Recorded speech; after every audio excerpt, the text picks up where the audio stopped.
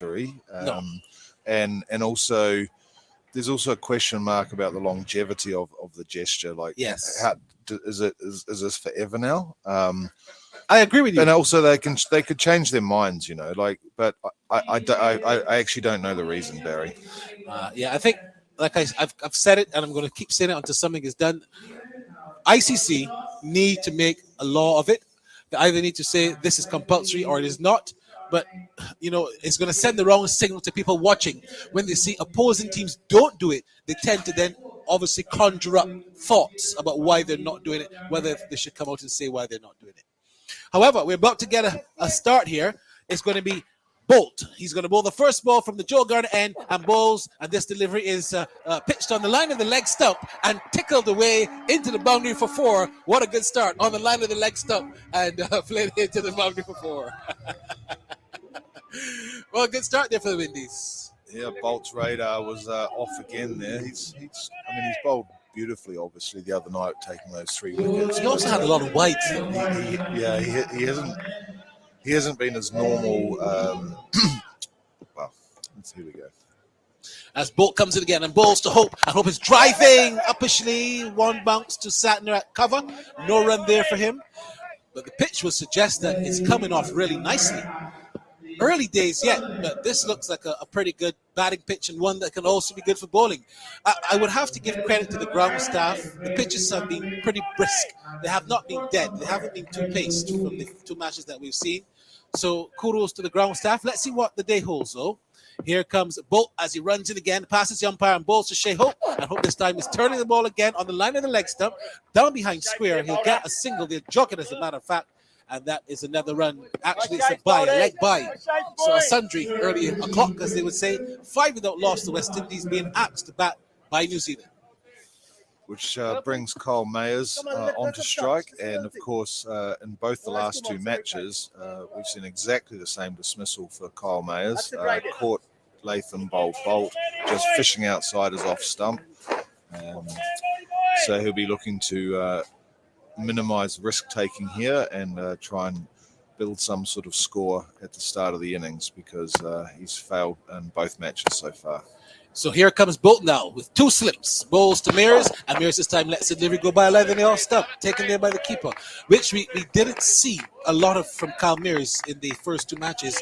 He tended to be playing at those deliveries. That one he left, it was just on the line of that off stump.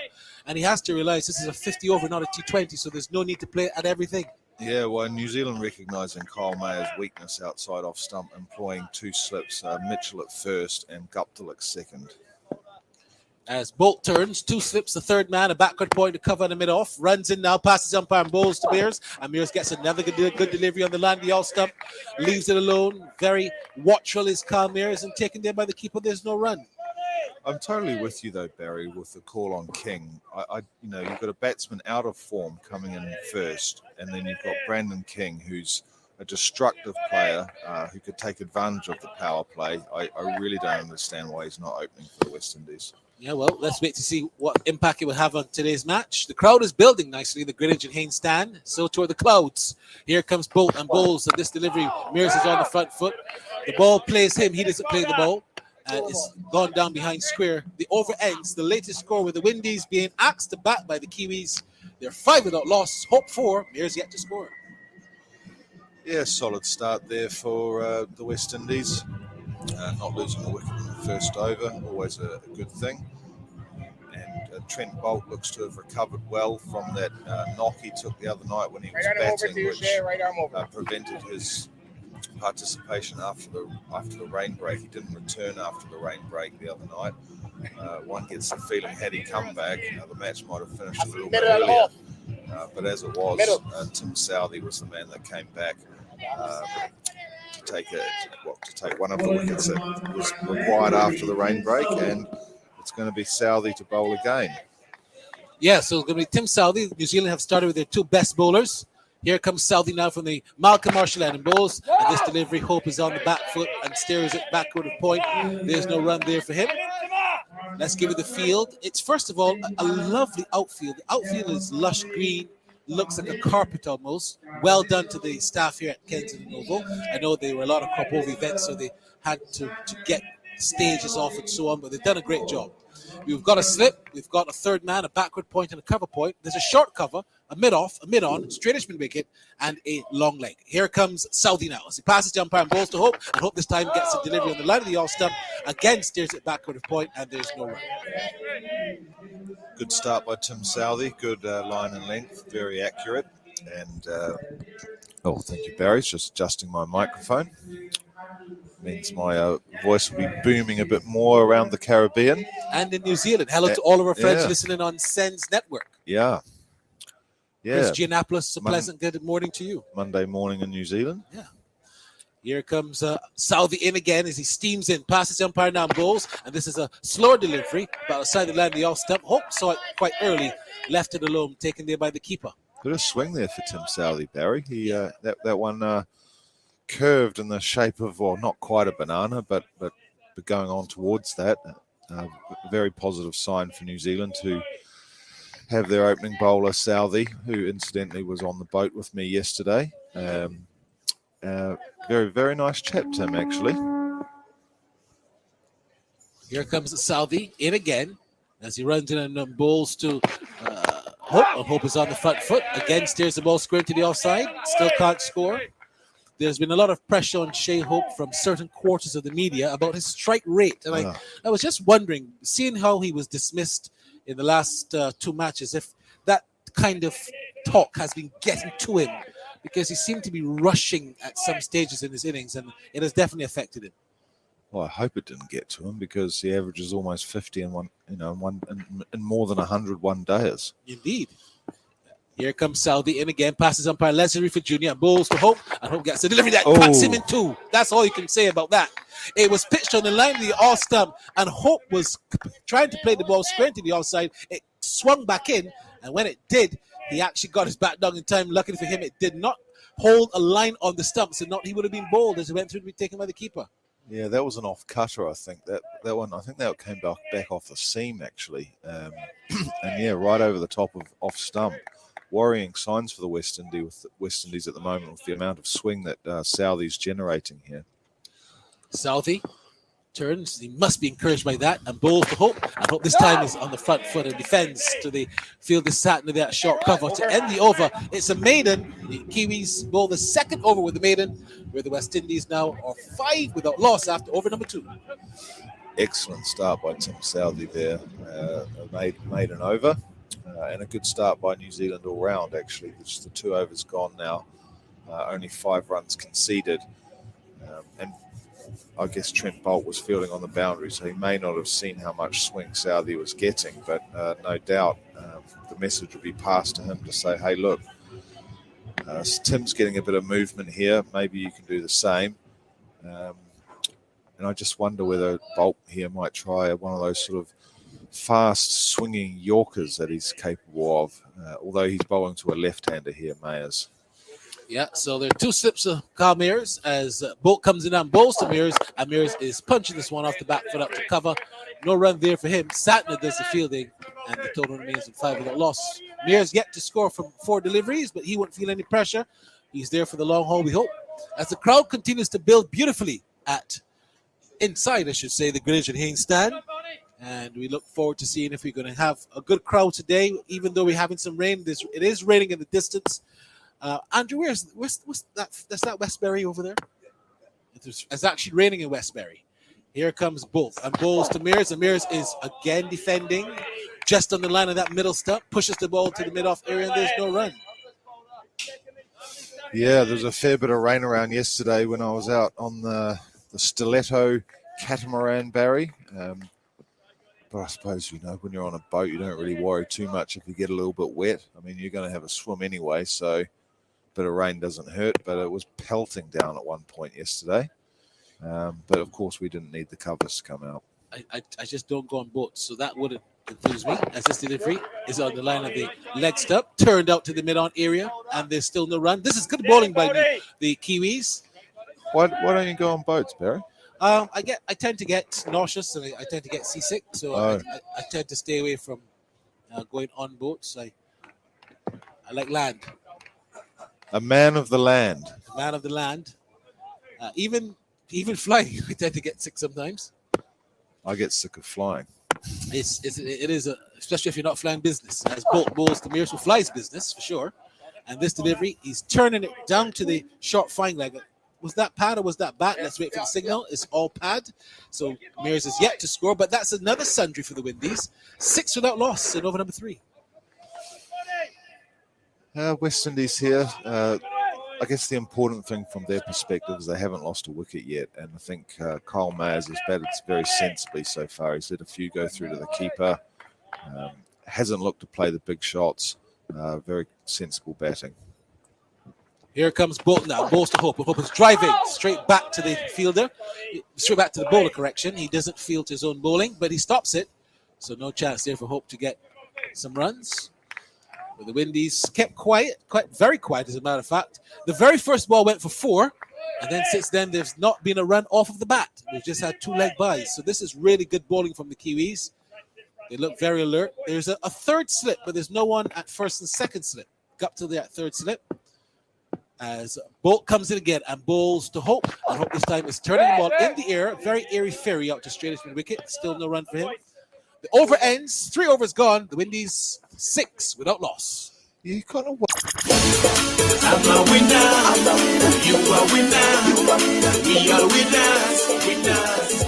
It's the big one. Grenada. Imagine winning $25,000 and up to 6 times by scratching just 1 lotto ticket. Get your triple cash scratch tickets for a chance to live your best life. Win easy with Scratch. For just $3, match any of your numbers to any of the winning numbers and win the prize shown for that number. Reveal a money back symbol and win the prize instantly. Triple cash scratch. In stores now. Must be 18 or older to play. Cause I'm a winner.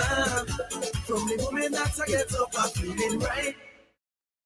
Oh, yeah, exactly the same. Guptill, as Salvi comes in, he's at a very wide slip.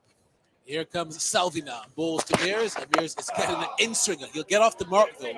This one was starting on the line, but all stuff ended up on middle. But Mears is on the front foot correctly and turned the ball behind square to get off the mark for a single. So the Windies now 7 without loss, but some real good swing bowling there from Tim Salvi.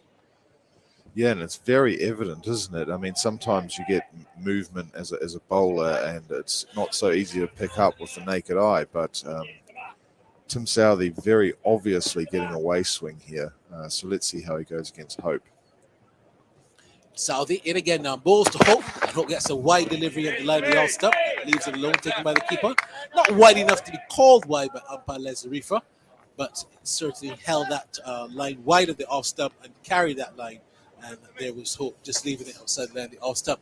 Let's look at Kyle Mears' career. 17 matches, 382 runs, averages 25.47. They say he prefers pace off of the ball, so he doesn't like it perhaps when there's pace on the ball. As Salvi comes in again now, as he passes the umpire and bowls, and this delivery is on the line of the off-stump again. Hope leaves it alone, taken there by the keeper, and there's no run. Yeah, so that statistic you were just referring to, Barry, there came up on the TV coverage, and it said also that Kyle Mayers has a high dot ball percentage in the power play, which would suggest to me, if that's correct, he's probably not the man to be opening for his team. With Shea Hope there, who we know is an accumulator, I'd want to see someone who scores at a quicker rate. Here comes Salvi in again as he bowls to Hope. Hope gets the delivery that is forced to play. It was on the line of the off-stump. Plays it just down to the back of the point and there's no run. Please send us your emails, windiescommentary@gmail.com. windiescommentary@gmail.com. We want to hear from you. If you're in New Zealand, just tell us where in New Zealand you are getting this commentary on Sens Network, which part of New Zealand. We can perhaps give you a big shout out if you're in Auckland, if you are in Nelson, my favorite place, if you're in the capital, Wellington, if you're in Christchurch. You do know there's a Christchurch here as well. You know I heard that, Barry. I did hear that. Salvi comes in again and bowls. This delivery is on the line. The off-stump. Hope gets a good away swinger. He saw it quite early. Didn't play at it. Shoulders, arms actually quite early, and was there taken by the keeper. Gee, Southey's getting a lot of movement here, isn't he? You just get the feeling his line is just not quite right. But if he can just get one that's pitching on about the line of middle, it's going to make it very difficult for Hope to play. Hope being a right-hander and Salvi moving the ball away from him. Very, very helpful conditions for Salvi. Here comes Salvi in again and goes to Hope. And Hope is looking to cut at this. A little bit of impatience. Taken there by the keeper. He missed it. But Hope looking a little bit disturbed by that. Perhaps getting frustrated, not getting bad on ball. 4 overs gone. The latest score, the Windies are 7 without loss. Yeah, so a very quiet start here by the West Indies, but importantly, they haven't lost a wicket yet, which is significant because in the last 2 matches, Kyle Mayers fell for 6 in the first match and 0 in the last match, in the second match. But he's so far looked pretty assured at the crease, and Hope at the other end, we all know his quality, so no surprises there, but a bit of a rush of blood off that last ball of Salvi's over, looking to cut that one away, but it was probably too close to him to cut. But here comes Bolt again. Here comes Bolt as he steams in now and bowls to Mears, and Mears this time has punched this one off the back foot, and it's misfielded at the backward point. They're going to scamper a single. A very unusual misfield there from Satner. You don't usually see him, well, Allen, correction. It was backed by Satner, but you don't usually see Allen misfielding. Mears was on the back foot, punched the ball to backward point, and there was Finn Allen diving over that, and it allowed for them to scamper home on a quick single. Shea Hope was eagle-eyed, and they got a run. Yes, and Allen, of course, was the man who took that miraculous catch the other night, Barry, to finish the West Indies innings on the boundary, where he caught the ball just inside the boundary, leapt over, threw the ball in the air, and claimed the catch. Here comes Bolt now, goes to Hope, and Hope gets a delivery that's down the leg side, outside the line of the leg stump, and taken there by the keeper. Wide signal. Bolt has struggled from this end. I just don't understand it. He's taken his wickets. He had 1 wicket from this end, but he's taken the majority of his wickets from the Malcolm Marshall end. He's bowled now 10 wides in 3 games from the Joe Gardner end. And he continues to struggle with wides at that end, and they continue to bowl him there. But who knows? He might get some success. Here he comes in now. Bolt runs in and bowls to Hope. And Hope this time is looking to play this one. Fans it. Fans at it outside the line. They all stump. Taken there by the keeper, and there's no run. Yeah, he has struggled a little bit from the Joel Garner end. You're right, Barry. But for whatever reason, he obviously prefers that end. I don't know why that is. Maybe Tim Salvi prefers this end.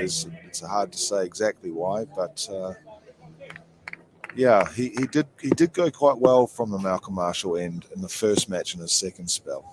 Here he comes in again and bowls to Hope. And Hope this time is on the front foot and drives beautifully down the ground, out to long off. That's going to go well towards the boundary and gets there now. Tremendous timing from Shea Hope. He was on the front foot to bowl, pitched up on the line of the middle stump. He just came and eased it down along the ground, past the bowler, and when it got past the mid-off, it was good night nurse on the Betway carpet, and you can betcha it went into the CG United. It went into the CG United boundary board for 4. Oh, Barry, that's just beautiful. Nothing more to add.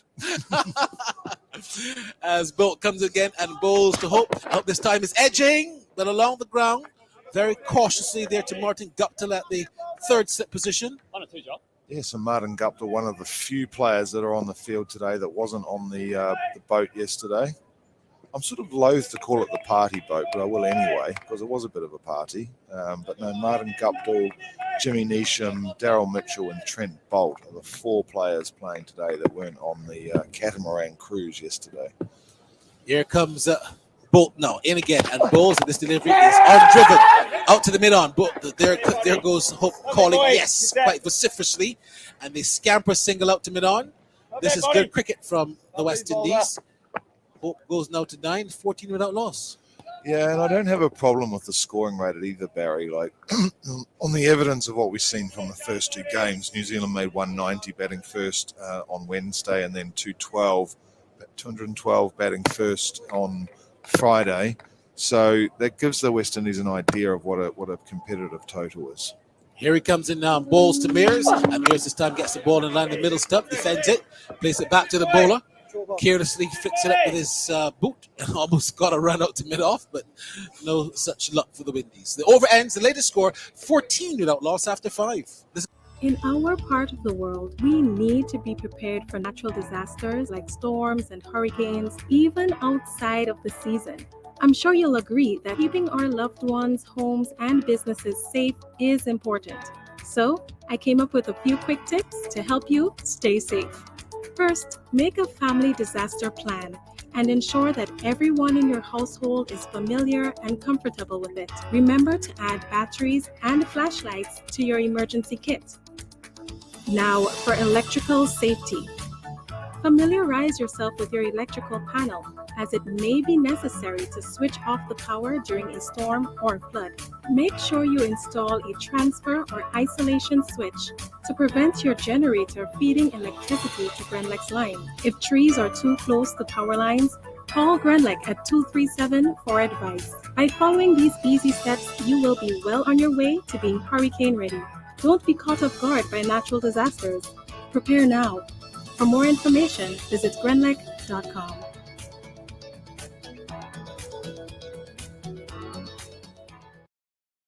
Left alone, taken by the keeper. That's right. I think it's Sabina Park. Nicholas Pooran won the first toss, then Kane Williamson won the second toss, but chose to bat. But this is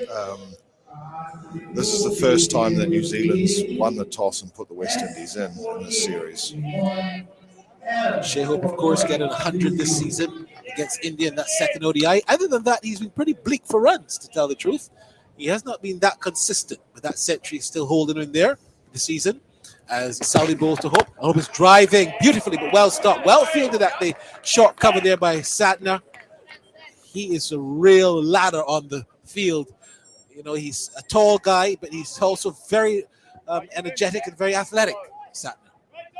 He was pretty quiet on the boat yesterday. He was some of them were a bit more boisterous. The boat crews seem to have encapsulated your mind, because you speak about the boat crews like if it was a celebrity ship you were on. Or was it? Here comes Salvi and bowls to Hope. I hope this time gets it upside down. I'll stop left it alone. I'm going to give you 2 minutes to tell me everything about this boat cruise wants to for. No, but I think what I liked about it, right, is that I just booked a cruise, right, with just me and my friend who I'm traveling with. My schoolmate.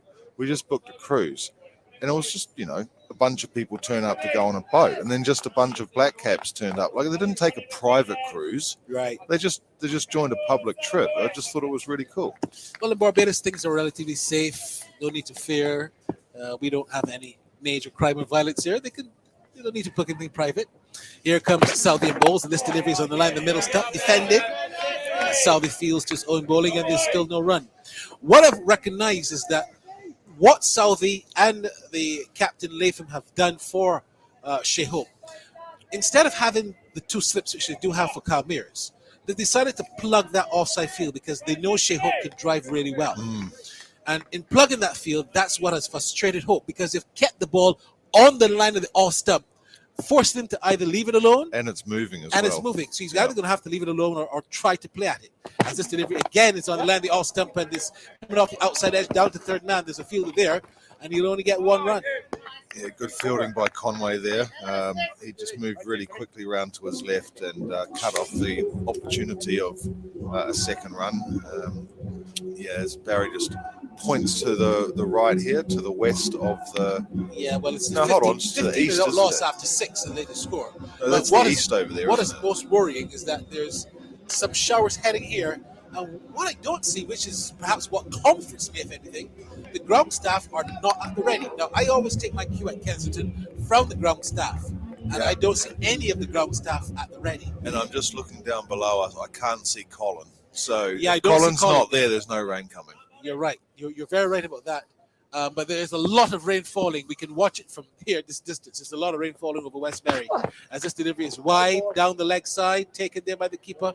Another wide there from Bolt.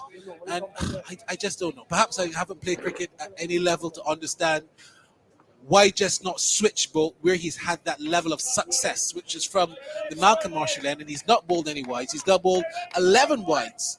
11 wides he's bowled, not in this match. I'm talking about the 3 games. From that end, he's struggled. Here he comes in again as he passes the umpire and bowls, and this delivery is driven by Hope, not timed at all. Bolt fields to his own bowling, and there's no run. Yeah, you make a good point, Barry. It kind of seems logical, doesn't it? But I suppose every cricket ground has its own quirks, and for whatever reason, Bolt prefers to bowl at this end. I assume he gets the choice, so that's what's happening. Here comes Bolt in again and bowls, and this time it's a delivery very wide of the off stump and taken there by the keeper. So the ground staff, they're now at the ready. In fact, Collins there, he's right on the boundary. Colin is right there about to run onto the ground to save the stumps. So I think we're definitely going to have some kind of rain interruption. Our friends in New Zealand did ask me this morning, how is the weather there, Barry? And I said, look, it's going to be one of those days. You're going to get some rain here and there, so prepare yourself for that. And so far, so true. Here comes Bolt now. In again as he runs in and bowls to Hope. And Hope is getting the delivery on the line. The off stump leaves it alone, taken by the keeper, and there's no run. Yeah, I think it's inevitable now. I think the players are about to disappear. And here comes Colin. Wow, he's quick, isn't he? Yeah, Colin For a comes big on. man, he can move pretty quickly. He's getting some cheers as well.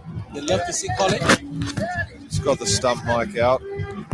On comes the golf cart, which later will be used to drag that rope around the ground. And the covers are coming on. Ground staff very efficient here. Let me tell you about Colin in 1998.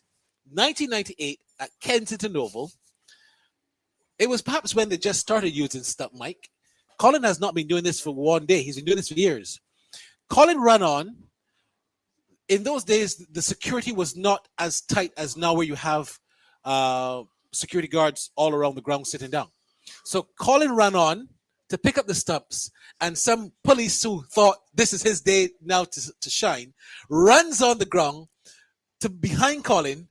Colin picks up the stump, and the police just hold Colin, and Colin takes his stump and swings it, and the police ducked. And then everybody was shouting, "No, leave him, leave him." And then two other police ran onto the ground, and someone from officialdom ran on and said, "No, this guy, he is safe. He is the person that should be running onto the ground."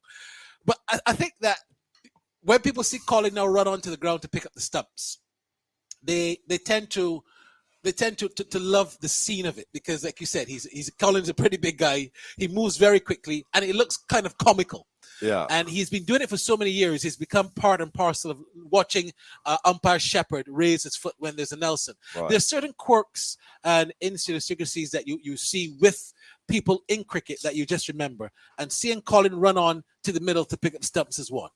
Well, it just feels like, if you had a cricket match and there was no rain, we wouldn't be able to talk about Colin. Like, it is part of the I guess the overall picture now is that I don't recall ever watching cricket and having this obsession or fascination with the guy that runs on and grabs the stump mic. It's it's cool to see. But he's obviously very passionate about his job, working for the TV production. Just to bring the listeners up to date here, the wicket block is completely covered at the moment. Probably about 15 ground staff out there doing their job.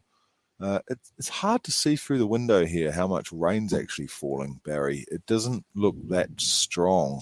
Certainly not as strong as it was yesterday. If it's falling at all. It's just barely drizzling. It's barely drizzling. But what is the concerning thing is that it's falling pretty hard in the distance, and the rain tends to come from that end. Yes. So that's the challenge that we have. Actually, on the boat yesterday, it started raining just as we were having lunch, and it rained heavily. So they just started serving all the food. So the food got wet? The food what was the food like on the boat? Oh, it was good, actually, yeah. Yeah, some chicken, some salad, some pasta, some rice. Yeah, it was good. Pretty standard fare, I guess you would say. Have you enjoyed Barbados more than Jamaica? I'd say yes overall. Obviously, it's a shorter stay here. It's only 6 nights compared to, I think it was 10 in Kingston. But what I just like about the fact is I've been able to walk around everywhere. It's been really easy.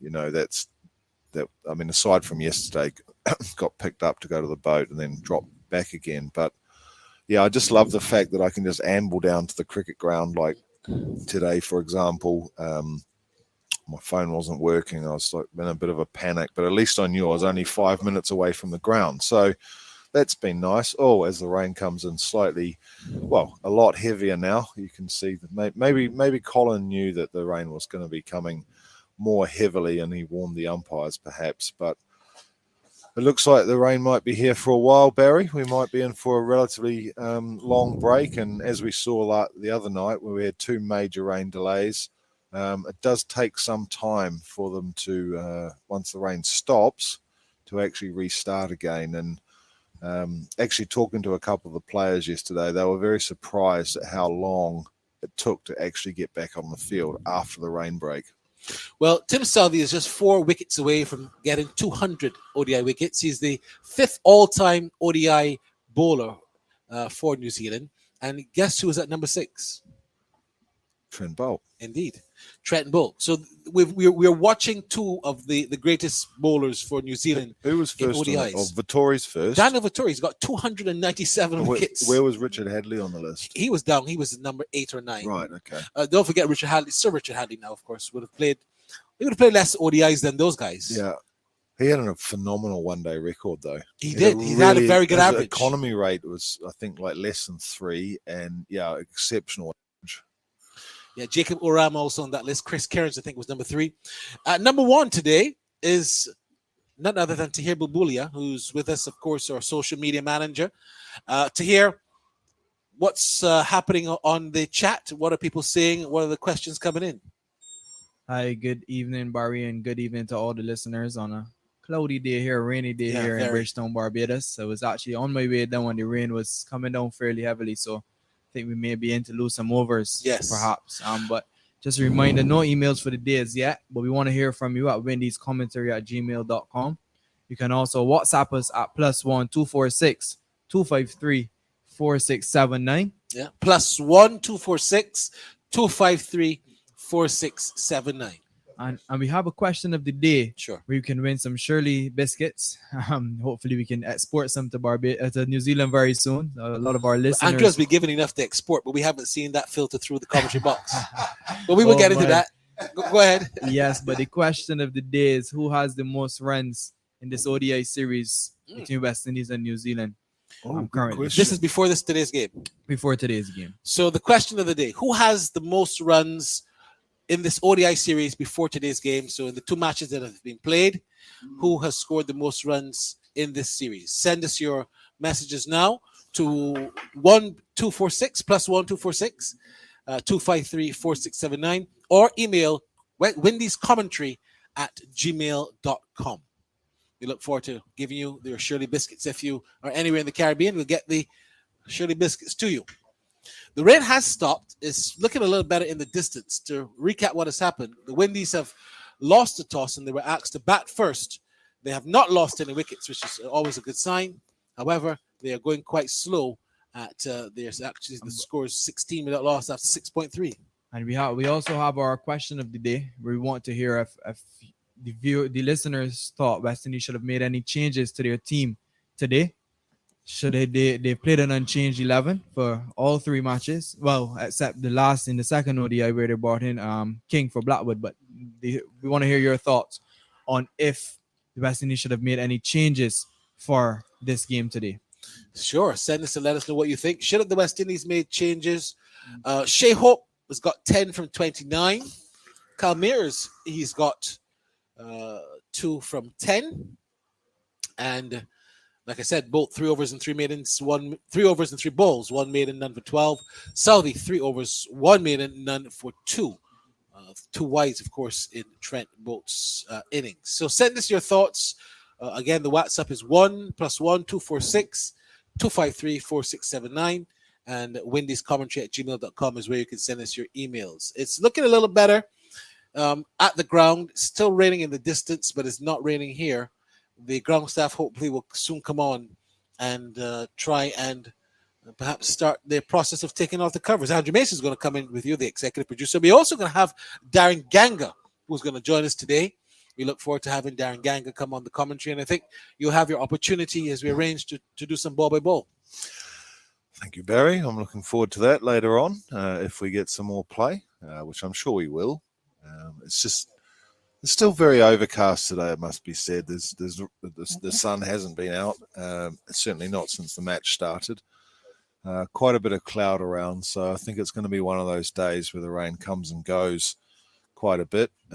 But it looks pretty bright, well, relatively bright out there at the moment, but no sign yet of the ground staff coming on to remove those covers. So we'll just have to wait a little bit longer. But I just when I come to this ground barrier, I just get blown away by the names, you know. Greenwich and Haynes stand, Hall and Griffith stand, Garfield Sobers Pavilion, Worrell, Weeks and Walcott stand. It's just, then you've got the Joel Garner end, the Malcolm Marshall end. It's just the history associated with this ground, Kensington Oval, is just quite something as a cricket fan. It's really, really, really cool.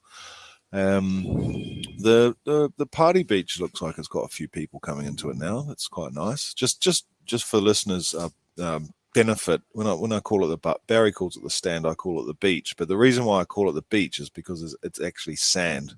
So if you could imagine walking onto a beach, well, that's exactly what you can do here on the east side of the ground, next to the Mount Gay Rum Bar. There's actually a couple of them over there. And, of course, Frosties. That's where you can buy a boozer call if you're in the ground. You can go and pop into Frosties. We had a big promotion of Frosties the other day on commentary, which was fun.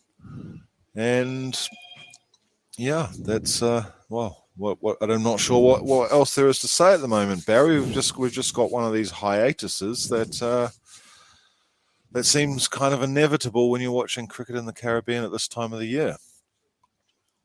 Yeah, you're right. So as we continue the discussion, the rain has stopped, and that's always a very good sign. I've been on for almost an hour now. Andrew Mason's going to come and relieve me. And we're also going to have Jamal Smith, who's going to come and call in as we continue the discussion. Because you look at the fact that this game is the last match for Kensington Oval internationally for the year, which is quite sad. There's no CPL. Then there's the Cricket World Cup. No CPL, really? Well, there's no CPL here at Kensington. I'm talking about Kensington. CPL, of course, is being played in St. Lucia, St. Kitts, Trinidad, and Guyana. Bahamas as well, right? No, in Bahamas. No? Most definitely not. No. I'm sure I read that somewhere. In Bahamas? No. There's no cricket in Bahamas. Providence? The Providence Stadium is in Guyana. Okay. Sorry, that's why I got confused. Right. Okay. Yeah. So Tahir has an email or a message. We have some answers coming in. Good afternoon. The person with the most runs is Finn Allen. Rhonda Hines Graham commenting on the WhatsApp. We also have an email coming through. Hi, I have no problem with the team today. My only issue is that I think King should be opening instead of Mears. Peter's in. That was an email from Barry Wilkinson, right? No, definitely not. I think the commentary box agrees on that. We also have from Jamaica, Finn Allen.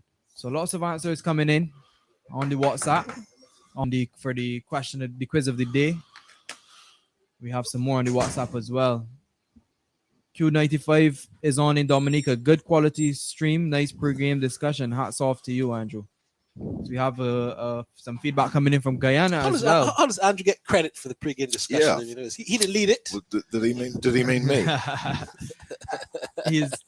This is Carl Torrington from Guyana. I think the guys are approaching this game very sensibly, and it's good to see this. So some good feedback coming in. We also have another email as Jamal Smith. Welcome, Jamal. Peter Thomas.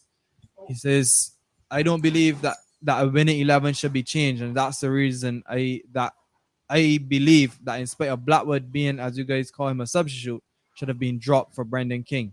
Peter Thomas from New Jersey. Peter, thank you. And I remember you on Wednesday as well and Friday submitting your email. So continue to email us, windyscommentary@gmail.com. And over to you, Barry.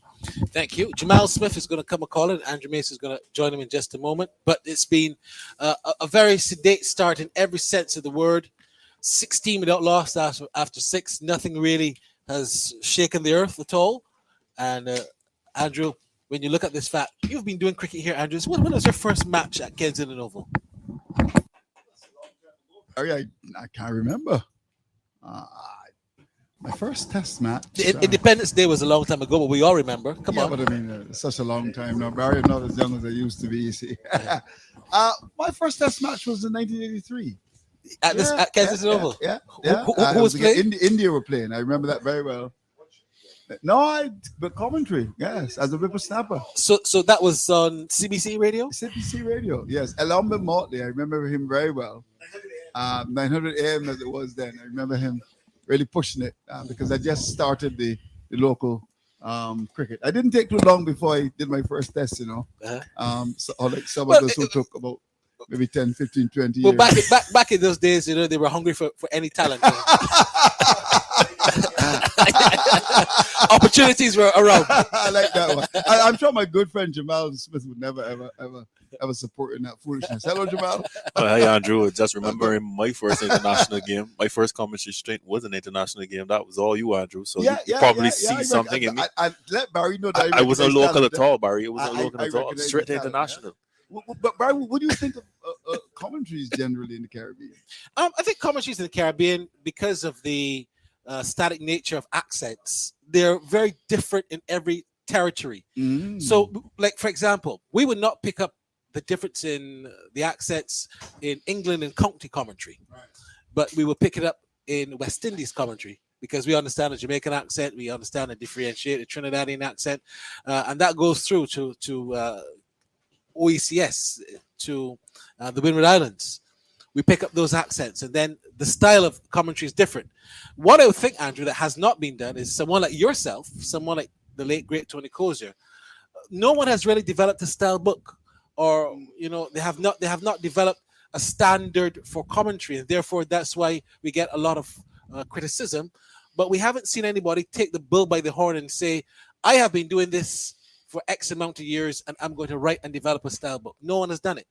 So I think when you ask a question like that, it's a broad-based question because there's nothing to refer to.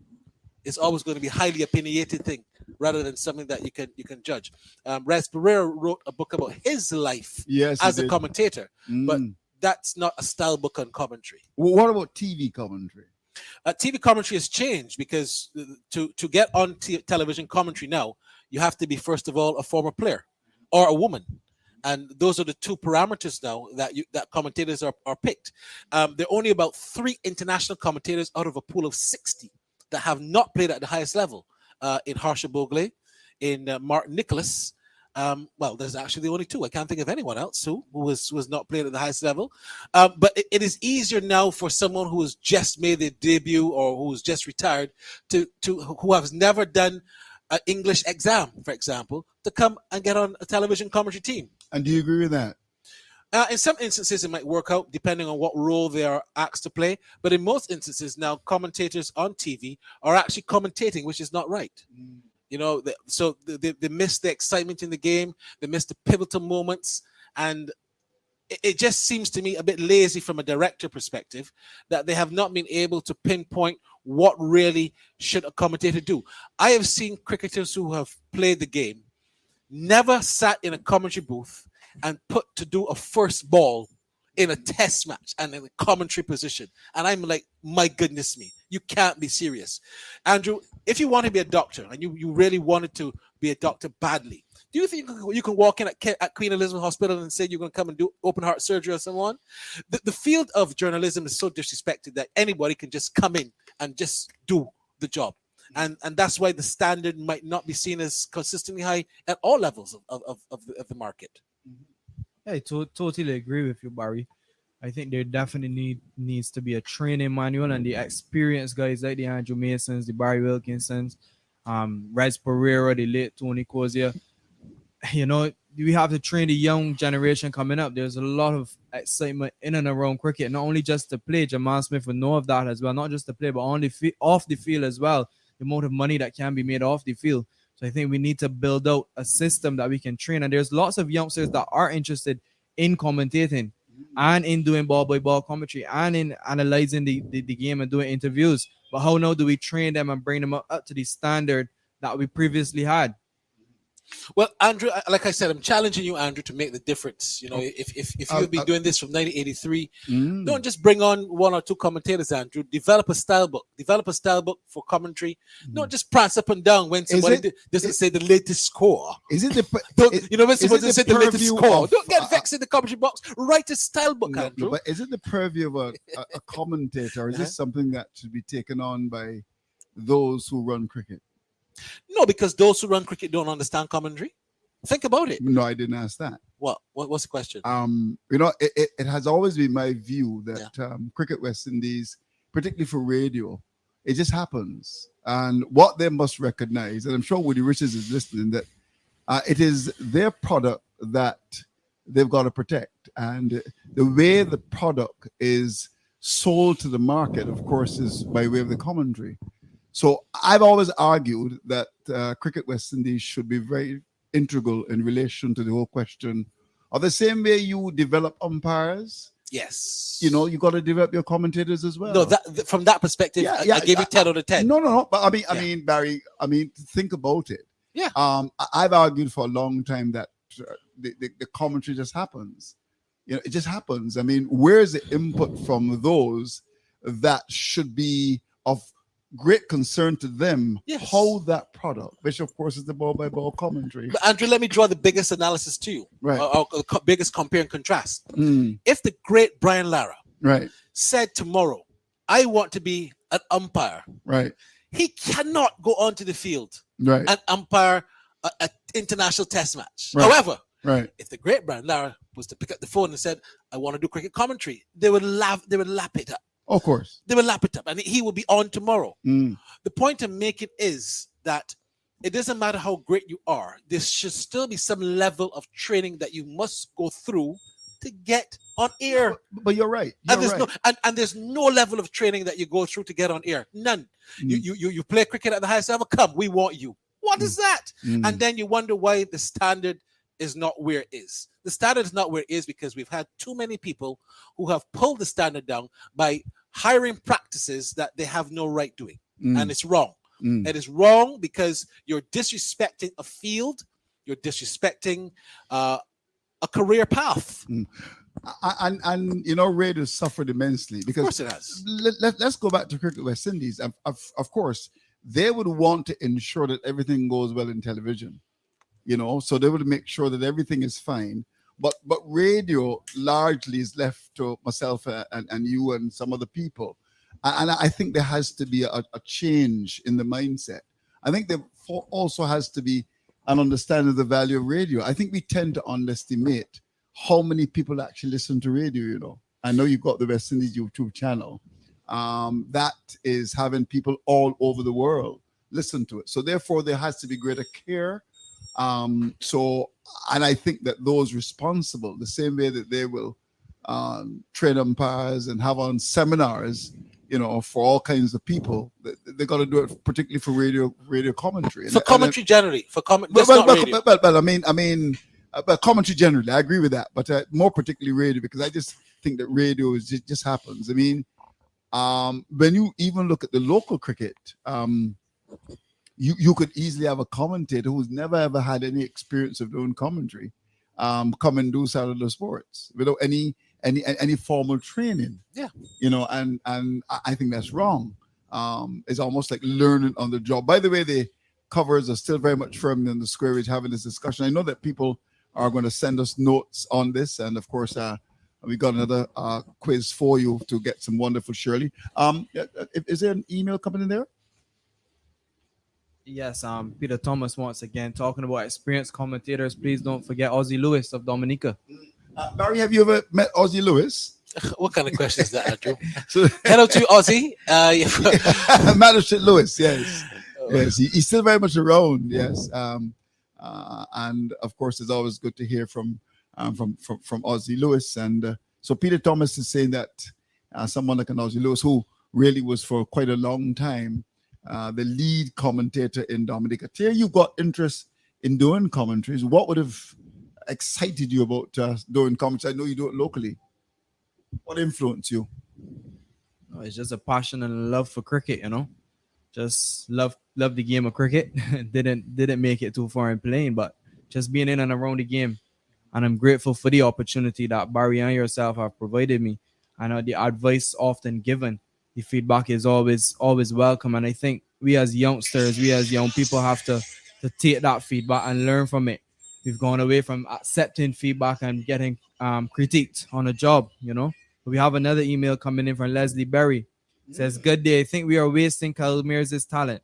He should be batting at number 4 because he is a test player who can bat for 2 days. Read that email again, and then we throw it to our good friend. Of course, we're talking Jamal. Yeah, there's been good discussion about where Calmeer should bat in this ODI team. And Leslie Berry is saying, I think we're wasting Calmeer's talent. He should be batting at number 4. I don't know what's your thoughts on that. No, well, but let's throw it to the expert. Jamal, what would you think about that, Jamal? It's always good to hear from you. Andrew, Yes, I personally Jamal. believe he was handed me more difficult deliveries than I've had to negotiate in my career. That's why we pay you big bucks. Big bucks, yes, of course. I say what? I see the relevance in the argument that Calmeer should not open the batting in the 50 over from a technical standpoint. Right. As we know, he's been out caught behind to Trent Bolt, for instance, playing with hardish hands, and this is something that people have predicted. Having said that, I know the teaser for the West Indies team is always that electric start that he can give you if he gets off. So trying to balance that is a challenge, whether or not, okay, this is the 3rd game of the ODI series. And I always ask you these questions, Andrew. Remember the good old days, there were 5 ODIs. There are 3. Yeah, 3 nowadays. You've won one, you've lost one, you're into the last one. Do you change the construct right of your batting lineup now to introduce something new that could work? Right. Or do you stick with what you know based on your original game plan, which was that electric start that Calmeers has produced? So I say what, Andrew, I will not answer that question until the 3rd ODI is over, because this start so far from himself and Shea Hope, certainly from a mental perspective, you can see Calmeers trying to not go at those deliveries outside the all-stamp on a hard left. Hold on. Pardon me, Jamal. You just heard what I said. I've listened to you. You just heard what I said. Come on, Jamal. You're 16 on the without fence. loss. I always on the fence, Andrew. But 16 without loss, Andrew. on, And I'm Jamal. not saying to you that he should or should not open. I'm saying to you, But do it's you a change? very simple question. But do you for an change answer. Andrew? Do you change the construct of what you're trying to achieve What after would winning one or Jamal losing Smith one? do? I can't answer that, Andrew. I can't. Honestly, can't. Don't you think he's on the fence? To him? I always am on the fence, Andrew. I always am on the fence. Can't answer that. I give you what I try to do. What I try to do in this chair is give you context and throw up possibilities. Context. I love that. And your listeners and viewers, they can answer. They can answer for themselves. They're listening there, of course. There are 2 stations carrying the broadcasts in Barbados, of course, 104 and CBC. So this, in fact, I just got a note from a lady who says that she's enjoying the commentaries. I'm here in the Greenwich and Inn stand, listening to the commentary. I'm also enjoying and agreeing with Barry's sentiments about those in relation to doing commentary. So they're listening across Barbados, and there are some more reaction coming in. So, and I think you got another. Okay. Well, Andrew, let me just go further, and I challenge Cricket West Indies in this aspect. Years gone by, rights would have been sold to respective radio stations, respective television stations, and the production teams would have been those picking the commentators. What has happened is that you've had situations where some commentators have been critical of Cricket West Indies, or back then West Indies Cricket Board. And I think that the board themselves might have said internally, it makes no sense that we've got someone out here who's criticizing our product that we're trying to produce. I speak of a very well-known cricket commentator who once criticized the shuffling of grounds and venues and also of dates. And that commentator was told point blank, either stop or we will stop with you. And he said, I'm not going to stop. That commentator has not worked since. Do the process of elimination, you know who I'm talking about. So the point I'm making is that I think that in England, Sky Sports, they're the ones who pick the commentary teams, but they buy the rights from the ECB. I'm not quite sure how things are in relation to the process of picking of the commentators, if there's any correlation. But we must reach a stage where the producers of these commentary panels actually do surveys to find out what the public and who the public like. I'm asking you, I challenge any of them. Show me a survey that says who is number one in terms of cricket commentary. Show me the survey. And Barry, you're right. And you know, you may very well find they might think that people want former players. But where is it to say that people do? No, I agree. I totally agree with you on that. You're spot on. And of course, a reminder in relation to how you can get to us, 1-246-253-4679. You can send us a WhatsApp, several WhatsApp messages coming in. And to hear that email address. Oh, something. Wendy's commentary at gmail.com. Yeah, he's Wendy, Terry's having a bit of a sneeze. Yeah, he's having a bit of a sneeze. But there, I want to remind you, this commentary is brought to you by the rapid testing of COVID. Yeah. Hold on. Here, can you speak now? Yes, sir. He's good. What went wrong with you just now? No, just had a sneeze there. But a sneeze. Oh my golly. Are you okay? Yes. All right. And you got something to read here. Yes, you can email us at wendyscommentary@gmail.com. Okay, from Dave Mason. And a question for Barry and Andrew. Did you and Barry have any formal training before going on air? Although the point is valid, it is not fair to knock the process that produced you, Barry, and young Jamal, who is doing a tremendous job. It does want tweaking, but can't agree that it's disrespectful. Yeah, I had several training. I studied overseas for 3 years, and then I was trained with Vic Brewster, and I also trained with Oren Gordon at the BBC. So I happened to get some training, but the thing about it is that I did not start at a first class or international level. I started doing Saturday sports, where you were able to then make your mistakes. You were able then to bring up yourself to international level. So the training that I would have got is at a junior level. Right now, you've got former players, and I see the person who sent this. You've got former players who start at the test level. Well, you know, Barry. So I don't agree with that. The training should come. If you have a former player who wants to do commentary, he should start doing Saturday sports. Well, you know, Barry, not at the test level. So that's my answer to that. The training will come tremendous criticism in Barbados when Donna Simmons started, and she didn't start at the local level. And I remember going to a meeting, and I did in fact say that perhaps it might have been the best thing for her to have started there, because I believe she might have started doing a test match. And I remember making that comment at the meeting and really got roasted for it. You got to start at the bottom and work your way up. I started, I could have been in the very late 70s.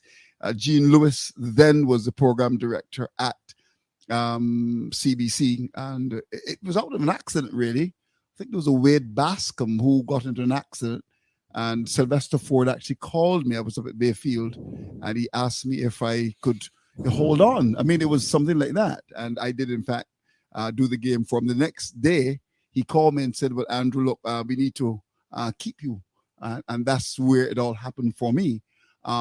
I would like to see commentators getting the necessary exposure.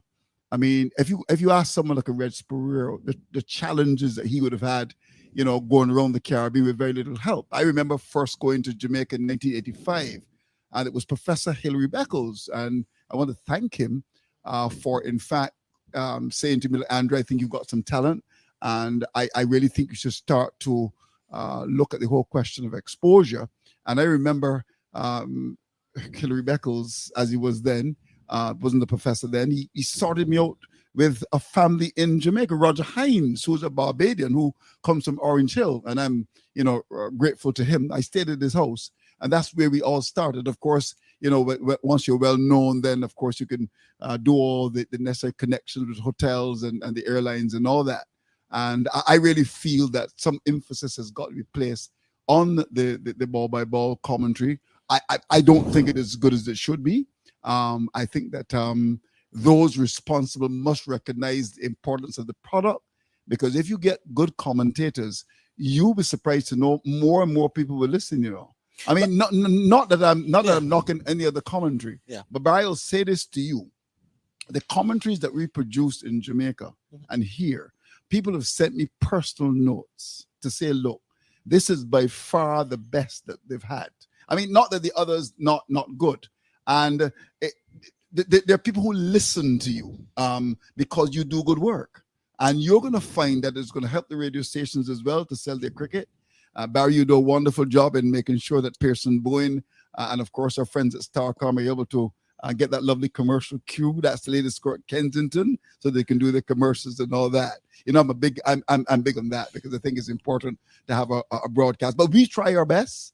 And this is what we doing now. We're having a discussion. Just before you go, Barry, I mean, we could have gone back to the studio.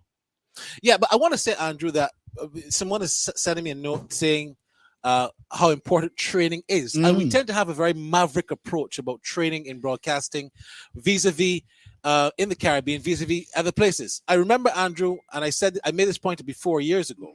In 1998, I did a 7-day stint at CNN. And do you know, I really wanted to meet the great Larry King. But you know, Larry King was absent because he was doing training in some other part of the States. Larry King. And this is a commonplace thing. Larry King was doing training, and this is one of the biggest broadcasters in the world. Never got to meet him. And let's take a doctor, for example. The pediatrician that my children go to. Every 2 years, he has to go and do an exam.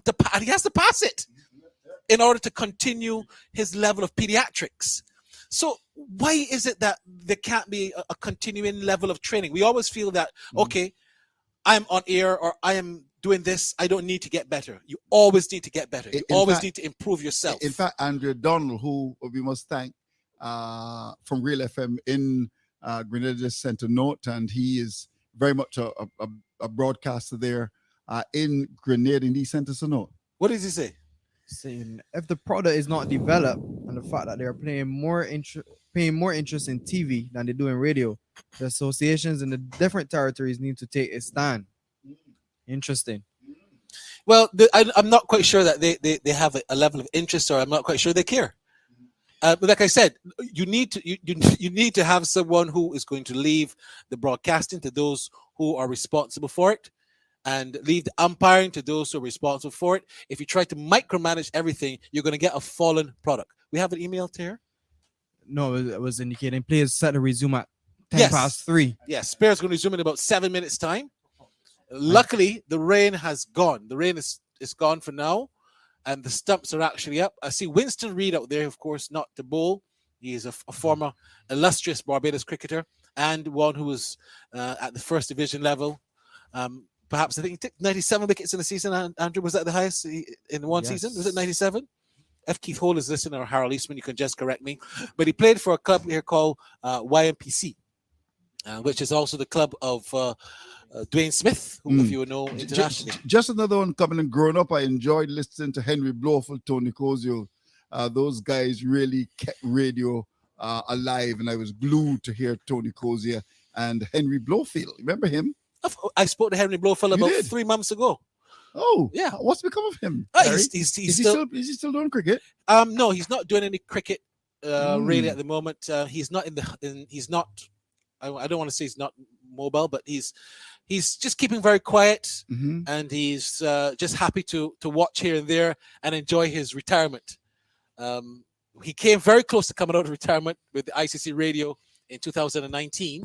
But then it would have been just too hard for him to keep moving around from county to county to do it, because he was going to join the commentary team in 2019.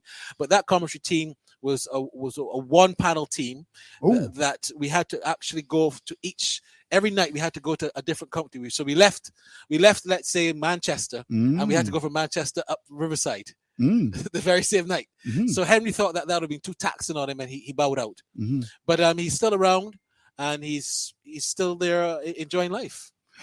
Barry, if you had to speak to Cricket West Indies or those responsible as to how you think this can be improved in relation to the whole question of commentaries on radio and television, what would be the first thing you'll tell them? The first thing I would say to them is to appoint someone like you have in the Barbados Cricket Umpires Association. You have the West Indies arm of the umpires. Appoint someone to run a panel of commentators, and then you pull from them. Because right now, Cricket West Indies decides who they want to do television commentary based on their gut feel or based on what they think. They've just decided to use a number of females, for example. What has the training been like for those females? Have those females done any cricket commentary at a local level? Have those females done any cricket commentary at a first class level? So you're training female commentators at the highest level. That's like making it your test debut without playing in the village cricket.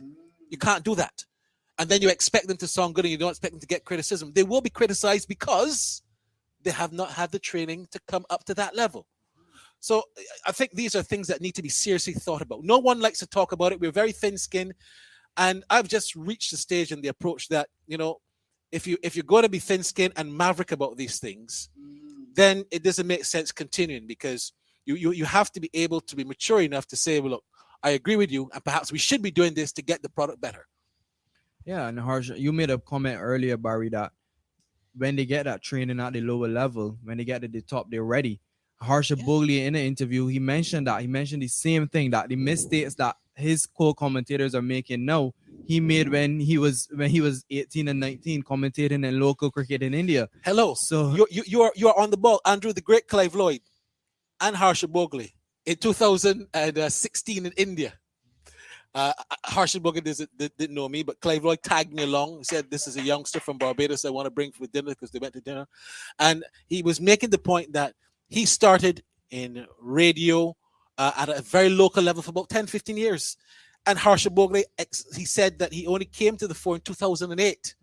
When IPL started, that the BCCI said, if we're going to have an IPL competition, Indian Premier League, we must have an Indian commentator. And in 2008, when IPL started, there were not very many Indian commentators. Right. Because don't forget, the former players were not really into commentary. And their English might not have been perhaps at the standard. Most of them spoke Hindi or whatever. And the BCCI said to Harsha, you're going to be our main man doing commentary for the IPL. And from 2008 onwards, he took off like a rocket, because every television station now, we're hearing Harsha Bogley. And every time India were traveling, they were traveling with him. Star also picked him up, and he worked with Star. I think he still does. So look, the point I'm making is that the local associations have to see proper development through not just the eyes of, yes, you've played cricket, so come you're a commentator all of a sudden, but they have to understand and talk to people who can ask the question how to develop you. But also, Barry, I know Darren Ganga, he runs a course as well in commentary training. So that's a discussion we can have with him later as well. He's actually coming on, so yeah, you can definitely talk to him. Yeah, we have. But who also is coming on are the umpires. So we've been able to keep you active for the last 45 minutes. I hope you've enjoyed the discussion. It's going to be Leslie Riffigini, who's had a lot of training, umpiring and playing, and Joe Wilson, who's had a lot of training as well as umpire. That's why he's at this level. Woody Richard, not quite sure of the training that Woody has had. He'll tell us about it, but he's good enough to be at this level, and he's happy to be on the team as well. I must tell you that in 1991, Foundation School played against Cobbermere at Churchill, and the match was stopped because the umpire said there's another man on the field. You know who the man on the field was? Woody Richard had a camera working at the Nation. He was a photographer, and he was on the field taking a picture of an under 15 match. The umpire said, no, sir. This is an official match. You have to leave the field. I'm a winner, you are winner, we are winners.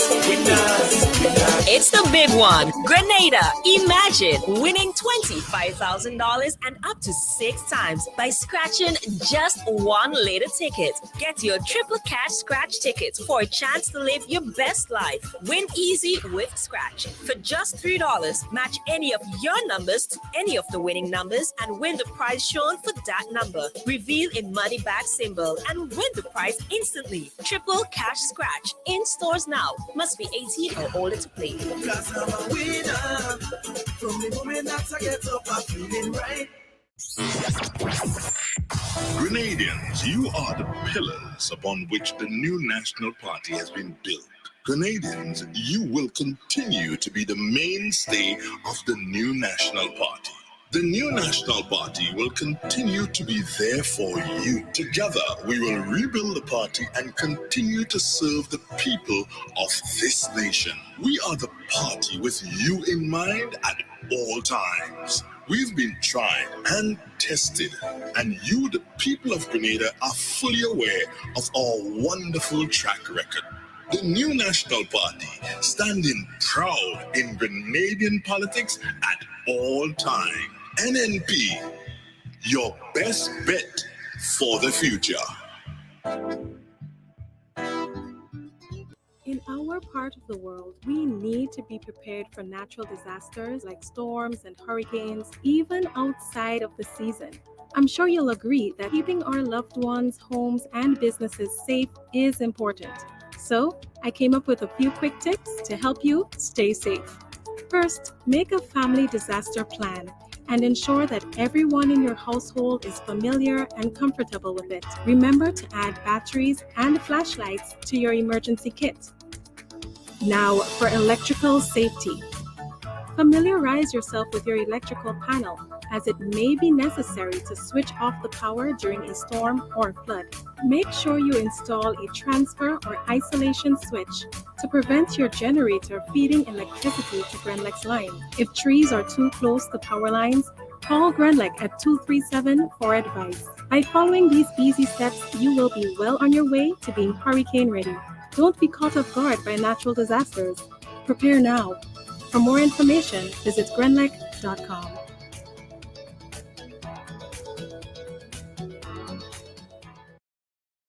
Is there on too, and remember to send your email to wendyscommentary@gmail.com. That's where you can send your comments, your questions, and your trivia, and we'll be more than happy to share them with the wider listenership. Yes, and a good finish to the over, I have to say, for Trent. But Woody, early impressions of the surface. We are playing now a little more to the west, just off center. This is the official one day pitch. The official one day pitch. Yeah. It looks relatively even so far. A bit slower, if I might say, but we wait and see. Salvi from the southern or Marshall end bowls to Hope. He forces this one through the offside, but straight to the field of Satna. And the score kept at 17 without loss. I think someone in box said, "Put that one away, boy." That's you, Barry? I think that's Andrew. And that brings me to a point which I'd raised with you previously, that sometimes I think that too often they go for power rather than placement, because that one really was a gift that you should have done a little bit better with and could have pierced the offside field and got on the boundary, but it was going for the power and hit it straight to the fielder. Yes, again, Woody, looking for that power, possibly looking to hit that delivery a little square. Remember, we just said it is a little slower, but the bounce is even. As you can see, New Zealand recognizing that 4 fielders in front of the bat. Here's Salvi. Up to now, bowls. He defends and delivers of a fullish length. That one was heading home, and he had to hurry down on it. Shea Hope played it out towards mid-wicket, where it's fielded by Nisham, and the score kept at 17 without loss. Remember that the West Indies were put in by New Zealand. Yes, so again, what are we talking about? The fielders in front of the bat. There is a mid-wicket. He's pretty straight. Covering the extra cover there pretty straight. The point is dead set at point. The mid-off is straightish, and the mid-on suggestive that they realize it's not the same surface as the 2 games before. Not that big bounce. Square boundaries will not be permeated. The ball becoming more in front of the wicket. Salvi to Hope, who's back and again forces the ball square into the offside. But again, was trying for more power. Maybe just again, as you said, the pace wasn't there, and he probably was a little bit had to just at the last minute adjust the stroke, because he was probably shaping the cut and then realizing the ball wasn't there, and then had to adjust the stroke and just slapped it up towards backward point, no run. Yeah, not only that, Woody, again, Tim Salvi, very expert with using his fingers, running his fingers on the ball. He just ran his fingers across that delivery, and I find he's done that pretty often in this series to good effect. Salvi's into Hope, outside the line of the off stump. The batsman allows the ball through to the keeper, and the score kept at 17 without loss in over number 8. Yeah, so the traditional outswinger this time, full seam presenting, as I said, Woody, this is what makes him such a good ODI bowler. He's using very subtle variations, not much change in the arm action. Everything is happening at that point of release with the fingers. So they were setting up Shea Hope with 2 deliveries. He ran his fingers across, was beaten for pace, and this delivery now, the traditional outswingers, we see it there on the monitor, shaping away towards the slips. So class bowling from a class bowler. Straightish approach from Salvi to bowl to Hope, who's getting a delivery which boxes a little bit on him, and he's in behind it, plays it out towards mid-wicket where Nisham does the fielding, and the score remains at 17 without loss in over number 8. There's a slip, there's a third man, backward point, there's a cover, there's a there's a square cover, there is I would say a man at a short cover, mid-off, mid-on, straightish mid-wicket, and there's also a long leg. That's the field for Bolt. He's in his 4th over. Just 2 runs conceded so far.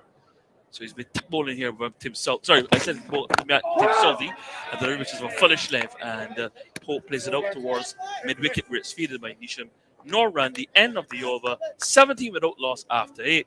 Hope is there on 11 and Mears on 2. That's what he always a pleasure to see a craftsman at work. He truly is Tim Salvi. There he was in that over, showing us some very subtle variations in length, in line, and in pace, but always bang on target with the forcing Shea Hope to second guess himself and stay defensive. And this is what good quality bowling is all about, and that is why he's one of the leaders of this New Zealand attack. Shea Hope, though, equal to the task so far. Good defense shown. West Indies circumspect in their approach so far, 17 without loss.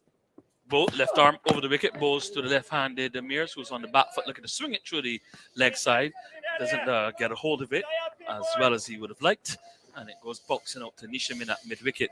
And the score remains at 17 without loss. Again, I don't know if you might have had a discussion early with Barry or Andrew about the opening partnership again. Yeah, the question was posed to me. I answered in the context of this series and this game, but you can ask that question as well as the who's on the screen, buddy. Desmond Hayes, the most honorable Desmond Hayes. Here is Bolt bowling down to Mears, who's playing defensively back up along the pitch. Delivery of fullish length, and Mears having to hurry down on it. That one was again going home.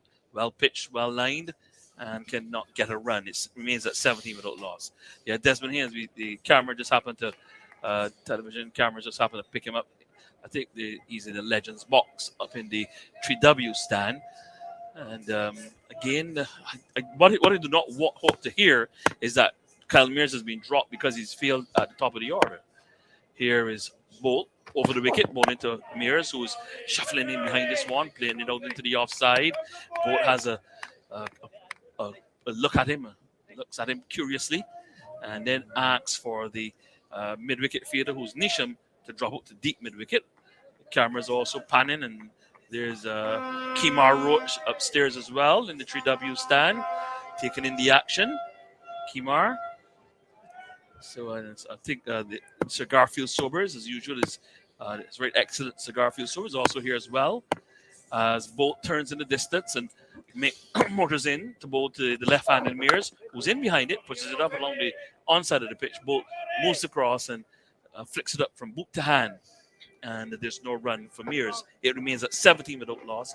Over number 9. Hope on 11. Mears on 2. West Indies put in by New Zealand. Yeah, cat and mouse game being played here, Woody. Both certainly on the hunt, bringing up that fine leg, putting that deep backward square, banging that delivery in the surface. Not much response, though, by way of pace and bounce. Calmeers are still very, very watchful, Woody. We wait and see how the rest of the over unfolds. Bolt, halfway through his run, goes past umpire Wilson and starts now, and Mears forces it off the back foot through extra cover. Chase on here for the fielder, will catch it with it just inside. They'll come back for 2. They're going to consider a third and will get it 2 as the return is hurled into the bowler's end. So that's 3 runs for Kyle Mears, breaking the shackles after a long time, and 3 more runs to the West Indies. So now move up to 20, and Mears there on 5. And we're in over number 9. Yeah, prepare to say that the pitch is a bit slower in nature. As you've seen there, Calmeers, that punch. How many times has we seen that punch go up more square than that, Woody? But it went in front. It beat the extra cover, I would say, to his left. 3 runs, not all the best time in. And this is the shorter end of the field as well, as we're playing to the most western side. As the Bolt is in, bowling to Hope, moves forward and stylishly plays into the offside. Can't beat the fielder Satna, moving to his left. There's no run. 9 over is gone. The West Indies put in by New Zealand. They're 20 without loss. Shea Hope is on 11. Kyle Mears is on 5. The latest score from Kensington Oval. Yes, Woody, and with a start like this, 20 without loss at the 10th over. How do you read it, Woody? But at the 9th over, run rate just about 2.22. Are the West Indies doing a good job so far in terms of looking to set on this overcast day in a must-win situation, not only from a series perspective, but as far as picking up some World Cup qualifying points is concerned. Two batsmen who have not have substantial scores so far in this series, both Shea Hope and Kyle Mears. The question is this approach the right approach? What sort of target would they be looking to get, bearing in mind that the surface looks relatively even, albeit a bit slow? Well, there's a school of thought down in the media center that the most important thing was to see off Salvi and Bolt. And here is Salvi from the southern end, bowling outside the line of the York stump. That one was probably rather close to being called a wide by umpire Leslie Rifford Jr., but he doesn't. And it remains at 20 without loss in over number 10. Yes, there was that a very, it was not a heated, it was a pretty astute discussion that the most important thing for these two would it be to see off this spear. And because there's a feeling that the spinners aren't that threatening, and even though Lockie Patterson is there, he didn't really set the world on fire in the first game. Mears is forward and playing defensively up to Ferguson, who comes trotting in from mid-off to do the fielding, and the score kept at 20 without loss. Yeah, it would be an interesting discussion. Woody Culmer is usually employed at the top for his explosive nature. Clearly, there's been some kind of team meeting. There is a different thought process from Culmer. He wants to get runs, doesn't he? and the New Zealand spinners have not looked that threatening. Correct. Are the West Indies prepared to take it deep today? Well, only time will tell. Salvi bowls to Mears, who's in behind it, playing defensively up towards Ferguson at mid-off. And again, no run. 20 without loss it remains. We're over number 10. I think what they're trying to do is they recognize that in the previous game that maybe they played fast and loose or crazy cricket. And what they decided is that we're going to take it a little bit more cautiously in this game. Both and Salvi certainly destroyed the top order, wrecked the top order. Salvi's in, bowls, and Mears is on the back foot, looking to force it through the offside, but cramped for room as the ball pitched just maybe outside the offside, but then straightened. And he thought he had the room to play maybe a booming, a drive, or maybe a cut shot, and then saw the ball coming back in and had to adjust the stroke. And picked up by the fielder coming in from backward point.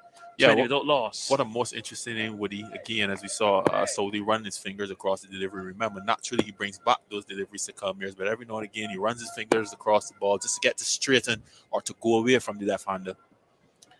Salvi to Mears, who is forward, and again playing this ball square into the offside. Fielder swoops and knocks it down. No run. It remains 20 without loss. Remember to send those emails if you have comments, questions, or trivia to windyscommentary@gmail.com.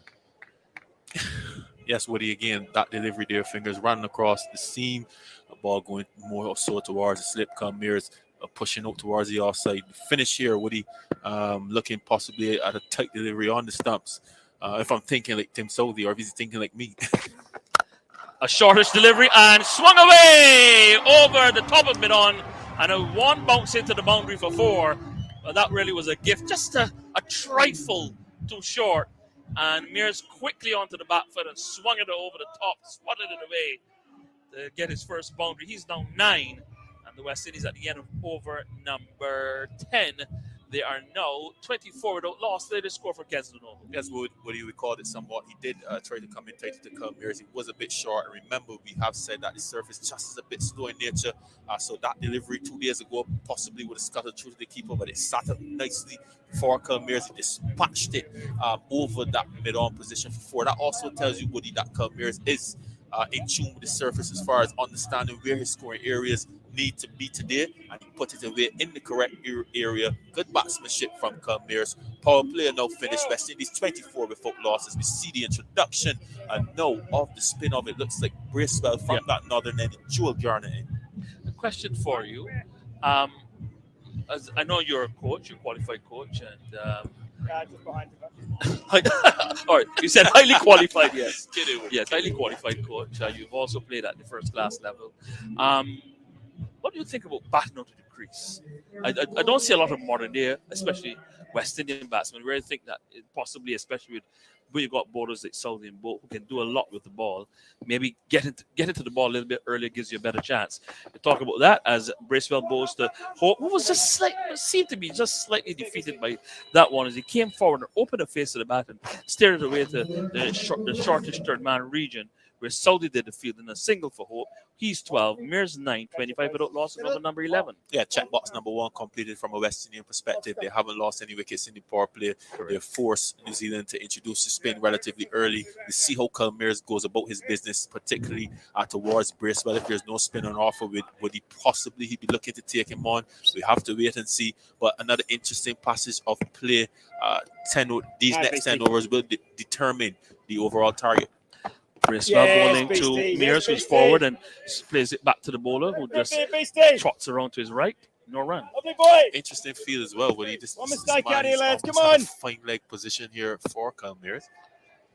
Bracewell bowling around the wicket to the left-handed Mears, who is forward and back, opens the face of the bat, steers the ball away to backward point. Nisham the fielder, no run. Not much spin on offer so far, and the analysts would have possibly said to Bracewell that Kyle Mears doesn't necessarily bat the off spin all that well, albeit it needs to be spinning. If he does get an opportunity to score, he will try to do so. Remember, we're away to the west, so the offside pretty much is an open area for Kyle Mears as far as an attacking stroke is concerned. Bracewell forces Mears onto the back foot and he punches it away between the backward point and the cover and gets a single. The fielder coming in off the boundaries. Lockie Ferguson. Too many Lockies in my head. Peterson, Ferguson, all kinds of sons in my head. Hope is on 12, Mears is on 10, 26 without loss. As Bracewell bowls and Mears plays it back up along the pitch for the bowler to field, and there's no run.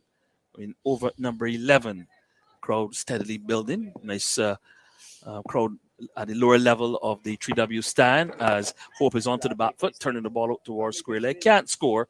Fielder coming in. There's Nisham. No run. The end of the over, 26 without loss. 11 overs gone. Hope 12, Mears 10. Yeah, watch for the game from the West Indies. Mears just forcing the delivery to the offside for a single shield. Hope picking up a streaky single, the first delivery, just away to the short third man. Bracewell seems to already be reading the surface. He's not bowling that quickly. He's adjusted his pace quite nicely and found a decent area in the pitch so far. As I said, Woody, with the in-out field, with the mid-on up, for example, to Kyle Mears, he'll have to be cautious not to get too straight and too full. It would be an easy strike down the ground. So far in the over, he's held Kyle Mears relatively well. He's both straight as well to share Hope. So very interesting now as we see now Lockie Ferguson. He's going to be in operation here from the southern end. This could create a bit of fireworks, Woody, simply because, as I said, we are away to the west. He no doubt will be seeking to be aggressive. There's a fine leg. There's a deep backward square. Suggested that he will probably bang a few deliveries into the surface, but Kyle Mears possibly maybe eyeing up that challenge based on the slowish nature of the surface. It'll be very interesting to see how Ferguson goes, particularly to Kyle Mears. Well, Ferguson will pick it up here at the southern end. We could tell you that Salvi is bowled 5 overs, 2 minutes, none for 6. Bolt is bowled 5 overs, 1 minute, none for 16. And Bracewell has just had the 1 over that's cost him 2 runs. Hope is on 12. Mears is on 10. It's 26 without loss. And here's Ferguson with his first delivery to the left-handed. Mears, who's in behind it, pushes it out into the offside. He made 1 or 2 exploratory steps down the pitch. Kyle Mears, but set back by Shea Hope, and the score remains at 26 without loss, man, over number 12. Yeah, with Lockie Ferguson already starting on that length, that preferred length based on his field. There's no mid-on, there's somebody at short mid-wicket. Offside field is ringed, and then there's a deep square and the fine leg, suggested that he will be in the surface more often than not. Ferguson runs away from us now. The ball to the left-handed Mears, who's on the back foot, a delivery which bounced a little awkwardly, and then he had to adjust the stroke, steers it away towards the third man boundary, but Bolt is down there and was in all bit of an entanglement, and in the end was able to keep it in from going across the boundary rope. 2 runs for Kyle Mears. We'll have the benefit of a television replay. That looks like 4 to me, Woody. One of his feet. One of his looks like 4 to me, Woody. Feet left and hands together on the boundary. That's how I see it. They're looking at having a look. I don't know they'll get a better look than the one they have there because really and truly there are no other cameras on that side of the ground. And so it looks that way, but I don't think. I think they'll probably just settle That's it. 4 runs. 4 Oh, yeah, runs. 4 runs. Yeah, 4 4 runs. runs. 4 runs. So Mears gets another boundary. Feet and hands together. So he goes to 14 Mears, 12 to Hope, 30 without loss in over number 12 as Pat Ferguson bowls to Mears, who's looking to play defensively. Got a thickish inside edge, and the ball bounced back towards the stumps, but over and the bounce all the way to the keeper. No run. You still haven't answered my question. Which was? Batted out of the crease. Certainly not for Lucky Ferguson. Why Operating not? Operating at 140 clicks, looking to What get back in the surface. Why not? Not right now. Matthew Hayden used to battle the crease for fast bowlers. Well, good for Hayden. Good for Hayden. My father told me he used to battle the crease for Charlie Griffith. For Sir Charlie Griffith. Here's Mears on the line of the leg stump and played away towards mid wicket for a single. And that will take him now up to 15, and the West Indies total up to 31 without loss. The theory is that even though he's a fast bowler at 440 clicks, you'll get him on. You can meet him on the rise, and not necessarily when the ball. If you bat him in a normal position and you go back, the ball is coming at your head. Whereas another interpretation for that too is to negotiate swing. A lot of people have heard use that they will bat out the crease in order to stop the ball from swinging. Or to get to the ball earlier. But as I said, Kalmir's a guy that goes at the ball pretty hard. He possibly would prefer to be in his crease. Ferguson bowls to Hope, who drives, and ball comes off a thickish outside edge, goes away towards third man. There's a single there for Hope. He's on to 13 and takes the West Indies total up to 32 without loss in over number 12. Hope hasn't been at his best today. It's been the standard bearer for the West Indies for best part of the last 3 or so years in terms of ODI cricket, and he hasn't really been at his best in this series. He'll be hoping for a big score today. Mears settles and waits now as Ferguson leaves us and bowls to him now. He's steering his one away to third man. Will get a single. Nisham was there diving away at a backward point, but the ball was nowhere near him, and the batsman get another run. That takes Mears up to 16. Hope is on 13. And at the end of over number 12, the West Indies, who were put in by New Zealand, they're 33 without loss. The latest score from Kensington Oval. In our part of the world, we need to be prepared for natural disasters like storms and hurricanes, even outside of the season. I'm sure you'll agree that keeping our loved ones, homes, and businesses safe is important. So I came up with a few quick tips to help you stay safe. First, make a family disaster plan and ensure that everyone in your household is familiar and comfortable with it. Remember to add batteries and flashlights to your emergency kit. Now, for electrical safety. Familiarize yourself with your electrical panel, as it may be necessary to switch off the power during a storm or flood. Make sure you install a transfer or isolation switch to prevent your generator feeding electricity to Grenlec's line. If trees are too close to power lines, call Grenlec at 237 for advice. By following these easy steps, you will be well on your way to being hurricane ready. Don't be caught off guard by natural disasters. Prepare now. For more information, visit grenlec.com.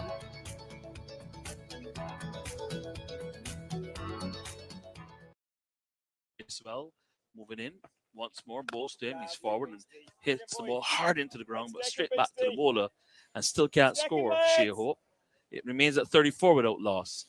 Towards the Gayfield area, there's a big dark cloud hovering over there. Let's hope it stares over there. As a Hope on the line of the leg stump, tips the ball away through forward the square. We'll get a single as Ferguson comes trotting in from the deep mid-wicket boundary. A single for Hope, who moves to 14. Mears is on 17. He's coming to strike. And then over number 13, the West Indies are 35 without loss. As left-handed Mears waits as Bracewell around the wicket, bowls to him now. He's on to the back foot. A slightly quicker delivery. And Mears having to hurry the stroke, play it back up the pitch to the bowler. And again, no run, 35 without loss. Bracewell seems to be getting through his overs pretty quickly as he's in again and bowls to Mears, is on the back foot and chopping the ball away just through point. Will get a single. Nisham made a diving attempt to stop it, but couldn't get a hand to it. So Mears gets his 18th run. Hope is on 14 and after 13, reminding you that the West Indies were put in. They're now 36 vote loss. Remember, you can send your email with questions, comments, and trivia to Wendy's commentary at gmail.com. And as I look towards the skies, Jamal, there's a big aircraft making its way across the area. It looks like a British Airways. I'm not sure if that's a new flight route or if maybe because of the weather they've had to change the way they come into Grantley Adams, or if that's heading off maybe to St. Vincent or some other Caribbean island. Yeah, possibly coming to Grantley. I'm surprised you can't read that tail fin though, Woody, with those wonderful binoculars. Yeah, that's what I told you, British Airways. Oh, you told me it was British. Yeah, Oh, British Airways. I got carried away there, was in my phone for a second. Yeah, but certainly you would be able to read that tail fin. I'd love to see where your binoculars, Woody. Here's Ferguson around the wicket to Mears. Shortish deliveries onto the bat for the punches beautifully. Through whitish mid off and away to the boundary for 4. It was a shortish delivery, and he really didn't transfer. He just leant back and just let the hands do the talking, and it went hard at the ball, and he hit it away through the whitish mid off region for 4. Kyle Mears. He now moves to 22. And the West Indies up to 40 without loss. Yeah, custom fashion of Kyle Mears. A very robust stroke there through the offside. 4 runs. Ferguson from on the edge of the field restriction circle here just below us moves in and bowls to Mears again. He's onto the bat for the punches again. Through cover for 4.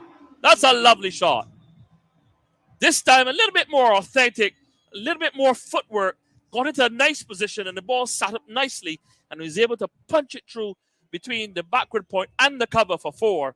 He now moves to 26 and the West Indies up to 44 without loss. Yeah, Kyle Mears in his element now with the short delivery, a little bit of arms, and there he was again, another robust stroke, this time forcing his way between the cover and the extra cover. 4 more runs.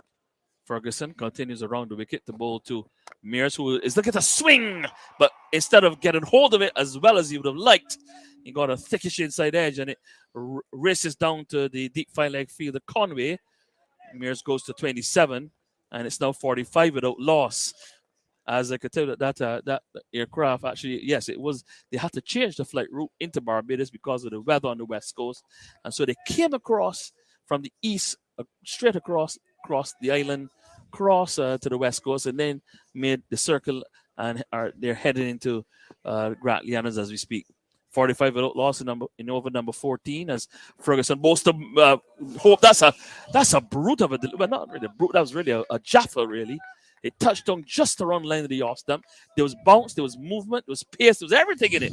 Hope had no clue as that one beat him bottoms up as it goes to be taken by the keeper. Yes, that's something that I've noticed though. Woody, that delivery didn't do that much. I find Hope just playing with a leading edge at times, particularly to spin a brace well. 2 deliveries or so, and there he was again looking to force the pace, leading back. Here is Ferguson in again now to bowl to him. He's forward and he pushes hard. Hope back towards the bowler who got a boot to it and diverted away towards Salvi at mid-on. No run. 45 without loss. Just slightly playing wrong his pad to me. The bat face somehow is closing just a bit early. It's going just a little too hard. His timing is not quite there as yet. Not typical Hope, of course, but I'm sure if a hard volley comes, we'll see him in his full floor. It's 45 without loss as Ferguson bowls him now, and he was winding up and then had to adjust the stroke and in the end just pushed it onto the offside to Satna. No run for him. 14 overs gone. Hope there on 14. Mears is on 27 and the West Indies, who were put in by New Zealand, are 45 without loss. Yeah, productive over there from the West Indian perspective. Kyle Mears taking advantage of some shortish deliveries from Lockie Ferguson. They were by no means bad deliveries, just good solid batting from Kyle Mears. Pretty tall and he climbs on his toes and he's able to force those deliveries through the offside to brilliant effect. So he's been going relatively well. Lockie Ferguson though conceding some 16 runs in his 2 overs so far, so he's certainly assisted the West Indian run rate, which is now up to 3.21. As Bracewell bowls now to Mears, who is guiding this one away towards third man for 4. Just leaning back and just steering the ball away towards third man. and he'll get another boundary. He's now on to 31, and the runs have now started to flow for the West Indies. It's up to 49 without loss. Yeah, no real turn on off of there. Kalmir's just giving himself some room, being able to force that delivery away from the point region into the boundary for four. Kalmir's looking to release those shackles. No, Woody.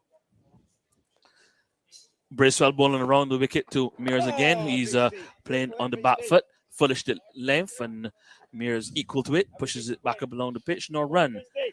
Colin Mears with that heavy gold chain around his neck as he taps away and waits now for Bracewell, who is on his way around the wicket again, bowling on line leg step. He's looking to swing it around, but makes no contact. Comes off the pad and picked up by the keeper, and the score kept at 49 without loss. Yes, another good delivery there from Bracewell on this occasion. Kalmir's equal to the task. Bracewell bowling to Mears, who's forward, playing quietly into the offside. Nisham, the fielder. Field now spread far and wide like missionaries. They've got backward point, cover on the boundary, extra cover, long off, long, deep mid on, straightish mid wicket, deep mid wicket, and long leg. As Mears is forward, then back and punching it away through squarish cover. We'll get a single now as Ferguson comes in off the boundary. And that will bring up the West Indies 50 as Mears goes to 32. Hope is there on 14 and over number 15. The West Indies who are put in by New Zealand, they are 50 without loss. Yeah, it's a good approach so far from these two, Woody. Good, solid approach. As Bracewell bowls now, and Hope is down the wicket. When he gets his swings, that one is going somewhere on the lower level of the Holland Griffith stand. That's 6 runs for Shea Hope. Moving down the wicket and swinging across the line, a slog sweep.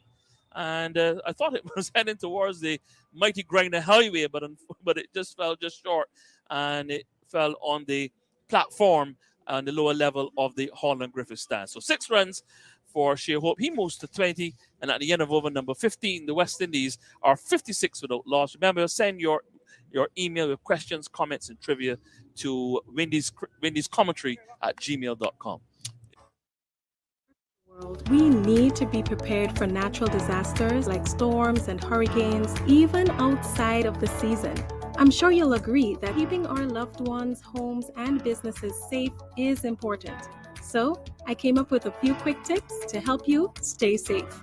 First, make a family disaster plan and ensure that everyone in your household is familiar and comfortable with it. Remember to add batteries and flashlights to your emergency kit.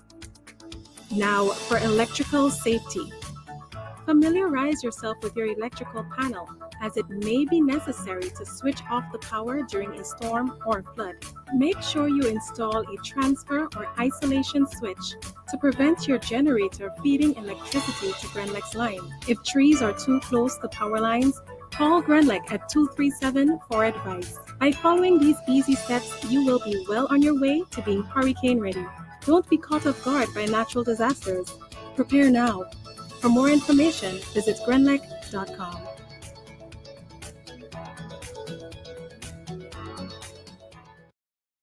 Drive through the offside, but it might have been a slow ball. Might have been the off cutter. Well, leg cutter to the left hander. But you certainly some use of the seam and maybe a bit of the wrist too. Buddy, how often have you seen this so far at Kensington? As soon as the bowlers run their fingers over the ball, be it the off cutter or the leg cutter, there has been something from the surface. When that seam is scrambled, it's doing a bit. Ferguson around the wicket again to bowl to the left-handed Mears on the line of the leg stump, and he was maybe threw the shot a little bit too early and chipped it up in the air towards mid-on, but it fell well short of any fielders. Picked up there by Bracewell, and the score kept at 56 without loss in over number 16. We're going to have an interview with the Minister of Sport, the Honourable Charles Griffith, as Ferguson turns just below us.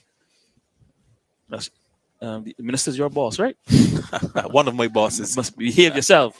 The delivery is short down the leg side, and the batsman just genuflex, allows the ball to sail over his back and into the gloves of Latham, skipping to his right behind the stumps, and it remains at 56 without loss. Yes, and Cummers would be looking for those short deliveries, as you can see on the field. Deep point, he's square leg is very square. fine leg, third man. All Lucky can really do at this stage is bowl those 3/4 length balls, all those short deliveries. Cannot err too full. As he's in again now, Ferguson bowling to Mears. Delivery pitched up, and the batsman drives out towards Whitish mid-off. Will get a single. Salvi moving to his right, cuts it off. And Mears now moving up to 33 and takes the West Indies in over number 16 up to 57 without loss. Remember, they were put in by New Zealand. A good crowd as well inside the Greenwich and Haynes stand. It's built up nicely this afternoon. I would say we probably have maybe in the region about 3,000. You would say about 3,000? 4,000, Woody. You say 4? I give you 4 for now. I'll give you 4. I would say about 3. With more to come on the lights, I'm sure. I'm sure. It's Sunday afternoon. I don't think there are many major events on this Sunday afternoon. As Ferguson over the wicket now, bowling to Hope. A delivery which is of a fullish length. Hope was playing back and having to defend. That one was certainly heading home and got a thickish outside edge going away towards the short third man region, where it's fielded by Nisham running around from backward point. Just a single for Hope. He's on 21, 33 to Mears, and at the end of over number 16, the West Indies, who were put in by New Zealand, are 58 without loss, and that's the latest score from Kensington Oval. Yeah, much better over there from Lucky Ferguson. Finally getting his lines right. He is the aggressor. He is that enforcing bowler, but New Zealand wouldn't want him to give too many boundaries. There he was compensating in that over, adjusting his lengths, using his variations a bit more, using his fingers, getting a bit from the surface. So relatively quiet over from a Lucky Ferguson perspective. He only conceded 2 runs. His previous 2 had cost him 16, so he's now gone 3 for 18 as we see the continuation of Bracewell. Over the wicket, bowling to Hope, who's swinging this one away towards deep mid-wicket. Will get a run as Ferguson comes in off the boundary to do the fielding. He goes to 22, Shea Hope, and the West Indies are now up to 59 without loss in over number 17. Shea Hope seems to has made up his mind he's going to target Bracewell, who's now bowling around the wicket to the left-handed Mears, who's forward, and the ball takes the face of the bat, runs away towards backward point, where it's fielded by Mitchell. That's Darryl Mitchell. No run. Field change, Woody. The point has now come way backward, and there's no short-term man instead of that slip. As Bracewell again bowls to Mears, who swings, and the party will start because that's where it's landed, somewhere in the middle of the party stand. A shortish delivery, and Mears onto the bat for the quickly smashed it away. And a gentleman in I would say a tangerine shirt, picked it up and hurled it back onto the field. Well, not much margin for error here from Bracewell. We preempted this already. Woody Bracewell has not been that threatening so far in the 2 games. Mears and Shea Hope recognizing this and going after him. As Mears is onto the back foot, fullish length.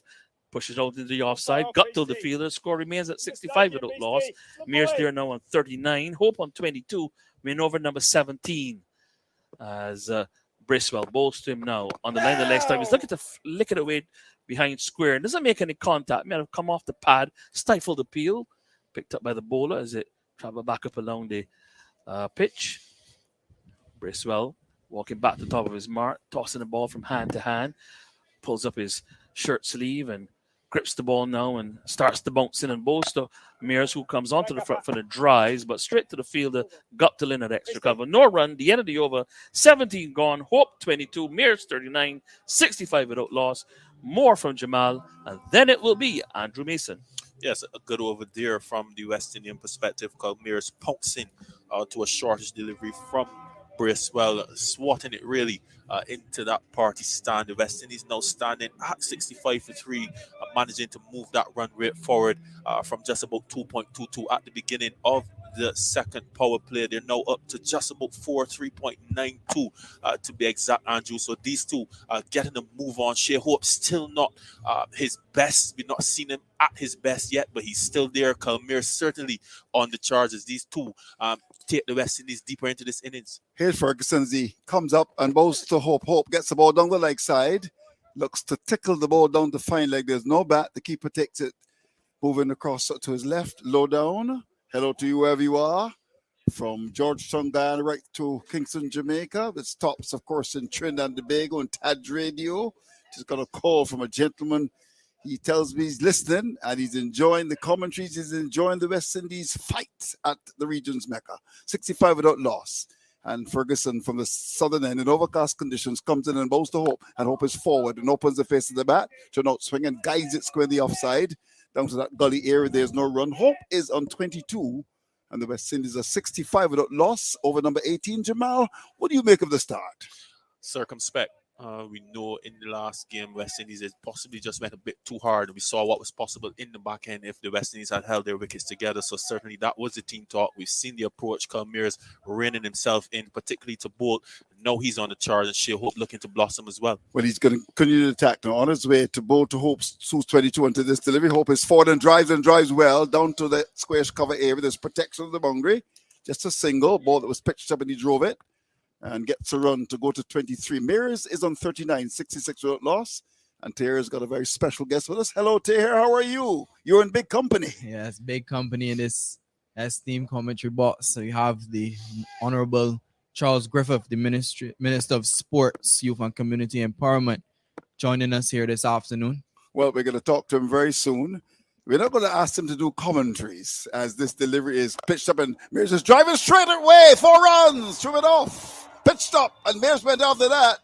Well, he's batting like a man possessed today coming forward. That was it with tremendous power.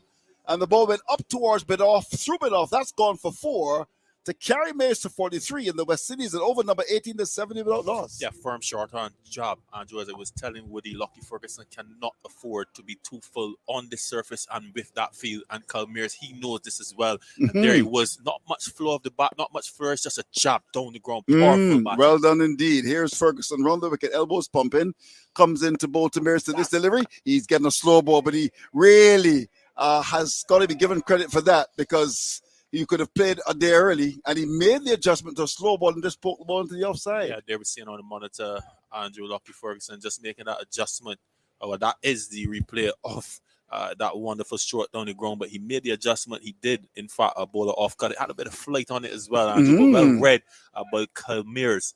But he's batted very well, Kyle Mears. Kyle Rico Mears settles and waits, and Ferguson round the wicket. Comes up now, bowls to Mears into the very short, and he swings it. Where's that gone? That's gone for 6. That is a shot that you will remember for a long time. Played with a wash pan of this name, if one cares to describe it like that. It was short, and he swung it lustily into the Greenwich stand for 6. That is a big shot from a big man to go to 49. And at the end of over number 18, 76 loss is the latest score at Kensington. Said earlier on radio, Andrew, Kalmir's is reading the surface well. Lockie Ferguson, with that bit of extra pace on the slowest surface, is really meat and drink for Mears.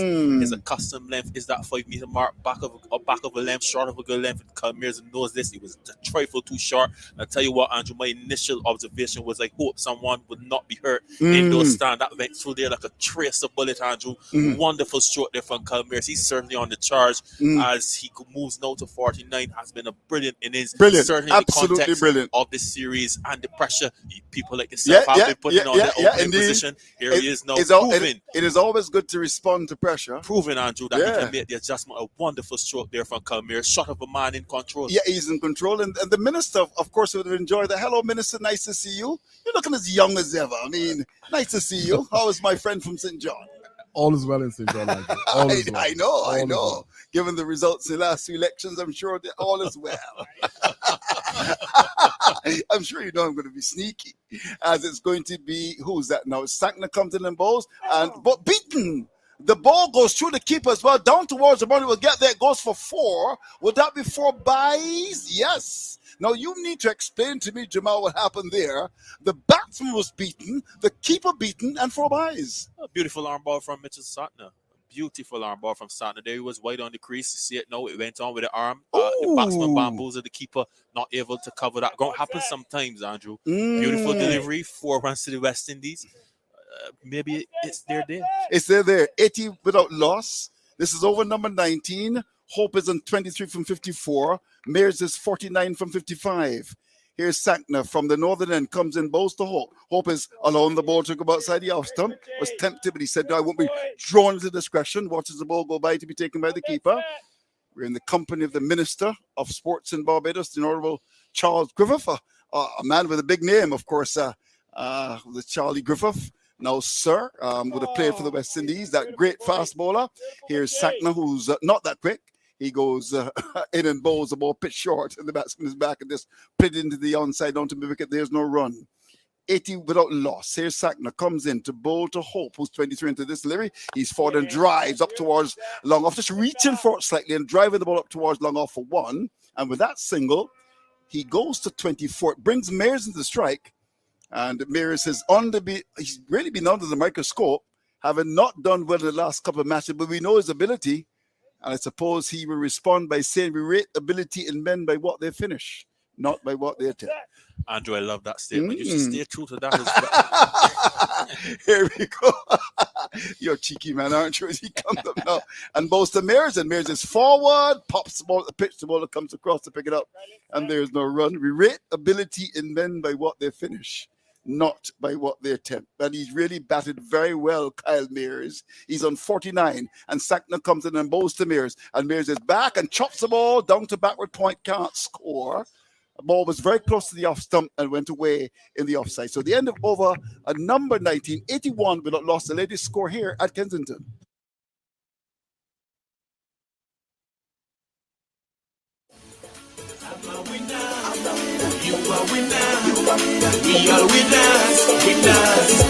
It's the big one. Grenada. Imagine winning $25,000 and up to 6 times by scratching just one later ticket. Get your triple cash scratch tickets for a chance to live your best life. Win easy with Scratch. For just $3, match any of your numbers to any of the winning numbers and win the prize shown for that number. Reveal a money back symbol and win the prize instantly. Triple cash scratch in stores now. Must be 18 or older to play. Cause I'm a winner. From the moment that I get up, I'm feeling right. Well, it's Nisham who takes over from Ferguson, comes up now. He's in and bows to Hope. Hope is back and steers the ball down towards that third man area with an open blade for single to carry the score to 81 without loss in over number 19. Yes, Minister, continue. Yeah, so I'm saying that the fact that we had 3 matches here, this being the third, it is evident that the sporting fraternity, in terms of spectators, are hungry for events. So I'm pleased that the numbers are looking good. It's a very good crowd today. I'm very happy that the crowd has turned out. Here's Nisham as he comes in to bowl to Mears, who's 49. He's in and bowls to Mears. Mears is edging down the third man. It's going to go for 4. And Kyle Mears, under the microscope, responds with an innings of sheer character. He's exactly 53 now. Raises the bat in acknowledgement of this very good crowd here. And I can see all the flags dancing rather merrily away in the wind. This has been a good response after being in a spot of other. He's on 53. Well done to him. His second ODI 50. Well done to Kyle Rico Mears. Good shot there from Kyle Mears. Still, he ran that expertly down, Andrew. What can we say? Under pressure. And responding. Here is Nisham. Comes up now, bows to Mears. Mears is across the line, steers the ball away down towards that wide third man area for a single. 87 without loss over number 20. Good knock there, Minister. I'm sure you would rate him very highly. Good knock there coming from Yeah, for sure. I mean, we have a 50, so let's hope that he can build on that. The match still a lot of overs to go, so let's go for the 100. Indeed. Of course, the Minister is a cricketer himself, playing for St. John Cultural. But of course, we know him playing for St. John Sonics. Nisham comes up now, he's in, and ball's pitched up and just guided away expertly by the batsman. Hope just opening the face to the bat and running the ball down to that wide third man for 188 with a loss. We're into over number 20. We've got the Minister of Sports in house, of course, the Honourable Charles Griffith, and it's really good to have him and good to see the turnout today. And Minister, cricket is so vitally important to everyone in the Caribbean, of course. Everyone, yeah, indeed. I mean, sports tourism is big for us. So anytime that we have a tour, it is important that we have the numbers. Here's Nisham, comes in and bowls and swung away by Mears. That's going to go for 4. Short of a length, and he swung it wide of long on. That's gone for 4. He is saying the ball is big as a breadfruit from St. Thomas where he was born, and that was hit with tremendous power. That goes for 4, and Kyle Mears is batting like a man possessed here, and with that, he really has traveled quite nicely up his 92 with a loss. Variation delivery there from Nishan, but again, I dropped 5 meter mark is not working today. We're No. aware to the west, and Kyle Mears is aware of that. Oh, he is indeed. Here's Nisham, comes in the game, 92 with loss. He's in and both the Mears. Mears covers up, turns the ball away into the onside, takes an exploratory step with his crease, but then Hope says no, we won't want to flirt with danger. And the ball goes up towards mid-on to end the over. At the end of it, 92 with loss is the latest score at Kensington. Yeah, Minister, you spoke on sports tourism and the importance of cricket in this picture. How important is it that we get back cricket growing and sports, not only cricket, but sports in the communities? Well, I mean, the Herman Griffith was on pause for 2 years. And my ministry is in the process of ensuring that we can have a restart next year. One of the things that I would love is that the established teams, that there's a feeder program from those teams. For instance, I mean, a lot of teams are playing at all of these grounds, but yet still they're not going into the communities to look for a youth arm, and that is what is required. Interesting. Sackner to continue. Stay with us. If you've got any questions at all for the minister, of course, you will let all of our listeners know how to speak to the minister. Here's the delivery, which is short of a length. Ball by Sackner on the back foot, deep in his crease. Kyle Hope prepared to be the deputy. Of course, they say deputy is essential. And that ball is pushed down to cover for a single. He's on 27 from 60. Mears is 58 from 61. And the West Indies have made a very good start. They are 93 without loss in the decider at the region's Mecca. It's overcast conditions. Here's Sackner, comes up now in and bowls to Mears. In this delivery, Mears is covering up and turned the ball away down towards that square leg area. There's no run. Last 56 balls, 67 runs, covered at a rate of 7.18. That's very good news for the West Indies. Sackner looking for the breakthrough as he grips the ball and comes in from the northern end to bowl to Mears, who's got 58 into this delivery. He's on the back foot, gets a very good delivery, pushes into the offside, down towards mid-off. The bowler comes across to pick it up, slightly choked by that delivery. Generally good economy from this left-arm spinner Sackner. He turns now, looking to keep Mears quiet as he comes in to bowl to Mears. Into this delivery, Mears is on the back foot, and the ball goes past the keeper, down towards the fine leg area. Will go out towards the boundary, and in fact, a good save by Salvi. They will get what should be 2, but I think had they run with the pace of Obadele, they might have gotten the 3rd. Was there a signal? Did the umpire signal anything? Did you pick up anything? So there was a bit of bat in that, are you saying? Well, 58. They haven't changed. Let's have a look at that. Salvi coming across, making a very good save. The ball is out of his hand, so it didn't go into the boundary. This is just double checking that. And he signals wide. So it's wides now, and that's the correct call down the leg side.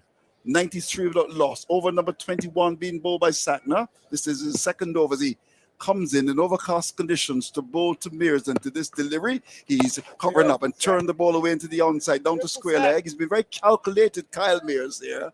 He knows that he's under the microscope and he's responded admirably to the challenge. And this is a performance worthy of commendation. He's on 58. Here's Sackner in and bowls to him. He's back and he clips the ball away between the short backward square and the wicket. Gets a single, good clever batting, just working the ball away with the impact. A little turn away for 1. He goes to 59, 97 without loss. So the 100 beckons at Kensington Oval. We invite the crowd to come. It's been a good crowd so far. The West Indies board, from what I understand, they've dropped the prices. I'm sure you knew that. It was originally 35. Now to get into the Green St. stand is 20. And if you go to the Weeks World and walk a stand, it was 70 before. It's now 50. So come down at Kensington Oval. Sackner's in, bowls to Hope. And Hope is forward and pushes the ball from the land of the leg stump. But the batter's broad is bridged down towards the wicket to end over number 21. 97 loss is the latest score at Kensington. Let's go back to the minister. Grenadians, you are the pillars upon which the new national party has been built. Grenadians, you will continue to be the mainstay of the new national party. The new national party will continue to be there for you. Together, we will rebuild the party and continue to serve the people of this nation. We are the party with you in mind at all times. We've been tried and tested, and you, the people of Grenada, are fully aware of our wonderful track record. The new National Party, standing proud in Grenadian politics at all time. NNP, your best bet for the future. That, and it goes outside line, the also taken by the keeper. Very important to win. I'm told this may be a qualifier for us in terms of World Cup. I'm not sure. But the other thing is that, when West Indies is winning, there's a pride throughout the region. Right. So I expect that if, we can win this, spirits will be flying high again. I agree. And we certainly would invite people to send a WhatsApp. Of course, you'll tell us. And if there are any questions for the minister, I'm sure he'll be only too happy to respond. He's got volleyball this evening. Here is Nisham comes in and bowls. Outside the leg stump, Mears looks to swing the ball away, doesn't make contact. And it goes away to be taken by the keeper. A wide is signaled by the umpire, 98 without loss. And cricket, of course, administered, very important to all of us here. It is. We at the Sports Council, we have just done a groundsman course, and I believe it is about 50 persons would have participated in that. Like I was mentioning just now, I think we need to have clubs that are within the community, help develop the sports, not only at community level, but the schools as well. Here we go. As it's going to be Nisham, comes in and bowls to Mears. Mears is back to good tight delivery, bang on target. And it's on the line of that leg stump. He pushes into the onside down towards Benon. There's no run. And the score is kept on 98 without loss in November 22. Yes, and I've seen the work within the Ministry of Sport and the Sports Council, especially at the grassroots and dealing with those groundsmen and what's not. What other programs maybe implementing, especially with regards to sports? Well, we're tasked with developing sports, and we're hoping to get into the primary schools fully. Here's Nisham comes up now. He's in the balls, and the Bears is forward and drives down towards that mid-off area. Doesn't time it very well. I think he might have been deceived by a slow ball, and it goes bunks in down towards mid-off. There's no run. Yes, Minister. Yeah, some of the coaches would have indicated that there's some, pushback from one or two of the principals in relation to having sports come to the school. If our cricket is to be strong, we need to have it going in the school setting. We need to have it going at the community level. And hence the reason why we're suggesting that some of the clubs can adopt a school that is in the area. Here's Nisham comes and bowls to Mears. Mears covers up to good tight delivery, bowling round the wicket. Mears is pushing down towards mid-on. There's a mid-on and mid-off. And Mears has been kept quiet the last couple of deliveries. Yes, Minister. Yeah, so if some of these clubs can adopt schools, then I think, the cricket will rise. We had Craig Braffett come into the ministry and said that he's prepared to work with any community group that he, is asked to work with.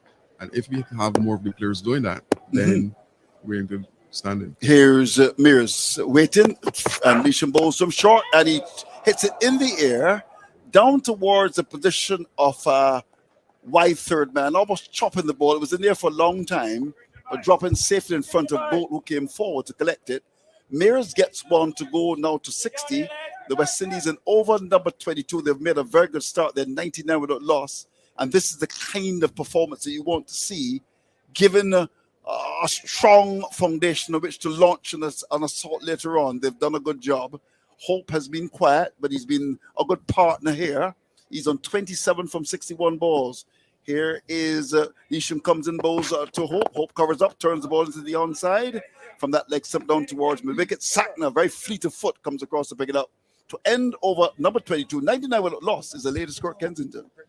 Yes, thank you, Andrew. And the minister, a lot of people, you recently concluded the road tennis competition. And we have listeners all over the world. Persons messaged in, emailed in from Botswana to speak on the road tennis, a native sport of Barbados. To speak on the sport of road tennis for our overseas listeners. Yeah, I mean, it is our indigenous sport. I heard some negative about the spend to it, but the reality is that there was a cost recovery. We had a gate first semifinal. The semifinal night, we had over 3,000 spectators at $10. Finals night, we had, I'm told, about 4,000 at $15. So the cost recovery is there. We had a youngster who sang at this location and got $100,000 for 5 minutes. But now, for a sports person, they're not supposed to get $20,000 prize money. Well, it's going to be Sackner to continue. As he comes up now, he's in. and bowls, and Mears just forward, opens the face to the bat, and guides the ball down to short third man. It's been a good little period for New Zealand. They've been able to keep things rather quiet. Mears is 60, 99 without loss. Went over number 23, and the rate is 4.47. As Sackner comes in and bowls to Mears, and Mears is on the back foot and forces the ball to mid-wicket. He can't score. It's got to be careful here, Kyle Mears, because sometimes when these batsmen don't score, then they do something foolish. So he's got to bide his time. He's got to know that patience is bitter, but his fruits are sweet, and been inspired by that thought.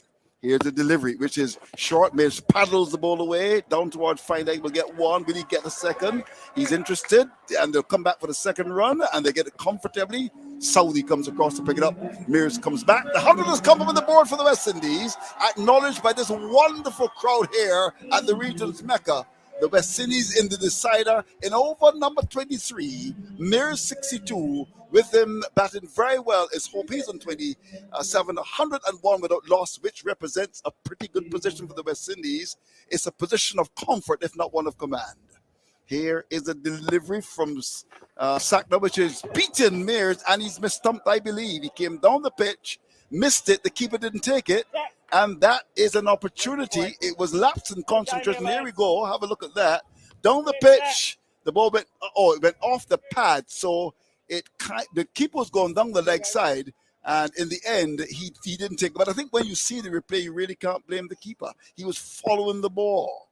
Here's Sackner, comes up now, in bowls to Mears into this delivery. Mears is back and swings it through the wicket. Doesn't time it very well, but get a single, short of a length, and pulling that ball away for one. And with that single, he goes to 63. And in over number 23, 102 without loss. The rate is 4.47. This is what happens sometimes as Andy McLean joins me. When you don't score, you just get a little fidgety, as they say, and then you can just give your hand away. Mears was lucky, could have been stumped. Sackner again, last ball of the over, comes in to bowl to Hope, and Hope is forward, beaten with a good delivery, well bowled indeed, went on the back for the ball, hit him high above the pad, and dribbled away into the offside, down towards that cover area to end the over, 102 without loss at the end of over number 23. That's the latest score at Kensington. It looks like it's the time for a drink here. It looks like it's a drinks break here for the teams after. In our part of the world, we need to be prepared for natural disasters like storms and hurricanes, even outside of the season. I'm sure you'll agree that keeping our loved ones, homes, and businesses safe is important. So, I came up with a few quick tips to help you stay safe. First, make a family disaster plan and ensure that everyone in your household is familiar and comfortable with it. Remember to add batteries and flashlights to your emergency kit. Now, for electrical safety. Familiarize yourself with your electrical panel, as it may be necessary to switch off the power during a storm or flood. Make sure you install a transfer or isolation switch to prevent your generator feeding electricity to Grenlec's line. If trees are too close to power lines, call Grenlec at 237 for advice. By following these easy steps, you will be well on your way to being hurricane ready. Don't be caught off guard by natural disasters. Prepare now. For more information, visit grenlec.com.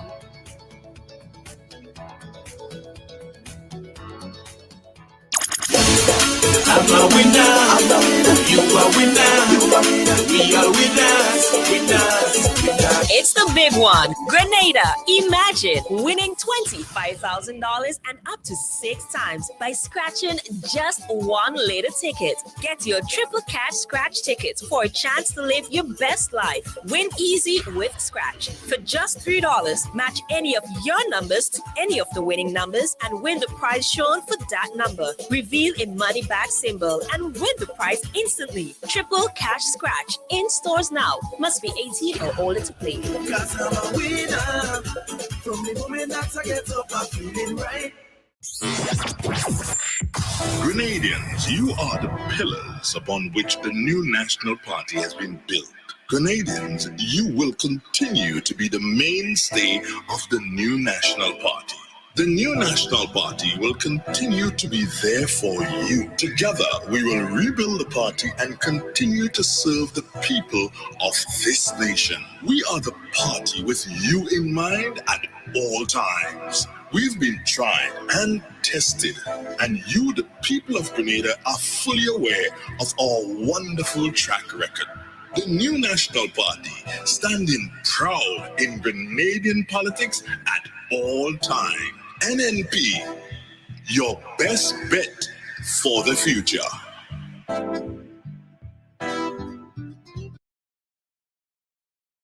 This morning, last week, to see the areas that we need to strengthen. There are not a lot of things that we need to work at, just tweak a couple of things. But we believe that we can do some good with the road tennis. We need to market some merchandising and ensure that we can have persons like paying rackets and balls and branding. Totally agree. And just to remind, road tennis is an indigenous sport to Barbados, founded in 1935, and it's trying to get it all over the world now, and native to Barbados. Minister, there's a lot of discussion now, especially with the success of our athletes in track and field around sports funding. And as we look around the ground, the significant amount of sponsorship and for the road tennis as well, how important is it to get corporate Barbados involved? Oh, I have been asking corporate Barbados to get involved from day one when I took up responsibilities at the ministry. It is slow in coming, but we need to have corporate Barbados involved in the process in terms of developing sports. Government is pouring from one single cup, and that cup is served in every single ministry. So we need to have the corporate sector come involved and sponsor some competitions, sponsor some individuals who are doing well, and that is the only way we're going to grow the sport, really. Well, the action continues. It's going to be Nisham as he comes in and bows to Mears, and Mears is forward and drives well, runs for the West Indies, out to cover. They should get two here comfortably. Come back for the second. Ball pitched up, and there was Mears coming onto the front foot, driving the ball away into the offside, down to that cover area. Gets a second to go to 65. We're into over number 24. It's a good start for the West Indies, 104 without loss. And interestingly enough, the first time that they're batting first, and I'm glad about that. I believe in batting first. And in terms of the West Indies, I like to see them bat first. Don't put yourself under that pressure chasing. Here he goes. Nisham comes up now. He's into Bolton Mears. He's in Bolton Mears. And Mears is driving in the air down to cover.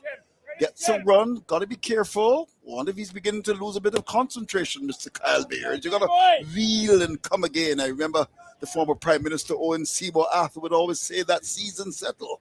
It's 105 for the loss of no wickets. And of course, Minister, you would know Owen Arthur. You're from the same party. Of course I do. Of course I do, Isaac. Of course. Indeed. How is St. John going? St. John is definitely rising.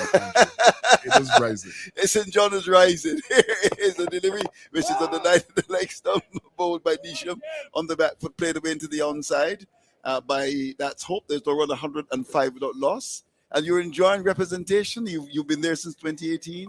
Yes, look, the truth is, Andrew, that St. John was virgin for development.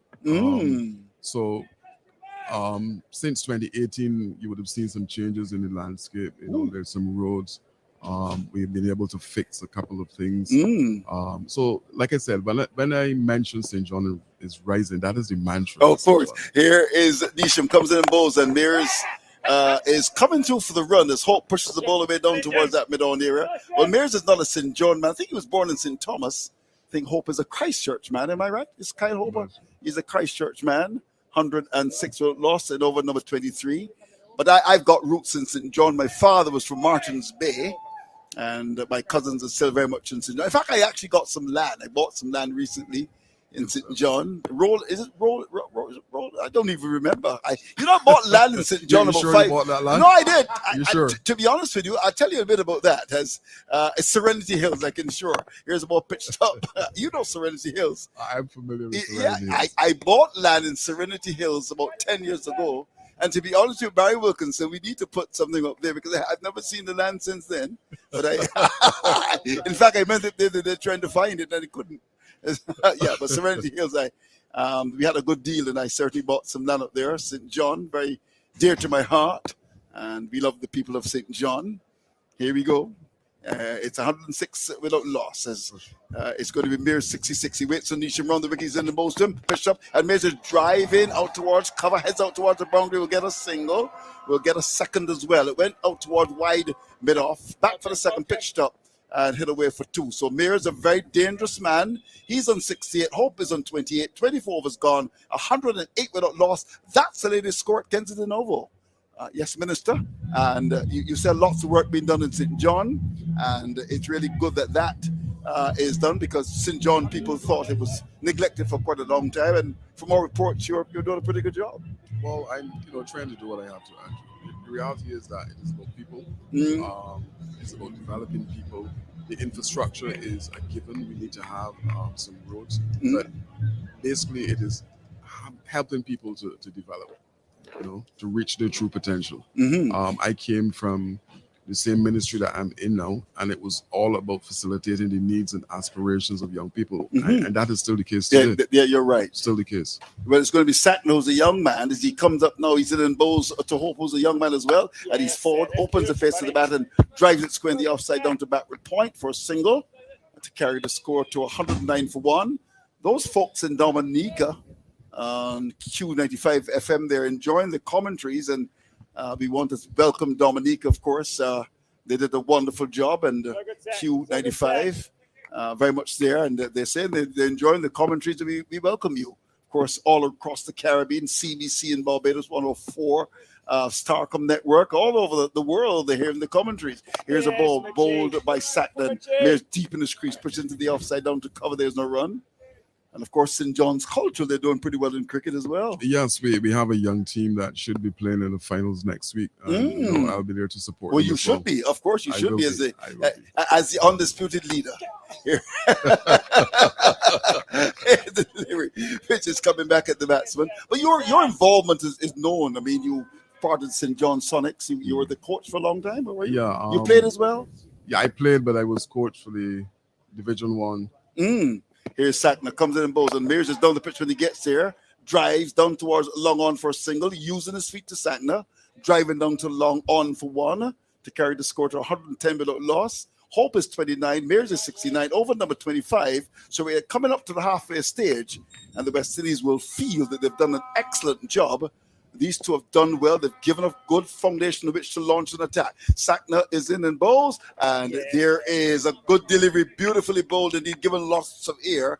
Hope was coming forward and then went back and played it rather jerkily to the onside with an element of suspicion. Well bowled, a bit of a moral victory for the bowler as he turns now and comes in on his way to bowl to Hope, who's 29, and to this delivery, he's back deep in his crease and plays into the onside. This is very good bowling. A good contest here at Kensington Oval to end over number 25. 110 without loss. That's the latest score here at Kensington. Part of the world, we need to be prepared for natural disasters like storms and hurricanes, even outside of the season. I'm sure you'll agree that keeping our loved ones, homes, and businesses safe is important. So, I came up with a few quick tips to help you stay safe. First, make a family disaster plan and ensure that everyone in your household is familiar and comfortable with it. Remember to add batteries and flashlights to your emergency kit. Now, for electrical safety. Familiarize yourself with your electrical panel, as it may be necessary to switch off the power during a storm or flood. Make sure you install a transfer or isolation switch to prevent your generator feeding electricity to Grenlec's line. If trees are too close to power lines, call Grenlec at 237 for advice. By following these easy steps, you will be well on your way to being hurricane ready. Don't be caught off guard by natural disasters. Prepare now. For more information, visit grenlec.com.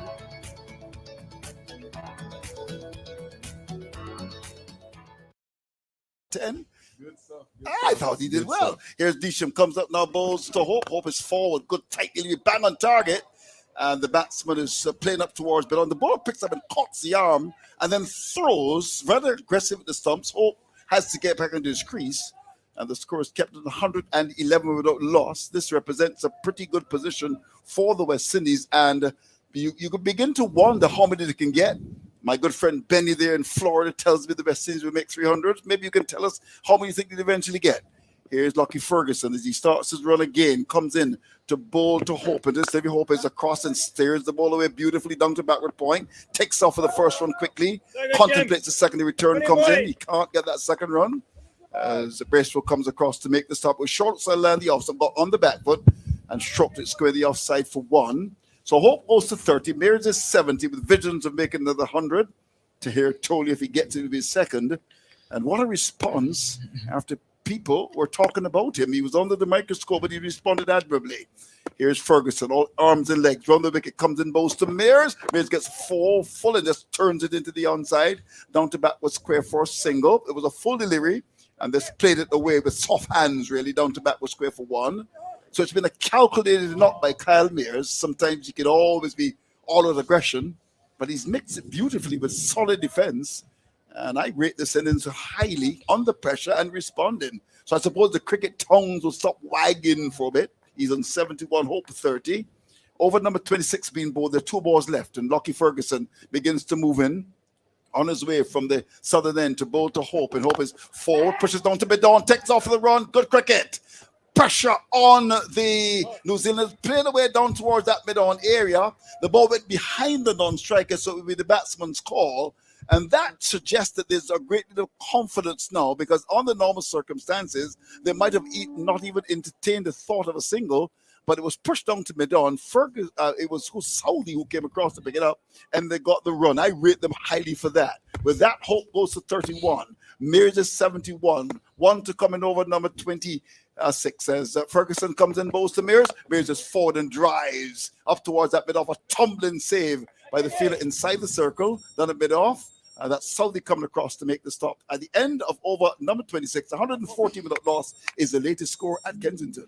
Andrew, just reminder to listeners that you can send your emails into windyscommentary@gmail.com.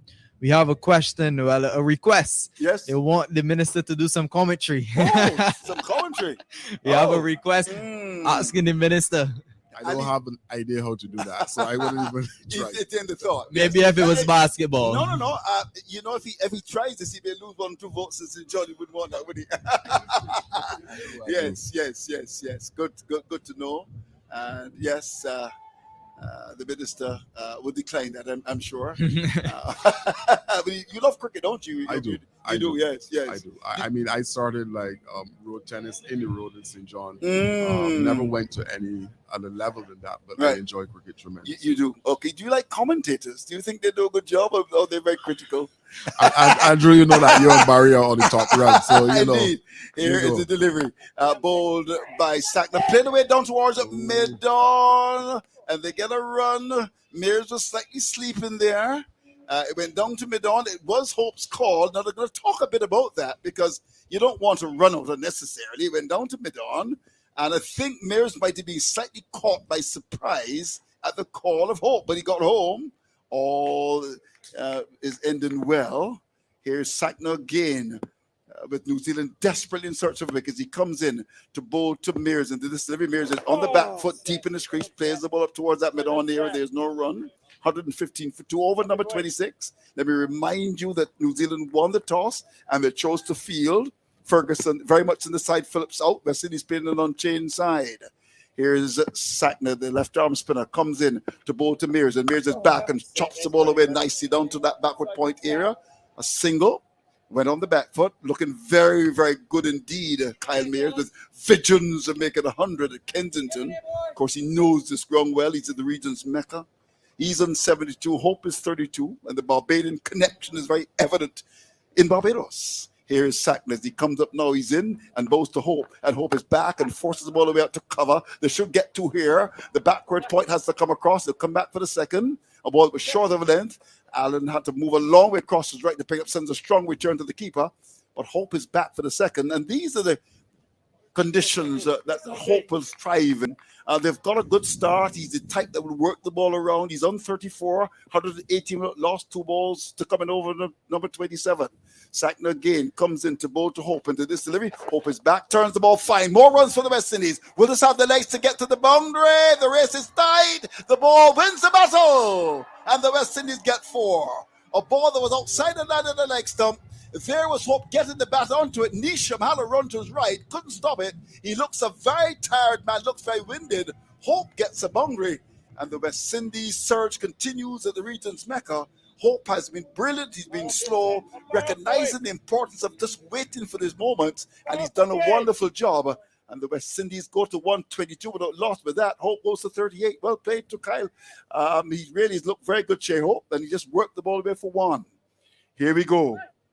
As now the backward square is going to come across to the right. Here comes Sackler in bowls to Hope. Hope is forward and drives up towards cover. He can't score, reaching for it slightly. The rate is 4.52. At the end of over number 27, 122 without loss is the latest score at Kensington. Just Grenadians, you are the pillars upon which the new national party has been built. Grenadians, you will continue to be the mainstay of the new national party. The new national party will continue to be there for you. Together, we will rebuild the party and continue to serve the people of this nation. We are the party with you in mind at all times. We've been tried and tested, and you, the people of Grenada, are fully aware of our wonderful track record. The new National Party, standing proud in Grenadian politics at all time. NNP, your best bet for the future. Kensington Oval. He was on the back foot and he forced the ball to the back foot, Kyle Mears. And that was played like a shot from a gun and stroked beautifully to cover. That is a tremendous shot by Kyle Mears, who's batting beautifully here at Kensington Oval. What a shot. He goes to 78. Here is a delivery, pitch up, and he's driving outside the line of the off stump. A big drive, sweetened by that pitch up. And he was launched into the drive. Had he hit that would have gone to Broad Street. Instead, it went tried to be taken by the keeper. But the battle lines, Minister, have been drawn red here. Kyle Mears is seeing the ball as big as the breadfruit he gets from St. Thomas. And there's some lovely breadfruits in St. Thomas and in St. John, of course. Of course, the best will come from St. Philip. 126 without loss. Here we go. Over number 28 being bowled, and Lockie Ferguson round the wicket comes in to bowl to Mears. He's up to the wicket and bowls to Mears, and Mears is driving out towards cover. That's the spectator's catch. Don't get too excited. Some people thought he was out. The ball went down to cover, and there's no run. A lovely crowd has come here. We look to the Greenwich and Haynes stand. Ministers filling up quite nicely. You must be happy with that. I am very much so. Like I said, the only thing the spectators from off island. I was hoping that the New Zealand would, travel with a lot more fans than what we're seeing. Here is Ferguson comes up now to bowl to Mears, and Mears gets a short ball and swings at it down. It's outside the off stump, looking to swing. But a wide is called by the umpire, banged in short, and Lockie Ferguson is a bit surprised that the umpire called that. 127 lost over number 28. Hope is 38, and Mears is on 76. As you leave us, Minister. You got another assignment this afternoon. Yes, we have volleyball finals today at the gymnasium. Volleyball finals, yeah, okay. Before I go, Andrew, I want to, big up, as they would say, Lamar Wiggins, who took the St. John Cultural Club from. Oh, yes. Here is Ferguson comes in, bowls to Mears. Mears is forward and drives down towards wide long on. Wide mid on, really can't score. And it's a score which is kept at 127 without loss. Who's the guy? Lamar Wiggins? Lamar Wiggins. I think he might have played for St. Catherine's at some time. Maybe. Yeah, I think. Yeah, but he's one of those cricketers who believe that, he should come back to the community and give back. And I mean, he coached this young team, and now they're in the finals next week. Yeah, and we certainly will want to Lamar Wiggins. Support them. Lamar Wiggins, yes. I think he would have been in the BDF at one stage as well. Here's the full toss, played down towards third man for 4. It was full, and all Mears had to do, Minister, was to get some better than that. Mind you, there's a third man, and he didn't have a chance. The ball raced across the outfield, so Mears is enjoying himself. He's gone to 80. The West Indies are doing very well. As Back Fingal would say, they're cooking good looking. With one to come in over number 28. It's 131 without loss. And this represents Minister tremendous start. Yeah, well, let's hope that he stay in the zone, yeah? Let's hope got that him he in the stay zone, yes. Here we go. As Ferguson round the wicket comes up now, he's in and bows to Mears. Mears is wrapped to the pad. That's going down the leg side. You can see that would have missed about 25 leg stumps. And the ball hits the pad and goes into the offside down to cover to end over number 28. 131 without loss is the latest score at Kensington Oval. Yes, Andrew. So, like I was saying, if we can have some other cricketers or coaches that will, replicate what Lamar did in St. John, then because government can't do everything. So, if we can find those persons who are interested in the development of cricket to come and give back, then at the grassroots level, we're going to honor some talent. Yeah. Well, it's really an absolute pleasure having you. If you need me to be part of your campaign, not that you wouldn't really, you're so entrenched now in St. John. You did something that no one else could do back in 2018. Against the odds, you won, and again, of course, in 2022, you must be doing something special up there, Minister. Well, I'm fully, I'm doing what I'm supposed to, Andrew. Yes, and I thank the good people of St. John yes. for having that confidence in me to do what they did a second time, and I promise that I will do what is necessary to develop and you live in St. John. Still live in St. John. Yes, you're not like Jamal, who's now in the heights of the terraces. Yes. Hello, Jamal. Nice to see you. Are you well? Next door to you, Andrew. Oh, indeed. Well, I'm the poor part of the part. All right. Only a gap away. Only a gap away. You see me jogging in the mornings, eh? Yeah, that procession. All right. Well, Minister, it's been a pleasure. Just before you go, I want you to tell everyone in New Zealand, across Barbados, across the world, as this delivery is pitched up, bowled by Sackner, driven up towards that wide mid-off area for a single by Hope. He is on to 132 without loss, and it's over number 29. Your parting words, Minister. Yeah, all of those who are listening, at home, they should come down because the presence here would help motivate the West Indies in the second half of this match to do what we're supposed to do, to press on. I hope you get back from volleyball to come for the end. This is the I'm hoping so. Oh, you should, of course, come back and present the trophy to the West Indies team. Here's Bears down the pitch when he gets here.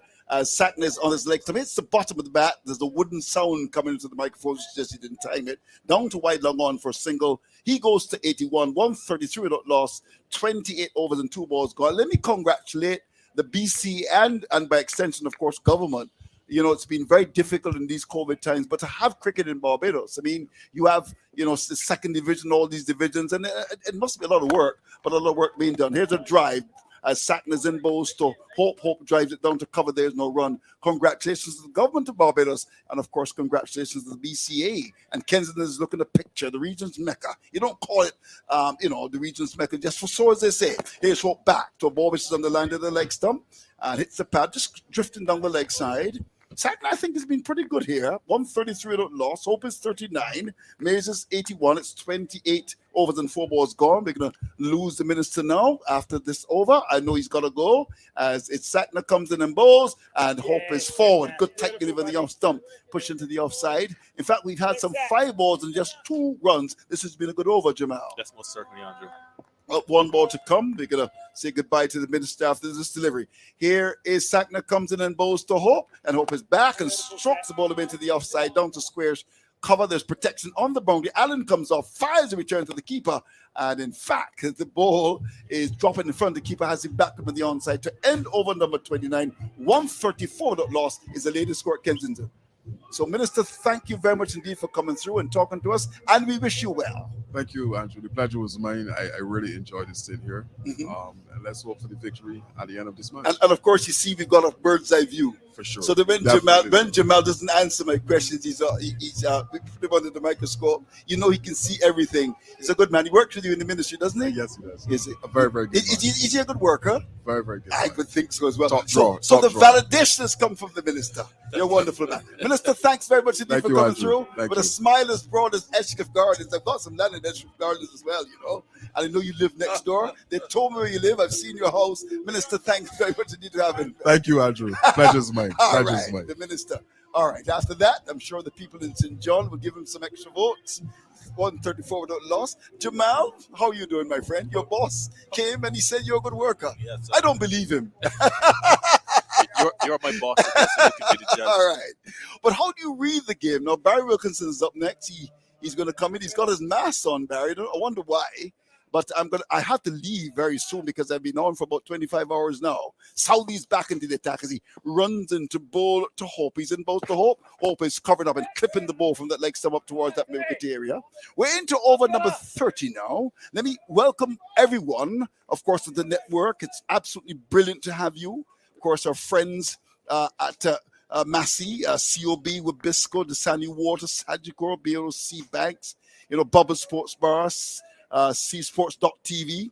We want to thank you very much for your sponsorship because without you, we could not be here bringing the cricket to the billions across the world. Here's Saudi, comes up, he's in and bowls, and there's Hope on the back foot, a lovely delivery and just guides it down to that backward point area. If there's no run, he's kept on 40, Hope. He's batted well, 82 balls, Mears 81 from 94, and the West Indies in over number 30 with visions of making pretty close to 300. They're 134 without loss, which represents a very good position for them. I want to thank Omega KLS Radio, FM 89, NCN Radio. Thank you very much indeed for ensuring that those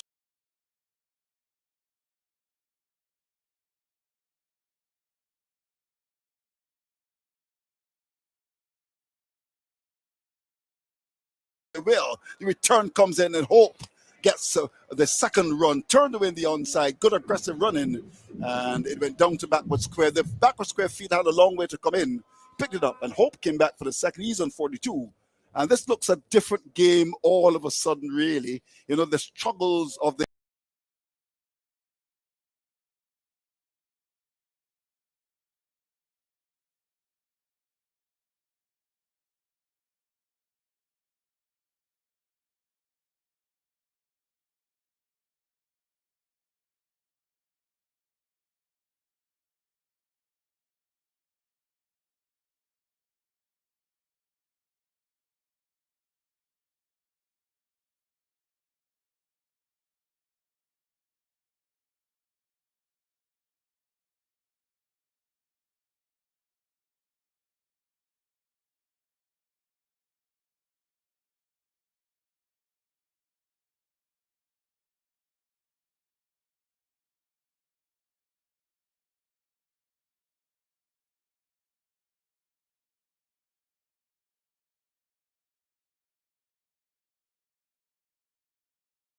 all right, Point FM, of course, they're in Antigua, Taj in Trinidad and Tobago. Here's a ball pitched up and pushed up to cover, more mid off, sorry, and they'll get a run. That's good cricket again. And it's not often that you see that with West Indian batsmen. You got to give them credit. Ball pitched up towards that off stump, played away down towards mid off, and they took off the run and got it. Yeah, Hope recognizing as well that he needs to get at least rotation of the strike going. So those punches to the mid on and the mid off, he's been scrambling, trying to keep Calmeers in rhythm.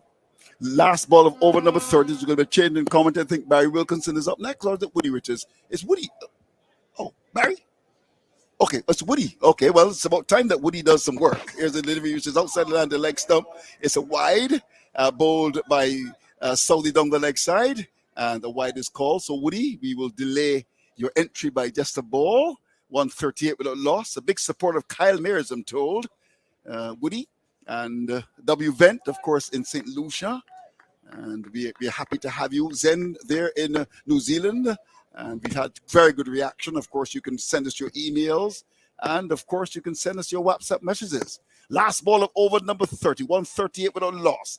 Here is Saudi round the wicket, bows to Mears, and he's driving over mid-off. That's gone for 4. That was it with tremendous power. Oh, what a shot pitch stop. He's a big, strong man.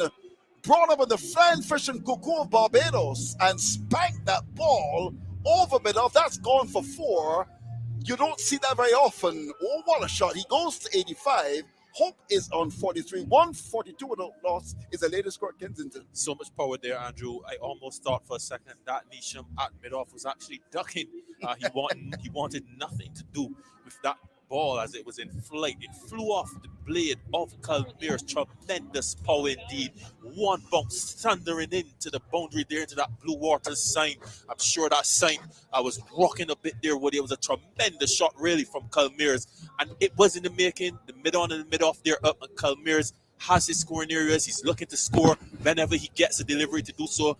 There, Salvi was airing in the length, was just a bit too full, and a thunderous stroke down the ground from Calmeers. He moves on to 85 now from 95 deliveries. Wonderful knock so far from this Barbados-born Calmeers. He continues to impress in the early days of his international career.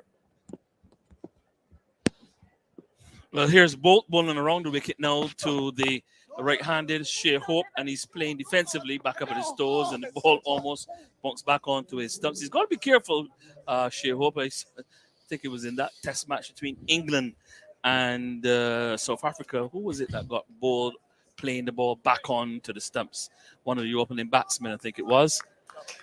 The crowd has certainly built up tremendously here at Kensington Oval, especially in the Greenwich and Haynes stands. It's probably, I would say, if we probably had everybody in all seated in seats and going around, and probably about half to maybe 3/4 full. Here is Bolt, left arm quick around the wicket, bowling to Hope on the line of the leg stump and turn out towards backward square. He'll get a single as Mitchell has to run around from mid-wicket to do the fielding. Hope now goes to 44. Mears is on 85, and in over number 31, it's 143 without loss to West Indies, who were put in by New Zealand. Still not the frenetic scoring rate at 4.71, but the truth is that they've got the platform. These two have held up for 30 overs and 2 balls so far. So they've got the platform that they could probably build and maybe get up to 250, 270. Here is Bolt bowling to Mears, who's pulling over the head of the fielder, who's leaping in at that strategic wicket position. Bracewell giving chase, will pull it back with a sliding stop down at Whitish long on. They'll come back for the second run. So Mears now goes to 87 and a total up to 145 without loss. He's making us eat some crow. A good stroke there from Calmeers again. That robust nature, not going that much backward. He doesn't really go back in the box. He just really rocks back. He was able to punch that one through that mid-wicket area, as it was a very good save, it looks, from Bracewell. In the end, Calmeers 2 more runs to his credit, but Woody, a well-paced innings so far. As Bolt making some final adjustments to the field. There is a third man, backward point, cover on the boundary, extra cover mid-off, mid-on, deep mid-wicket, deep backward square, and a fine leg. A short ball that is signaled wide by the umpire for height. And so the West Indies effort improves to 146 without loss. And I'll tell you what, Woody, this little passage of play with both Bolt and Salvi back into the attack will be 6 overs for the both of them after these 3 deliveries from Trent Bolt. This is really the last roll of the dice from a New Zealand perspective in terms of stopping the West Indian advance. A wicket in this patch will determine whether or not West Indies get north of 250. Here's Bolt bowling to Mears down the leg side. Another wide, this time for ill-directed or misdirected delivery from Trent Bolt, as the West Indies now move up to 147 without loss. And if you look at the field, Woody, there's a deep mid-wicket in play. There's a deep square leg. There's a man on the third man boundary as well. So Trent Bolt, he would be looking to use the surface, some slower deliveries in there as well. But I'll tell you what, he cannot afford to bowl too full to Calmeers, because it would be a free hit down the ground. As Bolt moves in again, bowls to left-handed Mears, who is turning this one out towards Whitish mid-on, will get a single. And that will take him now up to 88 now, and push the West Indies closer to that 150 mark. They're 148 without loss. We're in over number 31. Good start here from these two. Yeah, most certainly, Woody. What more can we see? A 147-foot loss. The question now is 148. Sorry. The question now is, Woody, how many more runs can they get? This is target set in time now. Certainly, that order may just shift a bit as well. Possibly Nicholas Puran will promote himself to come to give the innings some impetus. Hope drives expansively through extra cover, but knocked down by Satner, just genuflecting and stretching those long arms out, and can't get past him. That one should have really done a better job of putting it away. Highest average by West Indies batters in ODIs, minimum 10 innings. Sheho at the present moment tops that list with an average of 49.44. The next one in line, Sir Viv Richards with 47. Here is Hope steering the ball square into the offside, bringing the fielder in off the boundary. That's Allen. Single for Hope that takes him to 45. And after 31 overs, the West Indies, who were put in by New Zealand, they're 149 without loss. So Woody, let's surmise. Let's have a look into our crystal balls, as Andrew would say. Based on, I'm not looking at any crystal ball. We look into the glass. Especially if it's provided by Andrew Mason. Let's look through the glass, Woody. We have Calmers approaching the century. Shea Hope approaching a half century. Run rate just about 4.5 or so. We'll be looking to get somewhere north of 250 to make a good fist of it. Which batter then decides to try to be more aggressive at this stage, Woody? Calmers will be eyeing 100, but he's certainly looking to score as well. Do we ask Shea Hope to go all the way through to the 50th over? How do you see it now? I'll answer that after this delivery from Salvi, who's on the back foot, turning it out through forward to square for a single. Is Shea Hope brings the fielder in off the boundary. Allen, single, that moves him up to 46 and the total up to 150. So the 150 for the West Indies coming up in 31 overs and 1 ball. Hope is there on 46. Mears is on 88. I don't think it will change. I think Kyle will continue to play the aggressor. Or be the more aggressive of the two, and I think Shea will try to bat his way through. That is really what he should be doing. As on the line of the leg stump, Mears just plays it behind square for a single, as Conway has to run around to his right. Mears now 89 inches closer, 11 short of 100. Hope there on 46, 151 without loss. I mean, what I've always said, this is the role that really Shea has to play. Shea has to be the anchor of the batting, and that is how he should be. This is the way he should be batting, not necessarily trying to go there and trying to be the aggressor. So Mears is playing the right role. Hope is playing the right role at the moment. Steered away by Hope to third man for a single.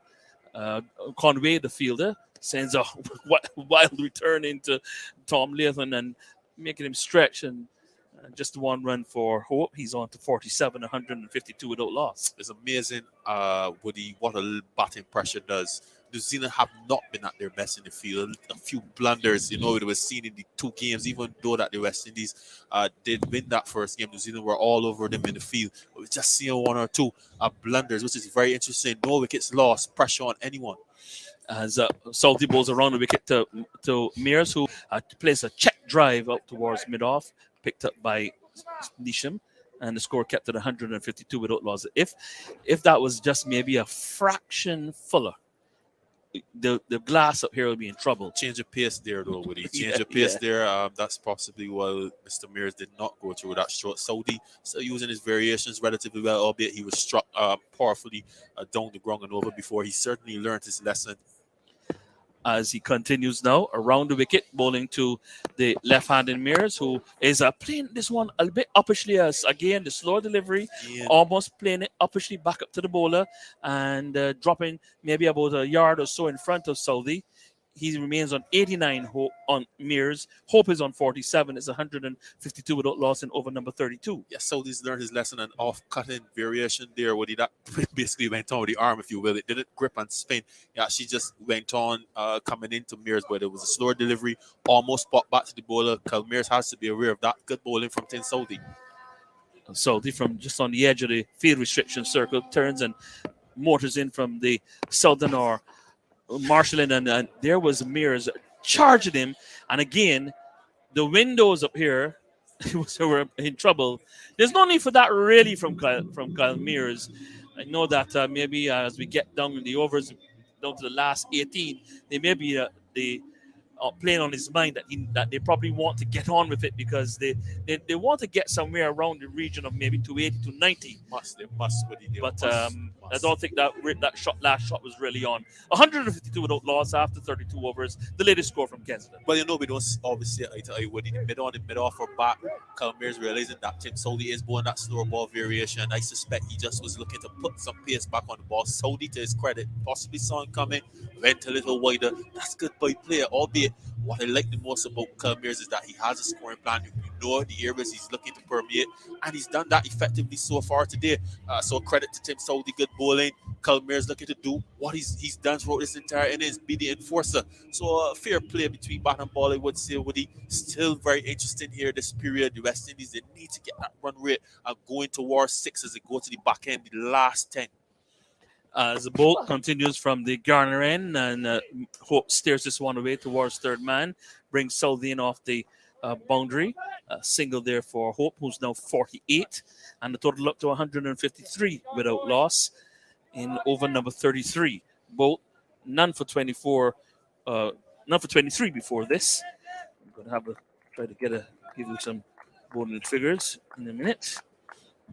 As Bolt saunters back to the top of his run, turns in the distance and wheels around, starts to move in. He's halfway there and bowls now to Mears, who hits this one in the air out towards mid-on, and there will be a single. Just becoming a little bit loose, Kyle Mears, maybe not getting obviously Bolt and Salvi are back. They're the real angel room, if you want to call it that, of the New Zealand attack. Far more clever, far more intelligent in terms of in what they're going to bowl, and they've come on at the right time as bowls to Hope, who's looking to smash this one through whitish mid-on, but didn't get the timing right on the stroke, and it went straight to the field. They're moving to his left, and he didn't get a run, and it remains at 154 without loss. Yeah, Calmeers will always be a little guilty, Woody, of having those hardish hands. That's because he always starts with a very positive bat speed, especially looking to go down the ground. He's a very straight-on kind of player. So you will get that when these bowlers, particularly Bolt and Saudi, are bowling with that variation, as you rightly said. But this is a very, very interesting period, Woody, because Tim Saudi now is 7 overs. Bolt is now 7 overs in as well. If Calmeers can negotiate this period, he could be in for a feast coming into the back end. Bolt into Bolt to Hope now, who's on getting on top of a delivery that's maybe into the rib cage and just turning it through backward a square for a single. He now goes to 49, and the West Indies up to 155 without loss. Mears there on 90, and he'll be looking for his 10 away from what will be his second ODI 100. I'm going to give you a quick run through the bowling figures so far. Let's start with Saudi, 7 overs, 2 minutes, none for 17. As Bolt in his 7th over now bowls and bowls a wide. I kind of lost it, not sure what. We all did, Woody. We all did. I will have to have a look at the television monitor to see what actually took place there. And here we go. Ball came out. Oh, he tried to bowl. Variation. Yeah, and he hit it and he bowled it too hard. Smacked it into the surface, and it just ballooned over the head of the batsman. Nowhere near to Kyle Mears.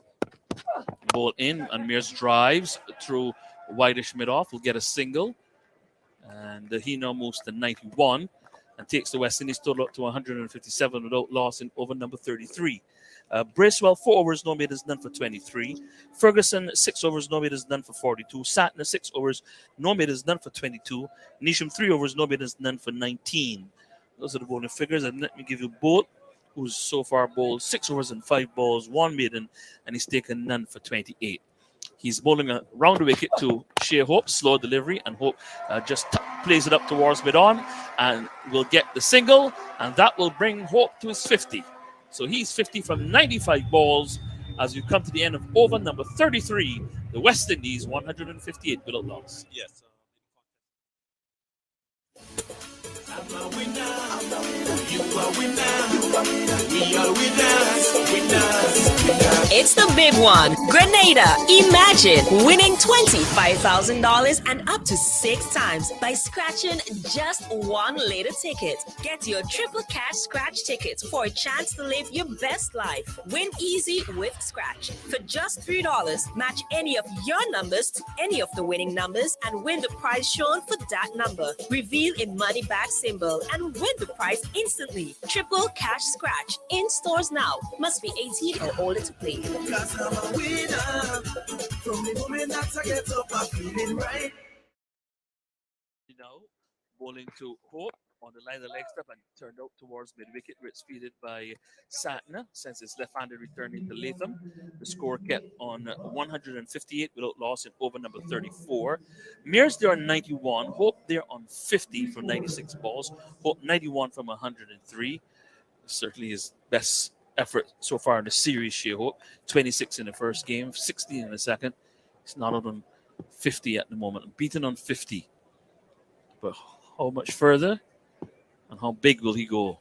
As Salvi in now, bowls to Hope on the line of the leg step, flipped away behind square. He'll get one as the bolt comes in off the deep backward square boundary. That will take Hope up to 51 and the total up to 159 without loss in over number 34. Well, we can safely say that Shea Hope has recognized this. It has been the theme of his batting all throughout the innings, though he's been the sheet anchor, as you said. Mears, he needs to recognize this little period. I suspect that as long as Saudi doesn't pick up a wicket in this over, he will be off, and they will have a bit of a feast, much like what's going on all around us right now with the commentary box. I've had to leave mine downstairs. As Salvi around the wicket now, ball into the left-handed Mears, who gets a short ball and swings high and handsome into the crowd in the Greenwich and Haynes stand. I think a spectator took the catch too. And that's 6 for Kyle Mears, who now goes to 97. And he's now within 3 of second ODI 100. Yes, and there Tim Saudi earning length just a bit too short. Remember when we were earlier on set saying that Kyle Mears has recognized when those deliveries are around that 5-meter mark, they don't have enough pace to push him back, and he's throwing his hands through them, and there he was again intentionally hitting that one up as we are away to the west. Beautiful shot, beautiful execution. 6 more runs to Kyle Mears. He's now on 97. West Indies 165 without loss. In over number 34. Thanks for the help. Salvi bowling around the wicket. Again to Mears, who swings again through square leg. He'll get a single. As Ferguson comes in off the boundary and sends the return on the bounce to Latham. He's now up to 98, Kyle Mears. 166 without loss. Andrew Mason said, I'm a fan of Kyle Mears. Yes, I am. He's a member of Carlton Club, a club that's very close to my heart, just up the road in Black Rock. Yes, I am. I was a former member, Andrew. Yeah. Played a couple of games for them. Is Barry. Here is Salvi bowling a delivery to Shea Hope, which he drives back up the pitch. And both Hope and Salvi have a staring match in the middle of the pitch. Salvi has a long, hard look at Hope, and Hope has a hard, long look at Salvi. No quarter given at this stage. As I said, crowd is built up nicely. I see a Guyana flag in the crowd. I see Barbados flags, I see West Indies flags, Trinidad flags.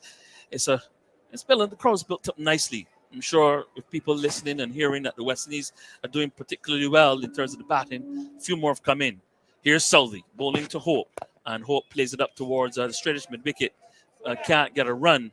Again, just think that sometimes Shea, got to break his wrist a little bit more. Get very technical there, would he? Yeah, you got to break the wrist a little bit more. Hit it to the left or the right of the fielder. Get a single. Fair enough, Woody. Fair enough. But more importantly, though, they've seen off this little period from Saudi. He certainly would take his sweater, as you will.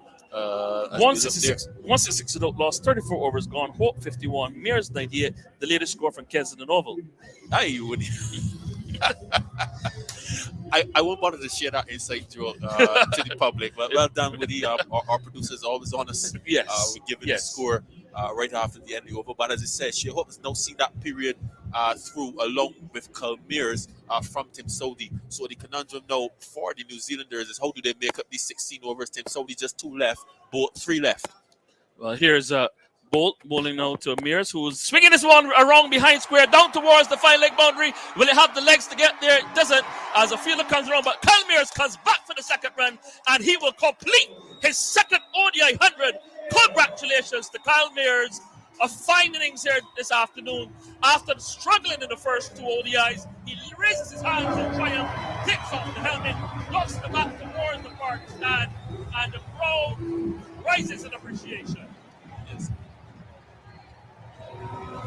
100 from 106 balls, 11 fours, 3 sixes, a fantastic innings from Kyle Mears. You summed it up with the brilliant innings from Culmers. He came in ready conditions early today. We saw that effort from Culmers to get through that first 10 over period, particularly to Bolt and Salvi. And he's now reaped the sweets, basically. He's played absolutely well. He's been the difference in the cog in the West Indies wheel. He's been the enforcer. He's been the person who's been putting the New Zealand bowlers under pressure. And who knows, may just well continue. 168 without loss in over number 35 now. Mears 100, Hope on 51. Here's Bolt. Bowling to him now. Swings away behind square. That's a powerful shot. Move that, Trent Bolt. That one sat up like a lollipop and he put it away behind square for 4. A punishing shot from Mears, who goes to 104 now and takes the West Indies up to 172 without loss. This did what the absolute this did. There was Culmers swiveling, as we would say, getting that delivery behind square. 4 more runs to Culmers. Bolt into him again now, and he's in behind it. Plays it up towards mid-off. Good delivery on a goodish length. Right bang on the middle and off, and Mears in behind it and punches it up towards mid-off. No run. It remains at 172 without loss. The enforcer continues to enforce here at Kennington Woody. This now is the period after this Trent Bolt over. I'm telling you, New Zealand, they will have to go back to the inexperienced bowlers. The West Indian batsmen are well on the charge. That run rate needs to be around 6 with 10 left if they're going to get a good total. Can I ask you an important question now with bowls to Mears, who was looking to maybe play an audacious shot over the top of mid-off, and in the end, he just got a thickish outside edge, or maybe just flashed off the face of the bat and went down to third man, got a single, as Nisham had to come in to do the fielding. He's now 105 and a total up to 173 without loss. The question that was asked downstairs, who comes next? Nicholas Puran. In my opinion, Nicholas Puran should come next. Here is a Bolt bowling around the wicket now to Shea Hope. And Hope swings in the air. Ferguson Salazar takes the catch and Hope departs for 51. And the West Indies lose their first wicket in over number 35. Trent Bolt, well, this is what he was brought on to do, to try to make the breakthrough. And perhaps in the last over that the captain may have in his mind to have given him, he gets the wicket of Shea Hope, who departs for 51.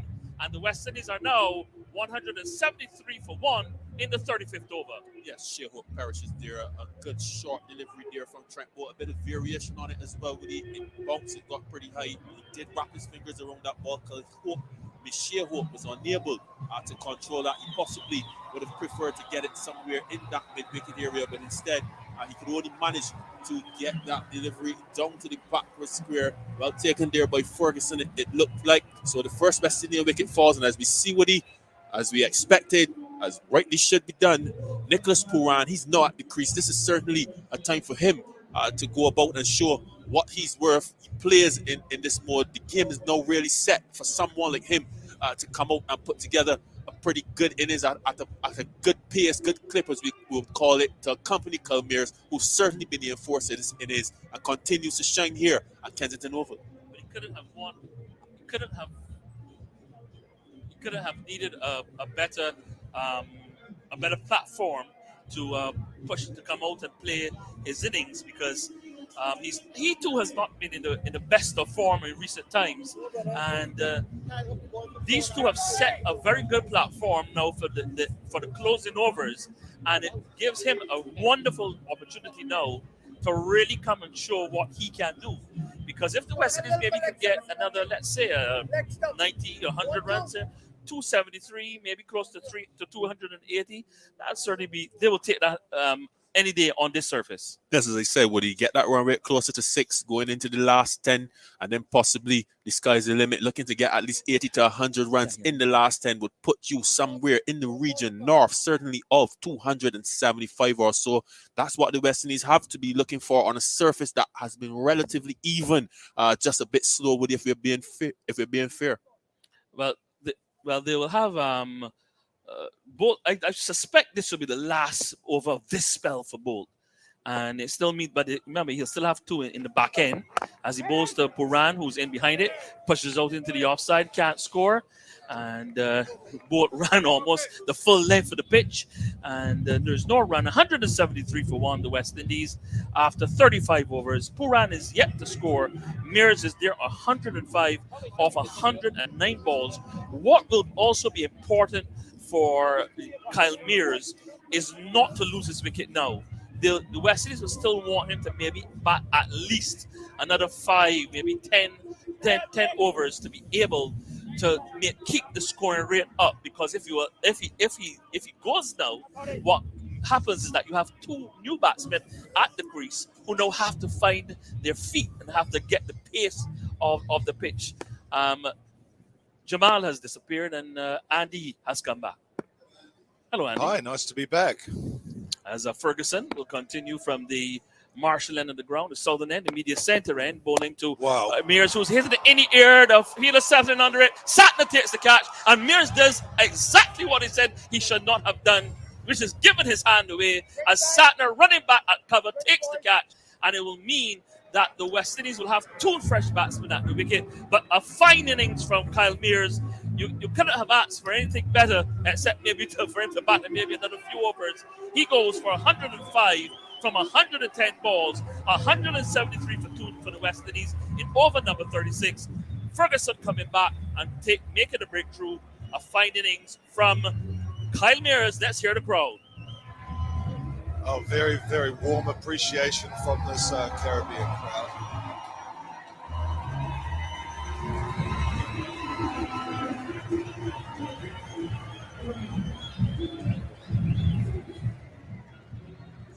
Yeah, lovely to hear the noise of the crowd and the noise coming out of the party stand. And I guess Kyle Mayers really did come to the party today. But so many times you see in cricket, when there's been a great partnership as there was between Hope and Mayers, when one man goes, the other man follows soon after. And probably a bit of a needless shot there actually from Kyle Mayers.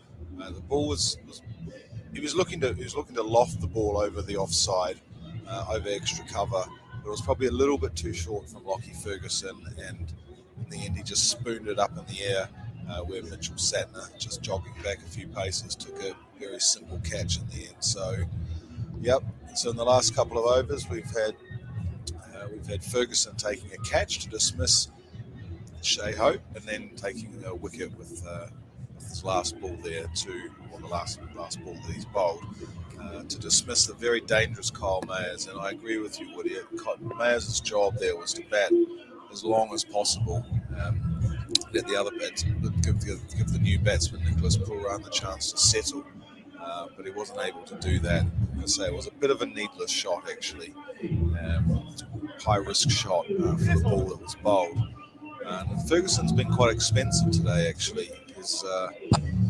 He really hasn't found any kind of rhythm, but he's been in and out of the side, which probably hasn't helped. I was just checking his figures now. 5.1 overs, 1 for 42. Not the greatest figures, and really New Zealand's been so reliant today on Tim Salvi in particular, who's got he's bowled 8 overs and only conceded 25 runs. But unfortunately, for New Zealand's cause, their 2 strike bowlers, Bolt and Salvi, only have 2 overs each left. So that's why Ferguson's come back into the attack, and we're going to have to see what the makeup of the rest of the innings will be, which those overs will be shared between Bracewell, Santner, and also Jimmy Neesham. Still got plenty of overs left. But from a New Zealand perspective, very, very important wicket. Of course, the series is tied at 1 game all, and New Zealand chasing a first ever ODI series win in the Caribbean. And as I say, they desperately needed that wicket. West Indies now needed those 2 wickets. Those 2 wickets, yeah, exactly. But 15 overs left now, and the West Indies are chasing a big total. And we also had a drinks break during that spell as Puran is onto the back foot and steering the ball away to Guptill in that short third man position. And there's no run. 173 for 2 in over number 36. We're going to have a word from Tahir. Yes, thank you, Woody. Kyle Mears, an excellent innings, 105 off of 100 balls. That's his second one-day international 100. His previous 100 coming against Netherlands, where he scored 120. So an excellent innings, his second highest in one-day international cricket. He showed his talent in Test cricket, but no in one-day cricket. Here is Ferguson bowling to Puran, who's looking to slap this one through the offside, but didn't get the timing right on the shot. Ball goes out towards cover, where it's fielded by Mitchell. So he's off the mark. Puran, the West Indies captain. Brandon King, who's come in to join him, is yet to face the ball, yet to score. Is 174 for 2. And if you have your comments, your questions, your trivia for us here, you can send it to windiescommentary@gmail.com. Send your email to us. Andrew, you've got to set up a Twitter. Set up a Twitter account, so it makes it quicker for people to send, and we can all go on Twitter and see those that stuff, right? Life is quicker when you have Twitter. There you go. Here is Ferguson over the wicket, bowling to Brandon King, who's forward and back and steering the ball away towards third man for a single. So he's off the mark. So both Puran and King are off the mark, and both have the ability to play probably similar roles to the opening pair of Mears and Shea Hope, and both same combination of left-hander and right-hander. You know, that's the modern day thing about whether you will have you're having the left hand and the right hand combination at the crease at the same time. Ferguson on line and leg stump. Puran was looking to flick it away through mid-wicket. Can't score. Coming off the pad. It remains at 175 for 2 in over number 36. Puran on 1 and King on 1. So you're thinking King might be the aggressor here, would he? I think Puran will probably play more the aggressive role here, and King will probably play some strokes as well, but may very well choose to hang in there and be a little bit more solid. Here is Ferguson in, bowling to Puran, who swings, gets a top edge, and it flies into the second row of the 3W stand, into the members section, and that's a 6 for Puran. His first boundary, he goes to 7, and at the end of over number 36 is 181 for 2. And as much as Kensington from this distance looks a pretty decent sized ground, when you top edge them, you go very quickly and very far. Yeah, and that one travelled 69 metres, as we used to see on the television screen there. Short ball from Lockie Ferguson, and of course with his pace, top edge, which Puran played. The pull shot that Puran played was a top edge, so it sailed almost directly behind the wicketkeeper and into the sight screen area at the Joel Garner end, to give much to the pleasure of this crowd. And it's built up really, really nicely today. Being a Sunday, of course, it's probably a better day for people to come to the cricket. And just looking over at the party stand or the party beach, a lot of people over there enjoying a drink. Satner comes back from the Garner end, bowling now to Brandon King, who's forward and drives, and he is caught at extra cover. It was really just a good catch from Darryl Mitchell, but it was more like giving catching practice on an afternoon.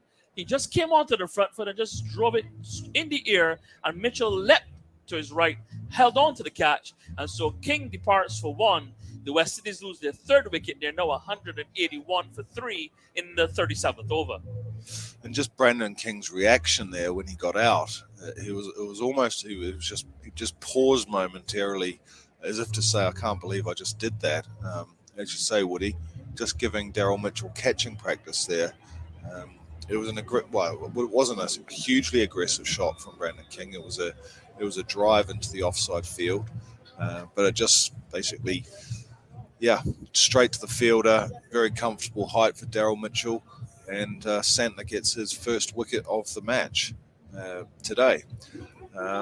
He's a very handy bowler, actually, Mitchell Santner, in limited overs cricket.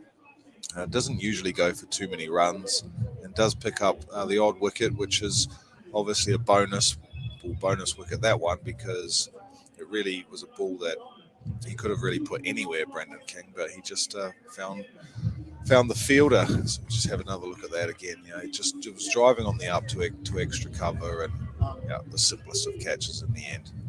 You're going to have a quick word from Tahir. Yeah, thank you for sending in your emails. We have one from Douglas Weatherhead. Hi guys, good afternoon. Why didn't the guys play like this before? I only hope that we can bowl out New Zealand and win.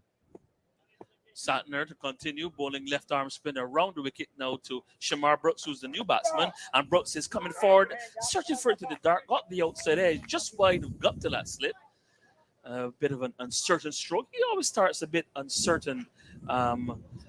Shamar Brooks takes some time to get warmed up, but he doesn't have a lot of time because we're into the last 15 and the West Indies want to get him move on.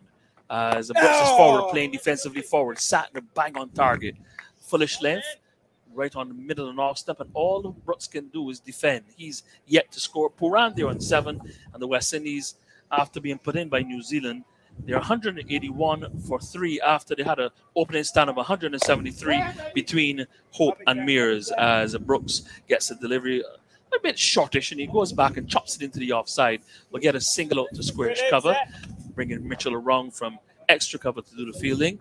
He's off the mark. Shamar Brooks is 182 for 3. Puran comes in to strike. He's on 7. We're in over number 37. Woody, I have another contribution here and a question for you. What do you think is power on this wicket? And Peter Thomas says, my wife and I are listening to this wonderful commentary and just watching on TV. Thanks, guys. Here's Satna, left arm over the wicket, bowling to Puran, who's in behind it, very cautiously plays it out towards straightish mid wicket, where it's fielded by Mitchell, and there's no run. I would say on this wicket, probably 270, 280 is probably about right. I think that's the par score, if my memory serves me correctly. As Satna bowls and Puran again in behind it, plays it quietly down on his toes, picked up by Latham coming from behind the stumps. No run. The end of the over, and at the end of it, it's 182 for 3. Puran is there on 7 and Brooks on 1.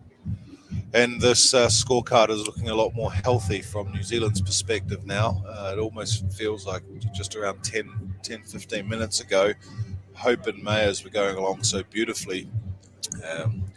And even though Hope was scoring slowly, 51 off 100 balls, he did a really good job for his team to build this platform. But those 3 wickets that New Zealand have taken have altered the course of this innings.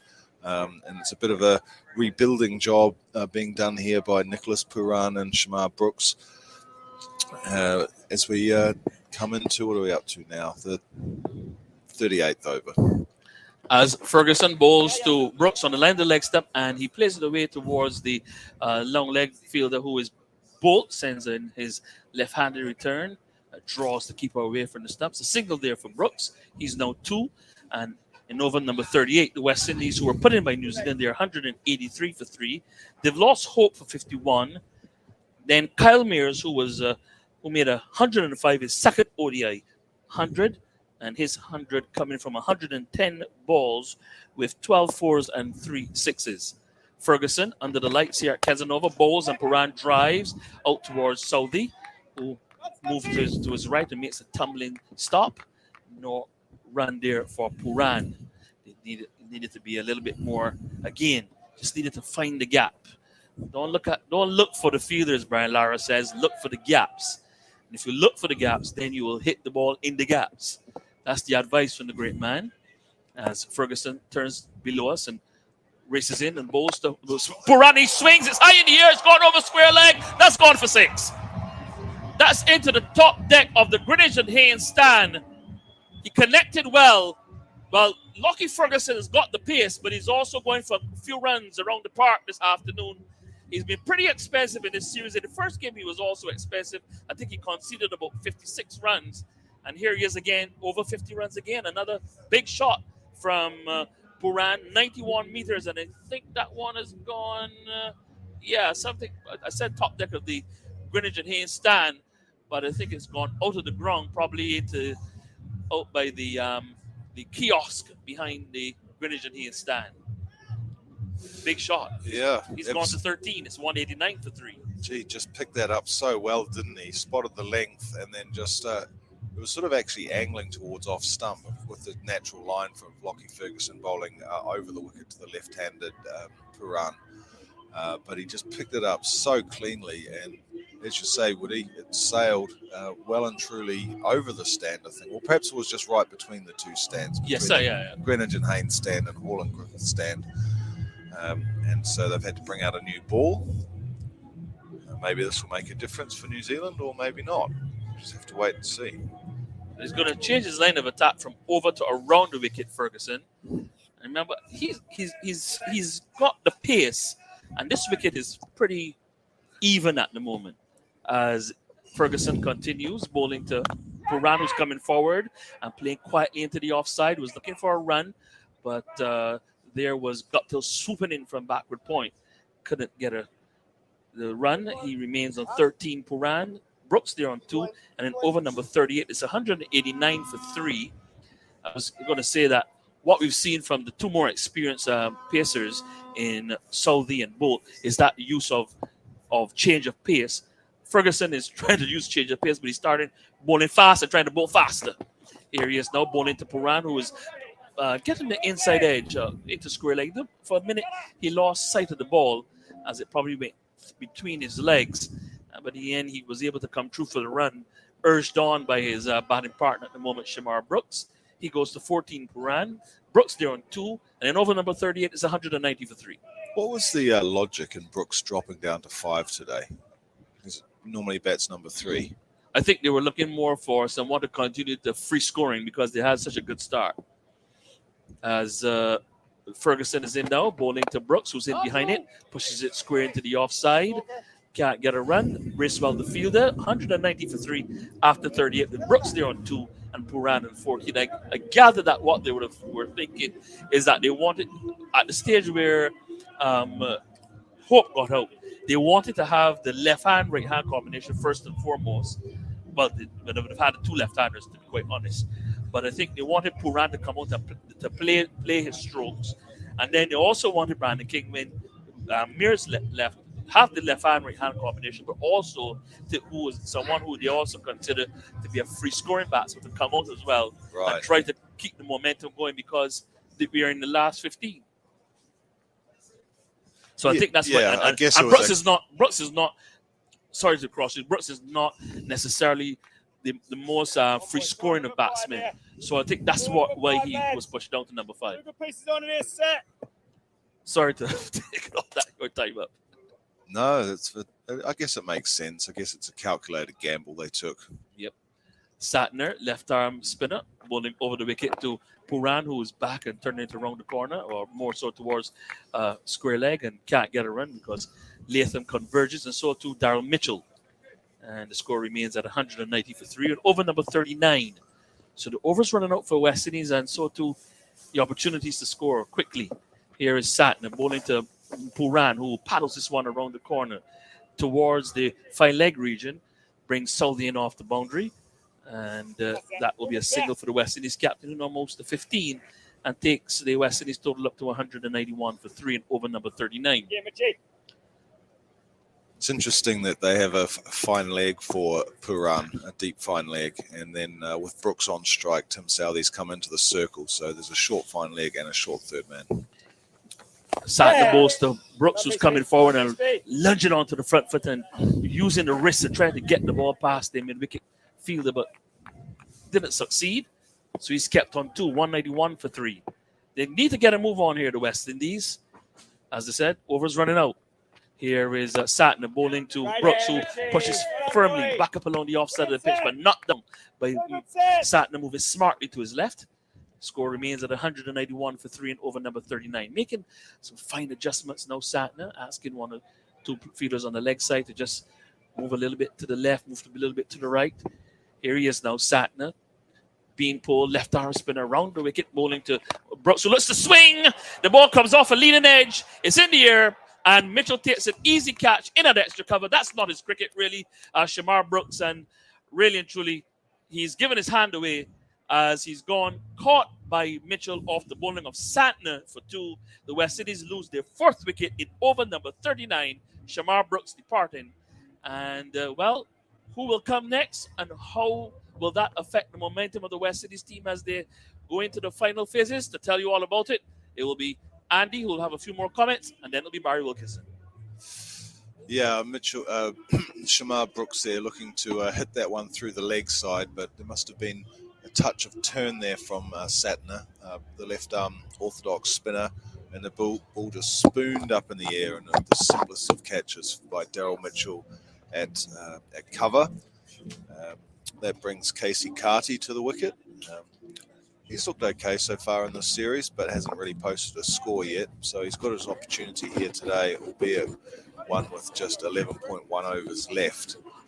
So West Indies are kind of haven't done themselves too many favours in the last 20 minutes or so, losing 4 wickets after that phenomenally good start by Mayers and Hope. So I guess they will have to reassess what will be a good score for them here. And I guess also they've just got to decide what their approach is going to be. 11 overs is not a long time to bat, but they'll be wanting to score in the vicinity of 70 more runs probably. So they still have to be quite aggressive as Barry rejoins me. So here comes Satner now, balls to the new batsman, Casey Carty. He's off the mark straight away. Oh, no, he's not. Actually, well fielding that backward point. But we've seen the West Indies after the 39th over 191 before the latest score. We've seen the West Indies do this several times, not only in ODIs, but in Test cricket. I refer to West Indies versus New Zealand. And it's ironic I'm talking about that. Adrian Griffith and Sherwin Campbell. 1998, I believe it was. A start of 290 without loss. Bowled up for 334. We've seen Calypso. Yeah, it happens. It can happen, and you sometimes a very good start brings a collapse. And the West Indies sometimes are just a little prone to that. So just because you've got a good start doesn't mean that you're going to continue it. You really have to continue building the partnerships and build that momentum. But you'd have to say the shot by King and the shot by Brooks were pretty awful shots. They were. Well, the one by King was ordinary. Here comes Bracewell now on balls. This one short and pulled beautifully out to the mid-wicket boundary for 4. That ball was a short ball. It was outside the line of the off stump. He could have cut it. He could have pulled it. I thought he went for the best option because there's no one in the mid-wicket boundary. And there's Nicholas Pooran now getting another 4. And that helps the score creep towards the 200 mark. It's now 195 for 4. Yeah, just a bit short there from Michael Bracewell, and it was totally punished by Nicholas Pooran, racing away to the mid-wicket boundary. Here comes Bracewell in again and balls to Pooran, who comes down the pitch, defensively pushes the ball back to the bowler, and there's no run. Michael Bracewell was on the boat trip yesterday, Barry, and he lives in the suburb where I grew up. I found out. Bracewell in again and balls to Pooran, short again and pulled, but straight to the fielder there. It's a maiden shot, no run. And Pooran will have to try and reassess how he can get past that man at mid-wicket like he did a couple of balls previously. I hope he had a lot of sunscreen on yesterday, Michael Bracewell, because he's doesn't have the greatest tan, it must be said. Here comes Bracewell, off spinner, passes the umpire, Leslie Riffin Jr., and balls to Pooran, and Pooran gets a good ball on the line, the off stump, defends it, plays it square to the offside, and there's no run. Projected score, it's the Barbados area code, 246. That's the projected score at the moment. The run rate is going at 4.92, just 10 overs left. How do they work out that? I reckon they'll get well over that. Here he comes in again and bowls, and this delivery is turned into the onside. They'll get a quiet single into the forward square position, and there's just one. They work it out based on the run rate with balls left. So if the run rate is 4.92, they'll calculate that by the next 61 balls. So you assume a constant rate. Yeah, they assume a constant. That's all they could assume. Yeah. If the West Indies are going at 4.92, they're going to calculate it at 4.92. Right. If it rises, then the projected score will continue to go up. If it decreases, then that projected score comes down. Right. So here he comes down with the last ball in this over. And this one, Carty gets one that comes off the inside edge to backward square. There's no run. 40 overs gone with the West Indies winning the toss. Being asked about after losing the toss. The latest score there, 196 for 4. Yeah,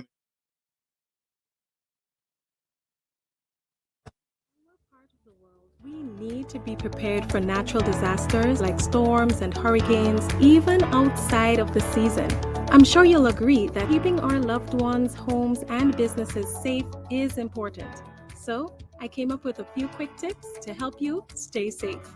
First, make a family disaster plan and ensure that everyone in your household is familiar and comfortable with it. Remember to add batteries and flashlights to your emergency kit. Now for electrical safety. Familiarize yourself with your electrical panel, as it may be necessary to switch off the power during a storm or flood.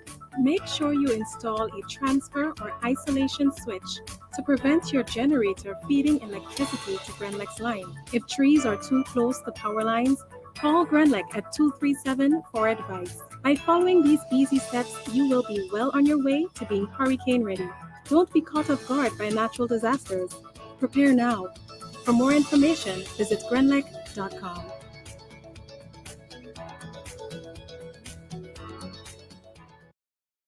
Pretty good strike rate, but he's got to up the momentum, try and get at least 275 for the West Indies. They really shouldn't waste that wonderful position. I would love an Odin Smith or Shepherd coming in. Yeah. Satner comes in on bowls, and this time Carty's turning the ball out to the mid-wicket area for another single, as the Windies go now to 198 for 4. Well, we talked about that, didn't we, Barry, on our preview of the first one-day international, and I commented on that 8 players came out of the team from the one-day, from the T20 side to the one-day side, and I agree with you. I mean, the likes of Powell, Smith, and Shepherd, they're such dangerous batsmen, and they would really add to the side today. Here he comes in again and bowls, and this delivery is on the landing off stump, played into the onside, and there's no run. Now, Powell especially, I think he's probably worthy of a place in this side. He's a very capable batsman, hard-hitting. He would add to the middle order. Here comes Satner in again and bowls, and this time he's sweeping, a little paddle sweep. But there's a fielder down there on the 5-leg boundary. They're going to come back for 2. They should have been a bit more alert. They could have gotten 3. That's Tim Salvi down there misfielding. And there is just one more run. So 2 runs, actually. And that brings up the 200 for the West Indies. That's the noise you're hearing for the congratulations. The Windies 200 for 4. The first 50 took 89 balls. The second took 46. The third, 52. And now this 450 took 57 balls. Here comes Satner now. Balls to Puran. Puran is pulling and pulling well. That's going down to the backward square leg boundary. Is going to get there. Yes, it does. It was like Barack Obama. The ball was asking, can I get there? And it said, yes, we can. 4 runs, 2 or 4 for 4 in the 41st. Puran now goes to 27. Yeah, and even though he didn't actually get to the ball there was great commitment by Finn Allen, who came round from mid-wicket. He put in a big dive. He just didn't quite make it there in time. I have to say, Barry, his diving technique on the field is better than his diving technique jumping off the boat yesterday. This boat trip has encapsulated your mind. I gave you 2 minutes to talk everything about it, and you keep bringing it up. We're going to write a memoir about the boat trip. As Satner comes in again and bowls to Puran, and Puran this time is just playing a delicate little late cut to the short third man. He'll get a single. He'll also maintain the strike. 28 from 23, 41 overs gone, and the West Indies 205 for 4. Yeah, and that run rate's come up to 5 and over now. So that's a really solid effort by the West Indies to be in this position with 9 overs to come. And Puran is going along very, very well. He's on 28 off 23 balls only. So he's doing exactly the job that was required of him, despite the fact he's lost 2 partners in King and Brooks since he's been at the wicket. And that, I guess, takes a little bit of pressure off Casey Carty, the man from St. Martin. He's still a relative newcomer in the side. But he's got an opportunity here to add to his international pedigree with a useful knock. Here he comes in again and bowls. And Puran comes down the pitch and hits his high, hard, and handsome. Huge 6 over long on. Well, if there were bonuses for how far you can hit a 6, he would have got a double whammy on that. He's gone for 6, but that could have easily gone double the miles. 211 for 4. That ball has got its own postcode. It's out of here. Here comes another ball from the third umpire, the reserve umpire, because that ball, we're going to see that sometime next week. I think that hit your car, Barry. No. Well, in fact, you're right. Oh, maybe. No, your car's on the other side of the stand. Thank goodness. But the distance, 92 metres, it was almost, it was a great shot by Nicholas Puran, coming down the wicket to Michael Bracewell and just lofting it gloriously into the stand, or perhaps even beyond the stand. And that projected score that we mentioned just a few minutes ago is looking in danger now. It was 246, you said, Barry, the postcode, the area code for Barbados, and this is a great little knock by Nicholas Puran. I guess he'll probably have quite a bit of confidence given the way the results have gone since he missed that match. Actually, the last T20 match, he was arrested for that match, and Rovman Powell was skipped to the side, and then I think Puran's comeback after that, just that short break, I think, has probably done him the world of good. And of course, West Indies got off to the perfect start in this one-day series, winning the first match on Wednesday. Here he comes in again on balls, and this delivery brings him on the front foot, just outside the land of the off stump. Plays it in very sedate fashion, backward of point, no run. Going to be a bit sad to leave Barbados on Monday, Barry, or tomorrow. Well, I'll still be here, so it won't be sad for me. As this delivery, he comes down the pitch again. I think the card's in trouble now. Yeah. It's gone over the head of the field that long off. That's gone now for another 6. This is Nicholas Puran at his best. The little pocket rocket from Port of Spain. It's P for Puran. Now, this one here, I think, is exactly on where your car is, Barry. That was class. Just can't see from that angle, but here we might get 102 meters. Wow, just missed. It just missed. Just missed. Wow, that was a tremendous shot, though. That took some power. How can a little man hit the ball so far? He's really good at hitting those 6s, Puran. And what a crowd we've got in the Greenwich and Haynes stand all over Kensington. This is a really good crowd. Yeah, and we've got no rain as well, which is great. 217 for 4. He's on 40. This delivery is driving along the carpet, out to cover. Should get a couple more here. He gets one. He's going to come back for the second. The throw comes in. It's a pretty wild throw, well backed up. And that's going to be just 2 runs with still a brace of balls left. And I say a brace of balls because it's bracewell bowling, and you've got 2 balls. How's my alliteration today? Superb, Barry. Absolutely superb. So we've got a brace of deliveries left. At least he's braced bad. Oh, no, please. This delivery is just on the line of the leg stump and played into the onside, and there's no run. So it's been an indifferent kind of over. We've had 3 dots, 2 6s. Here comes Bracewell again.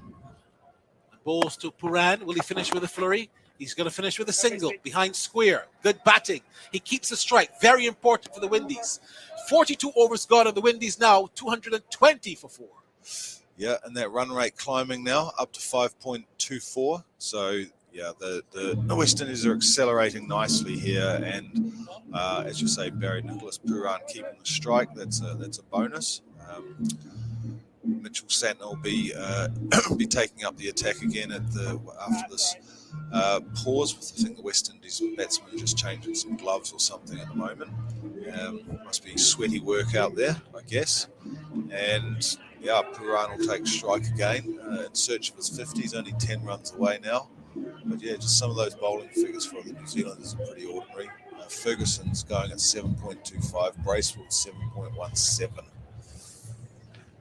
Nisham 6.3, but that's only off 3 overs. Yeah, so Satner's going to continue. Let's look and see who the Kiwis have left the bowl, because that's very important. Well, Bolt and Salvi have got 2 overs each. I'll tell you in a minute. Here comes Satner now, balls to Puran, and Puran this time is pulling along the ground. We'll just get a single out to mid-wicket. Casey Carty will come onto the strike. 221 for 4. Yeah, the 246 projection is through the window. That's going to perhaps go to about 260, 270 now. Yeah, exactly. So you've got Bolt left with 2. Salvi has 2. Bracewell has 4. I doubt he'll complete them. Ferguson has got 2. This is Satner's last. And Jimmy Neesham has got 7. Here comes Satner on balls, and Carty is driving off the back foot out to the long off. Very good single there. You need Puran on the strike if the Windies are to up the ante. It's 5.24 the run rate. Puran has got 44 from 30, a strike rate of 154, which is really good for him. The important thing is that he's doing the right thing as a captain. He's getting the runs, trying to give the innings the impetus. Satner now. Left arm spinner to left-handed batsman. Balls to Puran. And Puran is turning this one behind square for another single. Seems like Satner's got a little bit of a problem with his studs. Perhaps one got stuck in the ground just now, but he's not comfortable about something. So Carty's only got 2, but he's only faced 4 balls. The lights are on here at Kensington Oval. The crowd is certainly a good one. This is exciting cricket, and the Windies are entertaining. Here comes Satner now. Bowls to Carty, and Carty gets one down the leg side, turn behind square, and they'll get one. Will they come out for the second? I hear no, and they'll certainly abide by that. Just another run. So the singles have been doing it in this particular over. 45 from 31. Puran back on strike. Good commitment there from Jimmy Neesham. He could have easily just left that for Lockie Ferguson, who was coming around the boundary. And he kept that to just a 1 run. Satner comes in again and bowls to Puran. And Puran this time is turning the ball again out to the mid-wicket area. They should push her 2 here. They get the second. They said no for the second. A very good call there from Nicholas Puran. That would have been suicidal. They settle for the single. And Puran goes to 46 from 32. It's 225 for 4. Satner here, just 1 ball left in his spell, 2 for 38. So very, very tidy effort from Satner. And as I mentioned earlier, he's a very handy cricketer in this format of the game. His runs were crucial in the second one-day international, and his bowling's been very tight here. Here he comes in again and ball to Carty. And Carty hits the ball backward of point, and there's no run. The over ends. 43 overs gone. The Windies are 225 for 4, the latest score at Kensington. Yeah, so a very good spell there from Mitchell Satner, and just 7 overs left in the innings. So New Zealand needs to fill 3 more overs before they can bring back Bolt and Salvi, and it looks like it's going to be Ferguson again, who's been very expensive today. But I guess with the way Michael Brace was hit in the last over, Tom Latham, the standard skip of with Kane Williamson being injured at the moment, decided to go back to his quick man. Maybe also in the hope of him firing in a Yorker or something like that and trying to dismiss one of these batsmen, Puran and Carty. So we'll just have to wait and see what happens. But yeah, 3 overs. So Satner's bowled out. So Neesham or Bracewell's going to have to come on to replace Satner before Trent Bolt returns from that Joel Garner end. So Jamal Smith is going to come into the comments position. We're going to challenge Jamal and get some answers from him about these cricketers. We want to hear what he thinks. It's going to be Ferguson now over the wicket and bowls to Puran. And Puran gets a short ball. And this is swung out into the Garfield Service Pavilion for a mighty 6. That's a wonderful shot to bring up his 11th half century at this level. Nicholas Puran goes to 52 from 33. And raise that back, Nicky. You certainly deserve it. 231 for 4. Wonderful stroke there from Nicholas Puran. Barry, you can see that he is taking his chances from this end, particularly to Lockie Ferguson and Bracewell as well. We are playing away to the west. That's a shorter distance boundary. The fine leg is up, and that was a well-executed shot. Bit of premeditation, but he executed it well, Barry. Here comes Ferguson in again and bowls to Puran. And on this occasion, Puran is driving conventionally out to cover. There's no run. Jamal, how can you tell that a batsman is premeditating the shot? Just simply based on his initial movement, it was to the leg side, and you could see he was angling the bat from very, very early. And most of these modern day batsmen, particularly guys at the skill level as Puran, they bat against the field, especially when they're looking to score. So it's easy to know where they'll be looking to exploit. As I said, we're playing away to the west, so he would be looking to exploit the leg side. Thank you.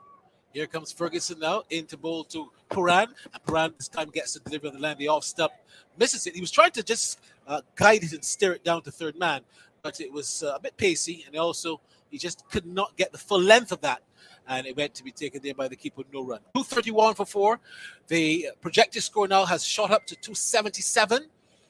Now it was 246 a minute ago, but the run rate is now 5.31, thanks to Nicholas Puran, who's got 52 from 35. As Ferguson comes in now and bowls to Puran, and Puran gets a full delivery. This time he does make bat on ball, but he plays it straight to the backward point fielder, and there's no run. This is a good comeback from Lockie Ferguson. Yeah, a good comeback from Lockie Ferguson, but I would have said on set earlier, Barry, that the game was set up for Puran. Remember, we agreed he should come at 3. There's a lot of thought going into this innings from Puran. Let Don't never mind the glitz and the glamour, the dashes strokes.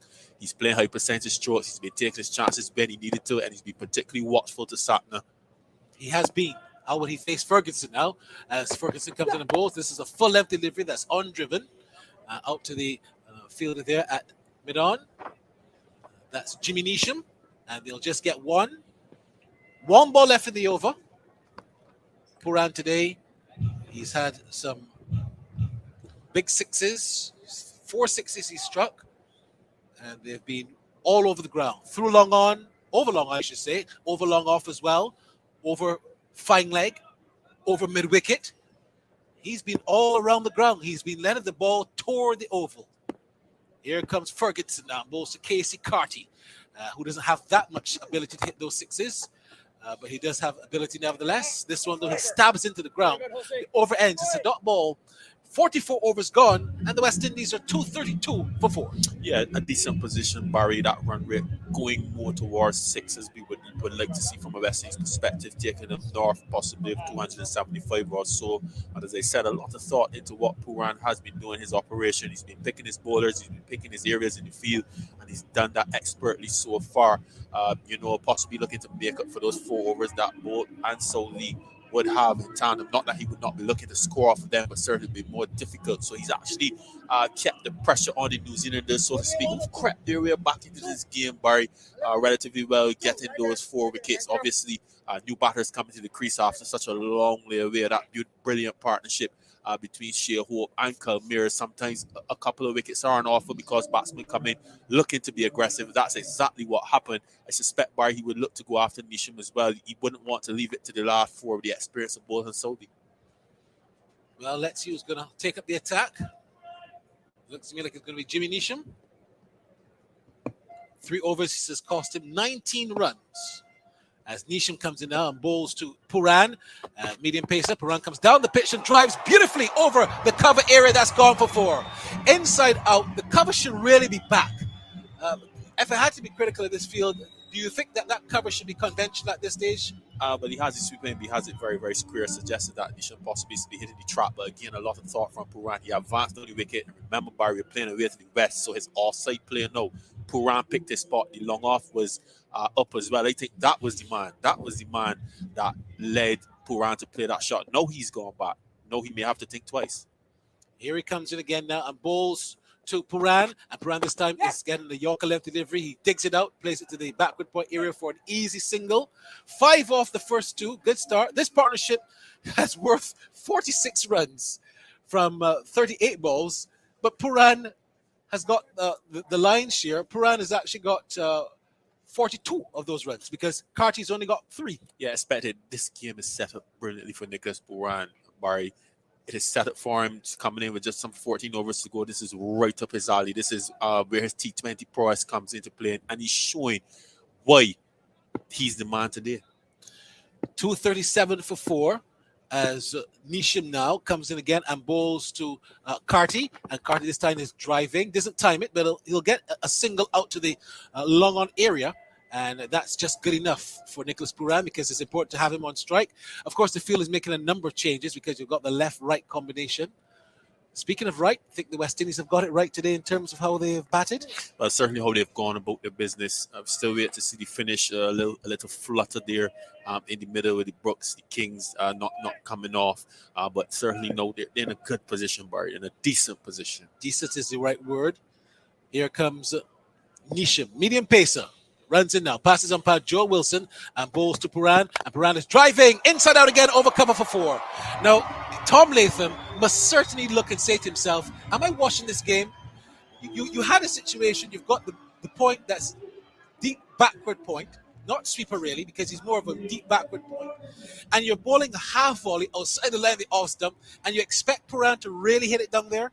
So this is not good coordination between Neesham and Latham. I think Neesham's execution is what is letting down New Zealand. He has 3 men in the deep on the leg side. He's possibly supposed to be in the surface and shorter. Amazing. Here comes Neesham now in again and bowls to Puran. And Puran this time is driving out to the mid-off area. He'll get a single. This is really good batting from Nicholas Puran. Projected score 271 now. 63 he has from 41. Carty's got 4 from 8. Nicholas Puran has only scored 11 half centuries in his ODI career. Do you think that's adequate? 11 half centuries, 1 century. Based on his talent, no. But Barry, how many games have been set up for him like this? That's the question. I'll tell you what. Here comes Nisham in again and blows to Carty, and Carty is driving in the air and out caught at mid-off. Casey Carty just couldn't really get his groove going. I think that might not be a bad thing per se for the West Indies. So Carty is gone for 4, caught by Bolt off of Nisham. 243 for 5. The Windies lose another wicket. Yeah, meek surrender there from Casey Carty. He never really looked settled, if we're being honest, Barry. Forcing the pace there, foolish delivery in the block hole. Tried to get it over that mid-off area. There was Trent Bolt coming across, taking a very nice catch, but getting back to that Puran point.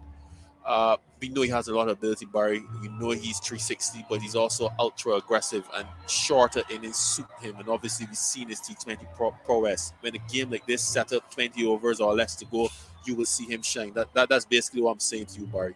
Very, very often in this particular situation, he will shine. Give him 35 plus overs to face. That's possibly why we've seen those stats. The thing I would say about that is I'm not necessarily one that believes that a player must have everything set up for definitely him. not. Definitely not. Because Barry, we have lost so many one-day internationals, Jamal. Definitely. He has had opportunities to bat, and he has not. So I'm not going down that road. All I'm saying is that this is the perfect scenario for him. He needs to learn to bat some more. So the original question: 11 half centuries, not for his talent, Barry, and 1 century is that good enough for not Nicholas good Puran? enough for his ability. But hold on, as we said, games like this, if he has more like this, who knows? We might see a little more from him. But this is set up perfectly for him. I don't know. That reminds me of a comment we asked about Kyron Pollard in his career. No, that's 2 totally different players, in my opinion. No, because Pollard also waits for games to be set up for him as well. Yeah, but Puran has a little more batsmanship in him, in my opinion, that he can transcend and bat longer. That's why I don't buy your argument, because I don't think he has to wait for the game to be set up for him. He can bat better than that. This delivery that's pulled over the wicket, out of the ground. That's gone for mighty 6. Bring the balls and come. Nicholas Puran is batting. If you're passing anywhere near Fontebelle, wear your helmet. That was really struck far. That ball is gone. That ball has gone down to the Nation newspaper. Perhaps it will make the front page. That was a mighty, mighty pull for 6. Once again, Barry targeting that leg side. Remember, we said he's been batting with great intent from this end. This Malcolm Marshall and the southern end. We're playing away to the west, so this is a shorter boundary. He's taking his chances. As long as there's length on that delivery, especially on this slowest pitch, he will go across that ball. We've seen some mighty strikes from him so far, Barry. We can talk about his career all we like. Tonight, this man is on fire. Oh, he's on fire. There's no question the about ball that. as well. He is on fire. They've brought about 2 balls out. 3 balls, as a matter of fact. And Puran has now gone to 69 from 42 in the 46th over. The last 31 balls has brought 53 runs and just 1 wicket, a run rate of 10.26. Here comes Lucky Ferguson in again and bowls to Nicholas Puran. And Puran is driving in the air, over long off. That's gone! Another 6. Going once, going twice. Sold for 6 to the little pocket rocket from Port of Spain. Certainly, Barry again, mid-off coming up this time. Lucky Ferguson being full in length and Puran obliged. It wasn't the full flourish at all. Again, good awareness from Puran, knowing where the field is. He just came forward, a nice extension, up and over, bang into Hansel in this 6 more runs, Barry Wilkinson. I think that hit the fire truck, and I'm not joking. Well, there's a particular singer who has a song called This Girl Is on Fire. I think it's Whitney Houston. This ball is on fire. Alicia Keys, yeah. Here comes Ferguson and bowls to Puran again. And Puran is defending it, pushing it backward of point for another single. How good has this man batted? 76 from 44, and he's not done yet. Certainly not done, Barry. Going really, really well. Lucky Ferguson, and we are seeing, Barry, what happens sometimes when you have express pace and the surface doesn't necessarily suit you. Lucky Ferguson, no, going for 78 in 9.3 overs. Jason Holder. Jason Holder is the new man in, and he got a rousing applause as he walked out. What a crowd we've got. I wouldn't say a full house, but the stands that are open are certainly full.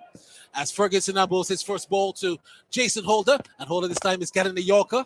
He's not outfoxed like the other night when he was out caught for a one-ball duck.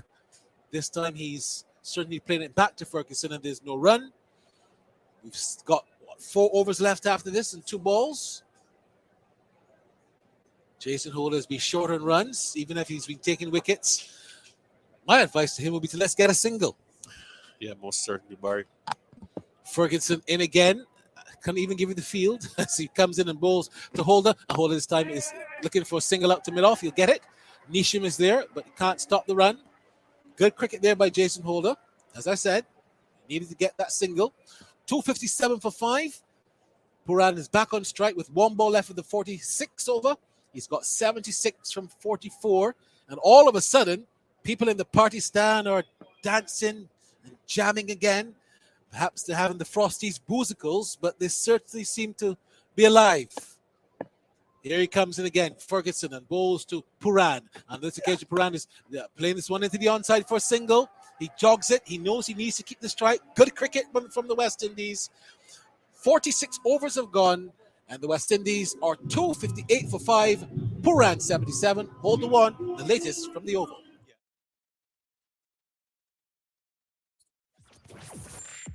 Grenadians, you are the pillars upon which the new National Party has been built. Grenadians, you will continue to be the mainstay of the new National Party. The new National Party will continue to be there for you. Together, we will rebuild the party and continue to serve the people of this nation. We are the party with you in mind at all times. We've been tried and tested, and you, the people of Grenada, are fully aware of our wonderful track record. The new National Party, standing proud in Grenadian politics at all time. NNP, your best bet for the future.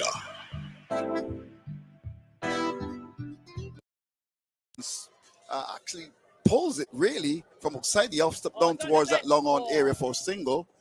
And in over number 47, 259 for 5, the rate is 5.61.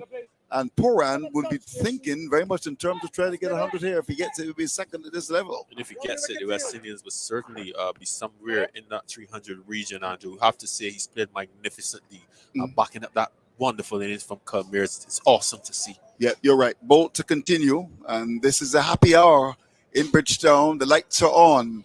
And it's going to be Bolt operating from the northern end. Starts his run, comes in to bowl to Hold, who's got 1 to this delivery. He's driving back to the bowler. Puts the bottom of the bat, doesn't put it away. It was pitched up. Holder was looking to launch that maybe with it off. Instead, it's the bottom of the bat. Puran is 78 from 46 balls. Holder's got 1 from 3. And it's 259 for 5. This has been a tremendous effort on the part of the West Indies here. Yeah, tremendous effort so far, Andrew. We have to say this pitch has played a little more evenly than the 2 we've previously played on, a bit slow in nature. And the West Indies obviously setting the target, started circumspect, but they are advancing towards a good total now. Over number 47, bowlers in bowls. He's bowled him.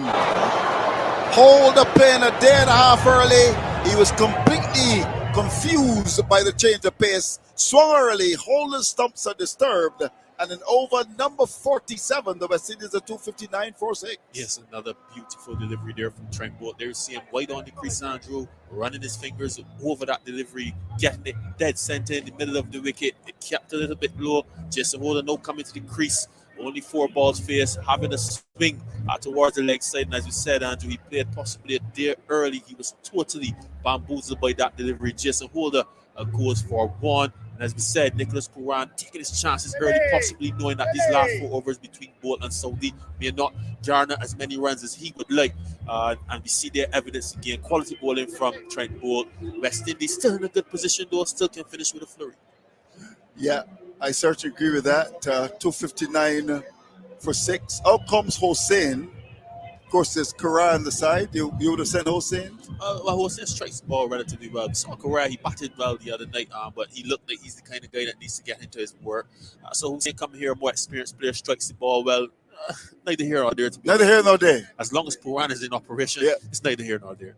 He's really batted very well. This has been a top knock, and I shall endeavour to run through what has happened so far. New Zealand won the toss, chose the field, and the West Indies are off to a tremendous start, thanks to Hope and, of course, Mears.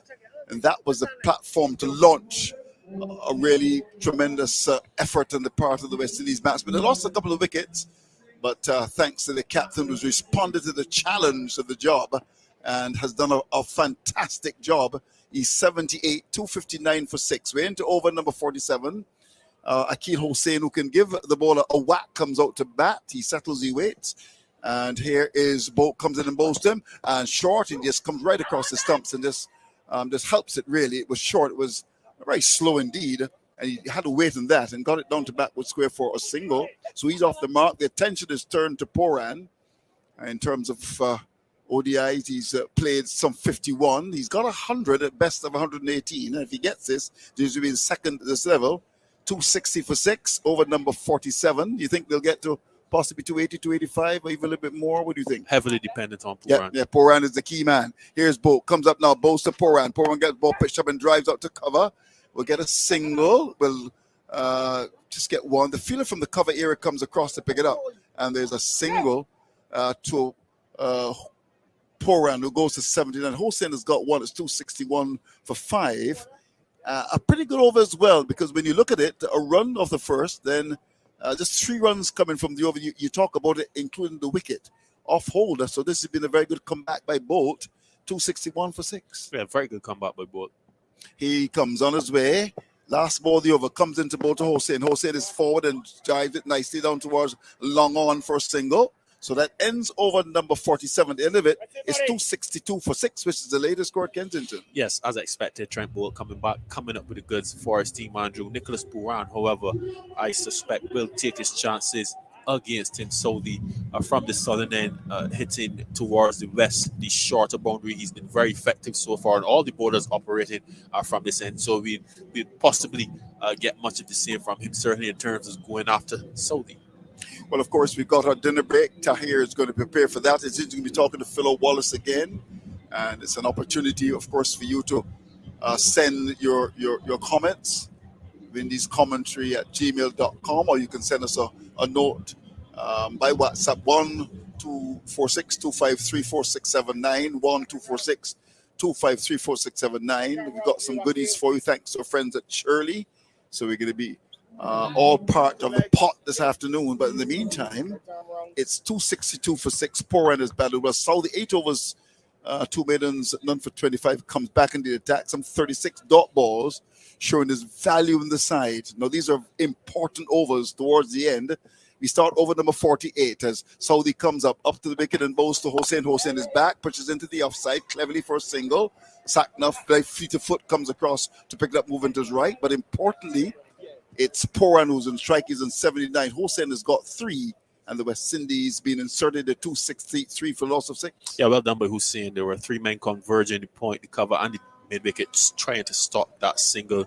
But Hussein was equal to the task. Deep in his crease, soft hands, was able to nudge that into the offside, put Poran back on strike. I'll tell you what, Andrew, I fancy Poran against Saudi, and I'm sure he fancies himself as well going away to the West. Having said that, Saudi is a wily contender, so this will be an interesting battle. I would imagine. Here he comes, Saudi, on his way to bowl to Poran into this delivery. He's looking to swing the ball away, and instead the ball goes by to be taken by the keeper. Was that a slow ball outside the off stump? He swung at it. Yes. Looking to hit the ball over my wicket. Instead, it goes into the gloves of the keeper. 263 for loss of 6. Good bowling by Saudi. Good bowling by Saudi, but you see the intentions are clear from Nicholas Puran to go towards the west, towards that leg side boundary, albeit 3 men are out there. It's a short inside. Yep. Saudi now changing the field. He's brought up the sweeper now. He's let that man go back. Andrew, what we will call that? Let's call it a very wide long off. So there's a long off and a wider long off. He comes round the wicket on his way to bowl to Poran. To this delivery, Poran is looking to swing the ball away again. It's a pad, and this is good bowling again. It's been good comeback, and of course the experience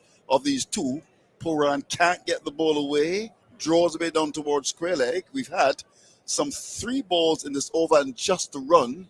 263 for loss of 6. Poran is kept in 79 from 49 balls. But he's gone leg side very hard on 2 occasions. He possibly will have to change his game plan now and play more on this merit, Andrew. He'll still be looking for a boundary, no doubt, but certainly Tim Saudi equal as far as not allowing Poran to free his arms to the when leg he side. comes round the wicket again to bowl to Poran into this delivery, he's swinging again. And this is good bowling. Slope side the off stump. And maybe it's going to change the approach here. Poran can't score. The ball goes by. It was bowled at 118 kph. So therefore, changing. And there we go. Just rolled his fingers over it. Went by outside the off stump. Yeah, and this international cricket, there are 3 men in the ring on the offside. Possibly, you can see a reverse sweep, a switch hit, if you will. Yeah. If he's brave enough, Saudi is taking the pace off the delivery. Well, let's see what happens here. 263 for 6. 2 balls left in the over. He comes in and bowls to Poran. Poran is looking to play the ball. It's going to go out towards the fine leg area, down towards the boundary. And in fact, the comeback for the second, it was going down towards that position of fine leg. The fielder pulled it back just inside the boundary. Or did he, Andrew? Or did he? In fact, let's have a look at that because the crowd seems to think that there may be some contact. Let's see what happens there. He's still got the ball. That's 4. That's 4. Did he? Yeah. I think that the crowd was suggesting that's going to be 4 because from what has happened? Have they signaled 4? Yes, leg buys. So leg buys. Okay, 4 leg buys. I think the crowd down there, the bottom tier of the World Weeks and Walker stand, knew what was happening. Hence, you heard the murmur from them. Yeah, so last ball, Andrew, Intelligent Cricket, get the single, get back on strike. I would think so as well. Last ball of over number 48. Here's Saudi, comes up now and bowls to Poran. Poran is swinging the ball away. That's gone on top of the Greenwich end stand. A lovely pull shot, short of a length. And that's gone miles into the stand by Nicholas Poran. Is 8 sixes for him to end the over in grand style at the end of over number 48. 273 for loss of 6 is the latest score at Kensington. What do we know, Andrew? There was a length delivery. Finally, Tim Saudi earned in length. It was a change of pace, but it sat up in the wicket. Poran, his eyes lit up. And again, Andrew, that is the shorter side. A very easy swing towards the leg side for the likes of Nicholas Poran, crashing into the top tier of that Greenwich handstand. 6 more runs to Nicholas Poran. He now moves on to 85. There is the possibility of a century. There's also a possibility of West Indies inching even closer to that 300 mark. I agree with that. So we've got 2 overs left. Poran is 85 from 52. And Bolt will continue the attack. He's going to bowl from the northern end. He's going to bowl to left-handed Hossein, who's got 3. Comes up now, goes past the umpire, bowls to Hossein. Hossein gets a short ball and will get a single. He pulls it down to that backward square position. But importantly, Nicholas Poran, the West Indies captain, comes in the strike. He's led by example. He's recognized the importance of the job of a leader. And he's responded admirably to the challenge with an innings of tremendous aggression. And it's also been calculated that he's been able to work the ball around. I rate the innings very highly. Very highly, Andrew. It'd be very interesting to see where he would look to score off Bolt, though. That other side is very, very deep. There are 3 men out there. Well, it's 274 for 6. He's 85. Here's Bolt. Bowls to him. Short. He's looking to maybe chop the ball. It was completely a change of pace. Let's look at to see what that was bowled at. Hasn't come up at 106. Yeah, that was kph, yes. Very slow, Andrew. He wrapped his fingers around it. He did. Bowl. He got it in the surface. Quality bowling there. Nicholas Poran trying to get that delivery possibly over the 3rd man region. They play those shots now, Andrew. They do. They play them really well. 274 for 6. He's 85, 48 overs and 2 balls gone. And he goes back to his mark. Trent Bolt, 2 for 41. This is his last over. He turns on, comes in from the northern end to bowl to Poran into this delivery. Poran is driving straight as an arrow. That's gone for 6. Right over the umpire's head. And he's got them jumping at the Regent's Mecca. This has been brilliant. This has been absolutely superb. And Nicholas Poran has come to the party in Bridgetown. But of course, he's from the land of Calypso, so he should know about partying. That was a top shot from a top batsman. Well played, Poran. Possibly, Andrew, we have the best seat in the house. We are right on top of the action. That was straight as an arrow, straight back onto that sight screen. 6 runs. He's into the 90s now. He's gone to 91. Bolt comes up now. Bowls to Poran to this delivery. He's swinging the ball away. Is he going to be caught? Oh, he's gone. Up at mid wicket. A ball that was outselling out the off stump. And Poran swinging the ball down the throat of Satna. but you're going to hear the applause at Kensington Oval. The captain of the West Indies side coming out to recognize the importance of continuing to do well. It's been brilliant. It's been superb. He leaves Kensington Oval. 91 he's got. He's put the West Indies in a strong position. This has been a really good effort on the part of Nicholas Boran. Most certainly, Andrew. He will be a bit disappointed that he didn't get that century. I mean, as I said, Andrew, we're playing away to the west, so that is the deepest side of the boundary. Trent Bolt using his repertoire, slow delivery into the surface. Puran could only seek to hit the six in that deep wicket region. Is a very long way out there. Comfortable catch in the end to Mitchell Santner, but what a wonderful innings from Nicholas Puran. 91 from 55 deliveries, putting the West Indies certainly in a position that they can come out and defend a total that represents something of world-class standard. I agree with that. And, you know, the crowd recognizing his importance, and in the end, he's gone. The details caught by Santner Bolt, 91 from 55 balls, as many as 9 sixes and 4 fours, a strike rate of 165. Tremendous batting by Nicholas Puran. Out comes Joseph. He can give it a whack as well. There are 2 balls left in over number 49. The West Indies with visions of trying to get as close to 300 as possible. This has been a very good effort after being 27 for 6 in the last match. Here's Bolt as he comes in now to bowl to Joseph. He's in, bowls to Joseph. Joseph is driving lustily. That's gone for 6. Over the long on area, he actually advanced down the pitch as if he were a spinner. And the man from Antigua hit that ball really very hard. I can see the Antigua flying as well in the distance. That is a top shot from Alzari Joseph. Continuing where he left off the other night, Andrew, he hit a few lusty blows. He certainly came back out here tonight. First ball, two steps down the wicket, 6 runs. Well, he's in now. Here's Bolt. Comes in, bowls to him. He's getting the ball, which is hitting the bottom of the bat. They might have got a single. It was outside the off stump and down to short fine leg, and actually refused to take the single because I suppose he wants to be the man to be the leader. So over number 49 comes to an end. 286 for 7 is the latest score at Kensington. Tactically speaking, it was a good move, Andrew, because the left-handed Aki Hussain will be hitting towards that westerly side.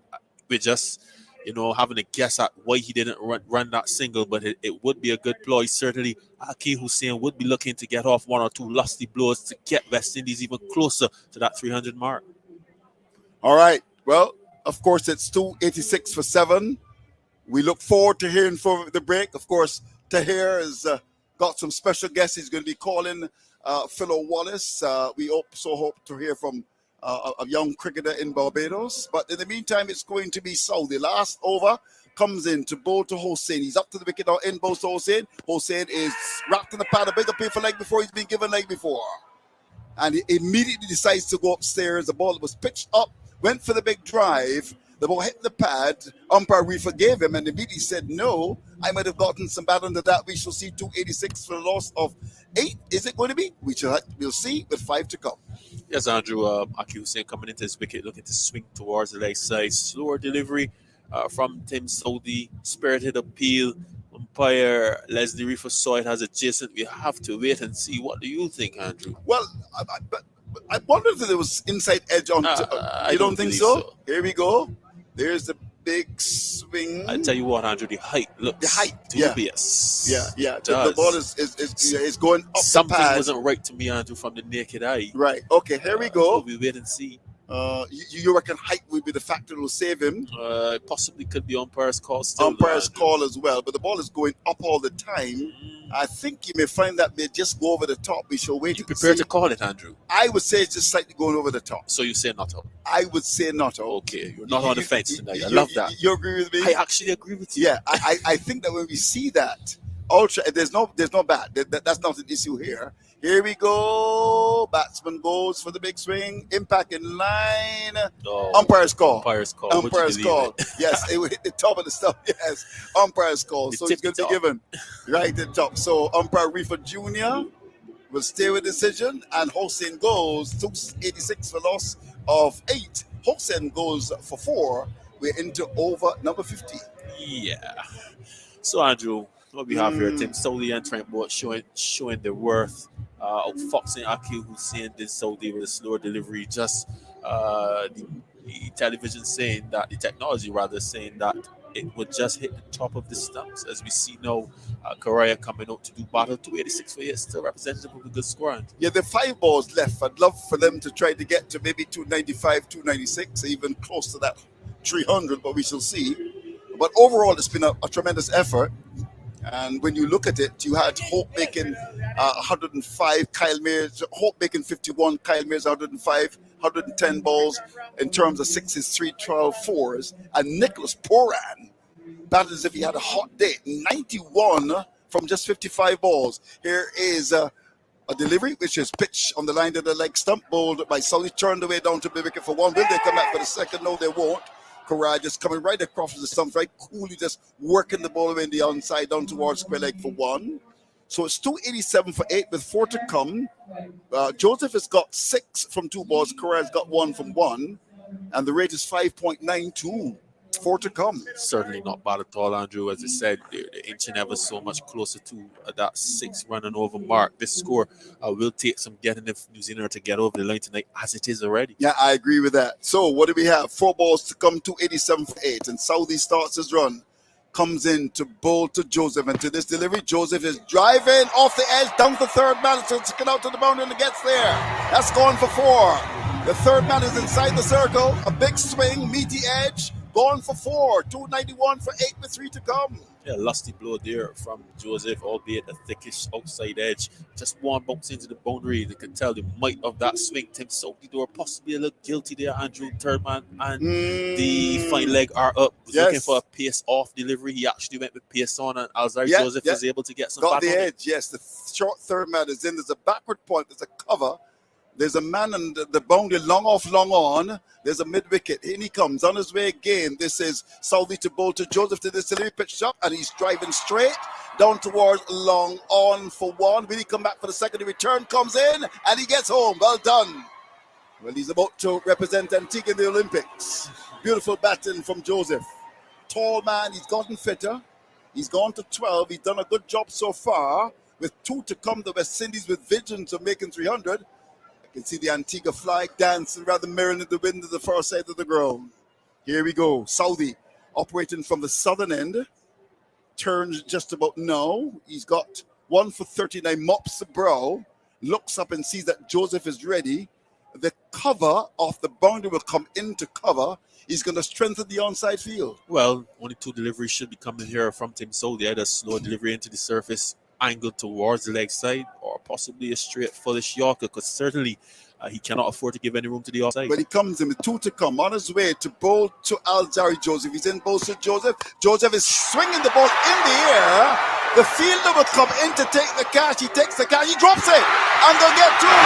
Who's the culprit of it right long on? I can't believe that. Who's the fielder up there just trying to work out who the fielder is? But that ball was in the air for a long time. And the fielder down at wide long on came across and dropped it, and Joseph came back for the second. And the ball is absolutely crestfallen. He couldn't believe it.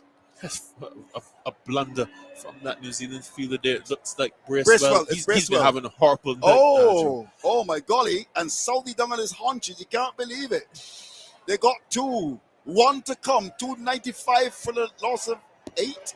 It would be lovely for Joseph to hit the 6 now. They're chanting 6.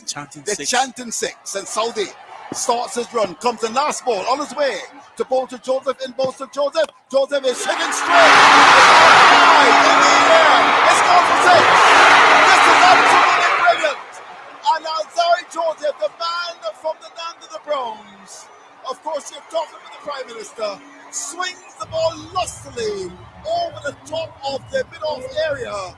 I look at the scoreboard, and the West Indies, after being 2 days ago, 6 wickets down for 27 runs, they've responded admirably to the challenge, with Joseph batting beautifully. At the end of over number 50, I'll say this slowly, the West Indies 301 for loss of 8.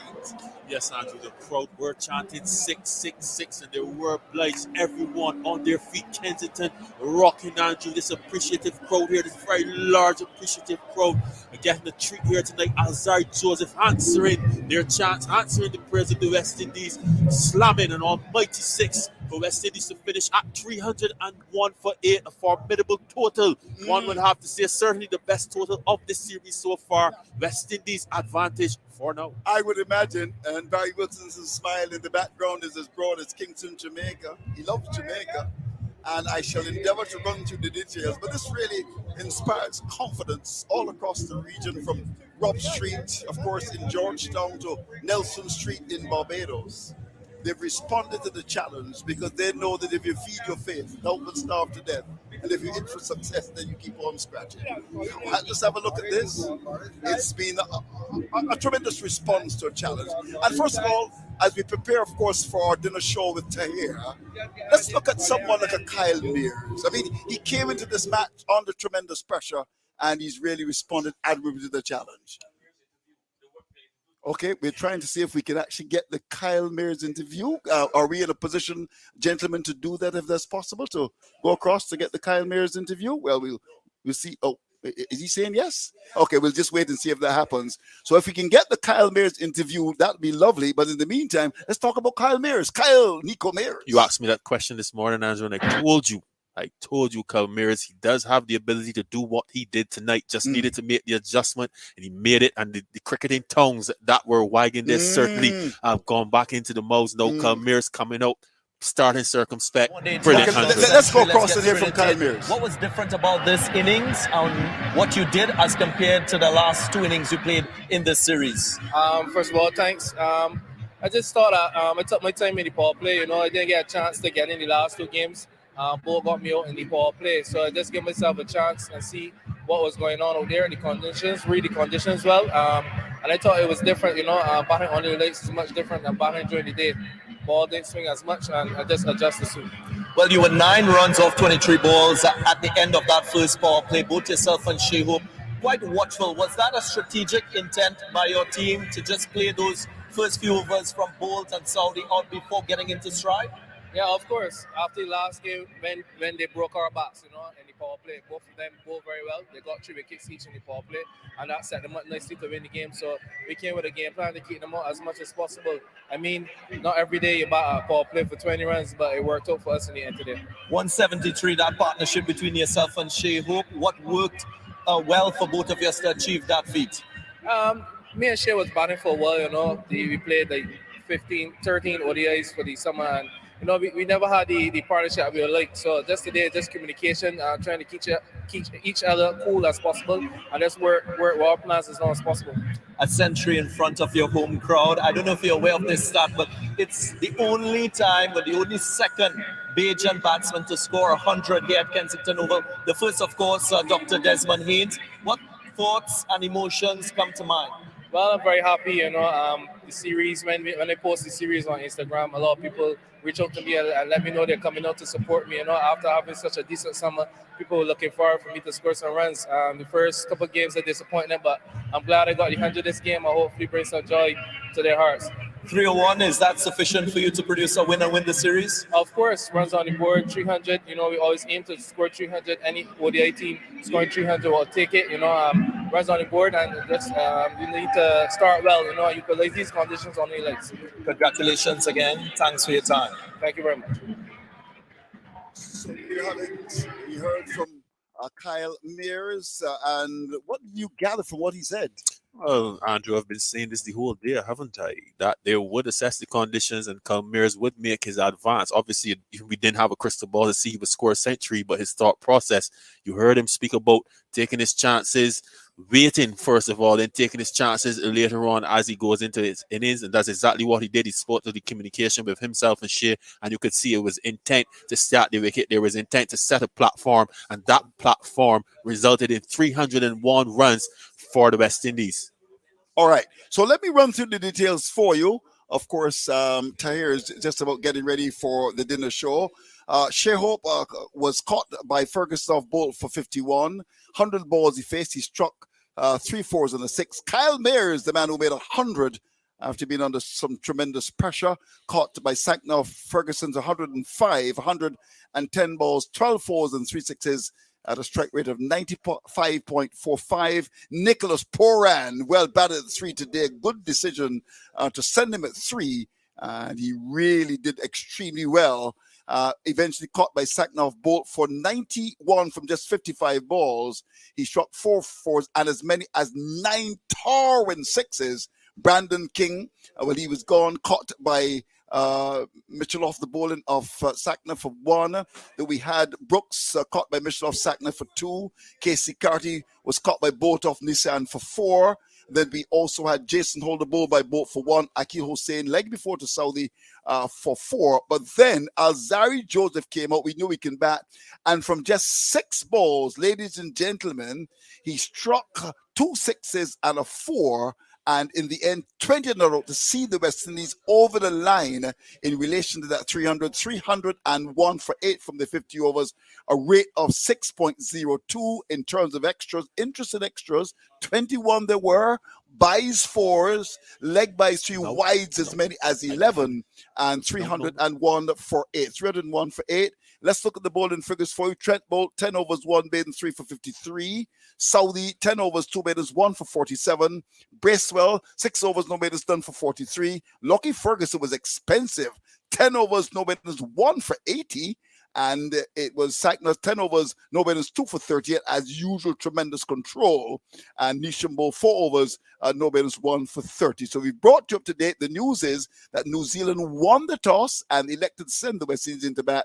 And after the West Indies had a brilliant start of 173 for the first wicket between Shea Hope and Kyle Mears, that was the foundation to launch an assault. And there was a tremendous assault from the captain, who really batted very, very well indeed. Under the lights here in Bridgetown, 91 from 55 balls. I'll give those figures again. 4 fours and as many as 9 sixes with a strike rate of 165.45. So we brought you up to date, 301 for 8 from the 50 overs. This, to me, is a very, very good score indeed. Yes, Andrew, and rightly said, there was a platform set. Cannot forget that Shea Hope and Kalmir's partnership. That set the platform. Nicholas Puran choosing the right option, opting to send himself at number 3. He came in and he did just what we expected him to do, and he did it for a prolonged period, being able to garner some 91 runs from 55 balls and 9 towering sixes. Andrew, none of those sixes were ill-intentioned or mishit. They were wonderfully struck.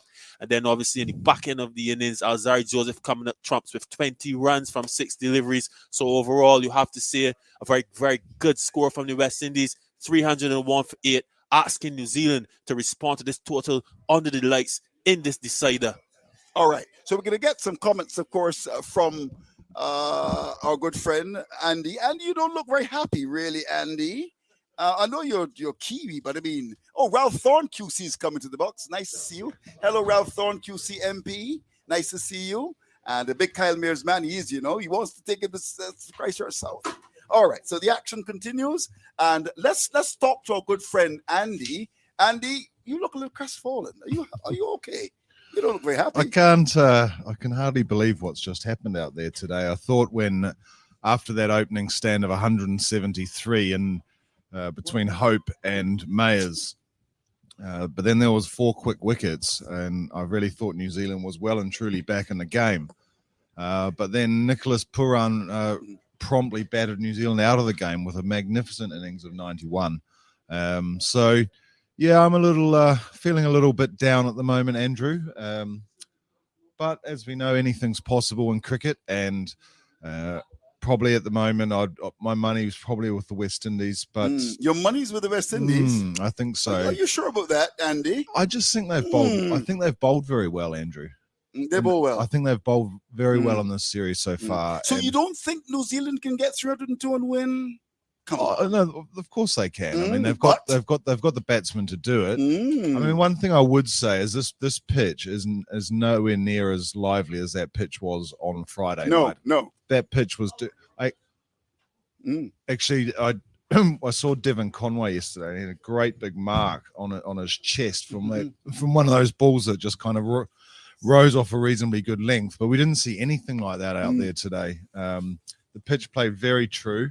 And so, yeah, but 300 is a big score here.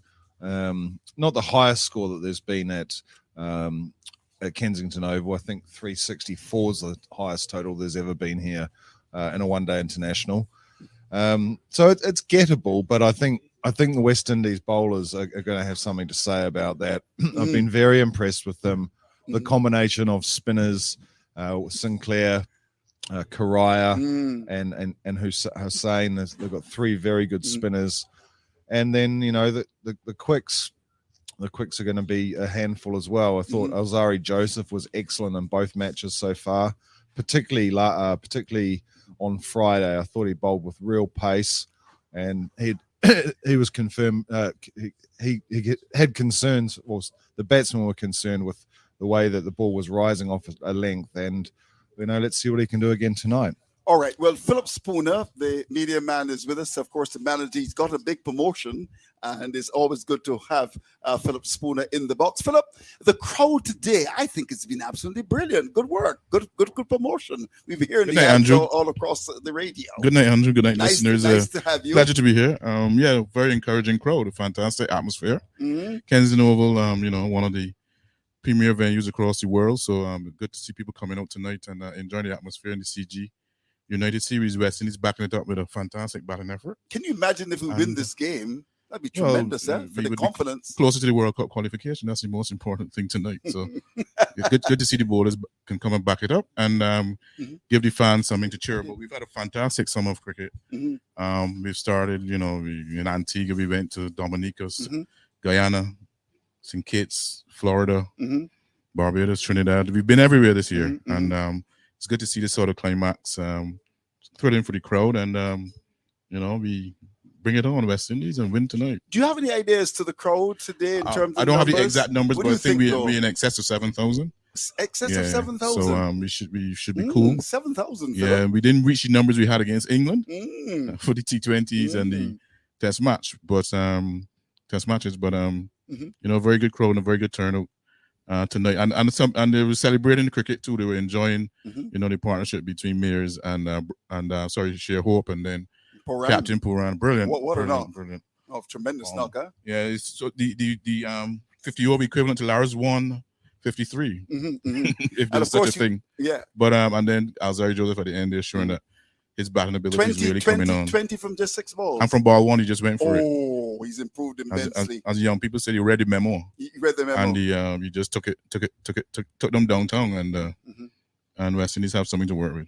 Well, let's hope that they can go on to win. Philip, I know you've been working very, very hard indeed. And if they win, I think they will really, bring some confidence back to many West Indians. And let me compliment the Barbadian crowd, because I think that this really, given what we've seen, is a very good crowd indeed. Well, it's a Barbadian crowd because it's in Barbados, but there's several other nationalities in the crowd, as you would have seen from the flags. So it's a true representation of the Caribbean love of cricket, and we want this to continue. We saw the Trinidad flag, we saw the Antigua flag, Guyana, and the party stand is going pretty well. Huh? Yeah. Have you gone up there, Philip?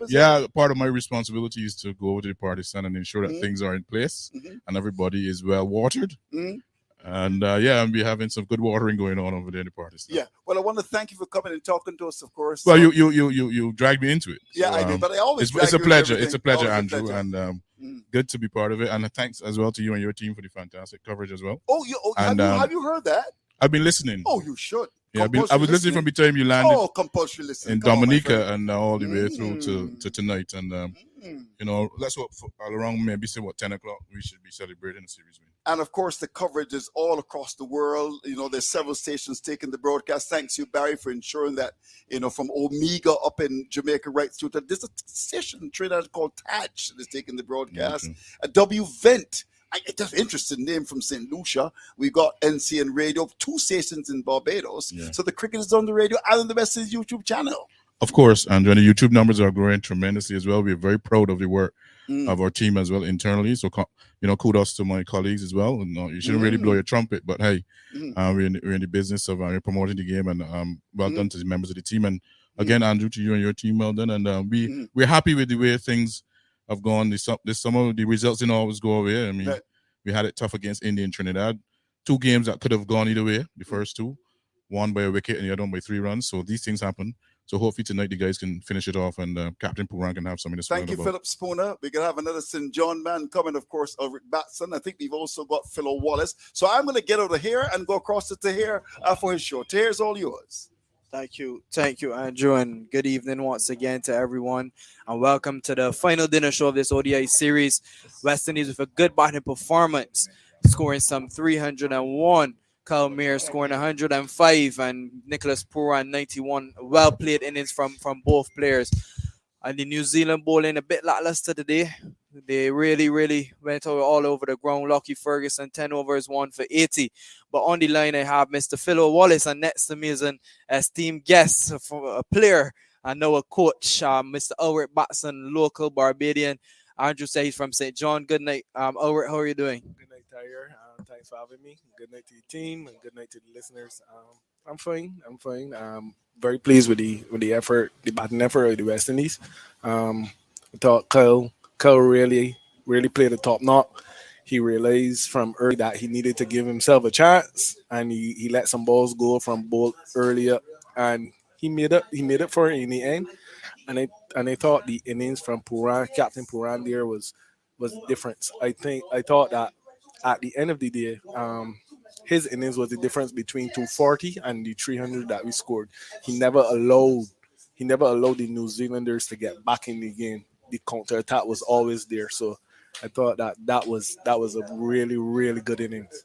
Good positive batting from Nicholas Puran there in the end. Indeed, I'll bring in Philo at this time. Philo, I know you're a happy man after that our conversation during the second ODI. Philo, how are you feeling on the performance? Good evening, but I'm feeling well when you sit down and you watch a West Indies team getting 301 runs in a 50 over game. You feel really proud, especially when you see two young Barbadians. There's such a brilliant block, 173. And then obviously the captain promoted himself to number 3, and then smashed a well played 91 from 55 balls or some 9 targets and 6s on 4 balls. It only goes to show that once there's application at the top of that platform is there, you can give the rest of the batters the confidence to express themselves. So it's well batted to the West Indies batters in that first half of the game. You know, the bowlers have to come and defend it. And again, this surface seems to be playing a lot better than the service that they played on Friday night. And it's the first time we are batting first as well in the daytime, which a large number of players will be accustomed to. But again, it calls for application. They had a batting plan. What they've done today in this ODI, the start should have been on Friday, and we would have won the series. But obviously, they're still in a good position. It's up now to them, the bowlers, to go out there and execute well. But the batters, you have to give them all the credit because they really batted wonderfully well against a powerful New Zealand bowling attack. Thank you, Philo. And Ulrich, I'll come to you now. There was lots of discussion coming into this game as to where Kyle Mears should bat. Has he silenced the critics? Yeah, I think he has. I think he justified the decision by the management team of the West Indies to stick with him at the top. I had a conversation with Andrew last night, and he was asking me what do we think about it. I told him we'll leave Kyle Mears right where he is, because with Shea Hope, his role is really to bat as deep as possible to give us that foundation. So you need somebody at the other end that can capitalize with boundaries. And Kyle Mears is a boundary hitter. And the difference between Kyle Mears tonight and Kyle Mears in the previous 2 games is that he gave himself a chance. He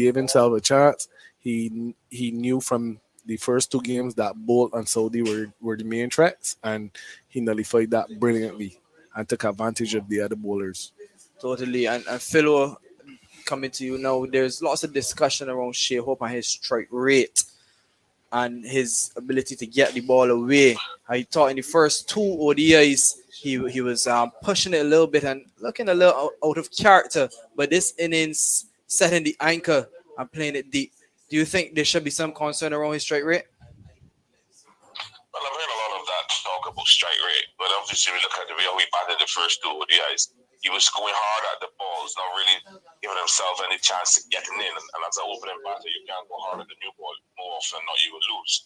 In this final ODI, we saw Kyle Mears going, and Shea Hope holding she did the anchor role. I think Shea Hope is a good enough batter to understand when he has to accelerate and pick the right balls to be aggressive towards. But the thing is, the key to this evening is that they complemented each other. When one was scoring a lot of boundaries, the other was just pushing the ball around. and getting those singles and twos until Shea Hope got in and started to execute those base shots. But I don't think a lot of concern should be for it. I think as he goes on in his career as an ODI player, his strike rate will get better. I'm hearing a lot about it, but I just think at the end of the day, allow these guys to just bat and bat as long as possible. The beauty about this final ODI is that we have batted the complement of overs and scored over 300 runs. We batted first. So we have set a run rate for New Zealand.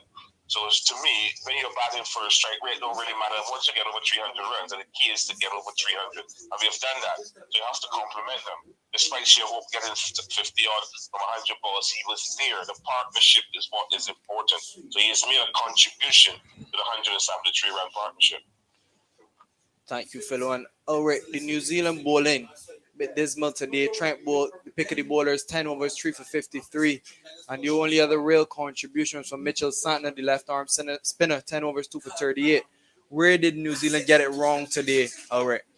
I think that credit must be given to Shea and Curl. I don't really think that they got it wrong because of the score and how they ranked, but I think that credit must be given to how well Curl batted, how well Shea batted in terms of that partnership, and also Captain Puran. Captain Puran was superb tonight, and you have to give credit where credit is due. You mentioned Bolt and you mentioned Satner. I thought Saudi went really well. I thought Saudi was excellent tonight. The last over there, he went for a couple runs, but there was also a drop catch. So what were the figures of Saudi? 10 overs, 2 meters, 1 for 47. 1 for 47. Drop catch in the final over, and a boundary, a 6 after the drop catch. So that could have been 2 for 42, 2 for 41. Correct. With a score of 301, 10 overs, 2 meters, 2 for 41 or 2 for 43. Excellent figures. I thought Saudi went well tonight. Good analysis there. And Philo, what would West Indies bowlers have to learn going in now to this second innings from what New Zealand would have done? Obviously, you're looking at the second dig is that you're going to get some chew on a good surface. So I think the white ball should get and there should be some movement there. But you have to explore the right lines. We have to learn from what New Zealand have done to us on Friday when we batted second. Just look to bowl the ball in the right areas. If there's any movement, look to nick off the edges and take the catches. Taking wickets consistently before allowing New Zealand batters to get any significant partnerships is going to give us the opportunity to beat them. And we need to win this ODI series 2-1 to give us obviously the 20 points, but give us confidence as well for our next series. So our bowlers now is all up to the bowlers and the captain Nicholas Buran and the fielders to go there and execute a perfect batting plan and a perfect bowling plan to come up with a perfect solution, and that is victory. So it's just about executing well and holding their nerves and not allowing New Zealand batters to get on top or put on any significant partnerships, and we will be able to roll them over and feel good about ourselves and give ourselves a nice pat on the back and then go to the next series. So it's all down to the bowlers and how Nicholas Buran can rotate those bowlers and get the fielders to also support. Totally, Philo. And we just reminded this is the dinner show. West Indies making 301 for 8 in their 50 overs. Kyle Meir scoring 105 off of 110 balls. Nicholas Puran, the captain. The captain's not 91 off of 55 deliveries, some 4 4s and 9 towering 6s. And Shea Hope scoring a 50-51 off of 100 balls, 3 4s and 1 6. Just a reminder, we want to hear from you. You can email us at windyscommentary@gmail.com. Send us your thoughts, send us your feedback on the game so far, and we will definitely read out those emails. And we want to hear from you. We have some emails coming through. David Alvarez says he's listening live, interesting comments about radio and commentators. He's enjoying the coverage. And continue to send your emails. Ulrich, you're a local coach now. How's the journey been for you transferring from playing? I know you still play a bit now, but now you're influencing the lives of many young people. How's that been for you? I actually been coaching since 2011, but it is a good journey. You get a lot of rewards from it in terms probably not monetary rewards, but when you see when you see a young person, when you see a guy that doesn't know anything about cricket coming to you and wanting to learn about cricket, and then you see the steps that kid has made throughout the time that he has been with you, when you see the end result, then it's a really good feeling, and none better, to be honest, because I was on the field yesterday in the first game of the elite competition, and a young spinner by the name of Javier Calendar took 5 wickets for 10 runs off 7 overs for St. Catherine's, and he was one that I would have had a handing from nothing. He could not bowl, he could not bat when he started, and to see that yesterday, it was I actually had goosebumps on the field because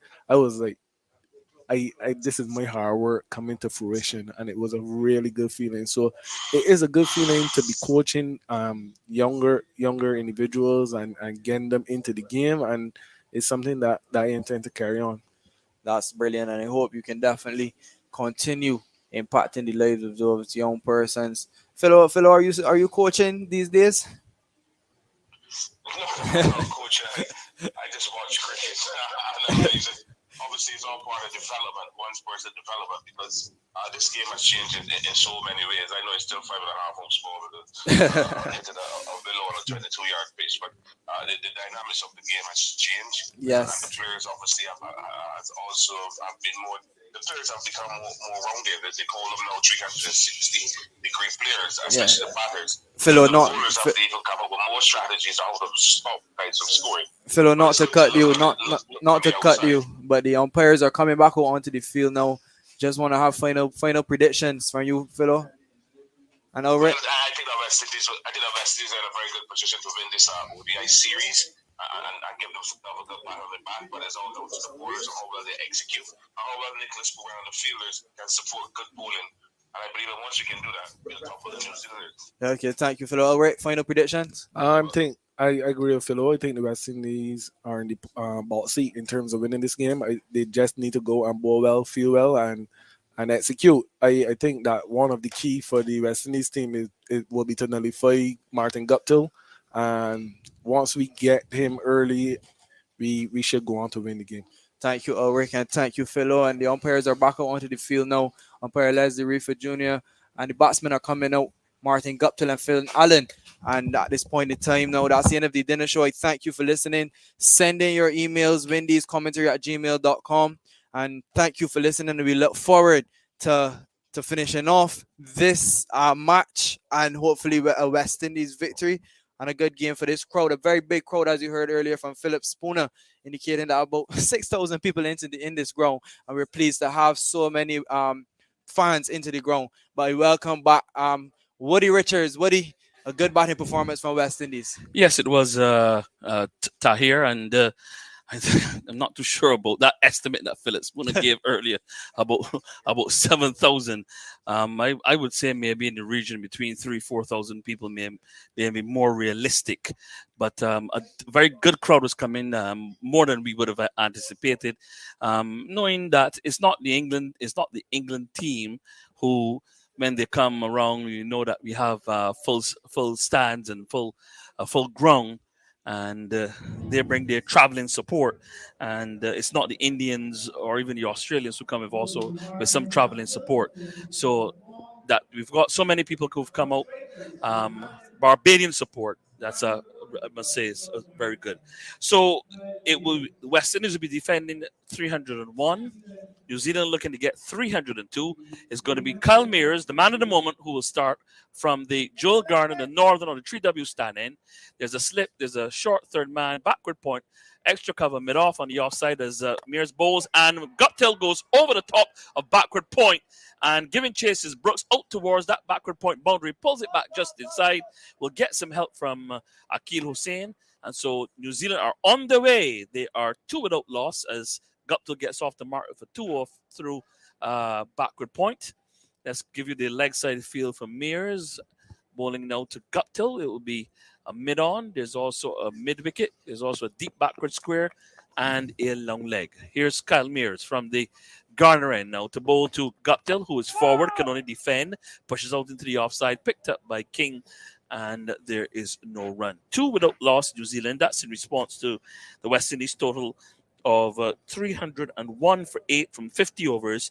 A top score of Mears, who got 105 from 110 balls, 12 fours and 3 sixes. That his second ODI 100.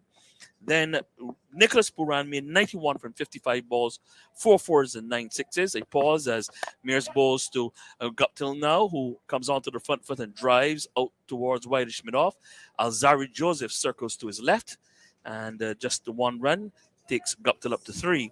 And New Zealand in over number 1, there are 3 without loss in response to the West Indies 301 for 8 from 50 overs. You also had Shea Hope made 51, 100 balls, 3 fours, 1 6. Brandon King made 1. Shamar Brooks 2. Casey Carty 4. Jason Holder 1. Akil Hussein 4. Alzari Joseph 20 not out from 6 balls, 1 4, 2 sixes. And Yannick Carrere 1. 21 extras in that total of 301 for 8 from 50 overs. We'll give you the bowling figures in a moment, as it will be Finn Allen doing his calisthenics, trying to get the blood circulating through the body, as we watch Mears from the Garner end bowling to Allen, who is coming forward, playing defensively into the offside, where it's picked up by King coming in from cover, and there is no run. Both 10 overs, 1 maiden, 3 for 53. He was the most successful of the New Zealand bowlers. Saudi 10 overs, 2 maidens, 1 for 47. Bracewell 6 overs, no maidens, none for 43. Ferguson 10 overs, no maidens, 1 for 80. Satner 10 overs, no maidens, 2 for 38. Very economical. And Jimmy Neesham 4 overs, no maidens, 1 for 30. Mears bowls to Finn Allen on the line of the leg step, clipped off the pads through square leg. It'll be a run there for him as the fielder comes from under the refuge of the Greenwich and Haynes stand, sends the return into Hope. That gets Allen off the mark. He's on 1, Guptill on 3, 4 without loss. We're in over number 1 of the New Zealand reply. Ferguson went for 80 tonight. And I just want to put that in perspective. The record for New Zealand is 105. That's the most runs conceded in a ODI, as Guptill is playing defensively forward to Mears out towards King in at the cover region. No run, the end of the over, 1 over gone. New Zealand chasing 302 for victory. They're 4 without loss. Good night to you, Andy McLean. Yeah, good evening to you too, Woody. I think that 105 was Martin Standard, yeah. But that was of 12 overs. Yeah, okay. There were 60 over matches back then. It actually included a maiden as well, if my memory serves me correctly. But yeah, Ferguson, very expensive, as you say. One thing I'm interested in now, Woody, is what's New Zealand's approach going to be? Because although we saw Finn Allen score a very nice 96, it was quite a calculated and controlled innings on Friday night.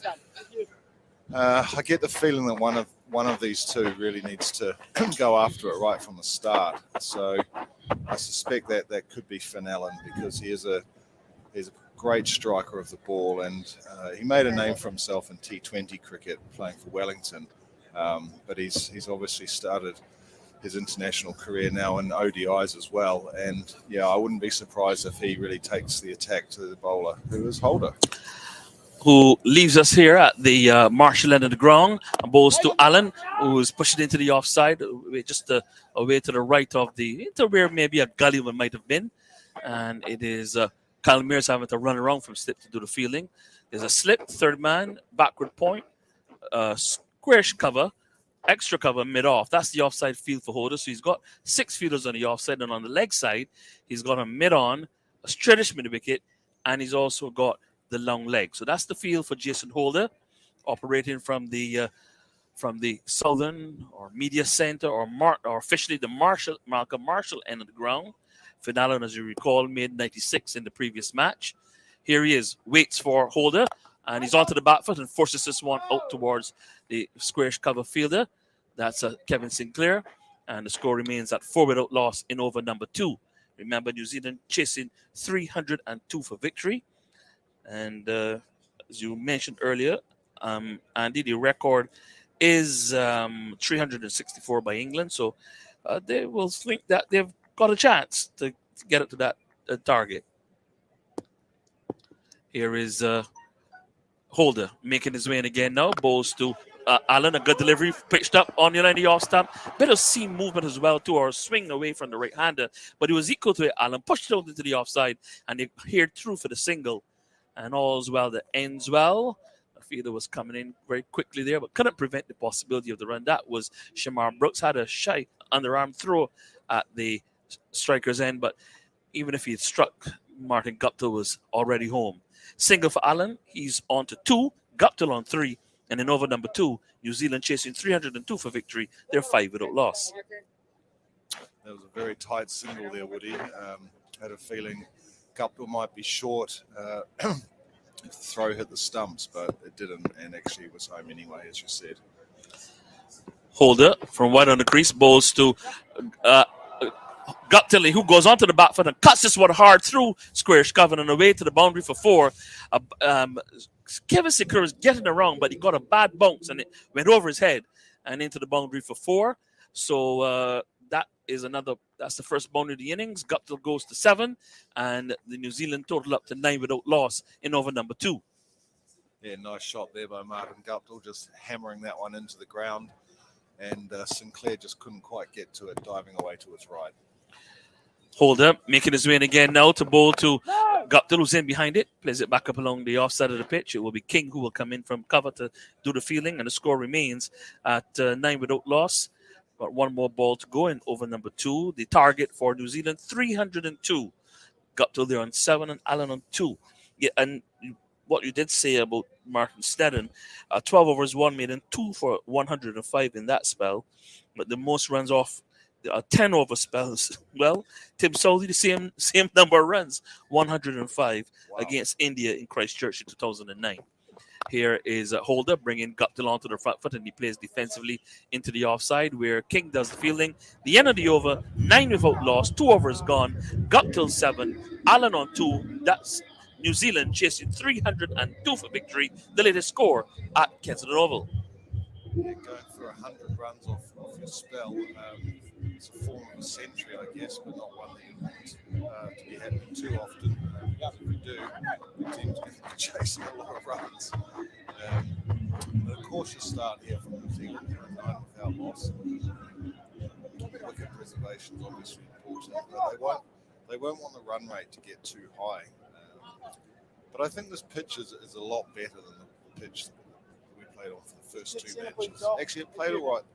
The pitch played all right in the first match. It was the second match with so much variable bounce and turn and everything. This one seems to be a bit truer, as I don't know how West Indies have this unusual tactic of having an opening bowler who just bowls one over and then they take him off.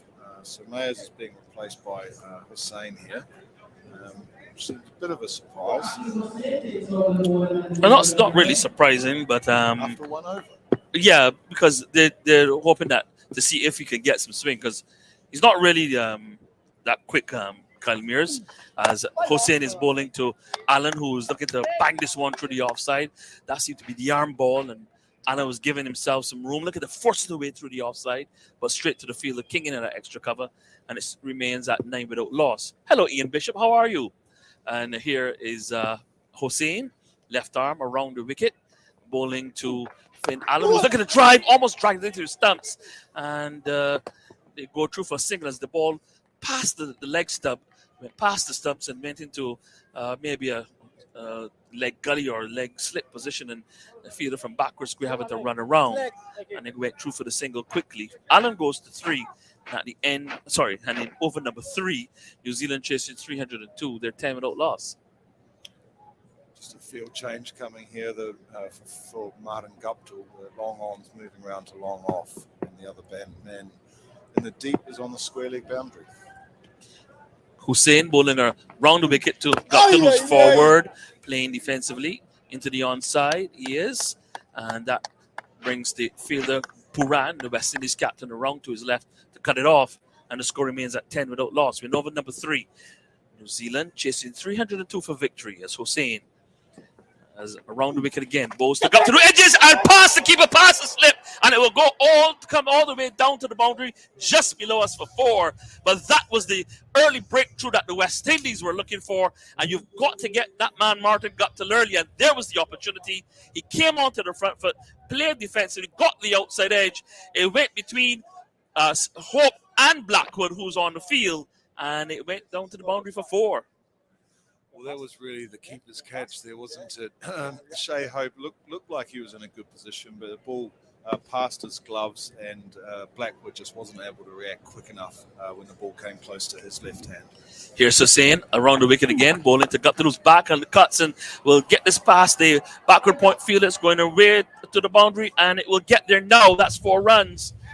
And Akil Hussain maybe just pulling it down a little bit and a little bit too short, and Guptill playing the cut shot, got it away just wide of the field in that backward point and away to third man for 4. So he goes into double figures now. He's on to 15 and a total up to 18 without loss in over number 3. Yeah, nice shot from Martin Guptill there, beating the fit, finding the gap between the slip and backward point, and then raced away to the boundary for 4. Hussain continues to Guptill on the line of the leg step and clipped off the pass through square leg. Runs here for him. There's just 1, though, as Sinclair comes quickly in off the deep mid-wicket boundary. And Guptill goes to 16. And at the end of over number 3, New Zealand chasing 302 for victory. They're 19 without loss. Yeah, they could easily have been 91 at the moment. Woody, that was a pretty good opportunity with that edge when Hussain found the edge of Guptill's bat with one that just turned a little bit, the left arm orthodox spinner, and really that Hope should have at least gloved that. It was close enough to him, but he just couldn't get his hand across quick enough. And then, as I mentioned, Blackwood, who's on the field as a substitute, the ball just passed his left hand and just didn't react quick enough. And looking at it, it would appear as though Shea Hope might have been wrong-footed, because that one came in, and yes, he seemed to maybe just slightly wrong-footed. Was heading maybe towards leg slip, got the edge past him, but Blackwood not able to hold on. Here is a short ball, and a good bit of fielding there by Nicholas Buran in at cover. That one was a short ball outside the off stump from Holden. It sat up nicely for Martin Guptill, and he got on top of it and slapped it with some ferocity. And there was Puran diving away to his left and pulling it in and preventing what had 4 written all over it. Good bit of feeling there. And Jason Holder just earning length on that occasion. Turns just below us, Holder. Under the lights here at Kensington Oval. Bowls now, and Guptill is slightly squared up, plays it away towards backward point. Now, the interesting feel here now for Martin Guptill. They've got a slip, they've got a short third man, and then they've got a backward point. The short third man and the backward point are on the edge of the field restriction circle. They've also got a point on the boundary, and then they've got the extra cover and the mid-off. So they've worked out something about Martin Guptill about where he gets his runs, probably in that arc between the keeper and back and point, and maybe trying to work away there. Here he is now, slightly again turns squared up. Guptill, he was looking to shape the plane to the onside. The ball then pitched and then seamed and straightened on him, and he did have to adjust and played it back to Holder, and there's no run. 19 without loss in over number 4. Yeah, I actually like that as a tactic. They've moved Kevin Sinclair to the point boundary, and so it leaves a big gap in the offside between backward point on the edge of the circle and Nicholas Purana extra cover. But what it does immediately is it gives you protection, which Holder may well need. Holder past umpire refund and starts down. Bowles, this delivery is pitched up and he drives Guptill, and Alzari Joseph at mid-on moves to his left smartly and puts in a dive at the end and just limits the New Zealand batsman to 1. New Zealand opener Guptill to 1. He's up to 17, and New Zealand chasing 302 in over number 4. They're 20 without loss. And talk about Jason Holden and umpire Reefer. They share the same alma mater, the St. Michael's School, just in the heart of the city in Martindale's Road. As we watch Holden now bowling to Allen, who's in behind it. can only defend, pushes out to the onside, where it looks like Carty, who comes in from mid-wicket, does the fielding, and no run. 20 without loss in over number 4. It doesn't look like there's a lot of swing out there. There was a hint of movement there from Jason Holder, but compared to Tim Salvi, who was bowling from the Malcolm Marshall end of the ground earlier when New Zealand started, or the West Indies started their innings, Salvi was getting a lot of swing. Here is Holder in again now, bowls, and he's dropped to the pad. There's a load of PFL leg before, and he's gone. He's been given. Playing across the line, Finn Allen. I think they may probably want to review it. It was a foolish length delivery. He was looking to whip it into the onside, struck on the pad. 3 seconds, 2 seconds, 1 second, and he will go. Guptill has stole him. Yes, I think that's a good decision. And so West Indies make the breakthrough. Jason Holder, the local hero, a foolish delivery. Allen was looking to whip it through the onside, struck on the pad, and he's gone LBW for 3, and New Zealand have lost their first wicket. They're 20 for 1 after 4 overs. Yeah, maybe just a hint of movement there. I think that might have just straightened a little bit, Woody. It looked like it was angling towards leg stump, but I think it may have just straightened slightly, and Allen probably quite rightly chose not to review that. Although having said that, they seem to review most decisions these days. But he's made his way off the ground, so wasn't able to repeat his heroics from Friday night, and that brings Devon Conway to the crease, has been sort of a little bit out of sorts so far in this one-day series after having a pretty good T20 series. Of course, a reminder for listeners, Kane Williamson is not playing in this match. He's still out with injury. So, yes, Conway now, he averages 47 in one-day cricket in his short career with 100 and 150. As we just see the ball tracking now, I just want to have a look at this. I thought that might have been going down leg. Oh, no, it would have been umpire's call. Okay, so good decision, I guess, by Finn Allen not to waste a review. And it looks like we're going to have another bowling change here. This is amazing. So from the Joel Garner end, we're going to have our third different bowler in 3 overs. It's going to be Alzari Joseph to take up the attack. And he was very, very impressive on Friday night, I thought. Yes, 86 wickets in a career of just over 50 matches. As he's in on bowls to Guptill, looking to swing it away into the leg side. He might have come off the pad. Umpire Gerald Wilson in his usual fashion as he's walking away from behind the stumps. He's tapping that leg and then he lifts the right leg and signals leg by. That will take New Zealand up now to 21 for 1 in over number 5. So Allen going LBW to Holder for 3. Guptill is there on 17. And Conway, the left-hander, who has just come in. And he's yet to score. He hasn't faced the ball. Again, you talk about tactics. There's this thing in modern game about analytics. And they probably worked out that Alzari Joseph probably has bowled well to Devon Conway, so that's why he's come on now, because Conway has come out, and so there may just be some kind of a tactic here. Here is Joseph bowling to Conway outside the line of the off stump, and not taken cleanly by Shea Hope. He's going through a bit of the wars here, Shea Hope, and that one just popped out of the gloves and allowed the batsman to go through for a bye. That will take the New Zealand effort up to 22 for 1 as they chase 302. Yeah, and you're right, Woody. Joseph troubled Devon Conway on Friday with the shorter length delivery, and ultimately he got him out when Conway chopped one onto his stumps to a ball that he could have left. That brings Guptill on to strike.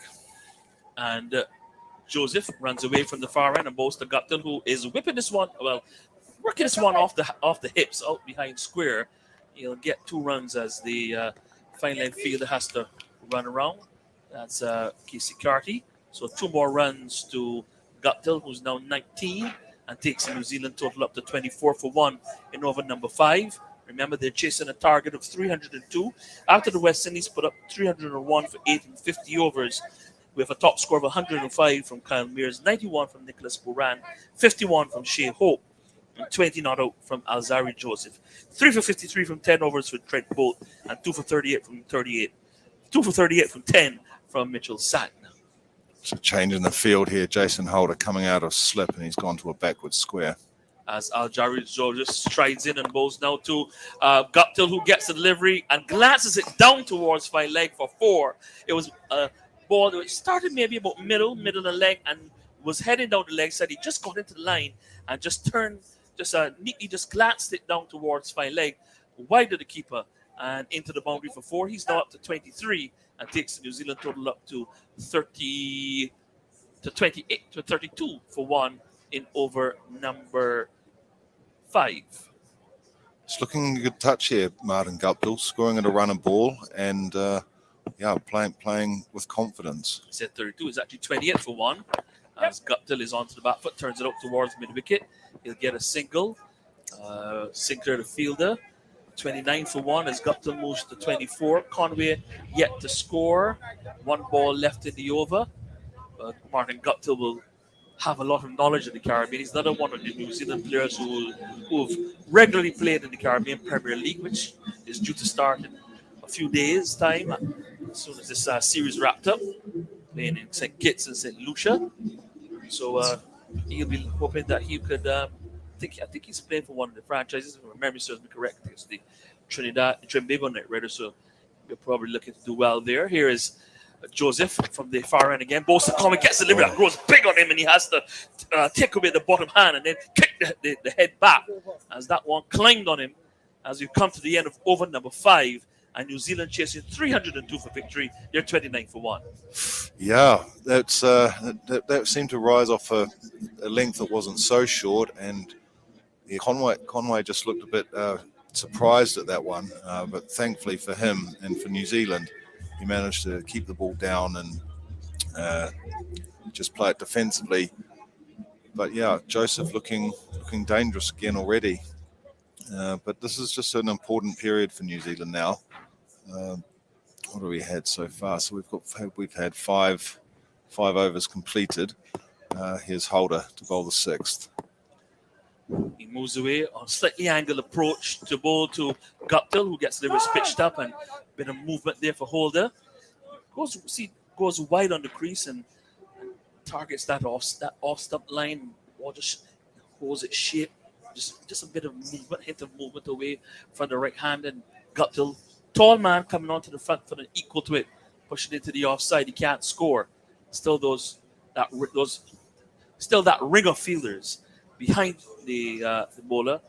Sorry, behind the stumps. There's a slit. There's that short third man. Is that backward point. As Holder in again now, bowls to Guptill, goes onto the back foot and forces the ball out towards Brooks in at mid-off. No run. It's kept at 29 for 1. We're in over number 6 as New Zealand chased 302 here in the third and final ODI against the West Indies at Kensington Oval. So we've got those 3 fielders behind the stumps in that arc between the keeper and point. Then we've got the point on the boundary. There's also an extra cover. Mid-off just outside the field restriction circle. Joseph at mid-on, mid-wicket, and long leg, who is interaction now as Holder's line is astray. And on the line, the leg stop, and Guptill playing to way towards that long leg fielder, Akil Hussain. Another run for Guptill, who's now 25, and takes New Zealand up to 30 for 1 in over number 6. It's been a good series for Jason Holder, hasn't it? 2 for 39 in the first match and 3 for 24 in the second match, and already a wicket here as well. So he's really produced some excellent performances for his team, the former skipper. And now he's going to get a chance to bowl to Devon Conway, who's yet to score, having faced just the 2 balls.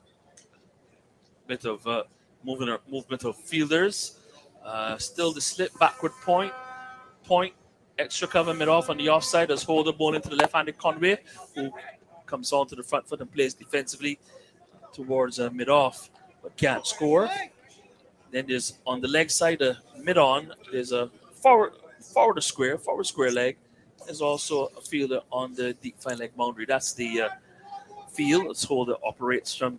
This the Marshall end of the ground. Crowd in at the moment, just quiet, just on the edges of the seat in anticipation of what happens next. As Holder Goes past the umpire and steps down. Bowls to Conway, moves forward and drives up towards mid-on. Can't score. Brooks around very quickly. He's coming onto the front. There was a bit of firmness in that stroke, but didn't get it past the fielder.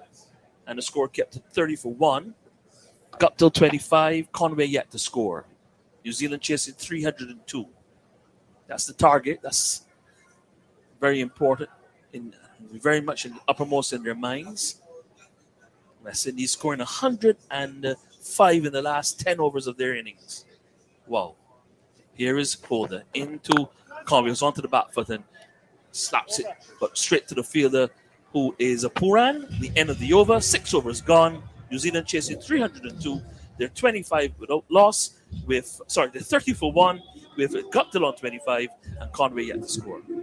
Yeah, a tidy start by Jason Holder, conceding just 7 runs off his 3 overs so far, plus the wicket that he took. So he's performing admirably. All of us, I'll find another word for that. He's performing well. And believe it or not, there's another bowling change at the Joel Garner end. Hussein's coming back into the attack again by the looks of things. Yes, he is. So Joseph, see? 1 over. So we've had 3 overs, 3 bowlers have bowled just 1 over each from that end. So it will be Hussein who will come into the attack again. Again, 3 fielders on the leg side and 6 on the off. As Hussein bowling around the wicket to Martin Guptill, who's onto the back foot and forces the ball through the offside out towards a long off. And Kyle Mears comes running in off the boundary. Single for Guptill, who goes to 26 and squeezing some perspiration out of his helmet. So it looks as though it was a pipe running. I'm really surprised they took Joseph off then. The last ball of his only over so far, he bowled that shorter ball to Conway, who looked a bit rattled. Well, not rattled, but he didn't look that comfortable, let's say, playing it. And I'm surprised that Joseph's come out of the attack. Here is Hussein now bowling over the wicket to the left-handed Conway, who's onto the back foot and turning the ball away through for the square. Will get one. They'll come back for the second. Not picked up cleanly by the fielder coming in off the deep backward square boundary. That's Shamar Brooks. So 2 runs to Conway. He's off the mark. And Guptill is there on 26. And New Zealand at over number 7, chasing 302 for victory. They're 33-1. Yeah, just they're putting pressure on the fieldsman then by coming back for the second and force the misfield. Now 2 close fielders, a slip and a leg slip. And Conway pulls a short ball through mid-wicket and to the boundary for 4. Akil Hussein just pulling that one down and too short. And Conway feel less pressure on him at this stage as he gets that boundary. Yeah, and he'll be happy with that, Conway, as he moves to 6. And that was, as you say, short, and there was acres of space in the leg side. And Conway found the boundary at mid-wicket in front of the party beach. Now, Hussein has shifted his line of attack now from over to back around the wicket to the left-handed Conway, who's there on 6. It's 37-1. And Conway swings again through mid-wicket. A long chase around the boundary for Shamar Brooks. He won't get there today, tomorrow, or next week. And that's going to be another boundary. So some lollipop bowling here from Akil Hussein. I found that in recent matches, he's not been as consistent, sort of level of consistency that he's had previously. And maybe just trying just a bit too hard and trying a bit too much. And sometimes it just calls for being simple. But on this occasion, a bit too short. And again, a lot of work for Shamar Brooks. And another boundary for Devon Conway, who now goes into double figures. He's on 10. Guptill is on 26. And New Zealand are 41-1, chasing 302. Interesting technique there by Brooks when he tried to stop that, going in feet first. It looked different, but the result wasn't the one he wanted. And they've made a change to the field now to plug that hole where Conway's hit those 2 boundaries. So Kyle Mayers is out there on the mid-wicket boundary with Shamar Brooks on the backward square boundary. As Hussein around the wicket again. Around the wicket again, bowling to Conway on the line of the leg stump. And Played away through square leg for a single.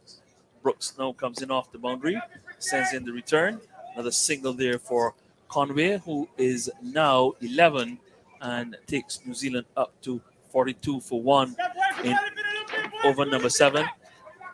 Was that plugging the gap for the right reason or the wrong reason? In other words, is that bad bowling or just the right thing to do? Here's Hossein bowling to Guptill, who's coming onto the front, pushing onto the offside. A single there for him as Mears has to run in off the long off boundary. Has a lot of work going to his left. And so another run for Martin Guptill, who's now 27. Conway is on 11. 7 overs gone. New Zealand chasing 302 for victory. They're 43 for 1. More from Andy. And then it'll be Barry Wilkinson. That's the latest position here at Kensington Oval. Yeah, good over there for New Zealand with Conway striking those 2 boundaries. So it's just so what are we going at the moment? About 6 and over, just over 6 and over. So that represents a good start because that's the rate, of course, that they need to score on average for the whole of this innings. And just the 1 wicket down, of course, that wicket of Finn Allen, who was LBW to Jason Holder. Who's going to be resuming the attack. The bowler's 4th over. Very tidy figures so far, 1 for 7. And here's Barry. Thanks so much. Balls. This delivery is just on the leg stump line, turns into the onside, and there's no run. So Holden's bowled so far. Some 3 overs for 7. He has really delivered well. Target 302. 43 for 1. Very, very interesting time here for the West Indies and New Zealand. This game is very well poised. Let's say hello to Akeem Applewick from Flow, one of our big sponsors. Hello to Akeem, doing a fantastic job in the 3W stand. As Holder comes in again and bowls. This one is slashed out to backward point. There's a fielder there. They'll get 1. That's all they'll be. 44 for 1. How do you see the game? Not a bad power play so far from New Zealand. Well, aside from losing an important wicket, the informed Finn Allen, good power play going along at 6 and over. They'll be pretty happy with that. The batsmen haven't really taken any risks. Haven't really hit the ball in the air. Kept the boundaries have been coming, but they've all been from shots basically along the ground. So it's a good start and a good start by Conway too. Here comes Holden now as he bowls to Conway. And Conway this time is punching the ball out to the cover area. There's no run. Want to remind you, only with Flow, get more for me this summer. Flow's been running their More For Me summer promotion all summer long. And today at Oval will be no different. Link up with the Flow crew at Kensington and get these exclusive sweet cricket offers only from Flow. Prepaid users, you can top up $15 or more and get 6 times Flow credit valid for 3 days. Bonus is Flow credit only. Or you can activate a 7, 14, or 30-day combo plan and get 6 times data. Assisted delivery is one of the off stump, taken there by the keeper of Flow run. The Flow team will be conveniently located on the landing of the 3W stand and on the western concourse of the Greenwich and Haynes stand. Postpaid offer, need a new handset, sign-ups to Flow Postpaid Plus or Max plan. Get the TCL 38 handset for just $1. Flow's Postpaid Plus plan starts at just $90 per month. Hello there to this Yearwood, of course, from Red Advertising. Hello to all of our friends at Red Advertising. We welcome you. Thank you so much for coming on board. And Alan Harris as well. Assisted delivery from Holden Bowles. This one is driven. Official numbers from Cricket West Indies. The crowd is just about 5,100 strong. 5,100 strong is the crowd.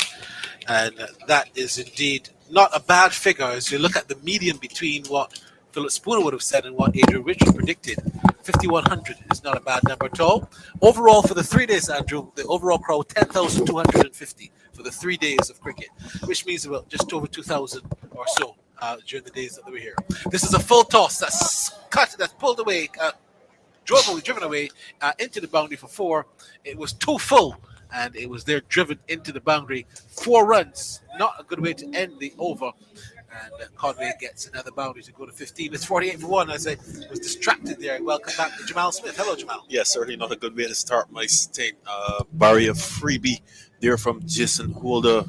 I have to say, very low full toss. All Conway had to do really was to beat the gap, 4 runs. So an error there from Jason Holder resulted in some 4 runs. New Zealand 48 for 1, going along rather steadily, albeit they lost the 1 wicket. But in terms of run rate, they'll possibly be right where they want to be. Yeah, the West Indies still have to bowl very well if they want to win this. It's not going to be a canter anyway. They have to bowl well. Guptill is looking very threatening. Good to get the wicket of the leading run scorer, but they still must try to bowl well and win this. So you look at the situation now, you look at the options for bowling. Who do you think are the good options for bowling? Well, Aki Hussain has not gone well. Alzari Joseph as well hasn't really linked up, and he's operated to a more westerly side inside the power play. So that attacking length, short bowling really can't work at this stage. Here comes Joseph now as he bowls to Guptill. Guptill is looking for a single in the onside. Won't get it on this occasion, and there is no run. Yeah, so Barry, really and truly, we look at the 2 games before, which were obviously played on another pitch just away to the east.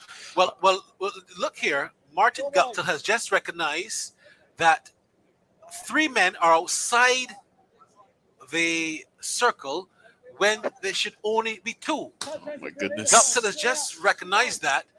That's a big error there by Nicholas Puran, so that's a no ball, and it's going to be a free hit. Yes, well, sir. that's when you're thinking cricket. Guptill has just recognized, he said, umpire, he's got 3 outside the circle, 1, 2, 3. The umpire didn't realize, Joe Wilson did not realize, and now it's a free hit and a no ball. That's a bit careless there from Nicholas Puran. Big one. Let's see if it's going to have any impact. So here comes Joseph. This is a free hit as he runs in now and bowls to Guptill. And Guptill is swinging this. That's gone for 6 over backward square. On top of the Greenwich and Haynes stand is almost gone over. Is almost rolled over. But that's what you do with a free hit. Massive swing. 7 runs that the West Indies would not have wanted. A very curious time where you have the power play just about to be wrapped up.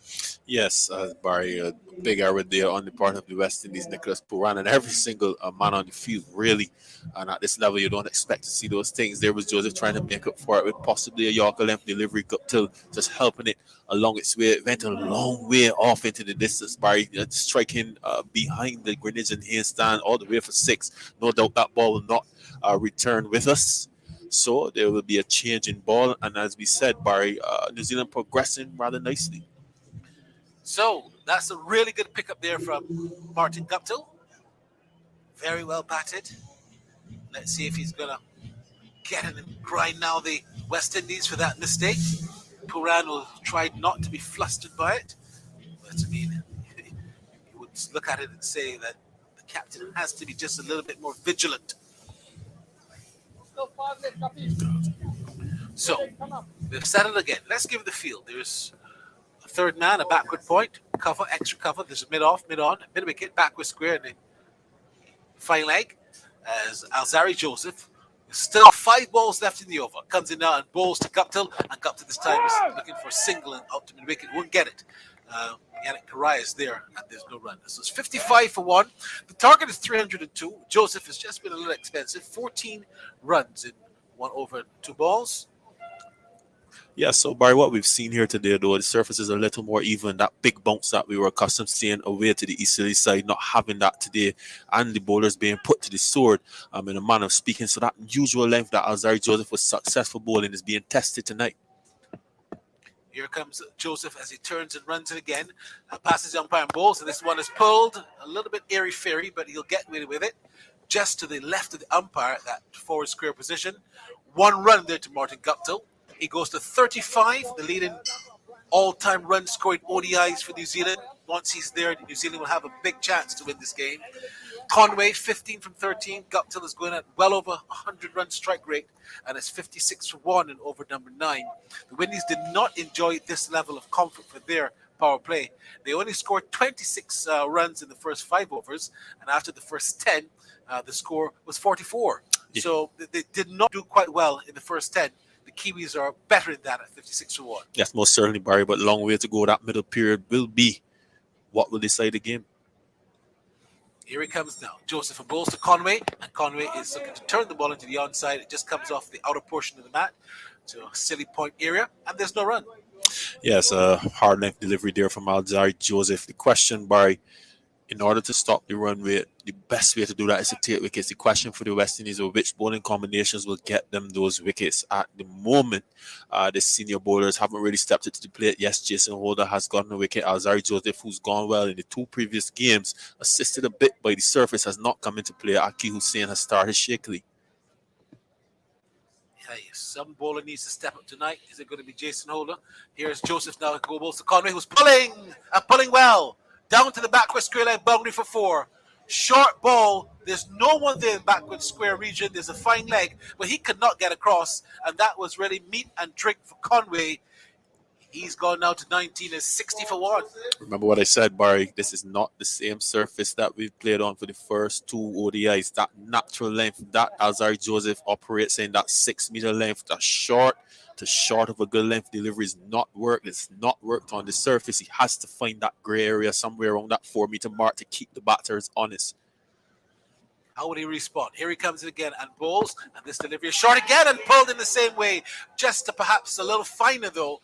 The fine leg is able to get across on this occasion, and they'll only get a single. Expensive over, 9 gone. It's 61 for 1. New Zealand needed 302 to win this match. Yes, so New Zealand right on the rate at the moment, that required rate. They're operating at 6.79, so they're right on par as far as wickets are concerned. Yes, the West Indies did not have this similar start. They were just about 20 odd in the first 10, but they had a bit of a flurry through the middle and to the end. We'll have to see how New Zealand go along, but certainly the first 10 have gone to plan from a New Zealand perspective. The West Indies need to find a combination to first create some pressure and then get a wicket or 2 in order to push that asking rate back and get the New Zealanders under control. So after the first 9 overs, Barry, advantage New Zealand.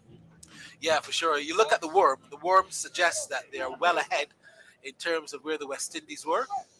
We're going to see now Sinclair, the off spinner, is going to come on, and he'll be bowling to Conway, who is on 20. Joseph is leaving the field. That means Jermaine Blackwood should probably come back on the 12th man. Let's have a look at the field for Sinclair. He's got a slip. He's got a backward point. There's a cover point. There's a cover mid-off. There's a long on, straightish mid-wicket, backward square leg on the boundary, and a short fine leg. Off spin of Sinclair as he's bowling to the left-handed Conway. Here he comes in now and bowls to Conway, and Conway gets the ball that's punched out to the mid-off area, misfielded by Jason Holder, but he recovers well enough to avoid what could have been a single, and there is no run. 61 for 1. That's by a defensive field, and you can see what the presence of mind is of the West Indies at the moment. No one at slip, no one in any real attacking areas. The field is ringed off. They're just trying to get through this power play. Here he comes in again and bowls to Conway. Conway gets a delivery. That's again deja vu, played again to Holder. The only thing that wasn't deja vu was that Holder fielded it cleanly, unlike the last one when he fumbled it. Nice one, Barry. Nice one. Good commentary. You're totally correct. Let's see if this is going to be a 3rd-time charm. As Sinclair bowls again to Conway. Conway this time gets a good delivery on the landing off stump. He was forced to defend. He got the bat down very late. That was perhaps the arm ball because it looked to me like it straightened. Well, Barry, to be fair, he hasn't spun any as yet. That was just a slight adjustment in length. So that was just pitched on middle. A slight adjustment in length, though. Good bowling from Sinclair. Sinclair's got 3 dot balls. As he comes in again and bowls to Conway. And Conway gets a short ball now. This one is cut away. Still can't score. Brandon King. He's manning that area in the covers. Runs to his left and does the fielding. 4 dots. This is unusual for the West Indies in this innings because they've been expensive. Especially that last over that went for some 14 runs, which is quite a lot. But here's Sinclair making up for it. Will he finish strong? He's got 2 balls left. 61 for 1 as he comes in and bowls, and Conway this time is again playing the ball square into the offside and still can't score. What a good start this is for young Sinclair from Ghana, the man from Georgetown. I understand he's from Penitence. Is that correct? Penitence? You have to ask Andrew. He knows Ghana very well. Yeah. 1 ball left. I think he's from Kitty. Yeah, Kitty in Ghana. As he comes in now and bowls, and Conway this time is forcing the ball to Jason Holder at the mid-off. That is a maiden, and she was very nice. It's 10 overs gone, 61 for 1. Wonderfully constructed over there from Sinclair. As I like to say, he's uncomplicated in his approach. He just pulls the ball in the right areas, right pace. He holds himself just a bit in his delivery stride, Barry. It allows him to have a look and see what the batter is doing, and he seems to be landing the ball in good areas. Though that was a pretty good six. That was a very good set, and just what the West Indies needed. They need a lot more of this if they're going to control this game. Who knows, Barry? Maybe Sinclair again will be the unlikeliest of heroes for the West Indies, but left to be seen. The power play is now complete as we see the return now of Aki Hussein, Captain Puran, looking for a wicket, looking to maintain some sort of form of pressure. Yes, that's the right word you've got there, pressure, because if you keep the pressure on, then they'll be forced, the Kiwis, to do something to try and shift that, try and change it. If there's no pressure at all, then they're going to come on with the canter. So Akil Hussein, his 2 overs have been expensive. 2 for 23, but he should have had a wicket, to tell the truth. The power play is over. Let's see what he's going to do.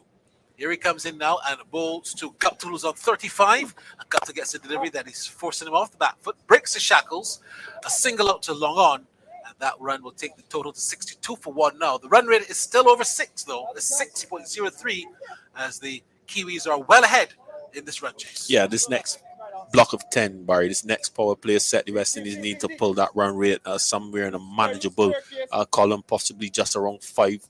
4.5 if they're excellent, but they'll have to do that in order to be able to have a good platform to control those middle orders from a overs. From a New Zealand perspective, they just need to keep the pressure on and see if they can operate around 6 and over. Here comes Hussein now and bowls to Conway. Conway on this occasion is coming down the pitch and defends.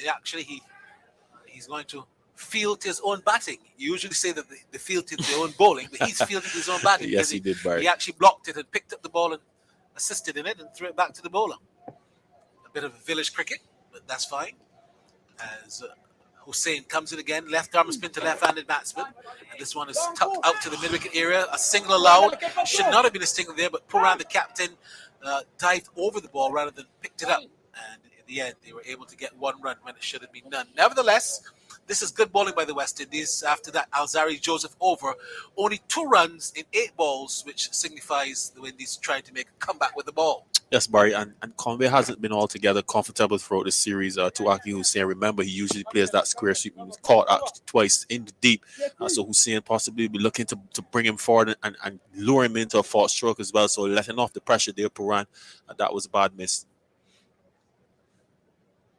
So he looks around, just examining his field. He's coming over the wicket now to Martin Guptill. 6-2-3 for 1. Comes in and bowls to Guptill. And Guptill is wrapped in the pad. There's a loud appeal for LBW. They're running. Are they going to go up the stairs? Are they that convinced that that should have been given out? Let's wait for the signal from the umpire. There's none. That's why he didn't give him out, because it was bat, then pad. Yeah. Or perhaps all bat. Possibly all bat. Good delivery, nevertheless. From Aki Hussein, seems to be now settling into his work. Yeah, he's a much better bowler than his stats suggest. He's been by far the leading bowler for the Windies this year. Here he comes in again now. And it bowls to the left-handed Conway. And Conway gets the ball that's turning into him. He just strokes it out to the long-on area for 1. So 4 runs really in the last 2 overs.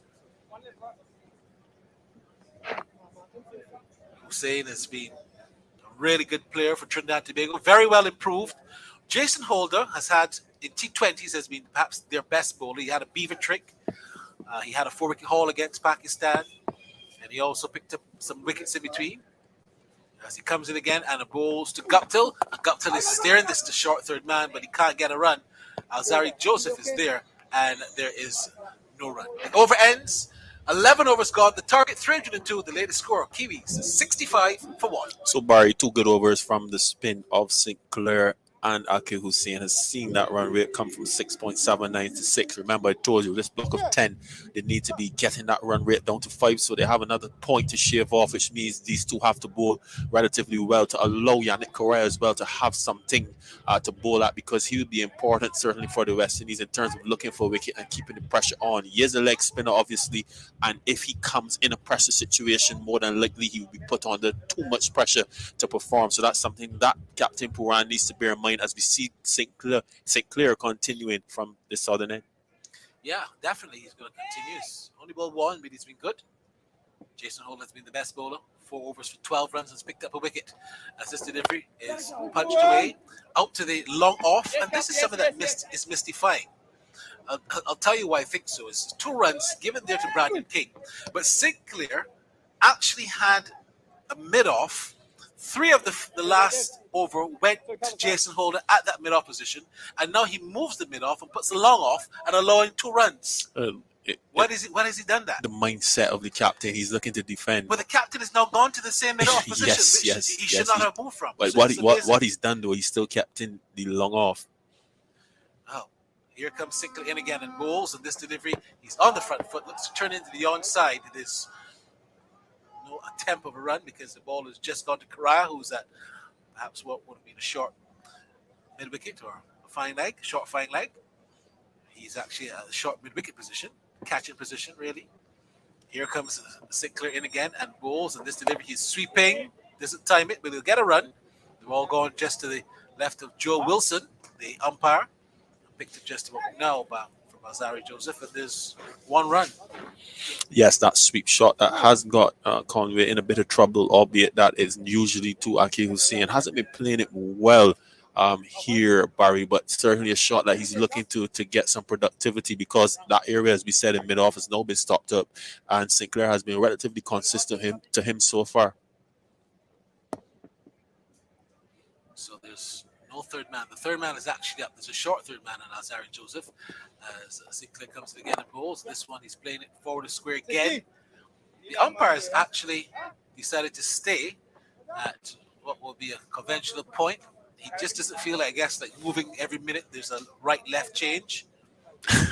Can be a bit taxing, Yeah, Barry. it can be a bit taxing. Can be a bit taxing. And Joel Wilson is not the youngest of umpires, so possibly, just knowing that they will rotate the strike. Now he's back in the appropriate position. No harm. I'll give you a joke without calling any names in a minute.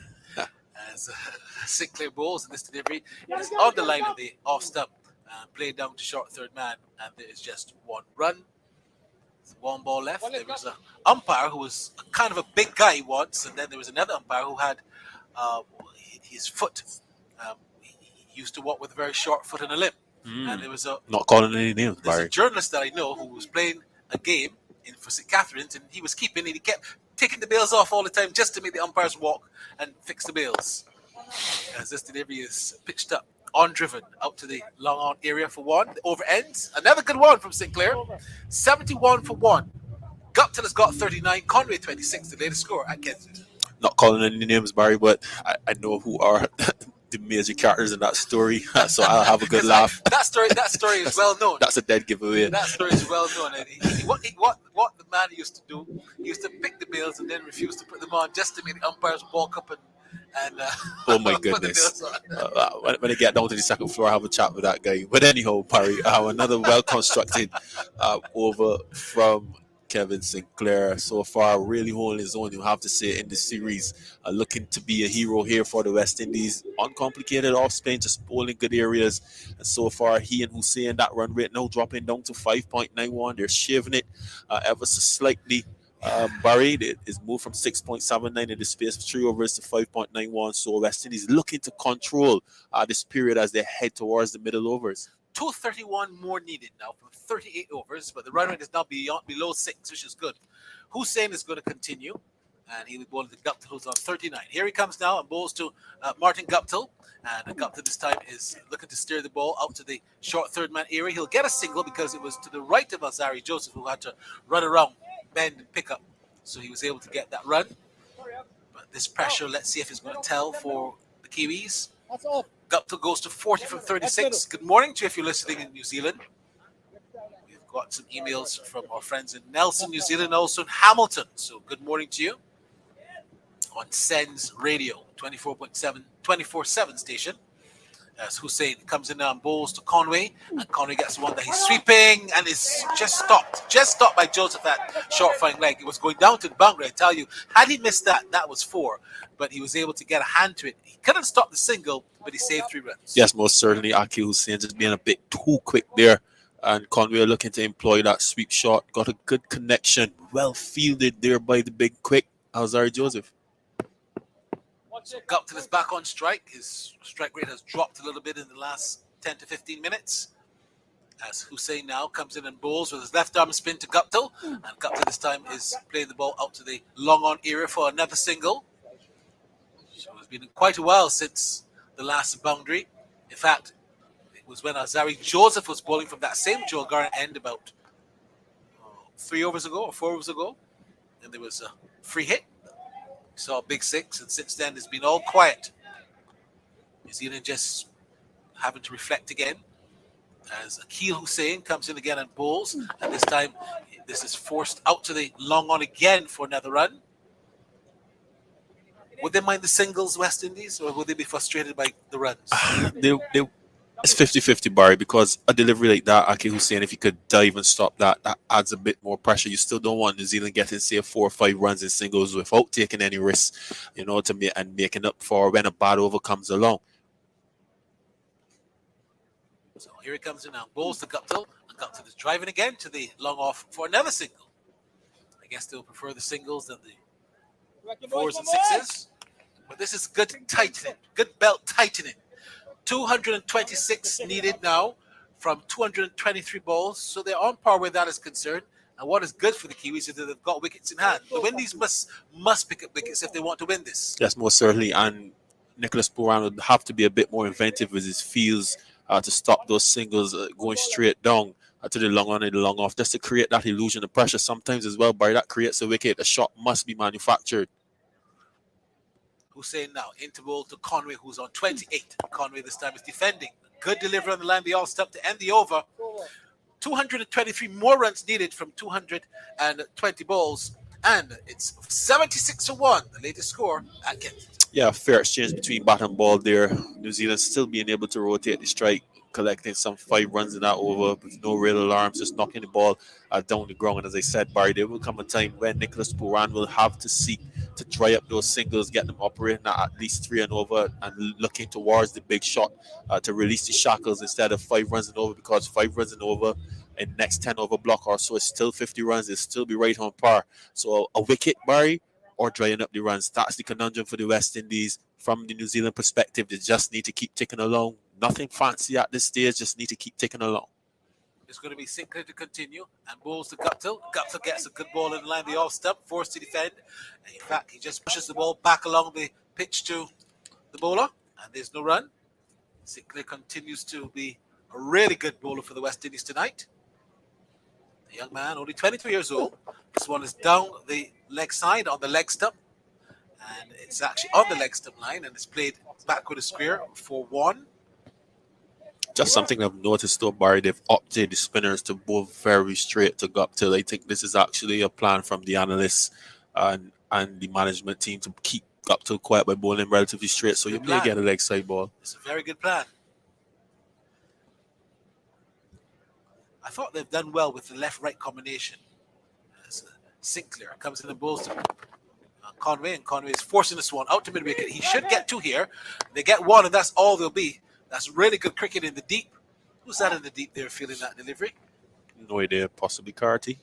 No, he's a bit taller than Carty. Can't see the number, Barry. We have to wait. He got to pretty good. They actually only got 1. Here he comes again and bowls, and this one is a bang on target on off stump. Guptill forced to defend. I just get the feeling somebody's going to give here. I think Guptill is going to say, look, I'm going to go with it, come what may, because he's under pressure from Sinclair. Here he comes in now, ball to Guptill, and Guptill this time is again on driving, a single out to long on.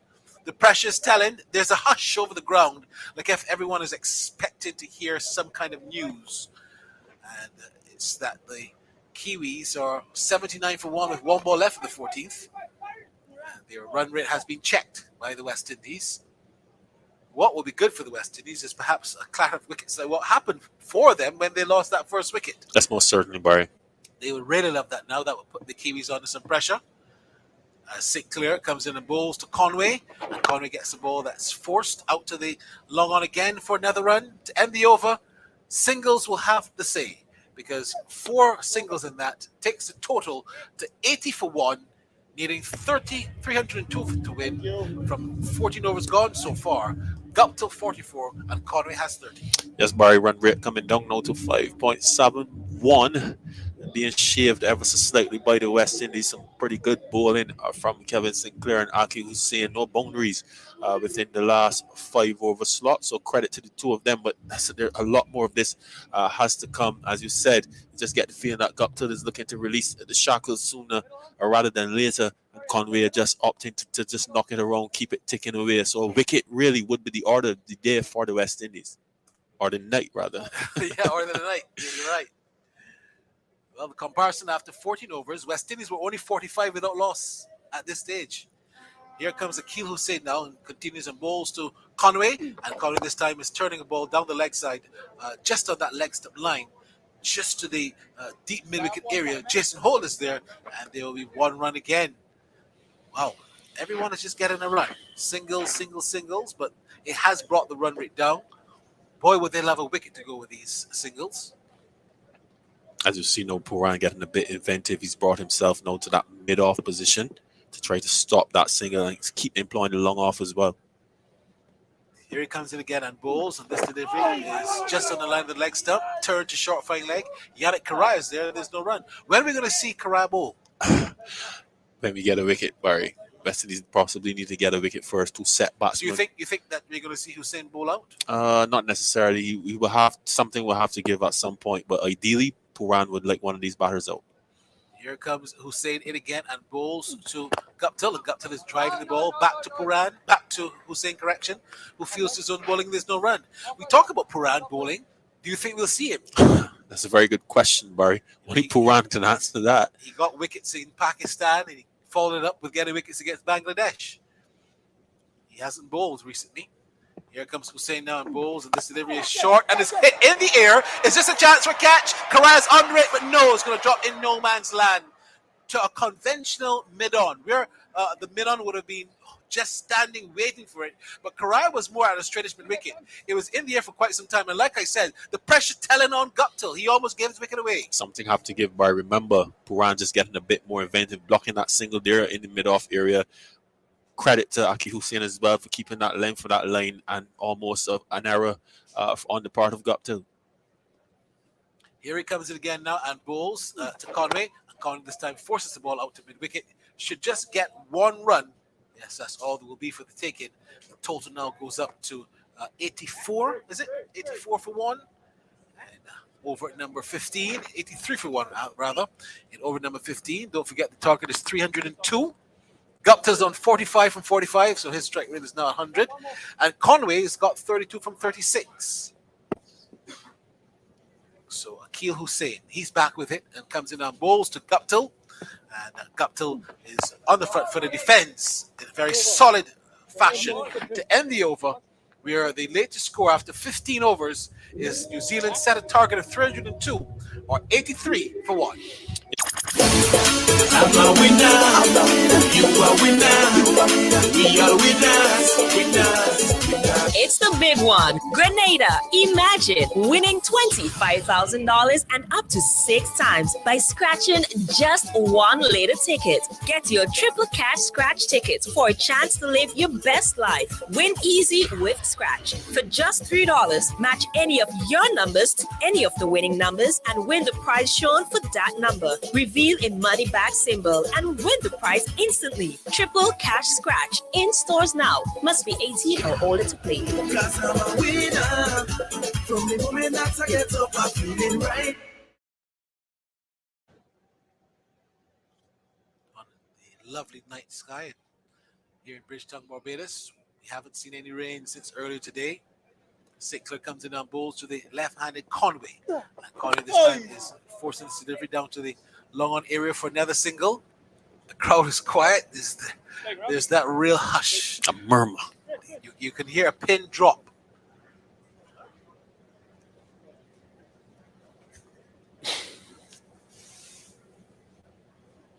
$84 for 1. The required rate is 6.26. The current rate is 5.82. So they're just below, but they wouldn't mind that because they've got the wickets in hand. Sinclair is going to bowl over the wicket to Martin Guptill. A Ginger Ninja. As this delivery is outside the line of the off stump. Didn't turn a lot. Guptill was backing away, playing for that turn. He didn't get it, and he had to force the ball back to the bowler who fields his own bowling. Good bowling from Sinclair. Sinclair's back with it again as he comes in and bowls to Guptill. Guptill is turning the ball forward to square for another run. Kyle Mears was given chase, but in the end, picked it just about now from Akil Hussain and thrown in. Another good delivery from Sinclair. You can see that ploy clearly, Barry. They don't have anyone out in the deep on the offside in terms of a sweeper. All the men are on the leg side. They're bowling relatively straight. Good execution so far from Sinclair. We're in that waiting period, Barry.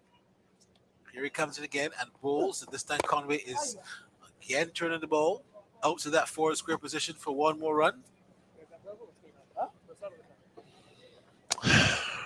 Quiet period, Barry. Very quiet period. Very quiet period. It's almost like the first hour of a test match gone, and you're waiting to see how things will evolve in the second hour. Something has to give here. Sinclair operating relatively well again. No one in the deep on the offside. Will Guptill be tempted to give himself a bit of room, invent something? Here he comes in again and bowls to Guptill. Guptill is driving straight to cover point. Still no run for him. Pressure continues. Once again, we want to thank Akeem Applewhite, their flow, for doing such a great job. Hello to Akeem and all his fantastic workers here at the Kensington Oval. You guys did a great job for the 3 days. Thanks to Flo. Sinclair bowls, and this delivery is down the leg side. It was just a bit of an ask, but it was nothing serious. The over ends, we've had some 16 gone, 86 for 1, with Guptill at 46, Conway 34, more from Jamal, and pretty soon we'll have double change with Andrew Mason and Andy McLean. So again, these are 2 overs that only cost 3 runs, Andrew. The West Indies continue to... I mean, Barry. It's just I know you like talking to Andrew a lot. But anyhow, we leave that there. Just 6 runs coming from the last 2 overs, so good defensive bowling from these 2. This spinning pair continuing to do good work. The run rate now down to 5.4, Barry. They're clawing away. Something has to give at some point, some stage. The New Zealanders will have to look to transfer that pressure, but so far the West Indies hanging in there after a decent start from New Zealand. So Hussein comes in again now and bowls, and this delivery is bang on target, just on the line, the middle stump. Played into the onside, and there is no run. Don't forget, you can also log on to csport.tv, the new way to watch the Premiership. Tomorrow, a big game between Liverpool and Manchester. They're also one of our sponsors. csport.tv, log in now. Sponsors. csport.tv, log in now and sign up for free until the end of August. And land the off stump forces and sign up for free until the end of August. And land the off stump forces.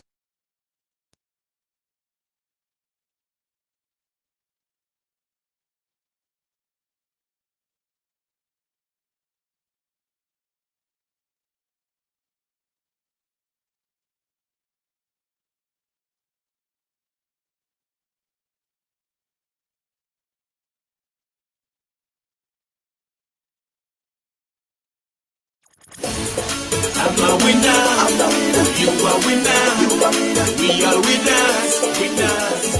It's the big one. Grenada. Imagine winning $25,000 and up to 6 times by scratching just one later ticket. Get your triple cash scratch tickets for a chance to live your best life. Win easy with Scratch. For just $3, match any of your numbers to any of the winning numbers and win the prize shown for that number. Reveal a money back symbol and win the prize instantly. Triple cash scratch in stores now. Must be 18 or older to play. Cause I'm a winner.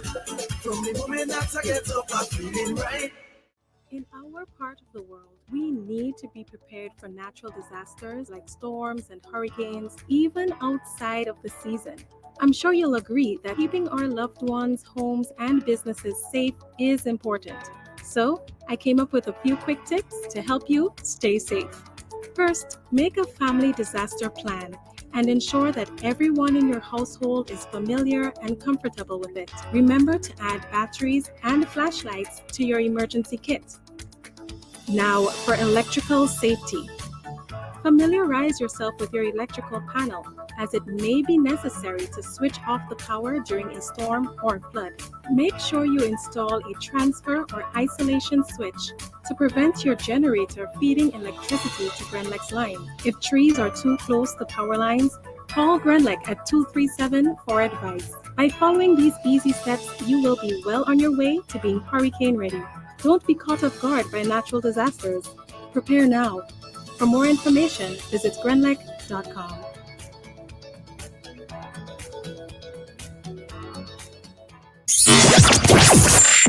Grenadians, you are the pillars upon which the new national party has been built. Grenadians, you will continue to be the mainstay of the new national party. The new national party will continue to be there for you. Together, we will rebuild the party and continue to serve the people of this nation. We are the party with you in mind at all times. We've been tried and tested, and you, the people of Grenada, are fully aware of our wonderful track record. The new national party, standing proud in Grenadian politics at all times. NNP, your best bet for the future. This is Real 91.9, 91.5, www.drealfmgrenada.com, where we have lost the signal with the cricket commentary team in Barbados, and it's a problem emanating from the source, and we will be trying to rejoin our commentators. Stay with us.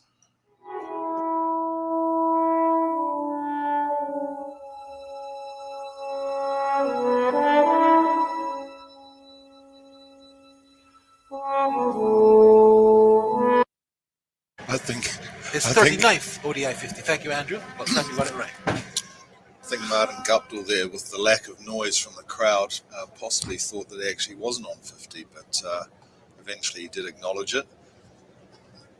Well, it's going to be Sinclair to continue. He comes in and bowls to Conway, and Conway is back and hits the ball out towards cover. There's protection on the boundary for a single.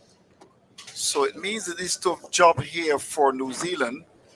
The rate is 5.37, and they've gone to 94 for 1. We're into over number 80. The target is 302.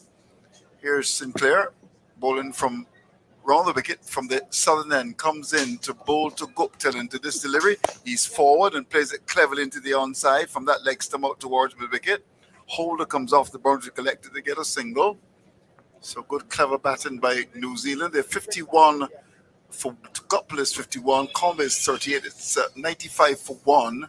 We're into over number 18. And it's Sinclair operating from round the wicket. He's got short third man. There's a cover. There's a mid off. There's a cover on the boundary. There's also a long off as he comes round the wicket now to bowl to the left-handed Conway. And Conway is forward, right in front of his stumps. Just working the ball from that leg stump out towards that short backward square for a single. The ball kept a bit low, and he got it out towards that square leg area for 1. To go to 39, it's 96 for 1. The crowd has gone very quiet because I think they recognize that these two have dug in quite nicely here, and they've done a pretty good job for New Zealand. Last ball of over number 80 is about to be bowled. Sinclair round the wicket comes in to bowl to Guptill into this delivery. He's forward and pushes firmly down towards long on. Ball given lots of in the leg stump. Is coming forward and just stroking the ball nicely down to long off to get the single to end the over. At the end of it, Guptill with that single goes to 52. It's up to 97 for 1, which is the latest score at Kensington.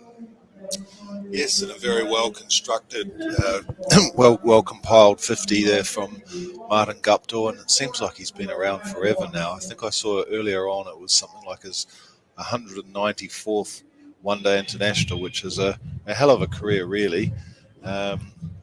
And he hasn't been at his sort of brutal, hasn't been in the brutal punishing mode that we've come to know from Martin Guptill at times. This has been a very controlled innings by him, and he's found a very capable and capable partner in Devon Conway. And actually, both these guys were due a score, I would have to say too. Conway looked very good in the T20 series in Jamaica, but he looked a bit out of sorts in the first two matches here. at Kensington Oval in the one-day series. He played a kind of a bit of a reckless sweep shot to get out in the first match, and then he chopped the ball onto the stumps in the second match, which he probably could have left. But yeah, good to see Devon Conway amongst the runs. Just we're having a drinks break at the moment. That's why there's a bit of a delay. I just see, looks like the New Zealand team physio's out there on the field. Looks like he's doing some work on, I think that Guptill's back. So I'm not sure exactly what's happened there, but yeah, it looks like he's applying a lot of pressure anyway. Anyway, good to have you back in the commentary box, Andrew. Yeah. Did you enjoy your dinner today? Yeah, it was lovely. Absolutely lovely. What I'll do is to just run through the details in relation to what has happened, because it's always good to recap. With New Zealand actually winning the toss and deciding to field. So here we go with the scorecard. We've got time because the players are refreshing themselves. Shea Hope was caught by Ferguson off boat for 51. Kyle Mears, he was caught sank the ball. Ferguson 105, 110 balls, 12 fours and 3 sixes. Poran, what an innings from him. Bat at number 3 with the start of the West Indies start. Eventually caught by Sankner off bolt for 91 from just 55 balls, 4 fours and as many as 9 sixes. Brandon King failed today, caught Mitchell Bo Sankner 1. Brooks, he failed as well, caught Mitchell Bo Sankner 2. Carty failed as well. He was caught Bolt Nisham 4. Jason Holder bowl by Bolt for 1. Akeem Hussain leg before Salvi for 4. And then Altaris Joseph towards the end came out and saw the West Indies over 300 with some very good batting. His 20 not out was from just 6 balls, and he struck 2 sixes and a 4. The fact the last ball was hit over long off for 6 runs, tremendous knock from him. Correa knocked out 1, 301 for 8 from the 50 overs, with extras being 21, buys 4, leg buys 6, wides 11. Now, in terms of the bowling, Bolt 10 overs, 1 bid, 3 for 53. Salvi 10 overs, 2 bidders, 1 for 47. Bracewell 6 overs, no bidders, done for 43. Lucky Ferguson 10 overs, no bidders, 1 for 80. Sankner 10 overs, no bidders, 2 for 38. And Jimmy Neeson both overs, no bidders, 1 for 30. And in response, Finn was leg before to Holder for 3, but Guptill has really batted very well. He's found a good partner in Devon Conway, and they've carried the score to 97 for 1 in 18 overs at a rate of 5.38. Guptill is not out 52 from 55 balls, 4 fours and a 6, and Conway 39 not out, 45 balls, 4 fours and the bowling. Mears 1 over for 4 runs, Holder 4 overs, no bidders, 1 for 12. Hussain 6 overs, no bidders done for 40. Joseph 2 overs, no bidders done for 20. It was very expensive, bowled the wrong line, and then it was Sinclair 5 overs, 1 bid, none for 90. So we brought you up to date. We're just about to resume. We're going to start over number 19. It's going to be bowled by Yannick Kara. He's coming to the attack, and I'm sure he's quite happy to be here playing. He's going to bowl from the northern end, and he's going to bowl to Guptill, who's 52. Here we go. After the break, he's in, and bowls to Guptill, and Guptill is lapping the ball from outside the line of the off stump and up towards mid-wicket. That's a very good save by the fielder in that mid-wicket position. He dragged it from outside the line of the off stump and up towards mid-wicket, and there is no run. Here's Kara, just going back to his mark, turns now and will continue the attack. Under the lights at Kensington Oval, comes in to bowl to Guptill into this delivery. He's dabbing the ball from outside the off stump, full length outside the off stump, goes down to point, can't score. So good start for the leg spinner, who's had an impressive beginning here.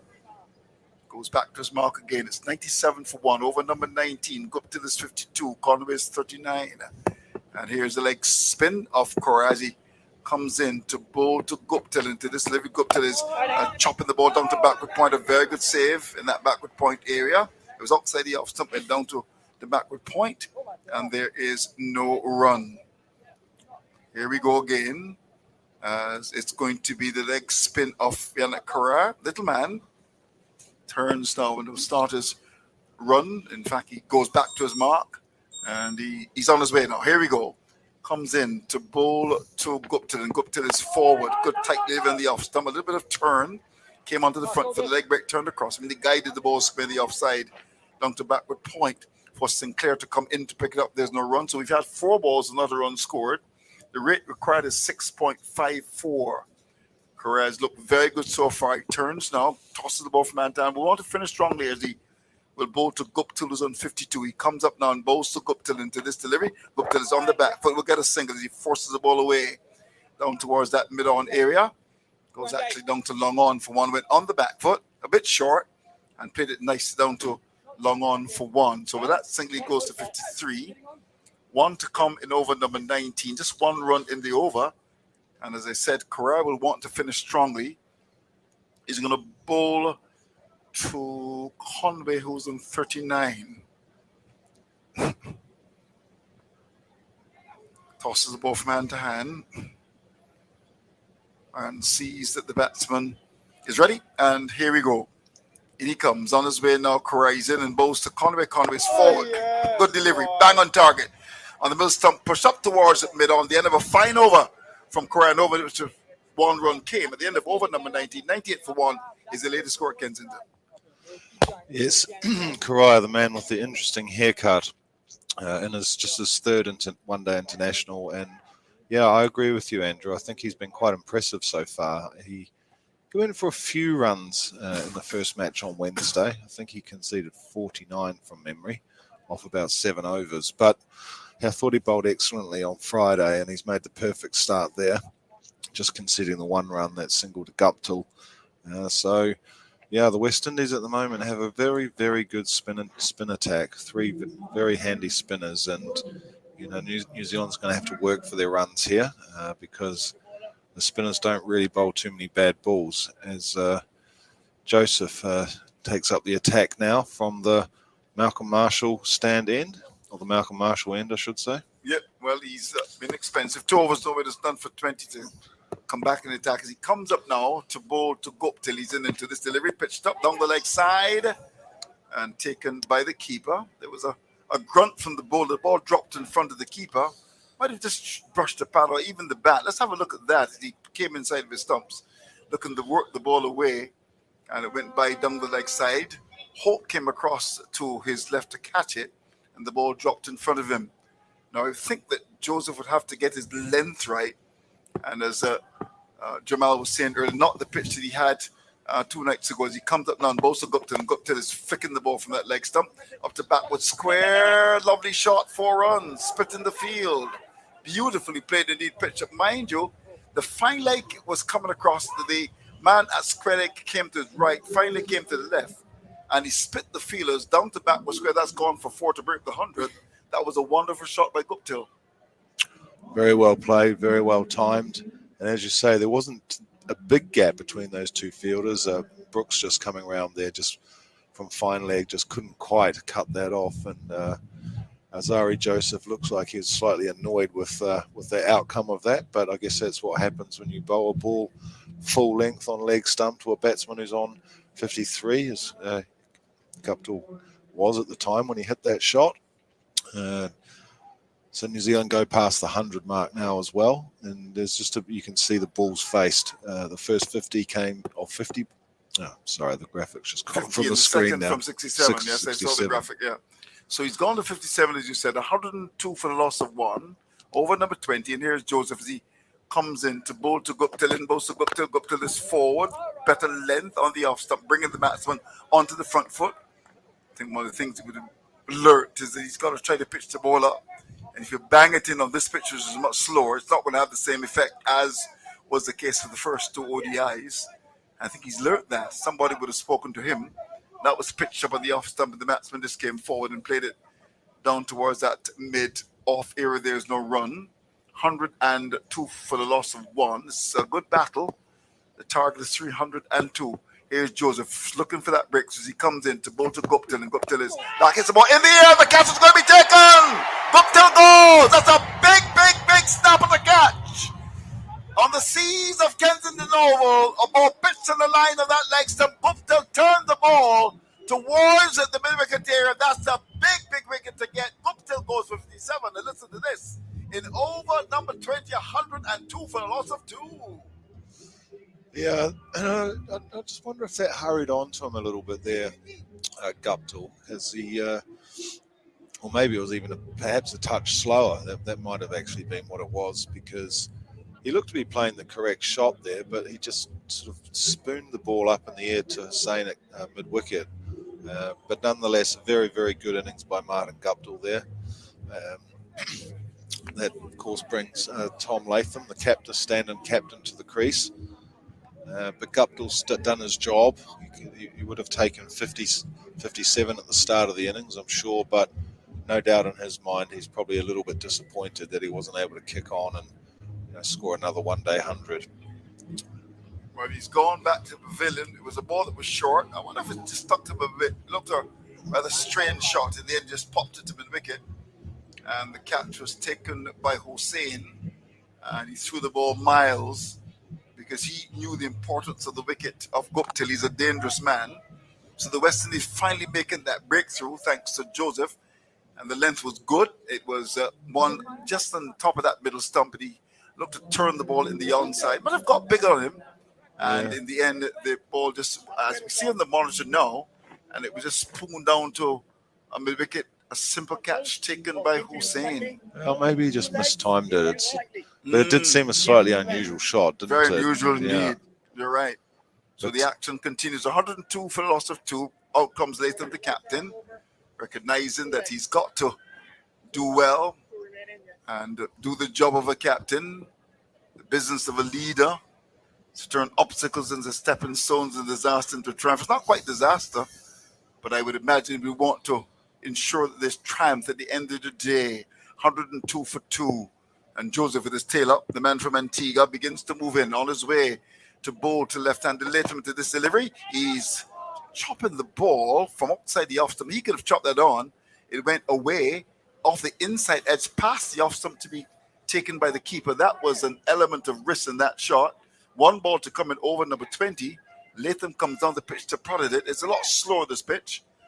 And first match he got 12, the second a duck, and now he's a duck, and West Indies will want to make him start a duck farm somewhere in Bridgetown. But he's seen that the slip has now been put in. So there's a slip backward point, there's a cover, there's a mid-off, 3 men on the offside, saving 1 protection with a fielder on the boundary at cover. Here's Joseph, comes up now to bowl to Latham to this delivery. He's on the back foot, to good delivery, bang on target. On the line of that leg stump, goes back and rather jerkily plays the ball away into the onside, down towards mid-wicket. At the end of a fine over from Joseph, and over in which he got the big wicket of Guptill, 102 for loss of 2. It's the latest score at Kensington. Tom Latham has 6 one-day hundreds to his name, and I think today's a day where New Zealand could do with another one of those. Well, either him or Conway, I think. Someone needs to get a really big score here.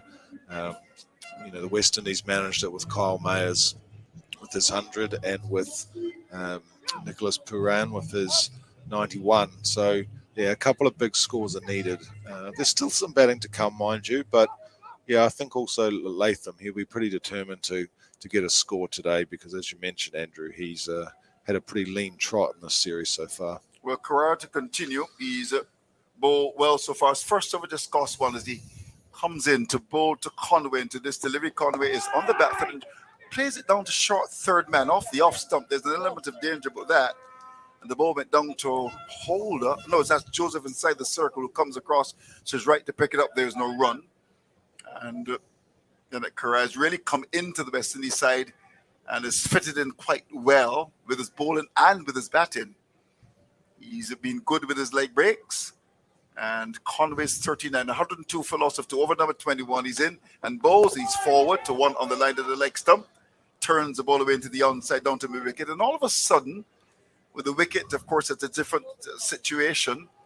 We've had a couple of duck balls. In fact, the last over ball by Carrera, just 1 came.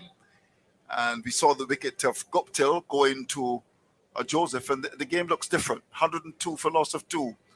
Here's Carrera, comes in, bows to Conway. Conway's forward and drives straight down the ground. Lovely shot. That's going to go towards the boundary. The slide and save. They'll get a second run, but that's good wicket. A ball that was on the line of the legs, played firmly down towards that long on there. Blackwood came across. Well, he comes from Jamaica. He knows about speed. coming across from that wide long area to stop it and prevented the ball from going to the boundary. Well done. Very, very good piece of fielding there. By Blackwood. I'm not sure on whose place he's taken on the field, but tremendous work. Yeah, he's a good fieldsman, Blackwood. He fielded well in the first game too. 104 for 2. Conway got 2, goes to 41. And Corral, the leg spinner, comes into bowl to him into this delivery. He's forward, good delivery on the land, the off stump, good control, bringing the batsman forward. And he guides it down towards that backward point area. There's no run. So 2 balls left and over. Number 21, Woody Richards is your next commentator. 104 for 2. The rate has gone to 6.75. And Corral has been brilliant so far in his control. Would want to finish strong here under the lights at Kensington Novas. He walks first, now breaks into his run. Bowls to Conway into this. Every Conway's done the pitch when he gets their drives. Using his feet out towards Blackwood, who comes across, gets his small frame behind it, picks it up, sends a return, and just got a run.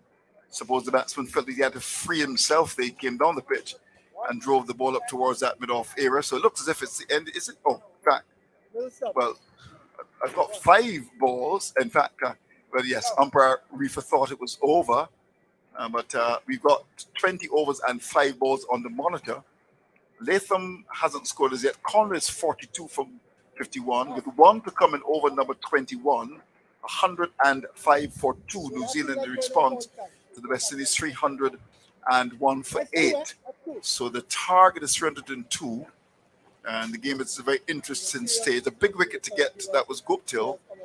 And it's been good work in the last 20 minutes or so to just pull the rate back and get the wicket as well.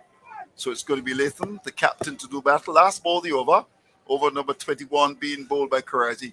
Comes in to bowl to Latham into this delivery. He's forward, plays the ball back to the bowler. Spectators catch. They thought that was a catch, but it's a boom ball, as you would say. At the end of the over, and then another good over from the leg spinner. At the end of it, it's gone to 105 for 2. At the end of that over, that's the latest score here at Kensington Oval.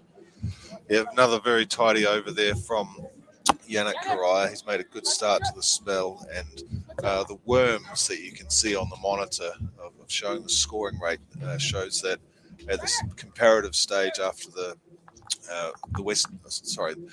after 21 overs, basically the teams are neck and neck in the rate that they're scoring at. So New Zealand here is going along quite nicely, but their required rate is actually creeping up. It has been creeping up just for the last few overs as with the wicket of Guptill, of course, that slowed things down. Anyway, it's going to be Alzari Joseph again. Over the wicket to both the left-handed Conway, who's playing defensively into the offside. Can't score. It remains at 105 for 2 and over number 22. Conway there on 42, playing as steadily as he always does.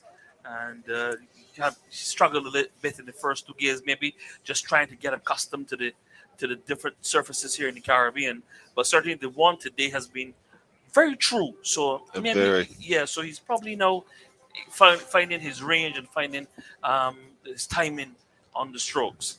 Here is Joseph bowling to Conway, who's playing back up along the offside of the pitch. The bowler cranks over and picks up, and the score remains at 105 for 2. Yeah, you're right about the pitch, Woody. It hasn't had the terrors in it that we saw from the previous match on Friday. The wicket, which was being used for a second time there, had a lot of assistance for the bowlers, probably a bit too much, actually.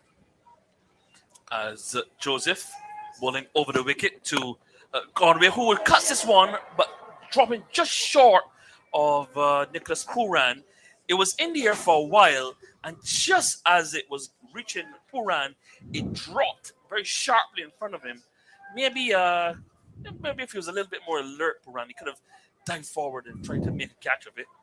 But Conway gets a run, so he now goes up to 43 and takes total up to 106 for 2 in over number 27 it is? No, 22.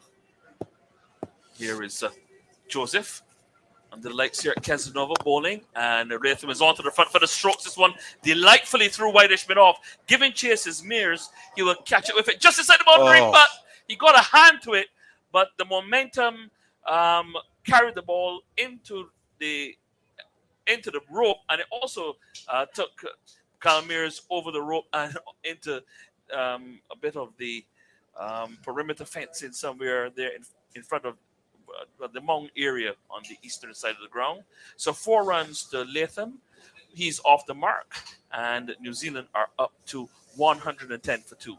Oh, very, very unlucky there for Mayers. He got there. He got there probably about 2 or 3 feet before the boundary, tapped the ball, but it just kept on rolling into the CG United sign. Zari Joseph. I tell you that Zari Joseph sometimes is probably one of the most unlucky bowlers in this West Indies team, as he makes his way now to bowl to left-handed Latham on the line of the leg stump, tucking the batsman up a little bit, wrapped him on a pad. But sometimes I think that Zari Joseph gets too carried away, gets too emotional. You know, he sometimes just needs to settle down. Okay, there's a bit of bad feeling, or get on with it.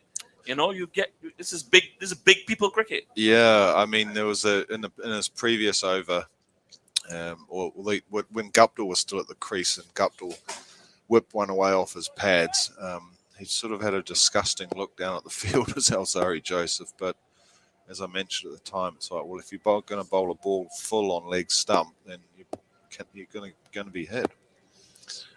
It's Joseph, and again to bowl to left-handed Latham, who is pulling a shortish delivery around behind square. Will get one. They'll think about the second, but Sinclair is in very quickly and limits them to just 1. Latham now 5, Conway on 43, and after 22 overs, New Zealand chasing 302 for victory. They're up to 111 for 2. Yeah, and that target of 302 still feels a very long way away here. But of course, there's still 28 overs remaining. The required rate has actually crept up now to 6.82, and in times gone by, probably 10 years ago or something like that, that sort of rate was considered quite difficult to achieve. But I think in more recent times, with the advent of T20 cricket and that sort of thing, New Zealand wouldn't be too concerned about this rate at the moment. The main thing is they've got wickets in hand. So, of course, next to come in will be Daryl Mitchell, and then Jimmy Neesham and Michael Bracewell. So there's quite a bit of batting left, and guys that are capable of hitting big lusty blows. Corral, the leg spinner, continues bowling to Latham, and he tucks this one away through mid-wicket for a single. And that will take him now on to 6, and the total up to 112 for 2. So there's a lot of on the television monitor. One of the floor manager, Ayana Holder, she's run her hands on the outfield to show how much dew is out on the outfield as Correa now bowls to Conway, who drives straight. There's a lot of work here for Jason Holder. He won't get there. It's not Jermaine Blackwood who was down there as in the previous over, and Holder ran gingerly around the boundary at long on, and that will go into the boundary for 4. So another boundary there for Devon Conway, who now moves up to 47 and takes the New Zealand total up to 116 for 2 in over number 23. That's a nice stroke there from Conway. He would have played one stroke. Talk about Jamal. Hi, thank you, Woody. He would have played one stroke like that similarly. Obviously, Blackwood was able to leap across the panther that he is and stop that. Unfortunately, on this occasion, and Jason Holder could only amble really and let it trickle into the boundary. But a good stroke, fine stroke actually. Correa continues from the Garner end to bowl to the left-handed Conway, who's forward and edges past the keeper away to third man. Giving chase is Alzari Joseph. He will get to it just inside the boundary and pull it back. And Akil Hussain was sent in return. It wraps it on the stumps, and there's an inquiry by Shea Hope, but I think he is home safely. Tom Latham coming back for the 3rd run. So 3 more runs. So Conway reaches his 50. He's now 50 from 56 balls. And New Zealand in over number 23. They are 118 for 2. That's wonderful save there, though, from the big quick. Lovely to see. And he's in a spell as well. It shows the commitment from the young fast bowler, Alzari Joseph. Nevertheless, well negotiated there by Latham. This partnership, no threatening, no looking to have some substance. Early days yet, still Woody, but a good tempo to the New Zealand innings. Run rate just about 5.19. And as I said, I wanted to make the comment that at the end of the last over, Alzari Joseph got a little bit of support from Akil Hussain as Latham is forward and playing the ball back up along the onside of the pitch where it's fielded by Puran coming around from mid-wicket, and there is no run. At the last ball of the previous over, it went for 4, and Alzari Joseph just seemed to be, that just seemed to bother him a little bit, but it wasn't that. It was a deliberate attempt by Kyle Mears. He ran in, the outfield is a little bit slippery, and Kyle, favoring the not falling, pulled back the ball, but didn't prevent the boundary. As Latham is down the pitch and drives out to Whitish. Long on will get the single, takes Latham up to 7, and a total up to 120 for 2 in over number 23. And that brings the left-handed Conway into strike. He's on 50. And then Alzari Joseph, he just sometimes he gets really amped up, and which is fine. I mean, again, it's big people cricket, and yes, you want that sort of emotion on the field, but sometimes I think he gets a bit too carried away. And Akil Hussain just had to come and try to settle him down, and he still didn't seem to settle down. Nonetheless, here is Correa. Final ball of 23rd over, and Conway's back and slaps this one through square cover, and it will run away into the boundary for 4. Shortish delivery, and Conway going forward, then back and slapping it through square cover, gets the boundary.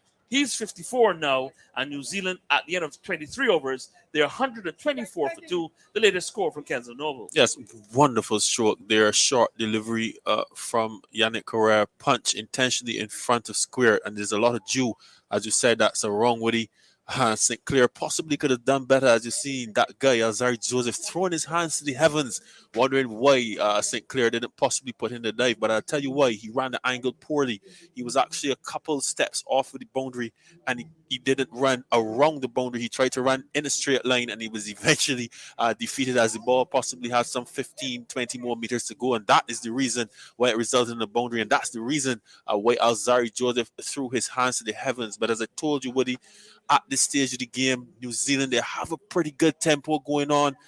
Conway now 54 from 57. Latham now finding his stride as we see the reintroduction of Kevin Sinclair, who's bowled well so far, but a different challenge for him. Under the lights now, fully under the lights now, and slightly, not slightly, there's a lot of dew around. We will see how the finger spinner now goes from here, but certainly would the West Indies need another wicket just to stem the flow a little more. Well, umpire Joel Wilson seemed to maybe just having a headache or something, because I saw him pop a pill and getting. I think they're also changing the ball too, but I think the ball a little bit. It's probably lost its shape or a bit too wet. The dew, Woody, as you know, we spoke about this in the last 2 games as well. Well, tonight is the heaviest that the dew has fallen, but when that seam starts to get swollen and that ball gets big and heavy, then it's really like a sore bar, especially for someone like Yannick Correa operating there. You can see that every time the ball goes in the outfield, he has to ask a fielder to dry it off for him. So that would make it a bit difficult to grip. We see how Kevin Sinclair goes with a little bit of dew. He should control the ball much better, being a finger spinner and all. So Sinclair will be to continue from the Marshall end. Not bad figures. 5 overs, 1 made, and none for 19. He's been pretty steady here. Kevin Sinclair bowling around the wicket now to Tom Latham, who's back and drives straight to the fielder in at extra cover. That's Akil Hussain. Can't score. He's kept on 7. And in over number 24, New Zealand chasing 302 for victory. They are up to 124 for 2. There's a short third man, back point on the boundary, extra cover. Mid-off, whitish mid-off. This one is hitting the ear uppishly towards Hussain in at that extra cover position. They go through for the run, but there was an element of danger in that shot from Tom Latham. Was seen to be beaten slightly and hit the ball just in the air, but dropping safely just in front of Nicholas, in front of Akeem Hussein. Yeah, it was danger all wrong, but he almost a run out. Two batsmen almost collided mid pitch, but Hussein couldn't recover quickly enough. But nevertheless, a good effort. Very good dive away to his right. A bit of indecision in the running between the two batsmen. I was giving you that feel. Puran is in a whitish mid off. Then there's a long off, there's a long on, there's a straightish mid wicket, there's a deep backward square, and there's also a short fine leg. Here is Conway on the back foot and punching the ball through cover. There'll be some runs here for him. They'll come back for the second run now, as it looks like Casey Carkey, who's on the point boundary, has to run a long way in. You talk about that. That dew, I think it's also affecting the way the West Indies have been fielding, because some of the fielders seem to be favoring not running as quickly as they would like. As Latham, this is one firmly back up. That's actually Conway hitting the ball firmly back to the bowler, and there's no run. 127 for 2. We know over number 24. 302 the target for New Zealand. As Sinclair bowls to Conway, he taps the reverse sweep, but this one comes off the pad, I think it might have been, and goes away towards the short third man fielder, Jason Holder, and there's no run. Latham there on 8, Conway on 56, and the final delivery of over number 24 about to be bowled by Kevin Sinclair is 127 for 2. As Sinclair around the wicket, bowls to Conway, who's onto the back foot, plays it out towards cover, thinking about the run, but couldn't get it because Hussein was around quickly, cuts it off, and the Conway remains on 56. Latham is on 8, and after 24 overs, New Zealand chasing 302 for victory. They're 127 for 2. The latest score from Kensington. I'm a winner, you are winner, we are winners. It's the big one. Grenada, imagine winning $25,000 and up to 6 times by scratching just one later ticket. Get your triple cash scratch tickets for a chance to live your best life. Win easy with Scratch. For just $3, match any of your numbers to any of the winning numbers and win the prize shown for that number. Reveal a money back symbol and win the prize instantly. Triple cash scratch in stores now. Must be 18 or older to play. Cause I'm a winner. From the moment that I get up, I'm feeling right. Overs here as Karad, the leg spinner, the fine leg fielder, who is Kyle Mears, and sends in the return to Shea Hope. Single there for Latham. He now goes to 9, and the total in over number 25 goes up to 128 for 2, bringing the left-handed Conway into strike. Well, actually, there are 2 left-handers at the crease. There's some very acute angles in the field going on right now. Woody, there is a man on the 45, and there's a man just to the left of the 45 who actually retrieved that ball. As Correa to bowl to Conway, who's down the pitch, and when he gets there, can only defend. And I think the bowler saw him come in and maybe just pulled the length down just a bit and adjusted. And all Conway could do was just defend. So when we speak about the analyst, this is the analyst at work, no doubt. I saw a bit of this when the West Indies were batting as well, particularly when Puran was in strike. It was a similar feel. And Kyle Mears as well, knowing that these guys like to paddle the ball, sweep the ball square. How often have you seen this, Woody, in cricket? Look at these 2 men here. As Correa from the far end again, bowls to Conway, wrapped to the pads, appeared for leg before. He's gone! Out LBW! Playing forward, struck plumb in front, and Joel Wilson had no hesitation, raising the index finger, and Conway is on his way, and they may just choose to review it. Yes, he's chosen to review it, and we'll see. I think he'll just be wasting a review here. It's 128 for 3 if it remains. Conway going for 56, 63 balls, 24 in the 25th over, but we talked about it because the options have dried up. Take away the options. That's brilliant tactics, captaincy, the analyst as well. I know him personally, Avanis Chitram. He knows his business. That is possibly very adjacent as well, though, as we see it here now on the monitor. Looked like an attempted googly. Slid on. That's dead. That's out. That's adjacent. That's adjacent. I think he started to walk. We don't even need. Yeah. We don't even need to see the rest of that. Ball tracking. We don't need to see it. I don't know which bat it hit, Barry. Not that bat. That's out. That's out. Yeah. That's out. We don't even need to see the ball tracking. But Woody, a note though that was an attempt to googly. It actually didn't spin, possibly playing for the ball to spin. But remember the dew factor, the ball more likely would slide on, and there you see the benefit of the dew factor working for the spinner on that occasion. Came down, it was a googly, placed slightly outside of the line of delivery, but guess what? Skidded straight on, struck just about mid pad, opposite and adjacent. That's out. Conway is already about halfway back to the pavilion. Let's have a look. The ball tracking. It's in the blue, and that's dead. That's out. That's gonna not. Get rid of DRS. Get rid of DRS. It doesn't That's matter, nonsense. Woody. Doesn't matter. He's still out, Woody. Oh, that's He's still out. He's still out, Woody. Yeah, that's dead. That's dead, Woody. That is dead. Just say that's the umpire's call. DRS. Let's not worry about Woody. Let's not worry about that. Let's not Get worry rid about of that. DRS, bitch. Get rid of DRS, bitch. Get rid of DRS, bitch. Oh, come on, man. That's definitely out. Definitely out. Oh, But Woody, that's plum. the technical point there, though, he was playing Yeah. for the googly, But and it's plum. it actually ended up Yeah. sliding on, and Yeah. that is the benefit of the dew at times for the spinner. I have to say, Woody is very good control as well from this leg spinner Yannick Correa to be operating tonight under this dew factor in this pressure game, and still And in the middle overs. Yes, in the middle overs, bowling very well. Woody, I'll tell you what, I like this guy. I like him a lot. Very, very good find for the West Indies. Yep.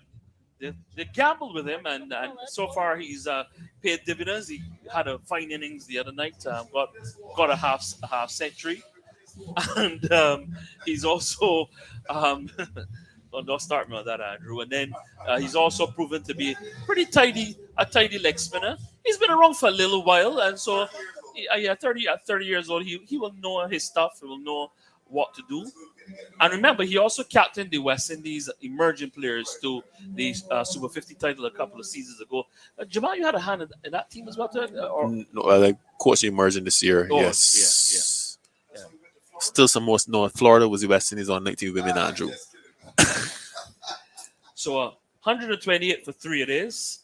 And the new batsman is Daryl Mitchell. And the Latham is there on 9. We're over number 25, so we're about halfway through. And the target for New Zealand is 302. And some intrigue as we watch now. Correa from the Garner end bowling to Mitchell, who's on to the back foot and playing it away through the cover region. It's knocked down by Puran, and the score remains at 128 for 3. So now they've got the slip in, they've got the short turn man, point on the boundary, extra cover. There's also a whitish long off. There's also a long on. There's a straightish mid wicket, deep square leg, and a fielder on the edge of the field restriction circle at fine leg. Here's Correa now bowling to Mitchell, who's coming onto the front foot and playing defensively out towards extra cover, where Puran does the fielding, and the score remains at 128 for 3.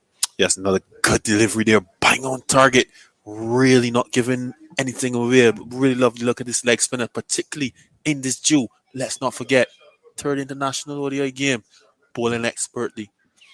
As I said, he's been around for a little while. He'll know his stuff. Here he is, Correa, on his way now to bowl to Mitchell, who's forward, pushes out into the offside for a single.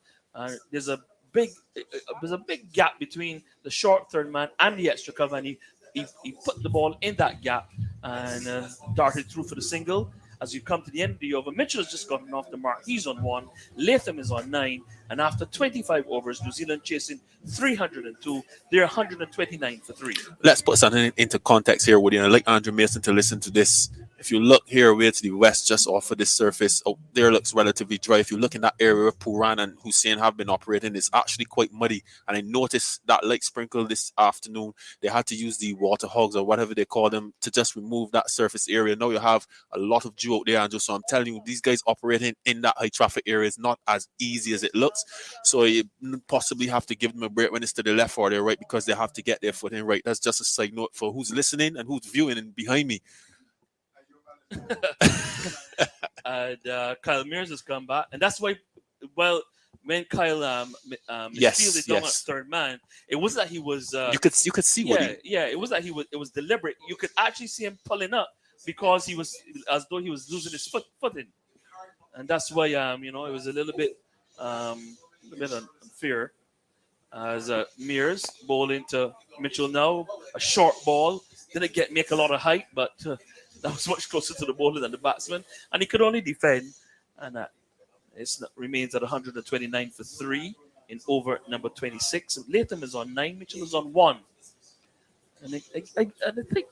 Tell me, Woody. Tell me what's bothering you, Woody. Tell No, me. I'm just making. You made a very interesting point about the dew, and I'm wondering what would cause that. I'd have to ask my good friend Pedro Agard about that. This delivery, which brings the batsman onto the front foot and plays it out towards mid wicket, but can't score. Pedro is, of course, does a lot of work in geology and stuff like that. Former Barbados and the 19 all rounder. There's a lot of work in geology, and even the television seem to be now zooming in on that, and they're seeing how much dew is on the eastern side, and on the western side it looks much drier. Mm-hmm. So that's a pretty interesting phenomena. Here is Mears bowling to Mitchell, and that swung away through backward the square. That's 4 runs. That was really a gift from Kyle Mears. Pulled it down a bit too short and allowing Mitchell the opportunity to swing his arms. He goes to 5 and takes a total up to 133 for 3. Yeah, Woody, Mears being brought back here, being asked to really hit the surface, probably bowl that 5-meter length. The mid-on and the mid-off are up, so you cannot afford to be too full. The man protecting the boundaries are the deep square, the man at fine leg, there's the man sweeping and the third man as well. So they're really asking Mears to bowl that length, but he's not as quick as the others. Here he is now, bowling to Mitchell. He's pushing into the offside, out towards backward point. Can't score. It remains at 133 for 3. We're in over number 26. I also thought, just looking at on a replay, as though he may have just tried something, a back of the arm sort of thing, and didn't really get it. Just sat up in the pitch. And Mitchell was able to pull it around behind square. Mears in his second over. As he makes his way now to bowl to Mitchell, who steers this delivery away to third man, will get a single. Holder comes in off the boundary and sends in a high return to the keeper. Another run there for Mitchell, who's now 6, and it's gone to 134 for 3. Interestingly enough, to Woody, this reintroduction of Kalmir signals to me that Puran is looking to make up a couple overs. He's thinking that this game will go deep and into the back end, possibly prefer Jason Holder, Alzari Jove to be operating on obviously another spell as well from Sinclair and Hussein. So he's looking to make up some overs here after the cushion of getting a wicket. Here is Mears, the ball to Latham, who's coming onto the front foot and playing out towards mid-wicket, where Correa does the fielding. No run. The end of the over, 134 for 3, 26 overs gone. Latham on 9, Mitchell on 6. The latest score from Kensington Oval. Yeah, so 2 new batters. I could see this thought process. There's another school of thought as well that would say, hey, let's get Alzari Joseph back on. Let's get another wicket and set them further back. Puran opting to go for that balanced approach, that mixed approach, getting in Kalmir's just to come and doing on his job. Yannick Correa is going along beautifully as well. So you possibly attack from the Yannick Correa end, get Kalmir to just sit down here for a while. And if he gets a wicket, kudos. But certainly the captain Puran is setting up the game to go into past the 40th over and deep into the innings. That's what it looks like to me. I would just ask about Sinclair, who's bowled 6 overs, 1, made a none for 22. He just came back for just 1 over in that last spell. And whether you didn't think he could have gotten a second over, as Correa is onto the back foot, forcing Mitchell onto the back foot, and he forces it away towards Jason Holder in that long on. There's a run there for him. He's on to 7, and it's up to 135 for 3 and over number 27. Yeah, most certainly, and that's what I'm referring to, because as soon as the wicket was taken, Sinclair's back out. It seems that he trusts Sinclair to bowl closer to the back end of the game. He's bowled well as well, so I'm saying that he's looking to set up the game like that. Okay. He believes it's going to be a hard-fought game. He's not going for the all-out blow. He's trying to protect his men, get West Indies home. Here's Correa from the Garner end, bowling to Latham, who's down the pitch. When he gets there, drives just to the right of the bowler. Blackwood is down on that long on boundary. He got around, got his hands to it, but again, because the outfield is just a bit slippery, just lost his footing. He put in the dive and only succeeded in pushing the ball into the boundary. So 4 runs to Tom Latham, who now goes to 13 and takes New Zealand up to 139 for 3 in over number 27. Yeah, beautiful stroke, good connection there from Latham. Two chips in the drive, as we would say. Firm push down through the offside, and he managed to beat the hearing Blackwood. Blackwood was tearing across for all he was worth at that long on position. He actually managed to get a hand to it, a despairing dive, but albeit he could only succeed in pushing that the ball into the boundary for 4. Is he too wide? Not necessarily, Woody. I just think it was a good stroke. Maybe Holder could be a little bit straighter. Maybe. Just asking a couple of questions. Maybe. Correa to continue. He's into his 5th over, 1 for 24 so far. As on the line of the leg stump, played away through square leg. They're going to come back for the second run. The return comes in on the bounce. I don't know why he really did that. He didn't need to put it on the bounce. Get it in right over the stumps to sheer hope, Casey Carty. But 2 runs for Latham. Uno goes to 15. It's up to 141 for 3. But there's a school of thought again that when there's draw wrong and with those surfaces there, if you get the ball in the surface, it actually skids off and comes off a bit quicker, and it also gives the wicketkeeper a sighter. So that's a modern day thing, Woody. I mean, the full flat throw works every time, but that's a modern day thing, Woody. That's a modern day thing. That's why I'm here to assist you. You know. I thank you, and I welcome your assistance. I love these discussions. Here is Correa in again, bowling to Latham, who's forward and playing defensively, screen to the offside, can't score. And it's Hope moving from behind the stumps to do the fielding. And the score remains at 141 for 3. We're in over number 27. Latham signaling to the dressing room that he wants a change of gloves. He's on 15. Mitchell is on 7. Remember, New Zealand need 302 to win. That means they need 161 more from 140 balls. So that's the equation for the New Zealanders. As Correa's in now, bowling to Latham, and when he gets there, he's wrapped on the pad. He's coming down the pitch and realizing that the loop wasn't there, just having to play defensively. Struck on the pad, and no run. Yeah, well bowled again from Correa. He seems to be putting a bit of revs on the ball as well, especially that wet ball. That's good skill, good control. No real danger of LBW there. Good bowling though from Correa. He seems to have a very unique hairstyle too. Very unique, very unique. Tell you about that in a minute. Here he is, bowling to Latham, pulls and just wide of the fielder at mid wicket, but Blackwood running around wide long on and gets to it. Just 1 run there for Latham, who goes up now to 16 and takes a total up to 142 for 3 after 27 overs. And you talk about Jermaine Blackman, he's very fleet-footed and really did a fine job just now, because that one was hit really well there by Tom Latham. But Jermaine Blackwood at long on ran probably about 10 or 15 yards to his left and cut it off. Yeah, fleet of foot is Jermaine Blackwood. The crowd are loving him, Woody. They're loving his presence in the field. Every time Jermaine Blackwood gets around the area, he gets a huge round of applause. There he was in one motion, moving around, sending in a very firm throw as well. He's a sight to see under the lights, Woody, from this vantage point. It looks excellent, good cricket. We're looking at the comparison now, 160 more to win from 138 balls. We're just past the halfway stage. Game very evenly poised at this moment. No quarter can be given. The next 10 overs, as we know, would give us a better picture, but certainly New Zealand in a position that they can win the game, and the West Indies just about in control of the innings. This is a wonderful finish to a very enthralling series. Let me remind you that the West Indies scored 301 for 8 from 50 overs. I've been a bit naughty not reminding you about that. Kyle Mears made 105, Nicholas Puran 91, Shea Hope 51, and Alzari Joseph 29. There were the main scorers. 3 wickets for Trent Bolt for 53 from 10 overs, and Mitchell Sattner 2 for 38 from 10 were the most successful New Zealand bowlers. Latham placed this one away to backward point. Jason Holder was at a short third man, having to run about 10 yards around to his left to cut it off. Just a single there for Latham.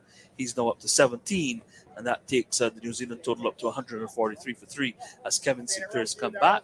Sinclair before this, 6 overs, 1 maiden, none for 22.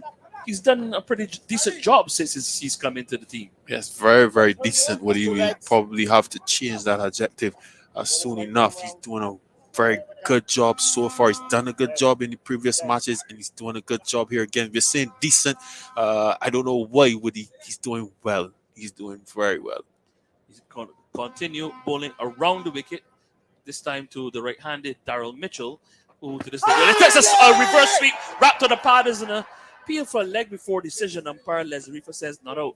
Maybe it just pitched outside the leg stump. Puran having a discussion with the keeper, the bowler, and you can hear Leslie They've Riffer gone for Jr. it. They've not gone for it, Woody. counting down, but they've gone for it. They've gone for it. And we have the benefit of the television replay, and we can tell you exactly what took place. Yeah, the margins there were very, very tight, Woody. If that ball does pitch on the stump, it would be barely pitching on the stump. It looked like it possibly would be pitching outside leg stump. It was a good delivery, nevertheless. St. Clair read the intention of Mitchell very well as he went into that reverse sweep. We have to wait on the DRS as it comes up now. Let's have a look at it. It looks as though, yeah, it might have just pitched outside leg stump. There's no bat involved, but it does seem as though it would have No, pitched it actually struck the glove to me, Woody. We have Ultra Edge, so we can tell you exactly if there was any squiggly marks or not. Just about no, Woody. And, Yeah, man. Yeah, on the glove. Came off the glove, and that's the only thing that would save probably Mitchell on that occasion. So he lives to fight another day, and we'll get Leslie for he's on camera now, and he will signal that it is not out. Yes, Woody. So 144 for 3, win over number 28. And here is going to be Kevin Sinclair to continue. Bowling out to Tom Lathan. The batsman did cross. As this delivery brings Lathan down the pitch, and he drives into the onside, onto one of the adjacent pitches. And Sinclair around very quickly, prevents any possibility of a run. Lathan was kept on 17. Mitchell is on 8, and it's 144 for 3 in over number 28. Sinclair around the wicket, goes to Lathan, who's onto the back foot, plays square into the offside, brings Carty off the boundary, single there for him. He's now up to 18, and the total 145 for 3. Remember, New Zealand has so far lost Martin Guptill for 57, Finn Allen for 3, Devon Conway for 56. So 2 half-century makers so far in the New Zealand innings. Let's see how it unfolds in the second half of their chase. They chase it 302, and Mitchell plays square into the offside, gets the run. As the field, that's Jaden Seals who's picking up there. He's on for, they have to survey the field to work out who he's on for. So they've got 2 players on. I think, not Kyle Mears. We'll tell you now. Sinclair continues, bowling to Lathan. He's looking to swing it around behind square, makes no contact, a wide signal. Stopped by Shea Hope, skipping to his right. Latham on 18, Mitchell on 9. It's 147 for 3. Wayward delivery there from Sinclair. The first we've seen from him. As he's bowling from wide on the crease to Latham, who's back and turns it into square leg region. Will get a single as you come to the end of the over number 28. And you can see Sinclair disappointed with the way he ended that over. He's bowled 7 overs, 1 made and none for 28. And at the end of over number 28, New Zealand chasing 302 for victory. They're 148 for 3. Yes, Woody, another fair over between bat and ball. The game still really evenly poised at this stage. New Zealand having a very good tempo to the innings in terms of chasing. Only 3 wickets down, but having said that, the West Indies are possibly 2 wickets away from making some serious inroads into this New Zealand batting. Let's not forget there's no Kane Williamson here today, and as long as they can keep the run rate under control, then the demands will be higher on the New Zealand batsmen to take some more chances. As we see, there's another bowling change now. Alzari Joseph seems to be looking to be an operation there from that northern end, that Joel Garner end. So let's have a quick look at the bowling figures. Mears 2 overs, no made is none for 9. Holder 4 overs, no made is 1 for 12. Hussein 6 overs, no made is none for 40. Joseph 4 overs, no made is 1 for 30. Sinclair 7 overs, 1 made and none for 28. And Karaya 5 overs, no made is 1 for 27. I think one of the players off may be Akil Hussein as we watch Joseph bowling to Latham, who comes onto the front foot and chokes this one out towards whitish mid-off. We'll get a single. Picked up by the fielder there. That is Hussein. That is Hussein. Can't work out who is this player. Who these players are off the field. Can't work out much from here, Woody. Our glass is fogged as usual. Yep. Struggling here to make out the play. I can't even assist you from my vantage point. You have the last of the good glass. I think is Brandon King on the field? Yes, he's at mid-wicket. Shamar Brooks. He might be one. Yeah, I think he might be one of the players off the field at the moment. Don't see him. As Joseph bowls to Mitchell now. Delivery of a fullish length, and Mitchell just pushes back up along the pitch for the ball of the field. And there's no run. Yeah, looks like Shamar Brooks is one of the players off the field. And I think he might be the one who's off, and that's why Jermaine Blackwood is on. Yeah, interesting ball there from Alzari Joseph, being that the mid on and mid off there are up. It looked like a change of pace. It was very full. It was very gentle. Dar Mitchell, in the end, just bumped it back to him. Joseph, in the course of his fifth over now, bowls to Mitchell, who is forward and then back and plays the ball square into the offside. Picked up by Puran, swooping in from backward point. No run. It's kept at 149 for 3. The crowd is there seems to be a bit of tension in the air. The crowd seems to also recognizing that the game is on a knife's edge, that they're waiting to see what the next move will be, whether it be a wicket for the West Indies or a run for New Zealand. Well, Woody, my ears are working well. They're singing Rally Round the West Indies in the stands. You can hear them. Here is Joseph from the far end, bowls to Mitchell on the line. The leg stop turned out towards mid-wicket, which speeded by King. No run. 149 for 3 and over number 29. Latham on 20 and Mitchell on 9. As we said, we've got a good crowd in. It's not capacity or in anywhere near capacity. Actually, Philip Spooner said that the official number is somewhere close to 5,500. So that's what the official word is. He had said 7,000 earlier. And we all knew it was nowhere near 7,000, Andrew. Here is Joseph bowling to Mitchell on the line of the leg stop and played away through square leg. Fielder comes swooping in. A bit of a misfield there, but tied up very quickly and limiting the batsman to just 1. And Mitchell on to 10. So he's at the double figures. And the New Zealand total rolls up to 150 for 3 and over number 29. Yes, well played there by Dar Mitchell. Seems to be looking to take this game very deep, not looking to take any chances, particularly to Alzari Joseph, who we know works up a good head of steam on his good days.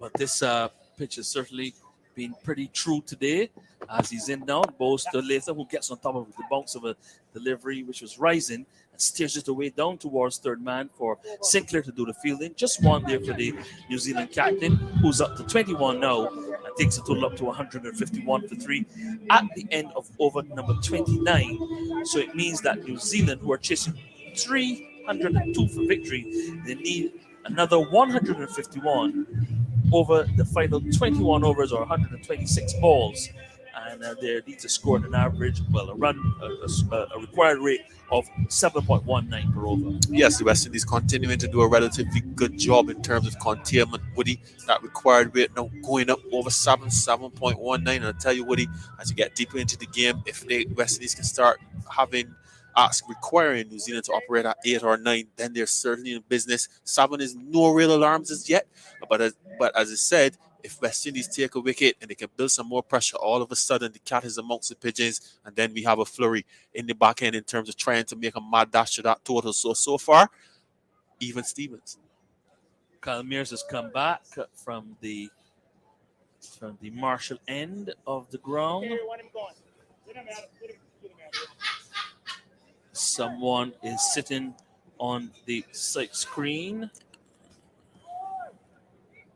Yeah, someone's sitting on the sight screen. Not a good idea. Yeah. Just below us. Clearly not a cricketer. Or someone who knows about cricket. Not at all. And Kyle Mears has come back. There's a change of fielding personnel. Jermaine Blackwood has gone down to deep mid-wicket, and Kevin Sinclair has come into straightish mid-wicket. Here's Mears now, bowling to Latham, who's onto the front foot and steering the ball away towards backward point. Fielded by Puran, no run.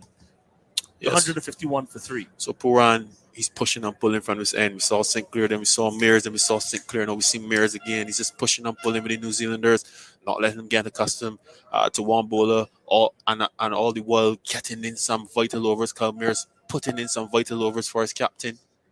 As he's over the wicket now to bowl to the left-handed Latham, who pulls it over the head of Sinclair, who just seemed to have missed it.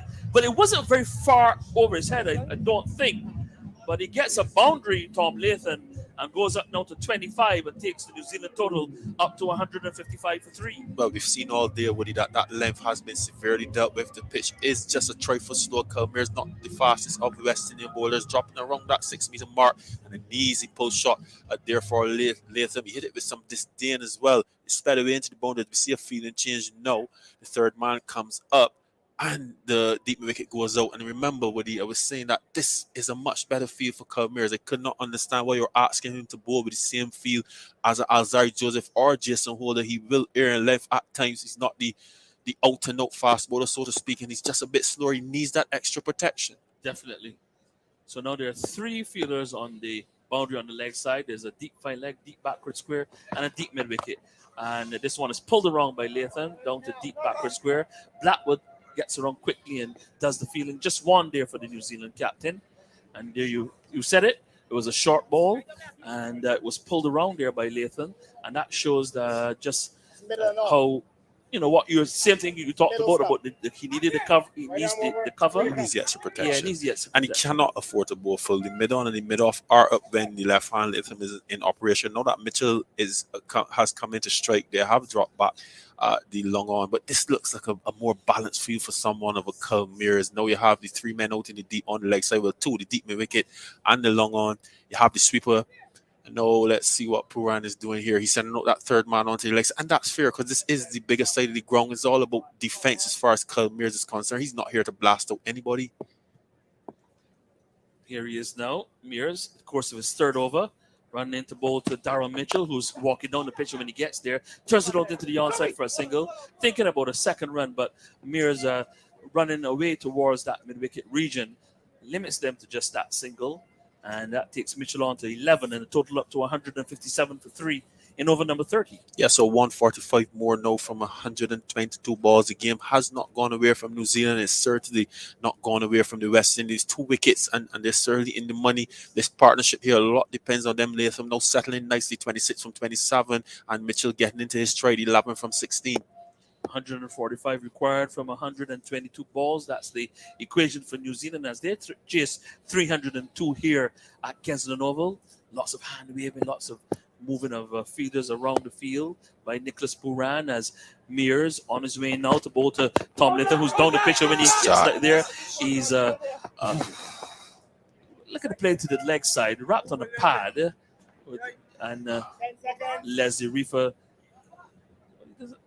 doesn't signal anything, and he's saying 5 seconds, and I think they will not review. So there was some, but he signals the leg by. So yeah, he signals the leg by, and so that will take the total up to 157 for 3. As Latham was looking to play the ball into the onside, he was struck on the pad. There was an appeal from Mears, but umpire Reefer said not out. Here's Mears again now bowling to Darryl Mitchell. And he gets a delivery of fullish length, and he drives out towards the long-on fielder, who is Akil Hussain. Just the single there for him as we've come to the end of over number 30. And at the end of it, Latham is on 26. Mitchell is on 12. It's 159 for 3 New Zealand, chasing 302 to win this decisive third ODI against the West Indies at Kensington Oval. Yeah. In our part of the world, we need to be prepared for natural disasters like storms and hurricanes, even outside of the season. I'm sure you'll agree that keeping our loved ones, homes, and businesses safe is important. So, I came up with a few quick tips to help you stay safe. First, make a family disaster plan and ensure that everyone in your household is familiar and comfortable with it. Remember to add batteries and flashlights to your emergency kit. Now, for electrical safety. Familiarize yourself with your electrical panel, as it may be necessary to switch off the power during a storm or flood.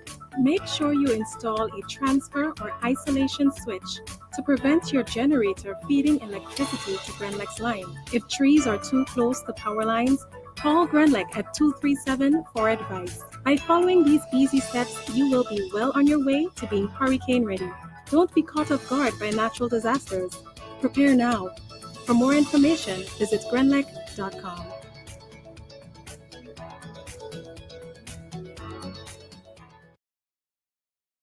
Beside the off stump, the ball dropped probably a few yards just short of Hussein in at mid-on. He would. It was one of those yeah, looking for the catch. Look at Azari Joseph. He's never impressed. I believe him and Hussein, they have a love-hate relationship going on. It's been happening for the last couple of games. But here he is, Joseph turning far end and now sprinting into bowl to Latham, who's wrapped on the pad. There's an appeal for leg before decision. They're appealing. Umpire Joel Wilson is unmoved. And I think Shea Hope is suggesting it may have been outside leg stump. So many opinions here, Woody. So many opinions. The DRS is up to. Yes, they have gone reviewed. for it. Yes, they've gone for it. So it's 160 for 3 now. We're in over number 31. It was a pretty straightish delivery. And the Latham attempted to play it into the leg side, was struck on the pad. He's there on 26, Latham. Mitchell is on 13. It's 160 for 3, New Zealand. Let's have a look on the replay. It was a ball that he used his fingers. Whoa, Woody. I'm looking at where it pitched for me because certainly it struck him just about in the roll. It could be challenging the stumps. Barry Wilkinson says umpires call. I'm wondering where it pitched because if it pitched online, I'll tell you what, Barry, the technology may reverse that decision. I think I agree with Barry. It'll be that's what I'm talking about with the pitch outside. But Shea Hope did suggest it was outside outside. leg stump. Yes. And I think the West Indies have to understand something, right? If the wicket keeper is not moving, and you will know this, generally if the ball is pitched upside leg, you're going to move towards that leg side. And if you're not moving towards, if the keeper isn't moving towards that leg side, it means that generally the ball has not pitched. But a good wicket keeper. Your point, half decent. I was half decent, but point is taken. Point is taken. 161 for 3. So they've lost another review. So they have no more reviews left, the West Indies. As Latham pulls a short ball from Azari Joseph through forward the square. The fielder running around the boundary gets there. That's Casey Karki. Sends a nice return into the gloves of Shea Hope. 2 more runs for Tom Latham. He's there on 26 now. And he's on 28, is it? 28, and the total up to 162 for 3. In over number 31, New Zealand requiring 302 for victory. This game is on a knife's edge. The chess match is being played by the two teams. Mitchell and Latham, they're two good campaigners. Latham very experienced. Mitchell still has made a name for himself in the international game. Here's Joseph wrapping the batsman on the pad as he attempted to play it into the onside, comes off and goes away to the right of Shea Hope. They'll get a single, or rather, they'll get a leg by. So Latham now goes up to 20. Well, Latham remains on 26. Mitchell is on 13. It's 160 for 3. And sometimes we can't see whether it's been struck by the batsman or the ball or it came off the pad, because we are stationed on the southern side and Azari Joseph bowling from the northern end. Turns just inside the field restriction circle and sprints in from that end and bowls, and this plays a lovely shot here. Darren Mitchell through wideish mid on. Akil Hussein chases and it will come back for the second run now. And so he goes Mitchell up to 15 and takes the total up to 165 for 3. Did he wake up on that occasion? I believe he possibly could have cut that before it actually went over into the field. That's what I believe. Barry says, nah, man, but he possibly could have put in the dive. But nevertheless, he sprinted after it quite valiantly. He was able to stop 4 runs. How's it looking now, Woody? How's it looking now? This partnership just beginning to blossom. Becoming a bit worrisome for the West Indies as Joseph makes his way now, bowls to Mitchell, who attempts to hook but doesn't get a hold of it well. Maybe just get it coming off high off of the bat and going just to the left of Shea Hope, who does the fielding the end of the over. So 31 overs gone, and as you heard in our FX microphone from umpire Joel Wilson, we'll have drinks. And at this stage, New Zealand chasing 302 for victory. They are 165 for 3 from 31 overs, 28 to Tom Latham. 15 to Darrell Mitchell, more from Jamal Smith, and then it will be Barry Wilkinson to continue the commentary after the refreshment break. Grenadians, you are the pillars upon which the new National Party has been built. Grenadians, you will continue to be the mainstay of the new National Party. The new National Party will continue to be there for you. Together, we will rebuild the party and continue to serve the people of this nation. We are the party with you in mind at all times. We've been tried and tested, and you, the people of Grenada, are fully aware of our wonderful track record. The new National Party, standing proud in Grenadian politics at all time. NNP, your best bet for the future. In our part of the world, we need to be prepared for natural disasters like storms and hurricanes, even outside of the season. I'm sure you'll agree that keeping our loved ones, homes, and businesses safe is important. So, I came up with a few quick tips to help you stay safe. First, make a family disaster plan and ensure that everyone in your household is familiar and comfortable with it. Remember to add batteries and flashlights to your emergency kit. Now, for electrical safety. Familiarize yourself with your electrical panel, as it may be necessary to switch off the power during a storm or flood.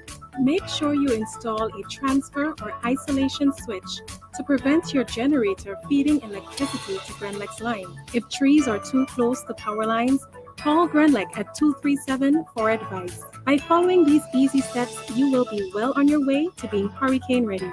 Don't be caught off guard by natural disasters. Prepare now. For more information, visit grenlec.com.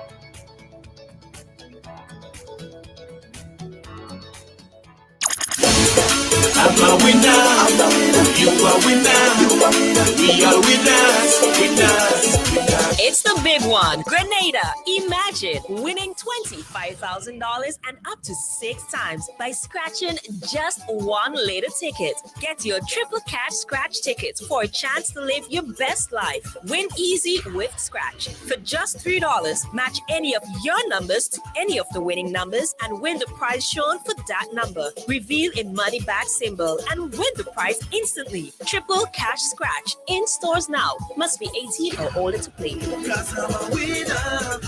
From the moment that I get up, I'm feeling right. Very, very exciting at this particular stage.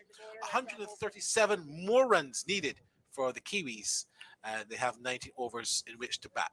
Could you have wanted a better climax to this particular game and the series? So Holt is going to bowl. There's a third man on the backward point to cover mid-on, a straightish mid-wicket, backward square in the boundary and a fine leg. Here comes Jason Holden now to resume. Passes the umpire and bowls, and this delivery is played to the short field of that third man. The field that short third man, and there is no run. With me now is none other than Andy McLean. Hello, Andy.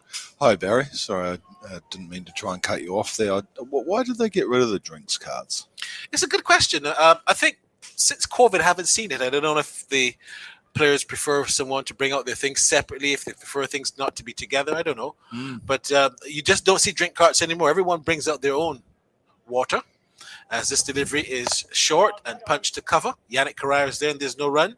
And back in the day, at Kensington Oval, the drink cart was done by young Paris, Stanton Paris' son. What's his name again, Andrew? Richard Paris. And he was very famous for bringing out the drinks cart. We used to use a little cup. We used to use cups with big water and juice, and then everyone would pick up a cup and they would have their water, and he would go off. That was very famous. That water cart is now retired at the Legends of Barbados, as a matter of fact. As Holder bowls, this delivery is short and cut away beautifully, but there's a field on the sweeper boundary. So just one run, and the total now goes to 166 for 3. 100 now and 36 more needed. How do you see it at this particular stage? Well, I'd say it's pretty evenly poised, and one thing's for sure, it's not going to be a comfortable victory for New Zealand, that's for sure. I think this is going to go right to probably close to the end of the overs if New Zealand are to get these runs. But this is a good little partnership here, Handy. Mitchell's moving along nicely. He's 15 off just 20 balls, and Latham also scoring at a good rate. So the the run rate's definitely manageable, Barry. Here comes Holden out and bowls to Mitchell. And Mitchell gets a delivery that he's pulling. That was pitched up. That wasn't really short, but he pulled it to mid-wicket for a single. Akil Hussain is there for the run. But that was not a delivery on the line of the off stump that I thought he would have pulled. Perhaps he could have played that in a conventional cover. Took a risk there by pulling it, but he got away with it. The required run rate, 7.3. Current rate, 5.27. Yeah, it's actually been climbing steadily, that required run rate. But like I said, it is still manageable, especially with 7 wickets in hand. But at some point, I suppose the question mark's going to be, like, will New Zealand look to accelerate? Because the West Indies certainly piled on loads of runs towards the end of their innings. So here he comes in again. Now he's going to bowl around the wicket to the left-handed Tom Latham. He's got 29 from 34. Has bowled a pretty good over so far. The big Barbadian all-rounder. As he comes in now, passes umpire Leslie for Jr. Bowls, and this delivery is forced down to third man, and there is 1 run. You can't say that the Kiwis have gotten away. The last 15 overs, I would say West Indies tightened the grip big time. The last real over that you would say the Kiwis had won was that over bowled by Azari Joseph, and there was a free hit, and 14 runs came from the over. But since then, this game has been kept on knife's edge. For the fans, it's been quite close. They're still there waiting patiently. They would really love a Windies victory here. It would start the week well for them. If they're to get that, I know for sure that it would lead well into the CPL, which starts next week. As Holden out bowls to Mitchell, and Mitchell is looking to paddle this one, and he gets it down to flying leg. That's going to go for 4. It was a premeditated shot. He was on his knee quite early, like if he was proposing. And as he got there, he just paddled it, and it went down to the boundary for 4. That's a very inventive shot. Effective too. 32 overs gone, 172 for 3. Yeah, he just picked the. No, I guess that was straight off the middle stump, actually. But That I was guess a very risky shot. He just picked the length of that, I guess, Barry, and hit it very fine. Actually, it was fairly close to Shea Hope. He was. No, that was far from Shea Hope. Not even Joel Garner stretching could have caught that. Joel Garner stretching. Shea That would Hope be. did not have a chance. He did not have a chance at that. That was very well played, but it was a risky shot. He got away with it, and luckily for him, it's 4 runs. So we got 32 overs, 172 for 3. They now need 130 more runs to win this clash, and they're going to turn to Akil Hussain. 6 overs, no maidens, done for 40. As the required rate still sneaks up to 7.2, so it's still pretty high. They'll need a good over to try and bring it down, reduce that pressure. So here comes Akil Hussain, left arm spin to the left-handed Latham, and he comes down the pitch and turns the ball and works it behind square. They want 1. They're going to come out for the second. This could be close. The throw comes in just over the bills, but that's very good running between Latham and Mitchell, and he gets home. Yeah, Latham committed very early then to come back for 2. There was no hesitation whatsoever, and he was running to the danger end, the keeper's end, and although it was a good throw, Latham was home. See, Casey Carty was complaining about something, not sure what it is. Well, I think Hussain was telling him he should have shown a bit more urgency there. Not sure why he was complaining. So Hussain is going to come over the wicket to the left-handed Latham. As he comes in now with his left arm spinning bowls to the left-handed who's reverse sweeping, but straight to the field of that short third man. If you're going to look at the reverse sweep, you would have to say short flying leg. Well, Does Latham remind you a bit of Gladstone Small? He has a very short neck, but he's certainly. I've got a fun fact about Latham soon. I'll hear it. I'd love to hear it. Here he comes in now in bowls, and this delivery, his sweeping is in the air, but safely down to short flying leg. Yannick Correa runs around, and they'll get 1.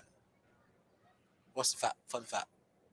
So Rod Latham, his father, played in the 92 World Cup, of course. What other sport did Rod Latham play at first class level? At the first class level? Well, if you're saying first class level, I would say it can't be cricket because you say what other sport? Was it rugby? Yeah. That's not a hard guess. I mean, being from New Zealand, Yeah. New Zealand only play rugby or cricket, really. Yeah. Here comes Hussein in again and bowls, and this one is driven. Hussein should have stopped that. Down to long off with a single. Actually, come to think of it, both of these batsmen's fathers played first-class rugby for in New Zealand. What's this tire of rugby? Is it first-class level and then rugby sevens and Well, sevens is an international sport. Obviously, you have regional tournaments and stuff like that. But yeah, it's first class, then test level. Hussein now comes in and bowls to Latham, who's looking for some runs. This one's pulled ferociously so, backward of square into the boundary for 4. That was in the gap. There is a fielder there at the long leg boundary, but he had no chance. That one was short. It was a gift, really, and Latham was able to get it into the gap. 1 bounce, 4 runs. Yeah, and Hussein's just bowled too many short balls today, hasn't he? Yeah, he hasn't been on. He hasn't been on tonight. No. Well, this is not good for the Windies. That total is being chipped away. The partnership now 52 runs from 51 balls. As the umpires are having a look at the ball, and I think they're going to ask perhaps for a change of ball as well. They're consulting. Latham 37 from 39 in the partnership. Mitchell 21 from 23. This has been a really good partnership since we've seen the dismissal of Martin Guptill, who was caught Hussein Bull. Joseph 457 from 64 balls. 5 4s, 1 6. Earlier, Finn Allen, LBW to Holder for 3. Devon Conway, LBW to Carrara for 56. The 3 wickets to have fallen. And even though the fans might have been a bit excited about what's happening, to still have 7 wickets in the kitty, and be a position where you need 100 from the last at least 15 is a pretty easy ask if you just continue to chip away. Yeah, and that's what they're doing. You know, that I suppose in the last couple of overs they've played a bit more expansively, starting to pull out the reverse sweep and things like that. There was that sort of paddle ramp shot that Mitchell played, and then Latham there, full of aggression to that short ball by Akil Hussain, hitting another boundary. And so, you know, the runs are coming, Barry. It does feel very manageable at the moment. So what have we got? 17.1 overs left. And what's the score? 180. So another 122 runs required. So, yeah, 7 wickets in hand is the key factor here. And, you know, there's with Neesham and Michael Bracewell to come, and even Mitchell Satner, there's plenty of batting and plenty of aggressive batting. So they just need to keep going along as they are at the moment. Both of them are scoring around one run a ball. So, yeah, it's been a good partnership, Barry. So Hussein now is going to continue. He's got 1 ball left in over number 33. It's been an over of some 8 runs so far. He bowls now, and this delivery is down the leg side to Karaya at short fine leg. The over ends with the Kiwis 180 for 3 after 33, the latest score. They need 122 more from 102 balls. Yeah, I think Hussein will have been a bit disappointed with that over, and actually with his bowling overall tonight. He's now conceded 48 off his 7 overs, and you know he's been fairly tidy in the previous matches across the both formats, the T20s and the ODIs. But yeah, he just hasn't found any sort of rhythm tonight. But I guess it's a vote of confidence from the captain Nicholas Pooran to keep bowling him. Which is, you know, a good thing. So, yeah, I mean, the West Indies do have other options, of course, because Kyle Mayers has still got overs left. Of course, we could go back to Karaya. Sinclair's still got overs. So plenty of options for Nicholas Pooran as he marshals his field and takes himself out to a long on just before we see the resumption here. Just some last minute field changes, and it's going to be Jason Holder again. Yeah, Jason Holder. He's been very economical. 1 for 19 from 5. Well, what is different here is he's brought up the third man to short third man. I'm not sure I'm liking that so much. So here he comes in now as he runs in and passes the umpire and bowls to Mitchell. And Mitchell this time is driving out to the cover area. 1 run taken. Brandon King runs to his left and picks it up. for Latham, he's actually having a deep mid-wicket. And he's also going to keep the third man for Latham. Is that Odin Smith on the ground? Yes. Odin Smith.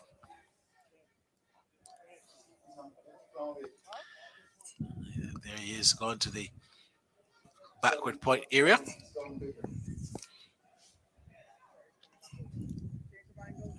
Jason's going to continue bowling over the wicket. It's very, very quiet. I mean, almost no atmosphere at the moment.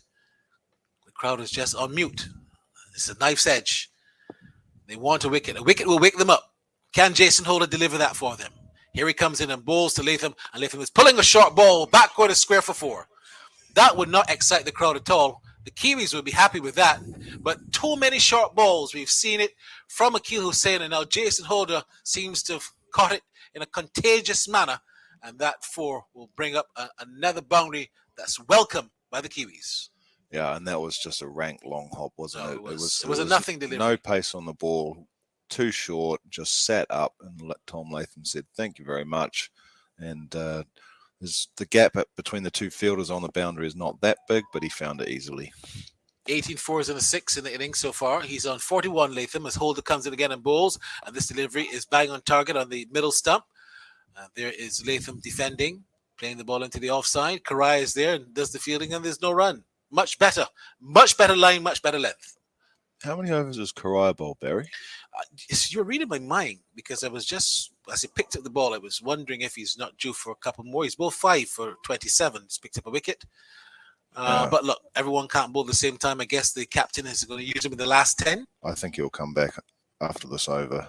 Let's wait and see. As Jason Holder comes in, he's still got 3 balls left and bowls to Latham. And Latham is pulling again in the air, but over mid-wicket. I don't think it will make it to the boundary, but they should get a couple of runs. They might even go for 3. No, they'll just settle for the 2 runs. And 2 more runs, taking the total now to 187 for 3. 115 more now to win from 98 balls. The equation looks pretty easy. If the West Indies can get a wicket, perhaps it will shift the tide. But I would say at this particular stage that New Zealand are ahead. Yeah, I would say so too. And partly for the fact that they've only lost 3 wickets, but also because the run rate is still, the required rate is very manageable. Here he comes in now and bowls to Latham. And Latham this time is getting the ball on the middle stump. He's defending again and plays the ball back to Holder. There's no run. 115 from 97 now. Holder's conceded some 7 runs in the over. 1 ball left in the over. Jason Holder not bowling with a lot of pace at all. He's not a fast man by any means. He was never fast, but for the time he was at the St. Michael's School, Ezra Mosley said, well, now the late Ezra Mosley said that he always reckoned that Jason was not going to be an express pace bowler, but he was going to be a good line and length bowler. And I think if Ezra's looking down from heaven, he would perhaps be watching and saying, my prediction has gone true. The umpires are not happy with the ball again. They're actually meeting. How many balls changes have we had Yeah, we've today? had quite a few. Lost balls, balls out of shape. Mind you, this happened, didn't it, in the was it the New Zealand England series? Well, I suppose that was a. Oh, hold on, what type of ball are they using here, Barry? Do they use the Duke's ball here? Did I read that? No, somewhere? they don't. They use Kookaburra. They don't use a Duke's ball here. They use Duke's Kookaburra. ball- Yeah, Kookaburra. Because I speak to correction on that, though. Perhaps someone can let me know. I'm not quite sure. it might be South Africa that uses it. I know there's a couple of countries, well, England obviously, and then one other. I just couldn't remember. But yeah, in England this year they had all sorts of problems with the Duke's ball. They're having to change it all the time, and yeah, and this just kind of delays things slightly. But I guess it gives the batsman a moment to have a refreshment, have a towel, get rid of some sweat, and fill themselves with a bit of water, and just have a chance for a bit of a breather before they sort of enter the final phase of this match. We've got 16.1 overs left now, so that's 97 balls, 115 required. So yeah, I'm feeling that New Zealand's in the pole position here, so to speak, to take out this match and take out the series. Although it must be said, Barry, I'm kind of wishing there are more matches now because I've got to leave tomorrow. Well, you can always stay and enjoy another day in Barbados. We'll definitely welcome you. Yeah, I don't think I can change my ticket, but it's tempting. What's your route back home? Back to New York, and then Dubai, and then Indonesia. So Barbados, New York, Dubai, Indonesia. When do you arrive back? Wednesday? Yeah, like next year maybe. Well, we're finally ready to resume. And it's Jason Holder with one ball left in the 34th and bowls. And this one is short, cut away. And it's gone down to the sweeper for one. So Latham is going to keep the strike. The over ends. New Zealand now need 114 more runs from 96 balls. The latest score, 188 for 3. And whilst the crowd is a little bit quiet here, there's certainly no stopping of the music that comes on at the end of each over. And just looking out now to the east side of the ground, which is where the beach area is, still a lot of people in there, because I guess this is quite a gripping match, really. In some ways, like I suppose in the first match, it was pretty comfortable by the West Indies, and in the second match, it looked like the West Indies were dead and buried, but they put up a late fight back. Whereas this one has been very even. So the biggest crowd of the oh look, Barry, he's coming on. Yeah, well Karaya. done. Well done. Karaya, yeah. I just had a feeling he might come back after that ordinary over from Akil Hossain. Just obviously has a bit of different variety. These batsmen won't have faced him yet, I don't think. So, well, not in this match, I mean. But I think he's a very good bowler. But, yeah, I think we're going to go down to the wire here somehow, Barry. I don't know. Let's wait and see. A wicket for the West Indies, and also the Kiwis would want a good over. So here comes Karaya and bowls, and this delivery is played down to the short fine leg for one. 113 more now from 95 balls. Latham 45, Mitchell 22. Yeah, interesting to see Latham use his feet there, Barry. When first ball that Karaya's bowled, he went straight down to meet it, and just to put a bit of doubt in the bowler's mind. He didn't play a big, expensive shot, but he came down the wicket and then just worked the ball away into the leg side for one. Here he comes in now. Yannick Karaya, leg spinner. Passes the umpire and bowls to Mitchell. And Mitchell is reverse sweeping. Well fielded. Wow. Very well fielded there from Akil Hossain. And he's going to give it away by giving overthrows. That was not necessary. It was a single always on. He threw the ball in a very wild fashion down at the non-striker's end.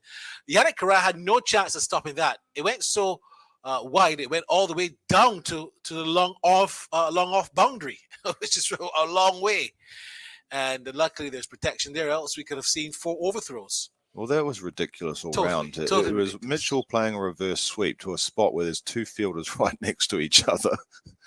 A misfield, and then, as you say, Barry, just a wild throw. Lucky there was a long on in place, because otherwise that would have run away for 4 overthrows. Well, you're right. Here he comes in now and bowls, and he comes down the pitch and hits this in the air. Is this a chance for a catch? Has gone out to long off. Catch. Dropped. Oh.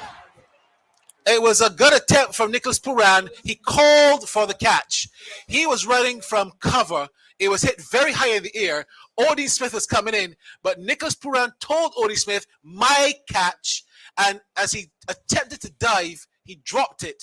And that's a good chance they're going and begging, because the pressure was certainly telling on these two, and that's pressure eased. I'm wondering if Pooran should have really let Odie Smith take that. Because he was running back, he had to dive. It was always going to be difficult. That was Odie Smith's catch. But Odie Smith was told quite early that I'm going to take it. I'm not sure if Smith would have got there, actually. But what we've overlooked, well, not overlooked, but just to add something there, also was a great delivery from Karaya. He just held it back slightly. The ball turned, and that's why Mitchell skied that one when he went for he was trying to hit it into the stand. Here comes Karaya now and bowls, and this time Latham is on driving. Pooran fields, and there is no run. You got to take those chances if you want to win these matches. The Windies need 2 wickets. 2 wickets will turn the tide for the Windies. You get the feeling that was a big moment, don't you? That was a big moment. Yeah. It was a very big moment. And Karai would feel a bit shortchanged there because he really should have had a wicket. Actually, just, also Puran's had been a brilliant fielder in this series, but that was a very difficult catch. But if he had taken it, it could be very different. Here comes Karai now. He's got 1 for 31. This delivery again is played down to the short fine leg. Just 1 run. 193 for 3. The target is 302. This game is very, very close. Betway, who are the official sponsors of this, must be enjoying this because I'm sure that the bets are going very wild. Yeah, well, this is one of those ones where they have in-match betting. Yeah, there's in-match betting. In-match betting, yeah. I think a lot of people will be chopping and changing their minds about the result. Well, here he comes now. And bowls to Mitchell, who's on 25 from 26. And Mitchell this time is hitting this, whipping this nicely out to the vacant mid-wicket. That's a really crafty shot for 4. There's no one in that vicinity. There's a short mid-wicket. He pitched it on his legs, and Mitchell just whipped it over the head of Brandon King for 4 to end the over, where the Kiwis now 197 for 3 after 35. Latham 46, Mitchell 29, the latest score. Yeah, 9 runs coming off that over in the end, but Karai will be very, very unhappy with that, I guess. On the one hand, he had a catch dropped off his bowling, which would have been the big wicket of Mitchell, and then he just let himself down slightly by pitching the last ball full on leg stump, and Mitchell just drop kicked it, basically. He picked it up on the drop kick and deposited it over towards the Hall and Griffith stand for 4. As we see a double change here now, Kevin Sinclair is coming back into the attack to replace Jason Holder. So here comes Kevin Sinclair. Target 302. He comes in and bowls, and this delivery is played out to cover. No run there for him. Sinclair has really delivered tonight in terms of his economy, but they would really love the wickets. Here he comes in again and bowls to Latham. And Latham is again playing this one out to the sweeper. They say 1. They're going to come back for the second. No, good fielding there in the deep. That's Casey Carty. They're showing some athleticism. He was on the boundary, but he had to run quite a long way. But he got there quickly, and he made the batsman think twice. In the end, they decided against it. The required run rate now, 7.09. The current is 5.60, so they're still behind the 8 ball, but they have wickets in hand, and that is the big thing. Indeed it is. And interesting here, Sinclair going round the wicket to Daryl Mitchell. This delivery is down the leg side, worked away behind square. Odin Smith is the man there, picks it up, throws it in. Odin Smith looks a bit different, Odin Smith. Not quite sure what to say. Different how, Barry? Doesn't look as athletic as he used to look. Right, okay. Not quite sure what it is. Here comes Sinclair now to bowl to Latham. 199 for 3. He comes down the pitch and just pushes this one to the long off for single. That means that the 200 now comes up for New Zealand. They now need just 102 more runs to win this from 14 overs. That last 50 coming off of 41 balls. They've accelerated well there, haven't they? So it's 50, 67, 57, and 41 balls for the 450s so far.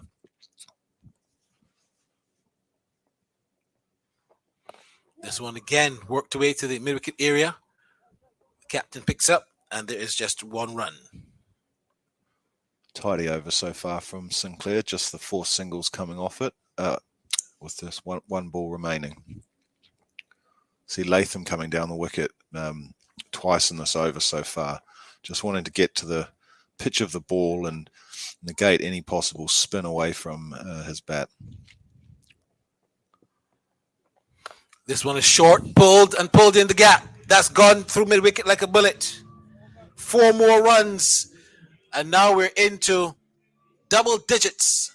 Tom Latham's 18th ODI 50. He raises his bat to a very mute crowd, but He knows that this is a crucial innings. The standing captain, with no Kane Williamson, he's certainly put his hand up and has done a tremendous job as he tries to get his team over the line and to win this series. It will be their 5th consecutive one. The latest score now, 98 more needed from just 100 balls, and it means that the Kiwis are out front at 205 for 3. Latest score.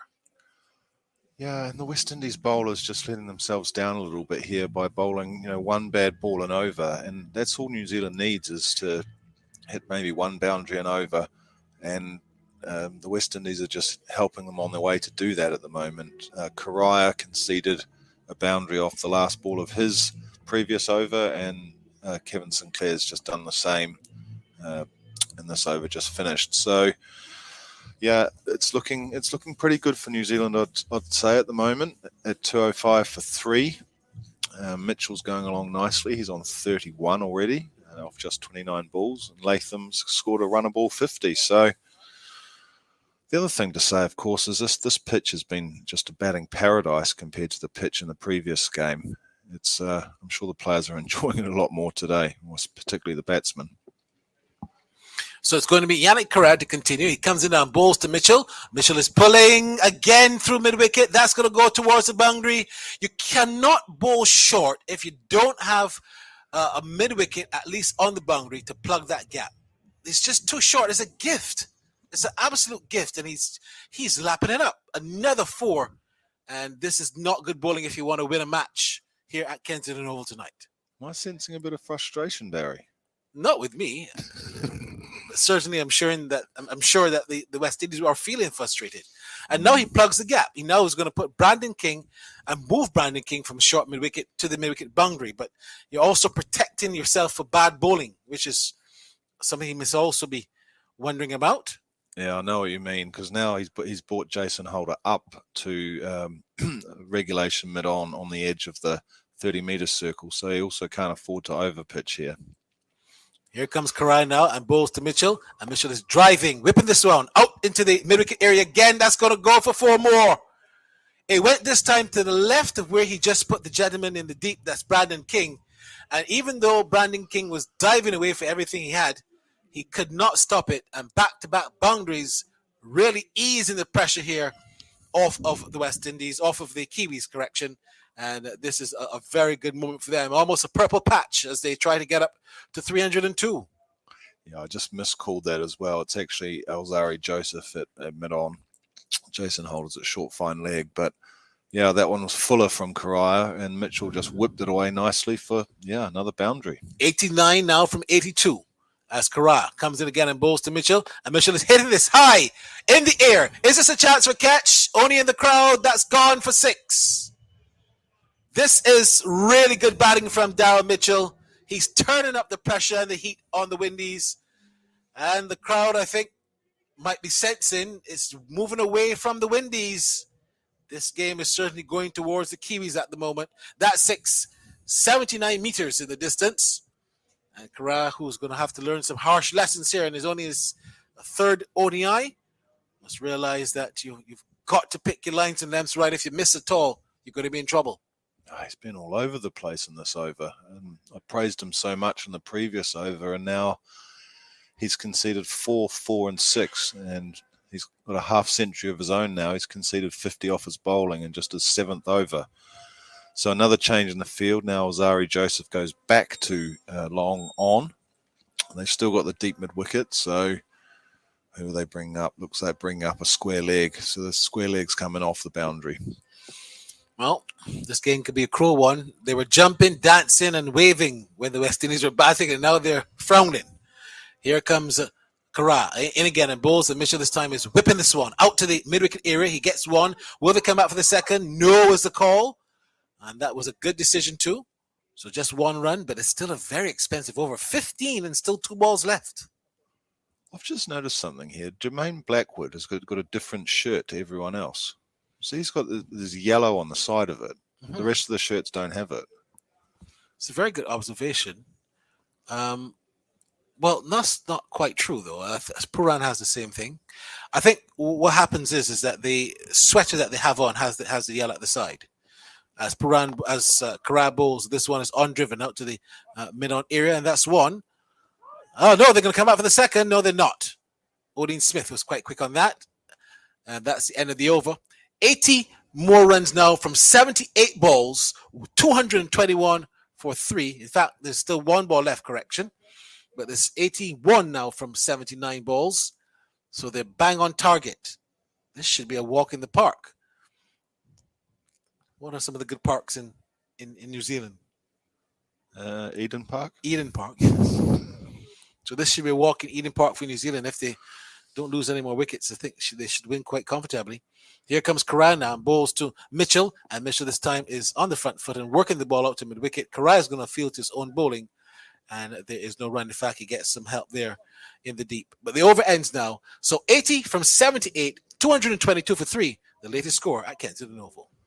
And Daryl Mitchell continues his excellent form of the whole New Zealand winter. He's absolutely cemented his place in the side in all formats of the game now. And yeah, it's just a real credit to his determination and hard work.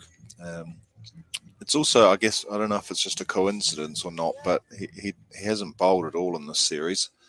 And although he is a very useful bowler, but perhaps the fact that he's not bowling is just allowing him to concentrate on his batting. And, you know, he's moved really swiftly on to 47 now off 34 balls, which has really made a huge difference. I thought that was I was about to say the required run rate is 6, but that's the actual run rate, but which is the rate that they actually need. So I guess it's the same thing. But it's going to be another bowling change now. Alzari Joseph is coming back into the attack from the Malcolm Marshall stand end, or the Malcolm Marshall end. Yeah, you got that right. Joseph comes in and bowls, and this one is worked to off the legs out to the long on area for 1. There's Akil Hussain picking up. Yep, and not giving away any overthrows that time. Just on these shirts, Barry, I've just noticed that Karaya has the same shirt as Blackwood, but a lot of them don't have the same shirt. There's a difference in the size of the stripes, the yellow part. Some of them got a more narrow one, and some of them got a wider one. Well, I'm not quite sure what that reason is, but here comes this delivery from Joseph that is pushed out to the point area on the boundary. There's a fielder there, so just 1.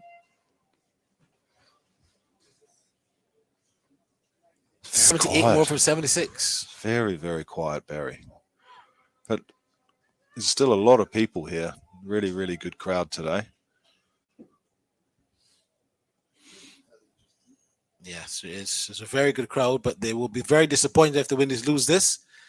And I can tell you now that it's very, very quiet because they sense that they need a wicket to wake them up. 78 more from 76 as Joseph steams in now. Bowls to Mitchell, who's pulling. Another short delivery, but luckily for him, there's protection on the boundary in Odin Smith. Odin Smith might consider himself unlucky not to be playing. He's 12th man. He's a traveling reserve, as a matter of fact. But I think he's good enough to get into the ODI setup. He's strictly a T20 player for the West Indies. Tom Latham was captain in ODIs before this match. 20 matches. He's won 18 and lost 1. He's been a good captain for the Kiwis. As Joseph Bowles in this delivery is steered down to third man for another single. And that means now the target continues to rile away. 76 from 74. Yeah, and the partnership now is up to 98 off 80 balls. So that's super impressive by these guys. Latham hasn't really taken any risks. Mitchell, you would say, has been slightly more aggressive, but the approach between the two of them is working really well. And New Zealand is well and truly on track here. A change in the field for Daryl Mitchell. Akil Hussain is dropping back to long on, so they're worried about the hit down the ground. Joseph Bowles, a short ball wide and down the leg side. That one was not on the leg stump line. It was actually there, down the leg side. And with Andrew Mason's permission, I can say that phrase. He says yes. He says I got it right. What I don't understand Partnership 99 from 81. Some rules in the game need a serious look at. Now, that was wide. A wide delivery should not be given in terms of one for the over, in terms of the short ball, because to me, it's null and void. It was not a delivery. It was a wide, almost like a no ball. This one is a full length delivery that's craftily steered away out to the point area for 100-run partnership, 100 off 82 balls. Is this the match-winning partnership for the Kiwis? The applause go around in the dressing room for the partnership, because when we had the dismissal at 128 for 3, it was still very, very close. But this partnership has really taken the game away from the Windies. It's also Mitchell's 50 there, Barry, off just 37 balls, 5 fours and a 6.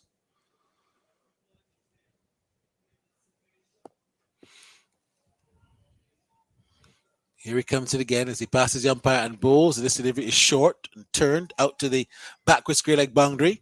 Fielder is there, and that's Casey Carty, and they'll just get another run. 229 for 3 then. The latest score, partnership now 101 off 83 balls. Latham 56. Mitchell has caught up with him. He's got 50. More from you. I've got one more over. Then it's going to be Andrew Mason to probably take you home. Yeah, it's well poised here, but probably you'd have to say that it's in the Kiwis' favour, just because as I mentioned earlier, that they've preserved their wicket so well, and they've just kept the scoreboard ticking over, assisted by some help, friendly bowling from the West Indies side. As we see a change in the attack now, once again it's going to be a spinner, but this time it'll be Akil Hussain. Yanak Karaya was just a little bit too expensive in that last over that he bowled. So Nicholas Pooran ringing the changes here for the West Indies side, and Hussain. So he's got three men saving one on the leg side and just 2 on the off side. Here he comes in now and bowls, and this is a reverse sweep to the fielder there, Jason Hall, that the short third man. What were you saying before, Barry, about the wide? I just didn't quite follow that. Yeah, no, the umpire, it was a short ball down the leg side, signal wide, and then the umpire signaled that was one short ball allowed. I'm saying that should be null and void because it's a wide. He's already given the penalty. That means he can't bowl another short one. This delivery is, again, worked into the onside. One more run. They're just chipping away with singles now. They don't need any more than singles because they only need 72 from 70. I see what you're saying. So the fact is the bowler's already been punished for bowling a bad ball, but then he gets double punished because he can't bowl another short ball. Exactly. That makes a lot of sense, actually, Barry. So it should be disallowed. If it's a wide, it's a wide. You can still bowl what you want to. And of course, the batsman is absolutely no danger of getting hurt or anything like that from a wide.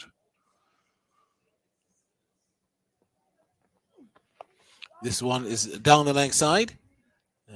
There is a reverse sweep from Mitchell. No run. I just don't understand why he's playing that shot with 2 guys could virtually touch each other in the line where he played the sweep shot or the reverse sweep shot.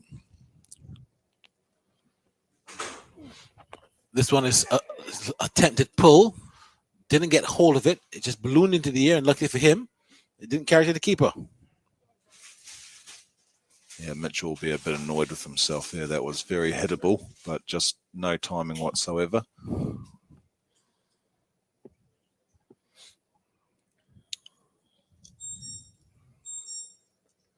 Here he comes in again and bowls. This one is swept and swept well. What a beautiful shot behind square for 4. Well, they're now cantering home, New Zealand. It was wide and down the leg side. And I actually see some people like they're beginning to file out, perhaps saying, well, no chance here for us now. Hussain really had an off night. This has been, he's had a great summer, but this has been a big off night for him at a crucial stage. And he's not delivered the goods at all. But Mitchell, my goodness me, he has been attractive to watch. He's certainly played some delightful shots and some inventive shots. And some stages he's had a touch of class as well. 234 for 3. 68 now, more from 67. As this one is, again, worked into the onside. for a single. Hussein actually has to run all the way from the behind the stumps to do the fielding. The over ends 67 more from 66 balls. That's the equation. The latest score 235 for 3. More from you, and then Andrew Mason to take you home. Yeah, so another good over from New Zealand. New Zealand there. Mitchell playing a very nice sweep shot to pick up a boundary. And it seems to have been a pattern over the last 5 or 6 overs of some reasonably good bowling, but then just one or two balls, or at least one, sometimes two balls that are just too hittable. Although you can't really fault Hussein for getting swept, I suppose. That suggests he's bowling about the right length. But unfortunately, from the West Indies perspective, New Zealand's just putting away everything at the moment without taking unnecessary risks. And that's what's turned the game in New Zealand's favour. As we see on the monitor there, the party going on on the beach here at Kensington Oval. Looks like another glove change for one of the Kiwi batsmen out there. As Andrew Mason returns to the commentary seat. Yeah, well, it looks pretty obvious that New Zealand will win this unless something dramatic happens. It's been a very good performance from them, not panicking at all in relation to the huge target and the tough assignment. I think they've done well. They're 235 for 3, 67 to get from 66 balls. Here's Joseph as he comes in to bowl to Mitchell. He's in. Bowls to Mitchell. Mitchell gets the ball pitched up and whips it well down towards that mid-wicket area. Ball pitched in the line of the leg stump full and whipped away for 1. So with that single, Mitchell now goes up to making what's he gone up to now? 56. Latham is on 57. And it's 236 for 3. We're into over number 40. So 66 more to get from 65 balls. And the problem is that West Indies are not getting wickets. So that has been a big problem for them. Joseph from the wicket comes in this time to bowl to left-handed Latham. He's in. Bowls to Latham. Latham is coming onto the front foot. Ball pitched in the off, some pushes into the offside down to cover. The bowler comes across to pick it up, and there is no run. There's a third man wideish. There's a backward point. There's a cover, and a mid-off inside the circle. There's protection with the cover on the boundary, and also as well there is a mid-on, mid-wicket, and a backward square. Joseph from the wicket comes in to bowl to Latham. Into this to leave pitched up, beaten outside the off stump. And for once, the ball beats the bat. Full goes by to be taken by the keeper. And the score is kept on 236 for a loss of 3. Latham is on 57. Mitchell is on 58. Good work by New Zealand. Yeah, I was just thinking, Andrew, when I was on commentary with Barry just before, that the drop catch by Nicholas Pooran, I think I called it the moment of the match, because had Mitchell been dismissed at that point, and I forget what he was on at the time, things could have been different. Well, he comes in now. Joseph and bowls pitched up on the line of the off stump, and Latham is forward, plays it out towards cover for Correa to come to pick it up. There's no run. Well, I think Pooran was saying it was his, but I actually thought that there should have been the man who really should have been coming forward to catch it was Odean Smith off the long off boundary, and instead it was a situation where the captain got his hand to it but couldn't hold on.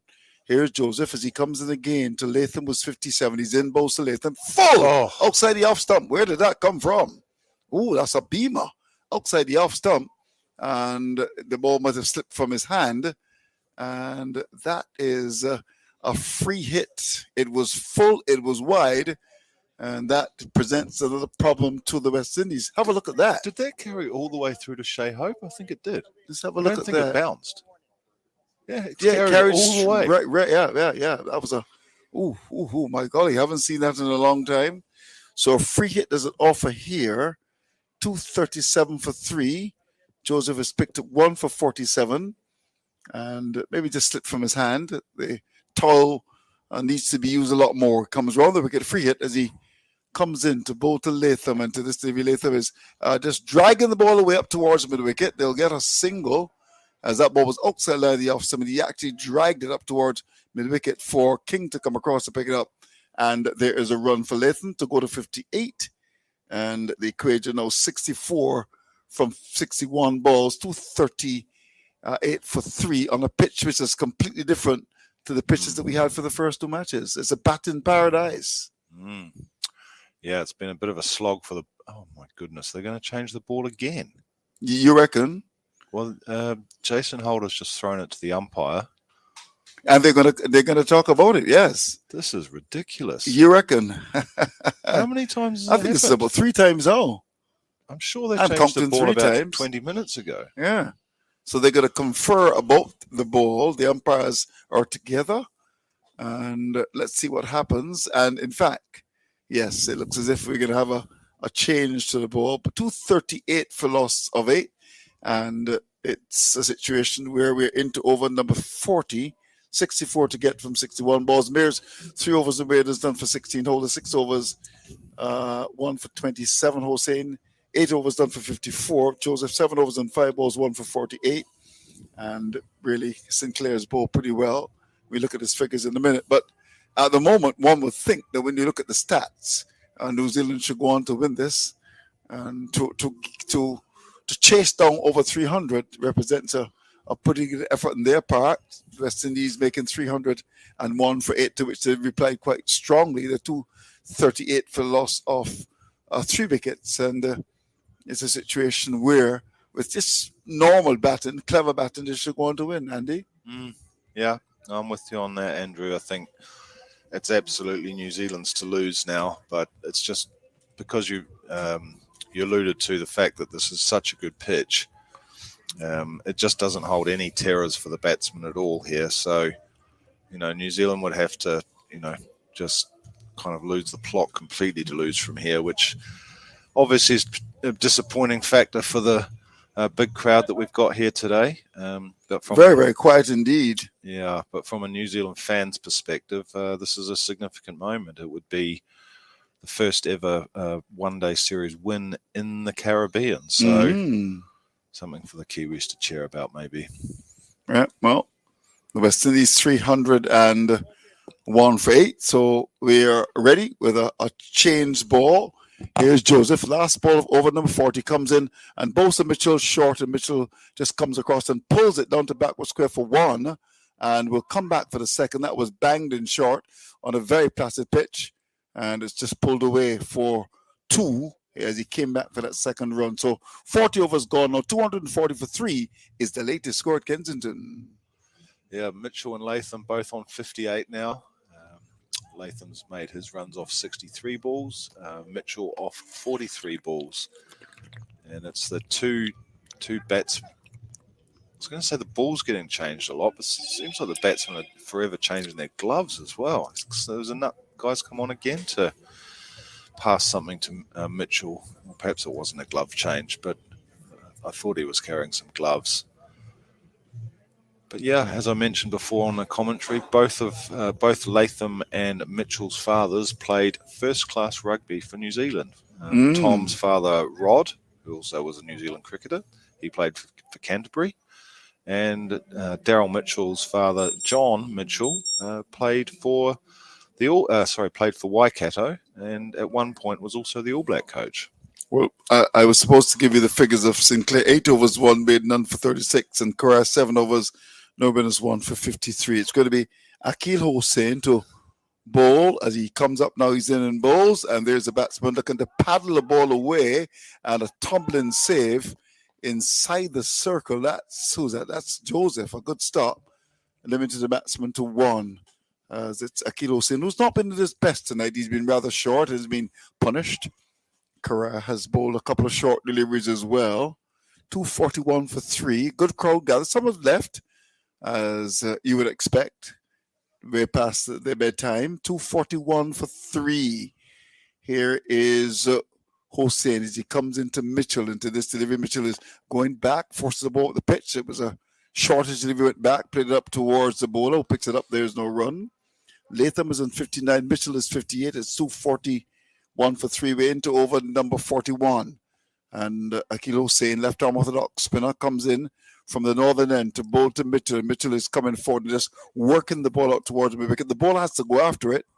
Plenty of real estate in the onside with the mid wicket on the boundary, the long on the boundary, the backward square on the boundary, and hence the bowler had to run it and limited the batsman to 242 for 3. With that single, Mitchell goes to 59. Latham, the left-hander, comes in the strike. There are 3 balls left in over number 41. Here is Hossein as he comes in to bowl to Latham, and to this delivery, he's sweeping and will get runs down towards the backward square position. There's a fielder on the boundary coming across to make the stop, and a single ball that was swept very well indeed. That's a shot that is used a great deal in white ball cricket. And it's up now to 243 for loss of 4. 2 to coming over number 41, a partnership of 115 from 110 balls. Here's the delivery, which is on the line to the leg stump ball by Hossein, worked up to wide towards wide long on for 1. They'll come back for the second, we'll get it to very intelligent cricket. They said not panicking at all about big score. I think they would assess the pitch, and once you keep wickets in hand, you're going to do it. And it almost looks like a walk in the park now. 245 for 3. Lots of common sense batting as well. Latham 60, Mitchell 61. Last ball of over number 41 is about to be bowled by the left arm spinner. And here's Hossein as he comes in to bowl to the right-handed Mitchell into this delivery. Mitchell is driving back to the bowler, and it bursts through his fingers and goes up towards that long off area. It was hit pretty hard indeed for Hodine Smith to come across to pick it up to end the over. At the end of it, 41 gone, 246 for 3 is the latest score at Kensington. I'm a winner, you are winner, we are winners. It's the big one. Grenada, imagine winning $25,000 and up to 6 times by scratching just one later ticket. Get your triple cash scratch tickets for a chance to live your best life. Win easy with Scratch. For just $3, match any of your numbers to any of the winning numbers and win the prize shown for that number. Reveal a money back symbol and win the prize instantly. Triple cash scratch in stores now. Must be 18 or older to play. Cause I'm a winner. From the moment that I get up, I'm feeling right. A size 13 shoe. Was that size 13, Jamal? A size 16 shoe. 246 for 3. Well, he's about 6 feet 9 inches tall.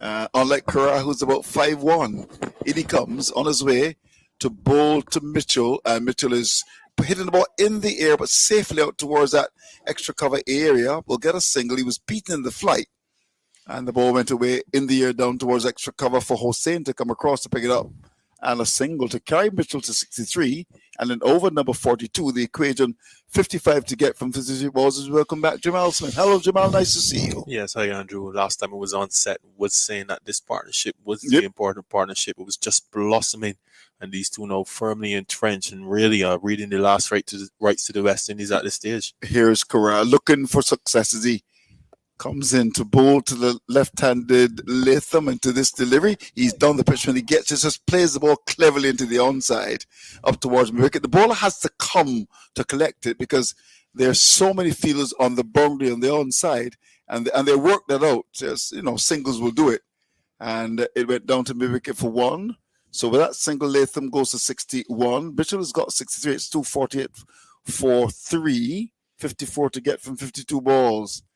West Indies need a bundle of wickets here, as it's going to be Corrada like spinner, grips the ball and comes in to bowl to Mitchell into this delivery. Mitchell is back and hits it up into the catch will be taken by Hole. He's gone. So finally a wicket falls. A ball that was on the line of that off stop went across it down towards the long on area. Holder takes the catch. Is there life for the West Indies? With Mitchell going for 63, it's 248 for loss of 4. Yeah, a bit of justice there for Yannick Correa. If I remember correctly, when he was operating from the Joe Gardner end in Northern end, he actually forced Mitchell into a naughty shot during the ball skied very high, converging. 2 players that were converging was Nicholas Pooran and the substitute Smith. And Pooran opted to go for the more difficult catch coming over his shoulder, and he didn't even get a hand to it in the end. And then from there, Mitchell got into Correa just a bit. You have to say that at that stage, Correa was going well, and had that wicket been taken, it possibly could have been a different story. But a bit of justice for him. He gets his man, Mitchell, looking to go after him. A good delivery, goodish length, and he could only succeed in finding Jason Holder. The safe hands of Jason Holder as the new batter there. Now that's Bracewell, about 248 for 4, just about to run the ball, Andrew. I tell you what, West Indies need a bundle of wickets to get back into this contest. I agree with that. Your assessment is spot on. Bracewell comes to fill the breach. Latham has done well. He's got 10 matches, Michael Bracewell, 231. And, of course, he's got 100 as well. So he knows about batting and comes out to fill the breach after Mitchell's departure, hitting the ball down to long on. Easy catch to Holder. And, yes, well, the crowd has stayed. See the big Trinidad flag on the far side of the ground. There's a gentleman just having fun with it. In the meantime, it's going to be Karazi comes into Bracewell into this delivery. Outside the off stump, he's off the back and swings the ball away. It's going to help towards that mid-wicket boundary. He'll get one. Will he come back for the second? So he's busy already. It was short, and he just pulled it up to mid-wicket for 2. It was too short there by Correa and pulled away by Bracewell for 2. And in fact, the score is up to 250 for loss of 4. It was very short. In fact, it's Latham was batting. The batsman crossed where the catch was taken. So 250s coming from the board now. 52 more to get from 50 balls.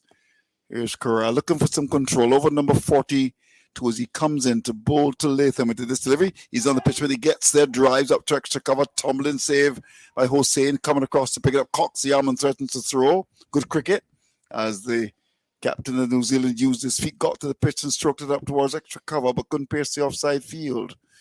1 to come in over number 42. They require 52 from 49 balls. Here is Latham waiting. He's got 63. He's batted very well. And Correa comes in to bowl to him into this delivery. He's getting the ball short and pulls it up towards mid-wicket. Doesn't put it away cleanly, but we'll get a single. It was wide. And he dragged it out towards mid-wicket for 1 to end the over. And then of it, 42 gone, 251 for 4 is the latest score at Kensington. Yes, a successful over there for Yannick Correa. Having said that, the equation still is just about to run a ball. New Zealand with 6 wickets in the hutch. West Indies need wickets and they need them now. Aki Hussein has not been at his best. There's actually going to be a change now from that Joe Garner and the northern end. Kevin Sinclair, who's done a reasonable job today, he's back. But no doubt, Andrew, the only thing that can save the West Indies from certainly from this position is wickets, and you know that would be something to behold here on a surface that hasn't been offering much to the bowlers. Obviously, West Indies posting 300 odd and now 301, and now New Zealand basically sauntering their way through to a victory. Well, it's 8 overs, 1 been none for 36. Kevin Sinclair, some 18 dot balls, and the economy rate of 4.50. I think he's bowled well as he comes in to bowl to Latham into this delivery. It's short side line the off stump. And it's the batsman pulling it. A rather strange way it ended up. Actually, might he be looking to hit the ball down to mid-wicket? It actually ends up done at long on for Odin Smith to come forward to pick it up. They get a single. So it's 252 for the loss of 4. 42 overs and 1 ball bowled. Guptill 57, Allen 3, Conway 56, Mitchell 63. The men to go with Nisham, Sackner, Salvi, Furdy, and Ferguson and Bolt to come. Here's Sinclair around the wicket. He's going to bowl now to Bracewell. Bracewell hasn't scored as yet. It's 252 for the loss of 4. Operating from the northern end. He's got long off, long on. In he comes to bowl to Bracewell. And Bracewell is coming forward and clips the ball down the short fine leg. And it is not picked up by the fielder inside the circle. That's correct. Had he picked that up and sent a strong return to the keeper, later might have been some trouble. He fumbled. Yeah, if there's one area that we've seen so far that Correa is not as efficient as we'd like him to be, just a bit slow over ground, Andrew. And there they were sneaking a single, really. Here is Sinclair in bowl to Latham. Latham is flicking the ball from the landing legs. I'm up towards mid-wicket. We'll get a single. Forward square comes forward to collect it. So these runs are coming down all the time. They require 48 from 45 balls. Lots of wickets in the bag. 254 for the loss of 4. Latham 66. Bracewell has got 1. This is over number 43 being bowled by Kevin Sinclair, the man out of Georgetown, Guyana. Hello to all of our friends in Georgetown. Here he comes to bowl to Bracewell, and Bracewell is coming forward and just flicks the ball up to that mid-on air for one. We'll come back for the second. Yes, no, yes, no. In the end, they decide against it as Odean Smith chasing off the ball. The big man from Jamaica having to move a long way in, picked it up. They contemplated the second, but decided against it. 255 for 4. With that single, Bracewell goes to 2, brings Latham, who's got 66 into strike. There are 2 balls left in over number 43. Here is Sinclair in balls. He's down the pitch. That's Latham. Flicks it up to mid-wicket. Gets one. Will he come back for the second? No, he won't. Once again, good work. Big man coming across the ground very quickly indeed is Odean Smith to pick it up and limited the batsman to 1. Had to move a long way in from that long on area. Move into his left. Picked it up. And they got a single. 256 for loss of 4-1 to come in over number 43. Bracewell has got 2. With that single, Latham goes to 67. Here's Sinclair, comes into bowl to Bracewell into this delivery. He's on the back foot, plays the ball up towards mid-off. The bowler comes across to make a good stop. So the over comes to an end, continue to be tight. The last over just costing 5. At the end of over number 43, 256 for 4 is the latest score at Kensington. Well, another good over there from Kevin Sinclair. You have to say, Andrew, he's been asked to bowl well, and he's done so in the previous matches. And so far today, again, this is make it his 3rd spell, 1, 2, 3. No operating now from the northern end and starting pretty much on song again. Not much to work with from the runs perspective. New Zealand now standing at 256 for 4, basically walking home the game at this stage. Is there one more twist, Andrew? Are there any more turns in this game? That would be the question. As we see now, Jason Holder is seeking to operate from this southern end. Well, it's 6 overs, no minus 1 for 27. Of course, he's got 4. And Joseph has got 2. They require 46 from 42 balls. It's 256 for 4. Holder come back into the attack to try to get the wickets here. And he got the first wicket when he had Allen, but ever since then, it's been rather barren. And now it's going to be Holder to come into bowl to Latham with 67. He comes up now, he's in and bowls to Latham, and Latham gets a full ball outside the off stump. Where did that come from? It's going to be a free hit. Well, they're going to get it right. That, but they've slipped out of his hand. Well, what happened there? Second time we've seen that tonight, Andrews. You know, there's heavy dew around. Alzari Joseph was the first person that actually bowled one of those deliveries. I know Jason Holder coming back here for his spell. Possibly, let's see it on the monitor. Full seam up, and it comes straight out. That seam is wet, Andrew. Yeah. That seam is wet. Unfortunately for the West Indies, a free hit. Yeah, well, let's see what happens here. Here, hold up. But he got the towel out and he is rubbing the ball away. And now he turns. A free hit is an offer. It's 257 for 4. He's going to bowl to Latham. We want to hit this ball out of Barbados. We shall see. Here's Holder, free hit. As he comes in to bowl to Latham, he's in. And to this delivery, he's dragging the ball up towards the long off area, long on. And they'll get out of my view. They'll come back for the second. That ball was pitched up and hit away down to long on for 2. So he goes to 69. That's Latham. It's up to 259 for loss of 4. Yeah, just drilled down the ground there from Latham. Surprised though at the conviction in the shot. He just seemed to push it, Andrew. Puran was able to speed around and save 2 runs, but nevertheless, West Indies firmly under pressure here. Just 43 now from 41 deliveries. Yep. It's 259 for loss of 4. And Holder begins to move into bowl to Latham. He's in bowl to Latham. Latham is hit the ball in the air. Now, will there be a chance for a catch? Will it be taken? It is. The captain comes off the boundary and takes the catch down at the long on area. And Latham departs. The ball pitched up, went for the drive. And it was in there for a long time. And the fielder at the long on area came forward to collect it. So Holder strikes. Is there life for the West Indies? It's 259 for also 5. Yeah, totally against the run of play there from a Latham perspective, Andrew. a shot that we have not seen from him all night. There he was looking to clear possibly that long on region. Could only succeed in sky in a delivery. Nicholas Puran, he sped all the way in, actually took that ball just outside the 30-yard circle. So he covered good ground. You have to say a good bowling from Jason Holt. He seemed to have ran his fingers across that. It held up just a bit.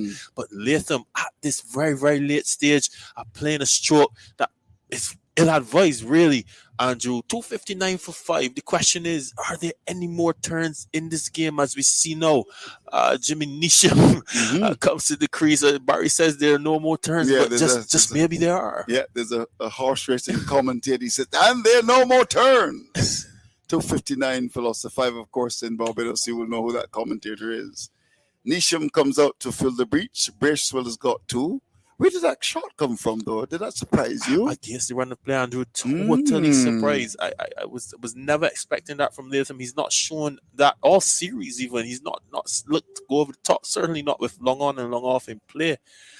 Possibly was looking to drag it through the mid-wicket region. As we now see the replay, it held up a bit on him. Nicholas Puran was able to take the catch. Well, he's got his wicket. He's got his man, Jason Holt. He's at Kensington Oval. He's done well for the West Indies, of course, against England in the last T20 when he bowled beautifully. 259 for 5. Latham gone for 69. He faced 75 balls. Now Holder with 230 now. Will bowl to Bracewell. The batsman crossed where the catch was taken. And he'll bowl from the southern end as he comes in on his way to bowl to the left-handed Bracewell. He's in and bowls to him. And he gets a short ball and pulls it out towards that square leg area. Too short by Holder, and just came across. Didn't really pull it properly, but he got a single for it. And with that run, the score goes to 260 for 5. It brings Nisham into strike. He can bat a bit. 42 more to get from 39 balls. The West Indies would love to get a couple more wickets and create some excitement. Crowd has stayed, but they're very quiet. They recognize that the West Indies will need wickets to really get back into this. But they've gotten Mitchell, and now they've gotten Latham. So I suppose that there's some hope. We shall see what happens. Here's Holder as he turns now. Some 3 balls left in over number 44. He's going to bowl to Nisham, left-handed batsman as well. And are they going to change the ball again? Tell me, Jamal. It looked so, Andrew. That seam, as I said to you, that seam had to be wet. That was the only explanation for that skyscraper and that Jason Holder would have delivered. They're having a chat. They're 2 old schoolmates as well, Andrew. Yeah. St. Michael's. 2 SMS boys. Yeah, I wonder what happened there. Holder came and had a word with him. Don't think he's asking what he's going to have for his late dinner. It's well past his time. It's time to sleep. In he comes, Holder. He's up the wicket. Bowls to Nisham. Nisham gets a short ball and steers it down to short. Third man will get the single. Banged in short. And he got on top of that and got it down towards that short third man position for 1. 261 for 5. 41 more to get from 38 balls. Nisham is off the mark. There are 2 balls left in over number 44. Yes, Jason Holder didn't seem too pleased over the stump mic there with Kevin Sinclair. We've just seen this a bit. Both Sinclair and Correa not necessarily very fitting slow into indeed. the mold yet of international fielding. One area they must tighten on. Yeah. Here's Holder as he comes in to bowl to Bracewell. Goes past the umpire just about now. Finally bowls to Bracewell. Short. Outside the off stump. Off the back foot. Banged away square the offside for 4. It was a delivery that the batsman had the room, had his eyes open wide. And after all the pressure,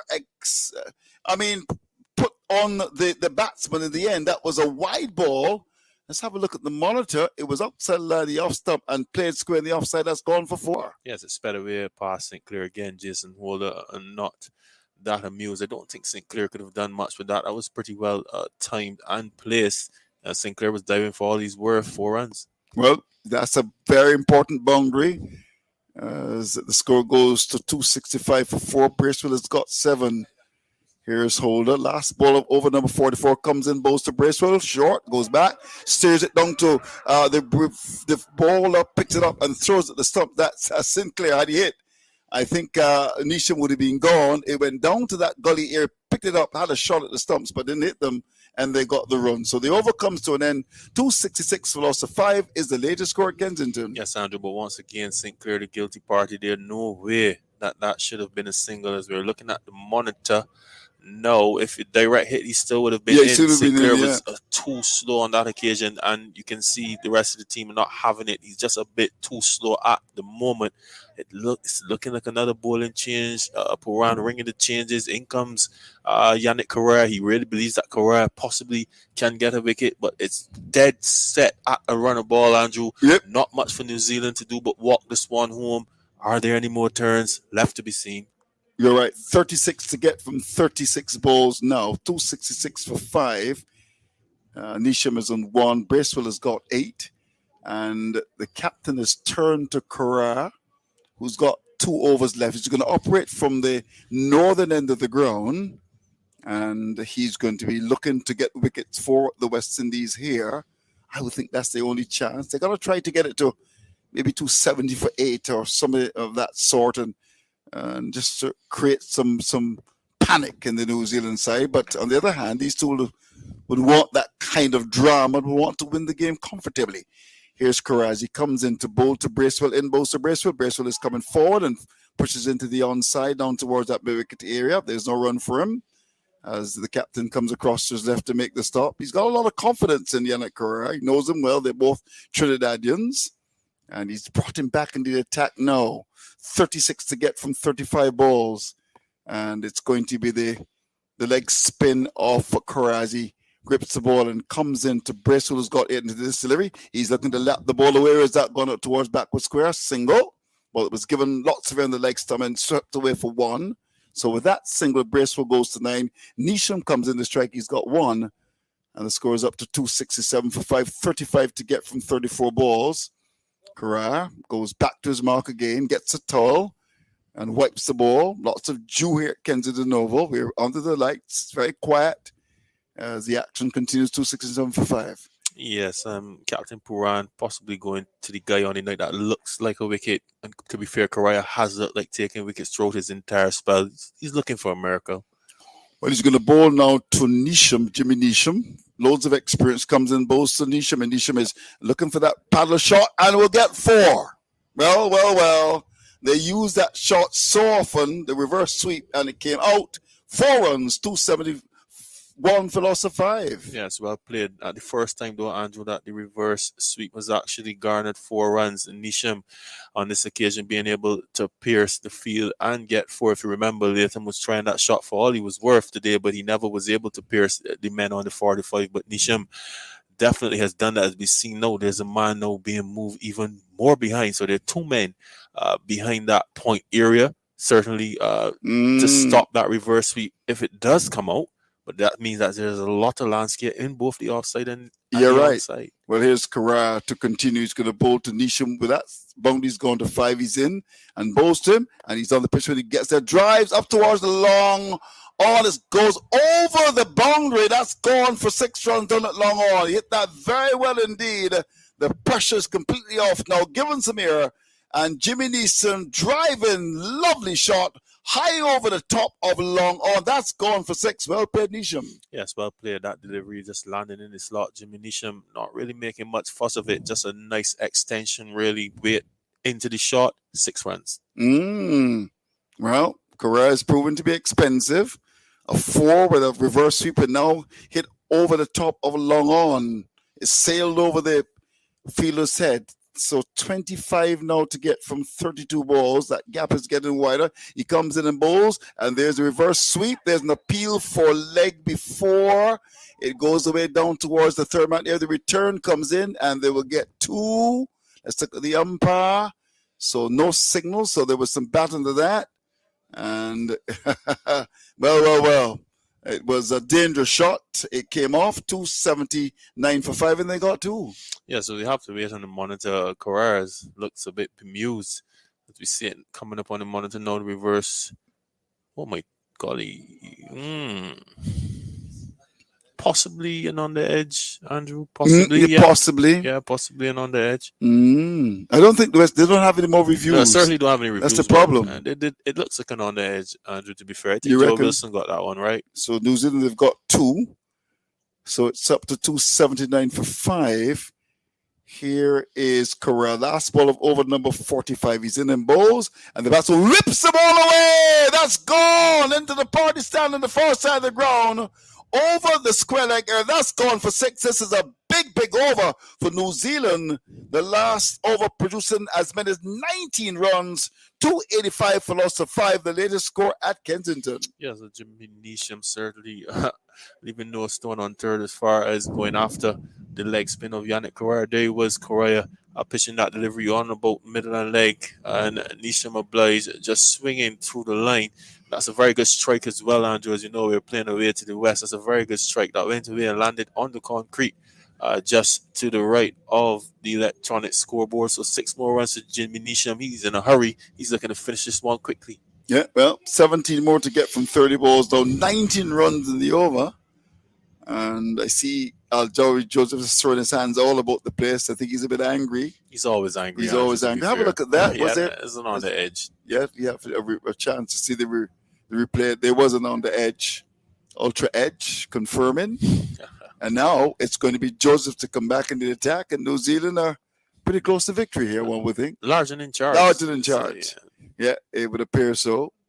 Well, they were very calm about the big score. Sometimes teams can panic and working the ball around. And it's going to be Joseph to continue. Well, if you can't defend 300, well, 285 for loss of 5. But of course, nowadays in ODI cricket, before, I'll just get back to the officer's delivery. Joseph is in and bowls a ball pitched outside of the off stump and hit up towards that cover area by Bracewell for 1. Didn't time it, but we'll get a single to carry the score to 286 for 5. In the days of Sandy Roberts and Michael Holden, when you made in say a 50 over game, say 230, 240, you would think that was enough because they had the bowler. But nowadays, you make 270, you make 300, and that's not safe. Yeah, 300 usually is par on a good surface. It is, yeah. Playing international teams. Mm-hmm. Well, and it looks as if West Indies will not be able to defend 300. Here's Joseph, comes up now to Bolton Neesham into this delivery. He's on the back foot, just plays the ball up towards mid on for 1. Joseph has to run behind it. Of course, the field is far and wide. They get a single, 15 more from 28 balls as he just went back and just pushed down towards mid on for 1. Yes, no looking at the replays there, Andrew. Neesham really showed some class there in that last over. The reverse sweep on settled Correa, and then he finished with a flurry of boundaries. And people are leaving the ground now. You can see them just deciding, look, we've had enough. Here's Joseph comes in and bowls. A ball pitched up on the line of the off stump, and there's Bracewell just driving nicely down towards that long off area for 1. 288 for 5. And as I said, we look to the Greenwich Lane stand. People just beginning to leave now. They've had enough. And when you look across to the World Weeks and Walcott stand, the bottom there, people are leaving as well. So 288 for 5, 14 more to get from 27 balls. But what an effort on the part of the New Zealand side. I mean, Guptill batted very well. The captain, of course, Mitchell, all coming to the party. Here's Joseph as he starts his run again. 288 for 5 over number 46. He's in bowls and a drive over the top off mid-off. It sails away for 6 runs, pitched up, and Neesham went after that. He's batted in a hurry. That's gone for 6. 294 for the loss of 5. What a shot. Yes, Neesham looking to finish his style. There was Azari Joseph. It looked like a change delivery. It was full enough. It was wide enough. He had the arms, and he certainly obliged straight through the line did he play, and it crashed into the side screen. 6 more runs. He's in a hurry, Andrew. He's had enough. He's looking to finish this game. Indeed. Well, it was pitched up, and he went for the big drive. It went over mid-off. There's no long off. That's gone for 6. Here's Joseph as he continues. 8 more now to get for victory as he comes in to Bolton Neesham. And Neesham is forward and drives up towards mid-off, gets a single. Very easy indeed. And this is what happens. The last over 19 runs come in, freeing up things. And already we've had a 1, 2, 3, 4. So 10 runs in the over. So 295 for 5, 7 more to get from as many as 25 balls. Yes, Andrew, is all but done and dusted here. New Zealand really pressing home the advantage in the last 2 overs, not even making it close. Well, here we go. It's Joseph as he comes up now. 7 more to get. Bowling from the southern end. comes in to bowl to Bracewell into this. Every Bracewell is just coming forward and just driving nicely down to long on, just walking the single. And the West Indians now resigned to the fact that it's all over. People are leaving Kensington Oval. You could look to the Greenwich Lane stand. And in fact, the party has really stopped, really. And people have had some good cricket today. But in the end, their team not winning. So 6 to get from 24 balls. And New Zealand are almost home at the region's Mecca. It's 296 for loss of 5, which is the latest score at Kensington. Yes, Andrew. Simply academic interest. No, New Zealand just about 6 shy of their victory target. They've really, when you look at the full context now of the game, this innings, it was well paced, it was well timed, and this little flurry at the end, they're just now pressing home their advantage, showing the class and showing how you chase down a total of 300 plus. Yep, you're right. No panic whatsoever.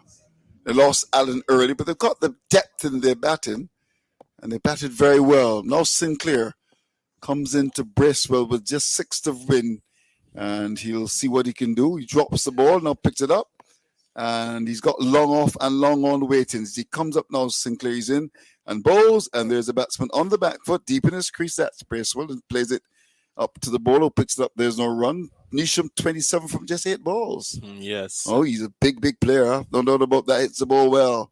Here's Sinclair. Comes up now. He's in. And to this delivery, he's down the pitch when he gets there. That's Bracewell. Drives nicely down towards the long off area for 1.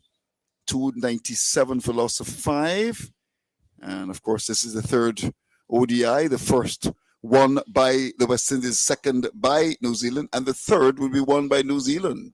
297 for 5. Here we go. Nisham will want to finish it, I imagine, with a boundary. So here we go. As he looks around the field very carefully. And he waits. And here we go. As he comes up now, Sinclair and bowls. And he's looking to lap the ball away. Where's that gone? Down towards the field at backward square for 1. 298 for 5. With that single, Nisham goes to 29. Bracewell has got 13. 298 for 5 on a placid pitch. They had some challenges with the pitch in terms of the first 2 matches. This has been a batsman's paradise, and they've done well both sides. West Indies making 301 for 8. Here is Sinclair around the wicket as he comes in to bowl to Bracewell. And to this, Bracewell is looking to swing the ball away. A wide is called by the umpire, as it means the score goes to 299 for loss of 5.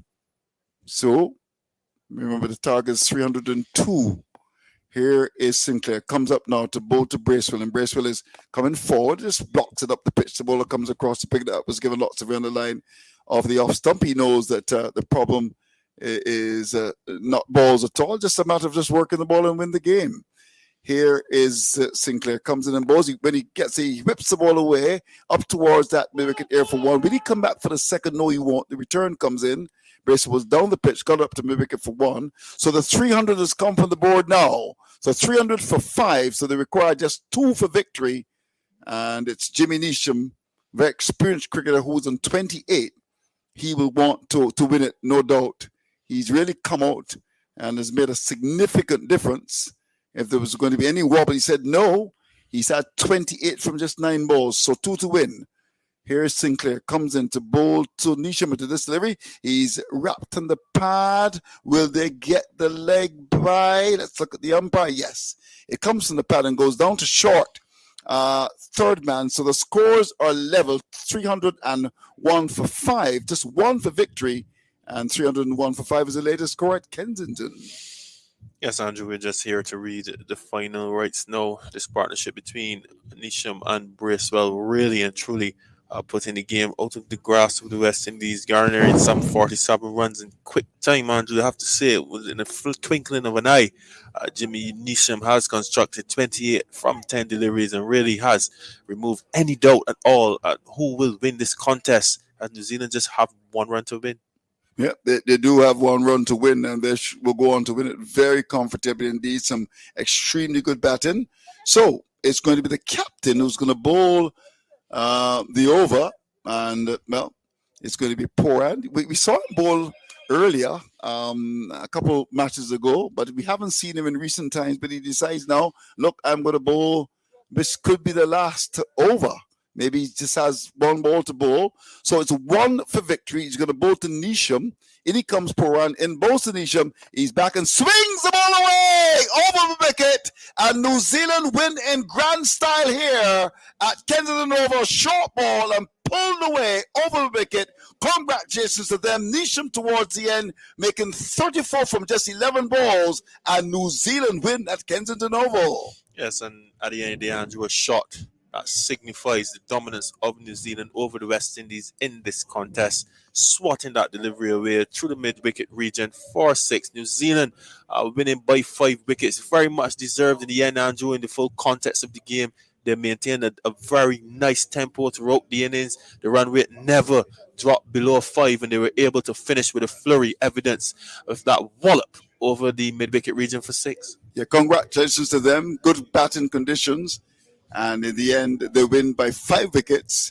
Congratulations all around. The spectators are leaving. They had a lot of fun in terms of Kyle Mears' 100, and of course the wonderful batting from the captain. But then the bowler's not able to defend it. And in the end, I think you've got to congratulate the New Zealand side. Kept their cool. Sometimes teams can panic when you got to make something like 300. And in the end, I thought they batted sensibly. And they went on to win, and they richly deserved to win the series. The West Indies won the first match, New Zealand the second and the third. So let's look at the details for it. It's been a long, long night. And of course, we want to give you all the information that is so vitally important.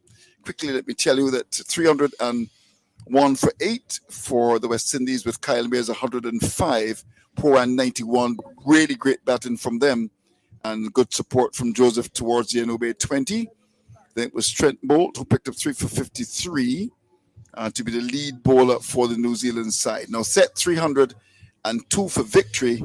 The West Indies got an early breakthrough and Finn was leg before to hold it for 3. But then solid batting from Guptill 57 from 64 balls, 5 fours and a 6. Good batting from Conway 56 from 63 balls, 6 fours. Latham got 69, 75 balls, 6 fours. Darryl Mitchell got 63. 49 balls, 6 fours and a 6. And then towards the end, Nisham making 34 from just 11 balls with as many as 4 sixes.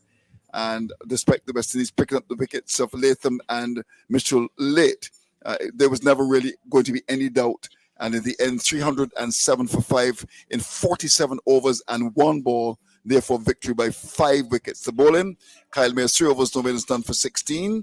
Holder 7 overs, no winners, 2 for 37.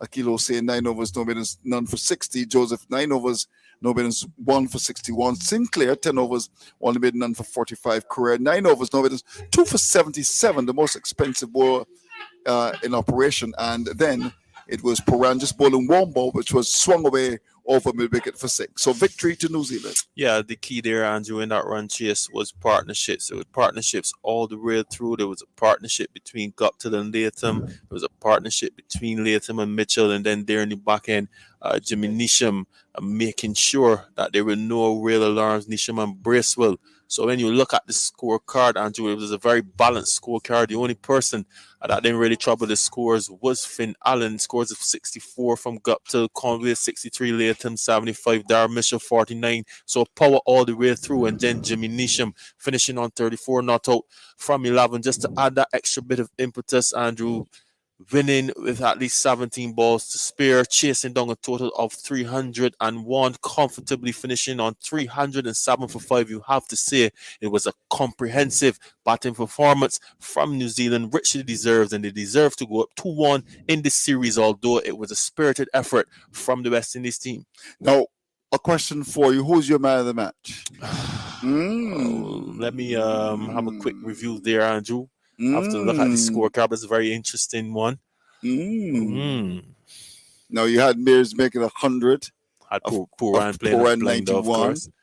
And, of course, you've had some solid contributions in terms of the batting from New Zealand. Let's look at who would have been their big guns, if one cares to describe it like that. We had Guptill 57 from 64 balls. Conway 56 from 63, Latham 69 from 75, Mitchell he made 63, and then towards the end Nisham got 34. So if you had to pick a man of the match, would it be very tight, do you think? That's very, very tight, Andrew. To be very honest with you, the New Zealanders, they have 3-4 batsmen that have been in the same realm in the 60s. Latham set it up nicely, very, very nicely. Mitchell came in and he advanced the cause very nicely as well. He progressed the game. He actually put the game forward for New Zealand to be in this position. Kalmir's on the other side. He made a century. Nicholas Puran made 91, but they're on the losing end. And usually the man in the match goes to the winning side, but that's not a very, very easy. Andrew, I be honest with you, I am stumped at the moment for who would be man in the match. Jimmy Neesham, he got 1 for 30, but one would argue that he just came in and finished what was already started. Look at the points, though. England 125, Bangladesh 120, Pakistan 120, New Zealand 110, Afghanistan 100, India 99, West Indies 90, Australia 70, Ireland 68. So interesting. Not necessarily interesting, Andrew. Truth be told, West Indies are in trouble. They're big, big trouble. We're just waiting for the presentation. Now, of course, we want to bring that to you. We want to thank you very much indeed for being very much a part of this. And we're just waiting for the presentation. And of course, all of us are tired. We got to go home and get some rest. And a lot of us, we've got the day jobs. And of course, we want to just get as much rest as possible. But it's been a pleasure bringing the games to you. We've gone up to Jamaica, thanks to Omega. And of course, being the host, and of course, CBC Radio being the host in Barbados. We want to thank all the sponsors who would have been very much a part of this. And we really want to thank the commentators as well. And, it's not easy to do day and night matches, Sometimes people go off a little bit of a snooze. But we're just waiting for that presentation, which should come pretty soon. We're going to bring it to you. And then, of course, we're going to be putting a wrap. So in case you're joining us for the first time, let me tell you that New Zealand chasing down and comfortably in the end, 302 for victory. West Indies really needed wickets. That didn't happen. They got a wicket early, but in the end, it was a matter of some very sensible batting on a pitch, really, who is, I think when we look at the pitch, one would say that it was a pretty good batting pitch, wasn't it? Most certainly the best out of the three, Andrew. I think the presentation is coming through now, but it certainly was very even in bounce. It was a little slow initially, but it settled down. It played rather nicely, evidenced by the 2 scores over 300. You actually have seen 600 runs score here between today and tonight. Yeah, indeed. So we're just waiting for that presentation. The people have all gone home already. Some of us, obviously, we're waiting for it. And the party stand is, people have left. It's been a good day in terms of cricket. It is true from a West Indian perspective, you would want the West Indies to win. But the reality is that when you look at it, I thought that New Zealand chased down those runs very sensibly, no panic at all, in good conditions, and very experienced cricketers working the ball around, putting the bad balls away. And it was not a situation where they lost wickets, and that didn't happen at all. It's true that Mitchell and of course Conway got it towards the end, but they've done enough for the people behind them to come through and win the game. And we really want to congratulate them for winning. They won the T20 series up in Jamaica, and now they came to Bridgetown and won the ODI series. And in the end, they must be congratulated, in terms of winning. So we're just waiting for that presentation. I know some of the players are there as well. And Jamal Smith is still with me. Jamal, where do we go from here now? The West Indies are, competitive in this series, but not being able to get over the line. Yes, and to be fair, Andrew, if you really look back at that second ODI, that was where they lost the series, to my mind, 212 runs. They got the batting plan very, very wrong. This is Real FM Radio. You have been listening to live cricket coverage in Barbados for the third ODI match, West Indies versus New Zealand. Coverage of the game came to you with the compliments of the New National Party, the National Lotteries Authority, and Grenada Electricity Services Limited, GrenLec. We thank you. In our part of the world, we need to be prepared for natural disasters like storms and hurricanes, even outside of the season. I'm sure you'll agree that keeping our loved ones, homes, and businesses safe is important. So, I came up with a few quick tips to help you stay safe. First, make a family disaster plan and ensure that everyone in your household is familiar and comfortable with it. Remember to add batteries and flashlights to your emergency kit. Now, for electrical safety. Familiarize yourself with your electrical panel, as it may be necessary to switch off the power during a storm or flood. Make sure you install a transfer or isolation switch to prevent your generator feeding electricity to Grenlec's line. If trees are too close to power lines, call Grenlec at 237 for advice. By following these easy steps, you will be well on your way to being hurricane ready. Don't be caught off guard by natural disasters. Prepare now. For more information, visit grenlec.com.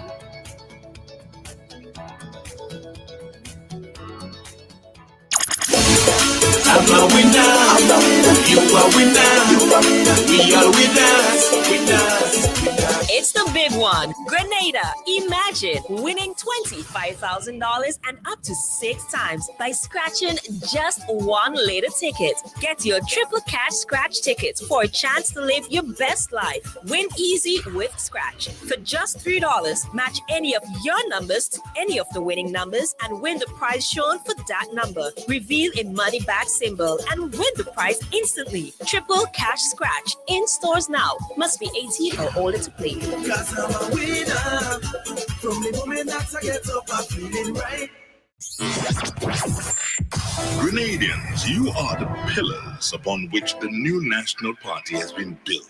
Grenadians, you will continue to be the mainstay of the new national party. The new national party will continue to be there for you. Together, we will rebuild the party and continue to serve the people of this nation. We are the party with you in mind at all times. We've been tried and tested, and you, the people of Grenada, are fully aware of our wonderful track record. The new National Party, standing proud in Grenadian politics at all times. NNP, your best bet for the future.